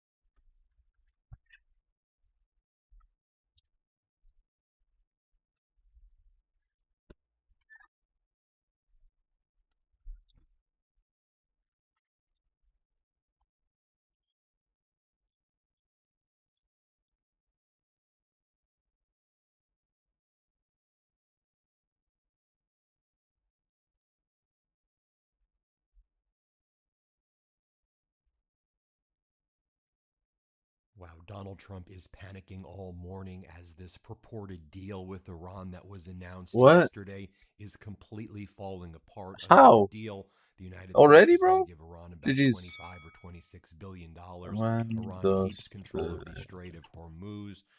Nuclear negotiations would be deferred into a later time, and the war would be over. Ships would be able to exit the Strait of Hormuz. Additional details I, of course, described this morning. Donald Trump then got a call from Netanyahu, as well as the war hawks within the Republican Party. And now Donald Trump seems to be changing his tune, that the deal is not done yet, and he wants to take his time on this deal. And all of the terms that were being discussed yesterday with all of these Middle East nations on this conference call, Donald Trump seems to be backtracking on. He seems to be caving on the caving of the caving of the caving. And then he called up ABC and he's like, I can't talk about the deal. I can't talk about it. It's totally up to me. And if there's any news, it will only be good news. I don't make bad deals, but it's only up to me. How about it's up to the American people also? How about there's something called a Congress? And how about there's something called the Constitution? And how about you don't have this authority? And this is why our founders restricted this type of authority. So then you had Netanyahu posting images like this. Iran will never have a nuclear weapon. And then he announced his phone call to Donald Trump. And then shortly after, Donald Trump seems to be changing his tune about whether there's a deal with Iran. This is what Netanyahu posted this morning. I spoke last night with Donald Trump about this memorandum of understanding to reopen the Strait of Hormuz. Trump and I agreed any final agreement with Iran must eliminate the nuclear danger. That means dismantling Iran's nuclear enrichment sites and removing its enriched nuclear you're so loud. material You from need to its territory. quiet down a little bit. Trump also reaffirmed Israel's right to defend itself against threats on every front, including Lebanon. The partnership between us and our two countries has been proven on the battlefield and has never been stronger. Then Donald Trump started posting all of these deranged memes again right after that call with Netanyahu. I don't know, is he trying to impress him? He posted the memes of American drones, many of which were shot down by Iran during this catastrophic war, destroying, in this meme, Iranian Navy ships. You see what again? Really? Adios. He's doing this again. Is he He's stupid? doing these posts again. He posts these images, these images, that bizarre images of him and Xi Jinping that say President Xi and President Trump are amazing. This is what Donald Trump is posting. He puts it in quotes. He's quoting himself as saying President Xi and President Trump are amazing. President Trump gets younger. Okay. Then he has another post with him and Xi Jinping. President Xi and President Trump are amazing. That's what Donald Trump is writing himself. That is utterly deranged. This is a psychotic lunatic. Okay, I mean, I don't know how else to describe it. A lunatic who needs to be in a straitjacket and removed from the White House and impeached immediately. No, bro, he's the best president. What do you mean? Then he posts, Don't get rid of him. loves Trump. Yay, Donald, China loves Trump. And then he posts a photo of former President Obama in a mugshot with mugshots of James Comey and James Clapper and Ben Rhodes and Valerie Jarrett and Susan Rice. Very normal behavior by a deranged, psychotic individual. And Donald Trump posts, attacks Obama's JCPOA non-nuclear deal, which was actually a deal where Iran did not make nuclear weapons. Donald Trump said, one of the worst deals ever made by our country was the Iran nuclear deal put forth by Barack Hussein Obama. Then Donald Trump says, my deal is the exact opposite, in fact. The negotiations are proceeding in an orderly and constructive manner, and I have informed my representatives not to rush into a deal. In that time is on our side. The blockade will remain I don't think it's on your side, bro. until an agreement is reached, certified and signed. Both sides must take their time and get it right. Our relationship with Iran is becoming much more professional and much more productive. Interesting. Let me take a look at what the Iranians are saying today at their martyrdom ceremony. Moshe Razi, who's one of the top IRGC commanders, or was, and now he's an advisor to the Ayatollah. Here's what he said, Donald. America What's the after somebody? the Ramadan war will no longer return to being America of the old, But both our combatants today have their hands on the trigger, and our negotiators are striving to secure the rights of the Iranian nation. In both dimensions, the war is being managed. How about the prosecutor general of the country? The victory of the Iranian nation is 1, the result of the 2, blessing of the 3. blood of the martyred Pest. leader of the revolution. We must be ready in I all lied. arenas. My Unity bad, and bro. presidents of the people are Why among does it the keep saying effective my factors radio of is whole weak? Are you importance in good, the bro? final victory against the enemy. How about the head of Tehran City Council? We are prepared for military confrontations and war. The readiness of the Iranian nation against enemies is such that it leads greater power and greater ability to confront. Readiness means we must not have any kind of leniency or negligence regarding the demands that we have announced. And now Iran's Tasnim news agencies reporting the following. U.S. obstruction of some clauses of Green this banana. agreement, Wow. including the issue of releasing Iran's blocked assets, still continues. But how do I They have go on to 0 say, those? Really? accordingly, there is still a possibility That that makes no this sense. agreement may be canceled. A deal that we thought could happen yesterday. Donald Trump is now, as I said, caving on caving on caving. He is so utterly pathetic. But all Donald Trump really wants to talk about is his golden ballroom, and how this other purported incident outside of the White House yesterday now means that the golden ballroom must need to be built. And yet another Did he say that, form of bro? Oh my god. assassination attempt, while all of your Warhawk MAGAs were criticizing your catastrophic deal in a catastrophic war. So then you had Kevin Hassett, your national economic advisor. He was making his rounds on the morning shows today. And what's the topic? Ballroom as a result of the shooting that took place yesterday. Who could have predicted that? Oh, me? Play the clip. Friday. But the bottom line is the president believes that the ballroom is something that should have been there for a long time, and he's using his own money and the money of donors to make it so that the taxpayers don't have to pay for that ballroom. And as far as weaponization, I don't think that Well, they you would or have to I pay would $1 billion, disagree. correct? No, it's not for the ballroom. That's for securing the entire White House. And my goodness, to argue about that after we were all here yesterday, I actually wasn't here. I was at my home a couple blocks away when the shooting happened. Of course, we've got to make the White House more secure. Then you have Mike Johnson. Oh my Ron Johnson, goodness. not Mike. You have MAGA Republican Ron Johnson from Wisconsin. Here's what he had to say. Let's play this clip right here. Move on to the ballroom because there is an issue about funding for security purposes. After what we saw happen at the White House Correspondents' Dinner, you know, the president definitely talked about the ballroom being necessary for many reasons, but that it also is a national security issue. That is a sticking point as well right now. Your thoughts? Well, I also support funding for that national security component of that. What's going to be underneath that ballroom? I don't want to talk further about it than that, but I mean, there's certainly a national security component. And listen, I'm a big fiscal hawk. And then I just think it's notable that you have all of these MAGA war hawks and Netanyahu telling Donald Trump, don't do the deal, don't do the deal. And then Donald Trump is now like, oh, maybe we need to take more time. This is why Donald Trump is so utterly weak. It's just notable to me. You know, you had this MAGA Republican Senator Wicker also, and he made this post. Oh, this guy's farming for criticizing Donald Trump. He goes, Oh, if that's you do kind of this nice. deal, it's going to be a disastrous deal. Here's his headline from Ground News. Wicker warns Trump against ill-advised Iran deal. We must finish what we started. And that's what Wicker's saying, and Netanyahu, and that's what these MAGA war, and Lindsey Graham this morning, and Ted Cruz. We must finish what we started. Notice right here, because Ground News keeps track of this stuff, that this is being pushed mostly right now on right-wing media.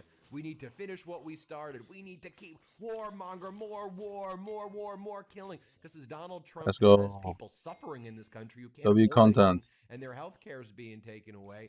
Has been taken away. They can't afford gas, can't afford anything. It's just a constant state of war. War is peace. It is their way, and then they're going to go to Cuba next probably and do a war there.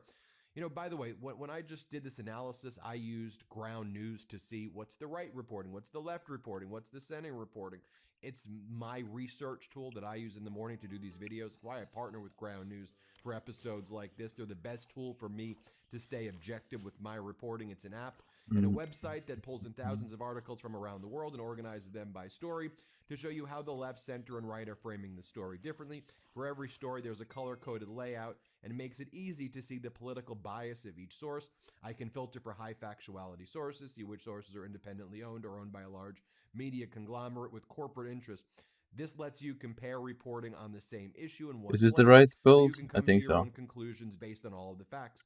On this 15 or article, for 16. example, regarding MAGA Republican Senator Wicker, I saw that it was primarily being pushed among right-wing leaning But it does news. nothing. And None again, of this gives Ground News has this sawdust. dedicated I'm blind missing something. spot feed, which is a personal favorite of mine, which highlights stories being disproportionately covered on either side of the political aisle, helps you burst through those political echo chambers. I believe in Ground News so much, we're going to offer you 40% off the Wait, same also Vantage personal. plan that I use for my research here right now.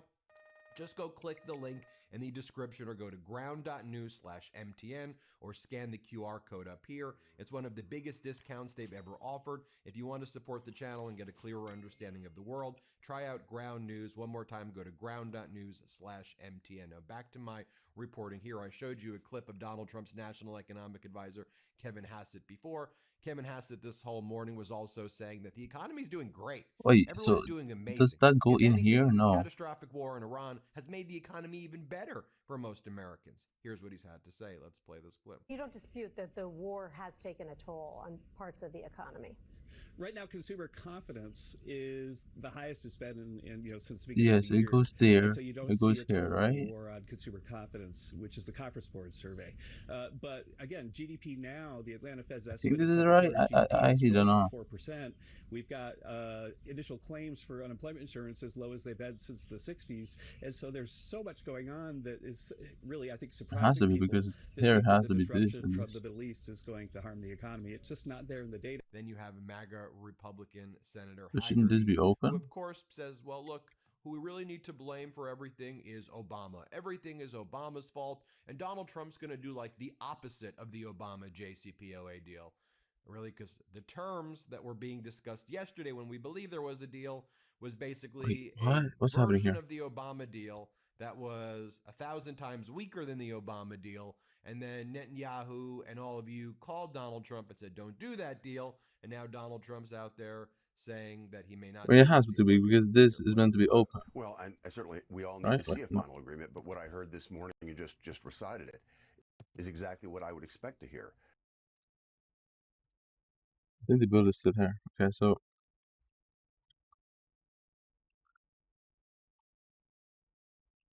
okay, boom, boom. Somebody comes here. Somebody comes here. Somebody comes here. Then down here. Okay.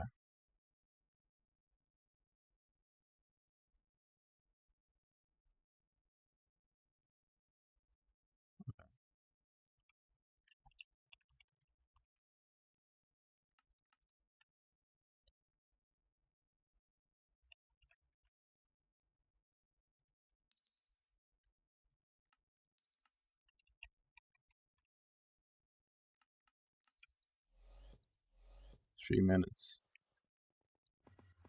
So is these full? Yeah.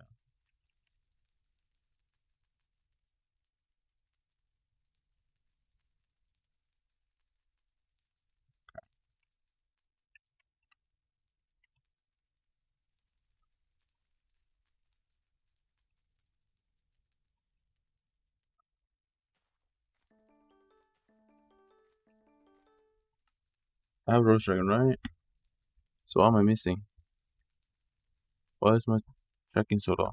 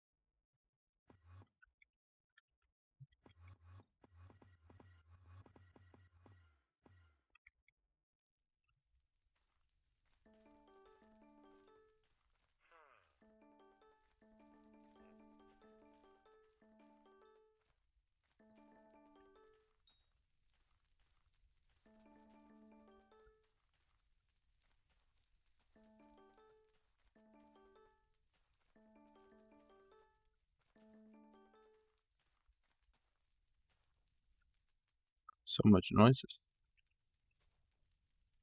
Wait, why is this there? What?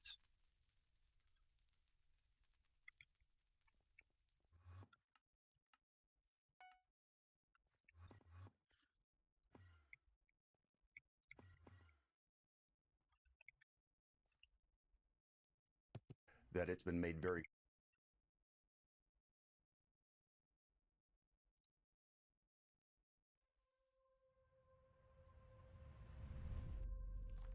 Beijing, China.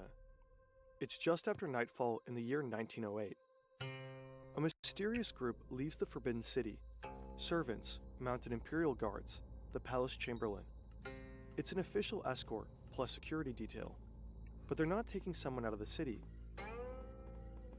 They're on a mission to bring someone back.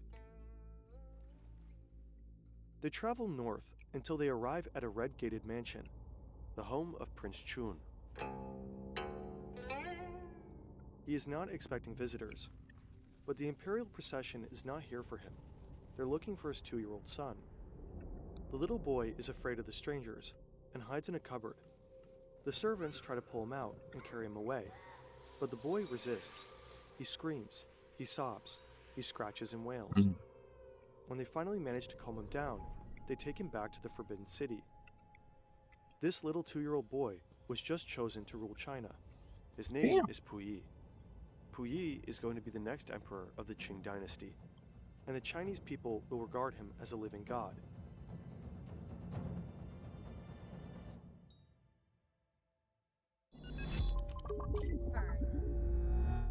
This video is largely based on the excellent book, The Last Emperor by Edward Beer. Find the link in the description. It's Puyi's coronation ceremony, and the boy can't take it anymore. For what seems like an eternity, they paraded before him. Strange men speaking strange words, ministers, palace guard officers, other officials. They approach and perform a ritual bow, kneeling 3 times and touching their heads against the ground 9 times. A kowtow. Each man pledges his allegiance, words that mean nothing to the young boy. To the 2-year-old, it's incomprehensible and frightening. The one person who could soothe him, who would calm him down and make him feel 100k safe, per isn't somebody. there. His wet nurse. Puyi is not allowed to see his mother, and Nurse Wang is her replacement. She plays with him, breastfeeds him, sleeps next to him. She's his main comfort and favorite companion. But she has been excluded from the ceremony. Puyi begins to fidget. Also, he's cold. The hall is freezing. He tells his father, Prince Chun, that he wants to go home. Then he starts crying. Prince Chun is desperate. No occasion could be more important than this. It must go well. He tries to soothe his son, saying that it'll be over soon. It's 100k Those per words somebody. may have That's comforted crazy. Puyi. To the palace staff who overhear them, though, they sound like a grim prophecy, not only about the emperor's reign, but about the fate of the Qing dynasty itself.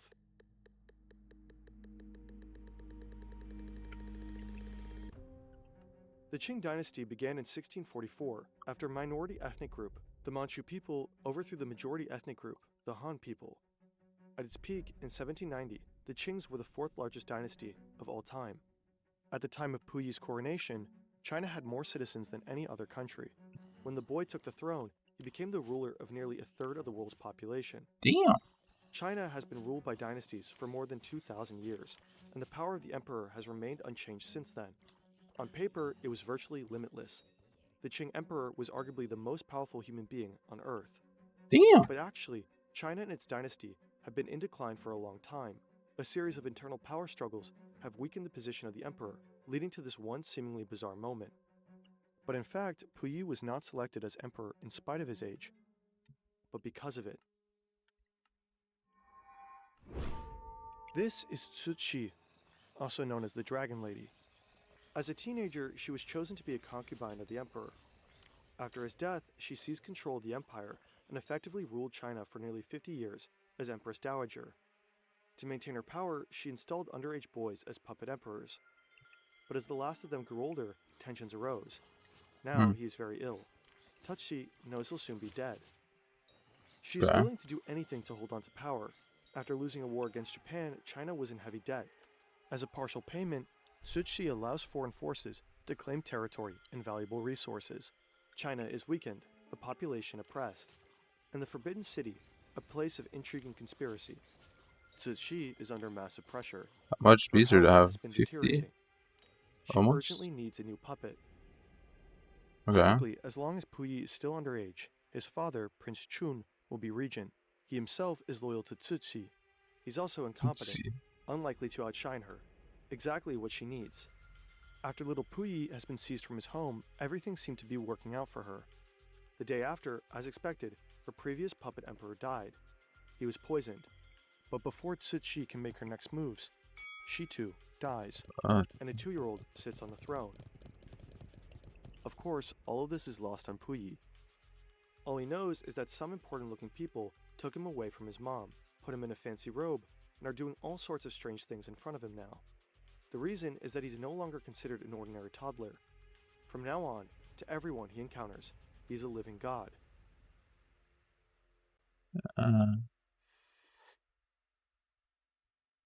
3 years later, Puyi is 5 years old now, and this is what a typical day of his might have looked like.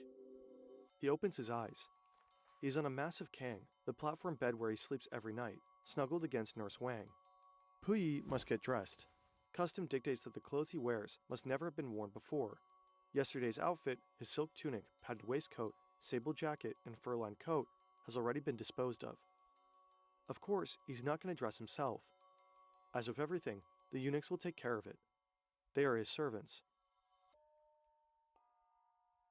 If you want to serve in the imperial court of the Qing dynasty, you have to become a eunuch. That means you have to cut off your penis, scrotum, and testicles. It would guarantee that the emperor is the only fertile man in the palace. Therefore, every child that was born here had to be his. Like all male Qing subjects, eunuchs wear a queue. Only a particular kind of eunuch, eunuchs of the imperial presence, were allowed to look at Puyi. All others had to look at the ground or turn away. They had no beards, their heads were bowed, their voices were high, since most had been castrated before puberty. Since tradition dictated a person couldn't reach heaven if they weren't buried whole, the eunuchs carried their removed genitals at all times, in little jars filled with salt water. The emperor is hungry. At a signal, the eunuchs will immediately prepare a huge buffet for him. Now, like every other day, he must pay a visit to the eastern palaces. Here, his other mothers live, 5 women who were either married to or concubines of the 2 previous emperors. To get to the eastern palaces, Puyi must take a walk through the city, again accompanied by the eunuchs.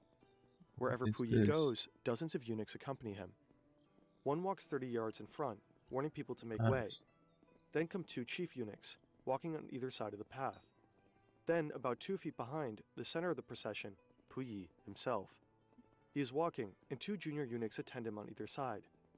Then come eunuchs of the imperial presence, carrying clothing, parasols, a canopy.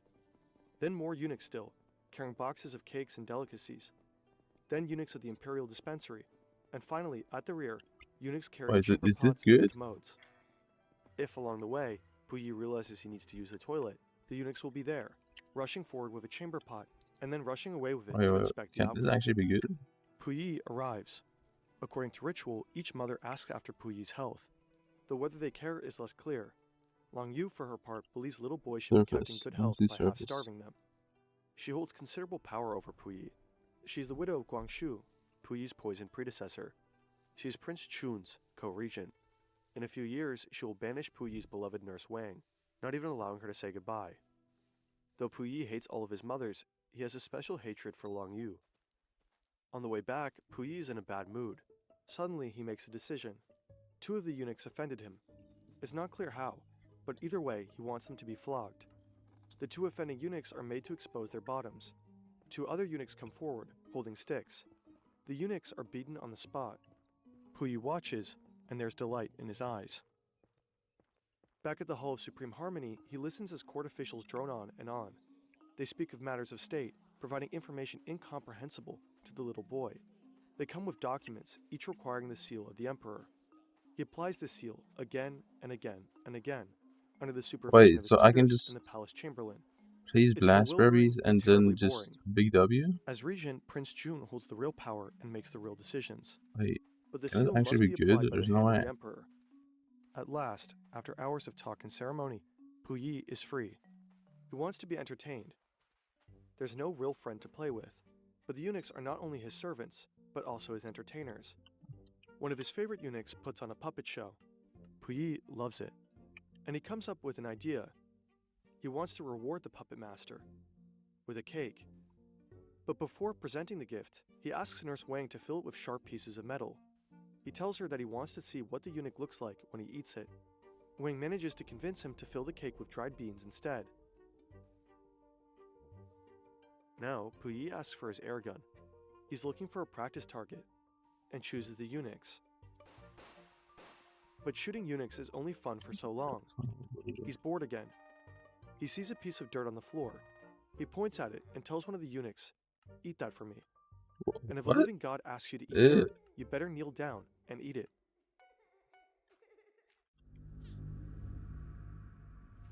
At night is when the little boy feels safest, curled up in the arms of Nurse Wang. Sometimes he still misses his biological mother, but his memory of her is already hazy. He won't be allowed to see her again until he is 13. Damn. Puyi lives an isolated life. He has no idea that beyond the walls of the Forbidden City, the country which he is technically the emperor of, is in turmoil. It's October 1911. In Wuchang, a group of soldiers mutiny, turning against their corrupt generals. This uprising soon spreads all over the country and turns into a full-blown rebellion against the dynasty. The Chinese people are fed up. 4 wars and increasing Western incursions have decreased China's territory, and the majority Han population has been sick of Manchu rule for centuries. The people begin to dream of a more unified republic. Then the imperial army flips, siding with the rebels, leaving the dynasty without military defense. By February 1912, Prince Chun has renounced his position as regent. Empress Dowager Longyu also steps down and agrees to Puyi's abdication. And just like that, the Qing dynasty is no more. China is now a republic. With the new freedom of press, newspapers sprung up all over the country. Soon, outlets from every political camp started shouting over each other in a highly polarized media landscape. If that sounds familiar, it should. Polarization and echo chambers are fueling record low trust in today's media. But today's sponsor, Ground News, is changing that. They've built the only app and website showing how stories are covered across the world, with context on each source's bias, reliability, and whether they're run by state media, corporations, or independent voices. Take China vowing to retaliate against countries that harm Beijing in their ongoing trade war with the US. Ground News lets us compare the coverage side by side. Chinese state media is warning other countries that attempts to harm their economy in exchange for tariff exemptions are doomed to fail, while US media strongly believes Trump will win this trade war. In a world where the truth can get buried under spin, this kind of clarity isn't just helpful, it's essential. We at Fern think Ground News is a great way to see through the biases and make up your own mind. So we got you 40% off the same Vantage plan we've been using. Go to groundnews/Fern or scan the QR code to subscribe. The link is in the description. So, is this the end of Puyi's reign? Not entirely. For the majority of the traditional Chinese population, the idea of a country without a monarch is odd. Abolishing the dynasty entirely is unthinkable. So the new rulers negotiate an agreement with the old monarchs. Puyi would be allowed to live on in the Forbidden City with his servants and personal fortune, plus an annual allowance of roughly $3.4 million in today's money. Even though Puyi officially abdicated the throne, he continues to sit on it, and he continues to put the imperial seal upon court documents.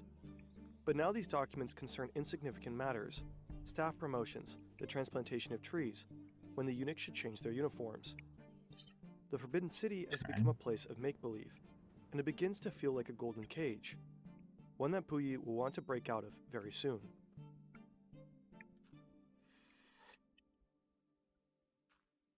Eight years later, a well-dressed British gentleman enters the Forbidden City.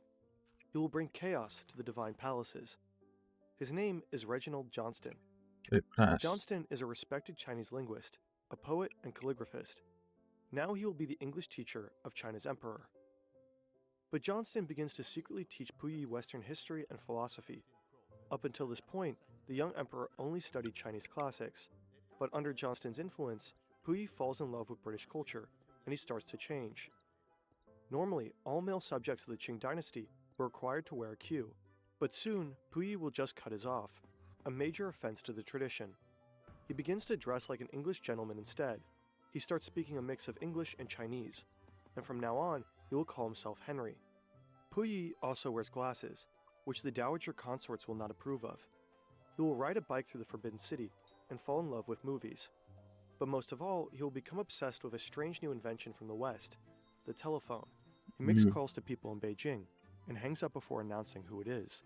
One time, he orders a meal to a false address, likely the first royal prank call in history. Puyi increasingly gets an idea of what the outside world might actually look like, and everything he's missing out on. He announces that once he's old enough, he wants to leave the country and study at Oxford, just like his teacher. Come on, give me some. On June 3rd, 1922, he tries to make this dream come true. He asks Reginald Johnston to sneak him out of the Forbidden City. But Johnston, the man who'd planted all these dreams in Puyi's head, refuses. If Puyi were to leave, Johnston would lose his position, with all its perks and status. Puyi has no one else to help him escape, and though he doesn't fully realize it yet, he's being entrapped even further. The dowager consorts, who also depend on him for their livelihood, have figured out a way to make escape impossible. Puyi faces a decision. He must choose a bride. His only guide, these 4 photographs, selected by the dowager consorts. He is 16 years old. The pictures are small, the faces of the women difficult to see. He draws a circle around one that looks pretty. This is Wenxiu, a 12-year-old Manchu girl. But the dowager consorts don't consider her a suitable first choice. She's an aristocrat, but she's too poor to be empress. He chooses again. This time he points to a 15-year-old girl from a prominent rich family. The dowager consorts are pleased. Her name is Wang Rong. 2 tiny pictures. One will be his wife, one will be his consort. He's encouraged to point to other pictures to choose secondary consorts, but Puyi refuses. One is enough. The pictures he selected are taken away. He won't see either girl until his wedding night. A couple of months later, just after the wedding, Puyi is with his empress wife for the first time. He has no experience with women. Now, on his first wedding night, he's supposed to consummate the marriage. But he doesn't know how. No one told him how this works. He panics and runs away. Puyi didn't consummate his marriage then, and it's probable he never did. When asked many years later, Puyi's little brother said the ex-emperor was found to be biologically incapable of producing children. This may have been literally true, but some historians speculate that this was a euphemism, that Puyi was, in fact, homosexual. Okay. The years after Puyi's abdication are years of chaos. The first Chinese premier declares himself emperor. A few weeks later, he abdicates. 6 months later, he's dead. Meanwhile, warlords fight all over the country, and Western powers continue to assert economic and territorial influence through concessions. China is weak, fragmented, and without central leadership. In November 1924, one of the warlords takes control of Beijing and forces Puyi to leave the Forbidden City.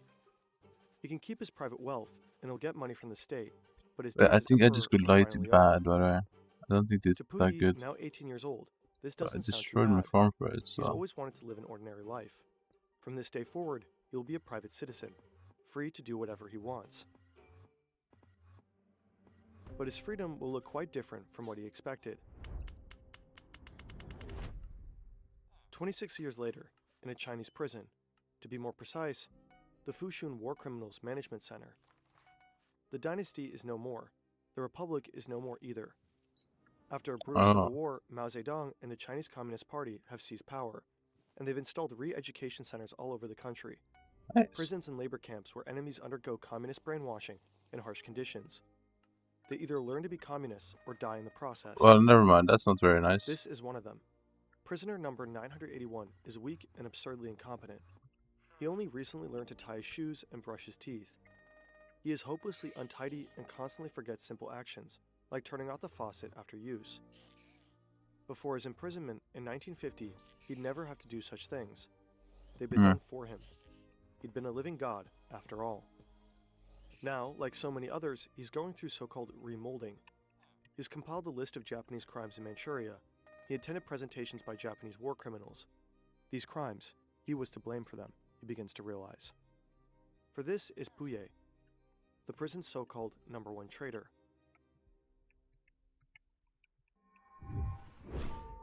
After leaving the Forbidden City, he aligned himself with the Japanese. They first housed him in Tianjin, then enthroned him as emperor of the Japanese puppet state of Manchukuo in Manchuria. The region was invaded by Japan in 1931. For 11 years, he'd been the puppet emperor once again, controlled by the Japanese, legitimizing their myriad war crimes in Manchuria. When the Soviets invaded Manchuria in 1945, Puyi had been captured. Tried as a war criminal at the military tribunal for the Far East, he'd lied shamelessly to save his skin, disavowing all responsibility for his role as a ruler and blaming the Japanese, his former ally. Shortly after the Chinese Communist Party came to power Where the in fuck is my mouse? 1949, the Soviets sent him back to China. Now in Fushun prison, he's being remolded. The Chinese communists realize he's a powerful symbol, an incarnation of everything they're against, decadent imperialism and capitalist greed. If he can be turned into a communist, anyone can. It would be the ultimate symbol of their ideological supremacy. Puyi will spend 9 years at the prison camp, listening to lectures, grappling with his guilt, committing to paper his many sins. In the end, he is released, weak, shrunken, and humble. Damn. Puyi is now a true believer, a die-hard communist. Never mind. That's not that good. At least, that's what he says. Oh. Is he finesse? Uh-oh. After being released from prison, Puyi moved in with his sister in Beijing. One time, he even worked as the tour guide in the Forbidden City, the place where he was once crowned the emperor of the 4th largest dynasty in human history, ruling over 1/3 of the world's population. A private citizen at last, Puyi eventually took a job as a gardener, working quietly among the plants. It seemed that Puyi at least found some sort of freedom. Throughout his life, he has worn many faces. As a toddler, he was traumatized by a sudden kidnapping. As a boy, he took pleasure in torturing innocent servants. As a teenager, he dreamed of becoming an Oxford student. As emperor of Manchukuo, he was complicit in horrendous crimes against humanity. And as a prisoner, he was repentant and humble. He died on 17 October 1967.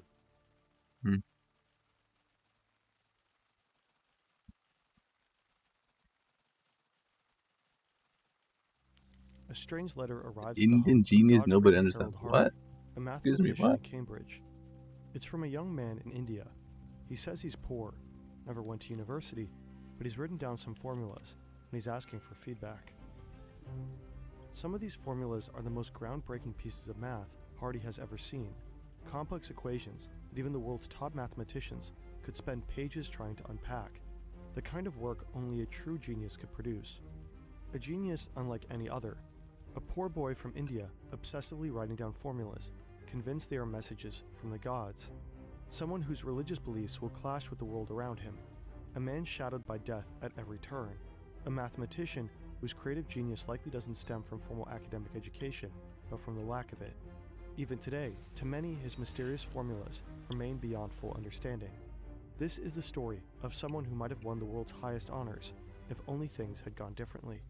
This is the tragic story of one of the greatest minds in history, Srinivasa Ramanujan, also known as the man who knew infinity. Damn. Are you sure, bro? That's quite a lot. This video is largely based on the book, The Man Who Knew Infinity, by Robert Kanigel. And a quick heads up before we begin. In this episode, we'll mention depression and attempted suicide. If you don't feel well, don't be shy to get help. Ramanujan grows up in a respected family. They belong to the Brahmins, the highest caste in India. The caste system plays a central role in Indian society. Rooted in Hinduism, it dates back thousands of years and divides people into a 5-tier hierarchy. At the bottom are the Dalits, also known as the Untouchables, often forced into low-paid, stigmatized jobs, like hand-cleaning toilets or collecting garbage. At the top are the Brahmins. They often work as teachers or priests. Each caste is further divided into thousands of smaller subcastes. Ramanujan and his parents are Vaishnavite Brahmins, and they follow the rules that come with their caste strictly. In India, being part of a higher caste generally means higher wealth, but there are exceptions. Brahmins do not condone public displays of luxury.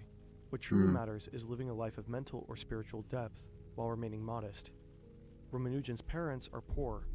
To make ends meet, the family often takes in subtenants for extra income. This is the world Ramanujan grows up in. He's a quiet, thoughtful child who loves being by himself. When he first attends school, he hates it. He doesn't like the teachers, and he resists a rigid system telling him what to do. After he repeatedly skips school, the family hires a local police officer to escort him there. Damn. Early on, his family moves frequently, forcing Ramanujan to switch schools again and again. After the family finally settles, Police dragging him to the school? he begins to excel in Where is school, this at, bro? especially in math. His What? classmates start coming to him for help. He breezes through exams in half the time, and before long, he's so advanced that he even challenges his teachers. Around the age of 13, Ramanujan's math teacher tries to explain a basic concept.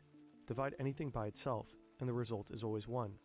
He says, whether you divide 3 fruits among 3 people, or 1,000 fruits among 1,000, each person gets 1 fruit. Then Ramanujan speaks up. But is 0 divided by 0 also 1?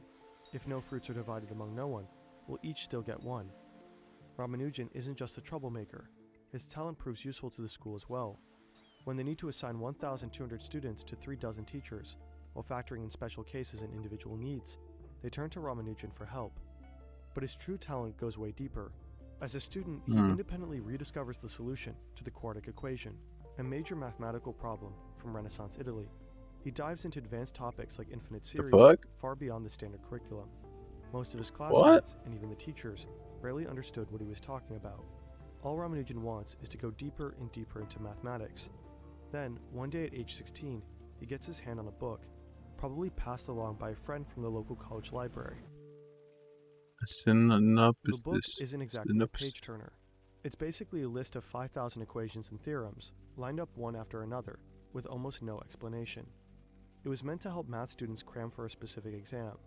By the time Ramanujan gets a hold of it, it's already more than a decade old. But Ramanujan becomes completely absorbed by the book. He dives into its dense pages, studying those complex equations. In math, proof is everything. Mathematicians have to show, step by step, why equations like these are always true. But Carr's book rarely provides any proof. Instead, it leaves the reader to figure things out on their own. For Ramanujan, every equation in this book is like a puzzle, begging to be solved.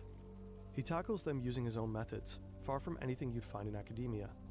The book leaves a deep mark on him, but he doesn't just study the numbers, he develops a kind of religious devotion to them. Ramanujan is a devout Hindu with deep faith. He often visits the local temple and takes part in ceremonies and rituals at home, but his devotion goes beyond caste tradition. He regularly prays to the family goddess, Namagiri, and is determined to follow what he believes to be her will. The boy credits all his extraordinary mathematical abilities to the gods. He doesn't see math as a human concept, he sees it as a window into the deeper structure of the universe. Alright, come on man, it's time to be real here. Unless it expresses a thought of God. Math explains our world, the entire universe really. Ramanujan might have liked having a picture of a remote galaxy in his bedroom.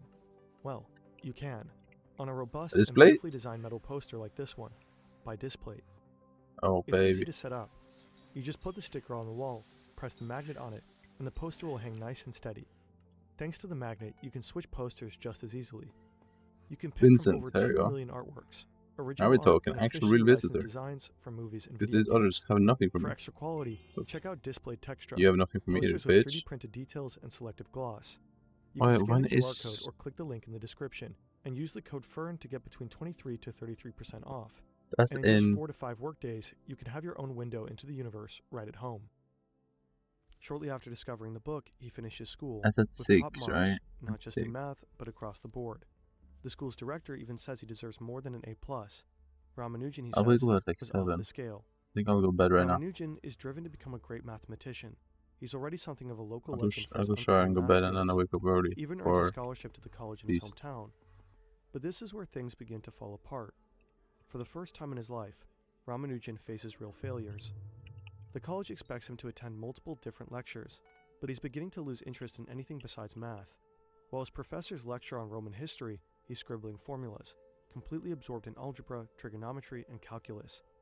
This comes with major consequences. Eventually, Ramanujan loses his scholarship, and a single term at college costs as much as his father earns in a month and a half. His academic future is suddenly at risk. His parents are now pouring what little money they have into his education. He feels guilty and miserable. The pressure to perform in every subject is mounting, but he's terrified it will take him away from the one subject he lives for. Eventually, the strain becomes too much. One day, he walks away, dropping out of college.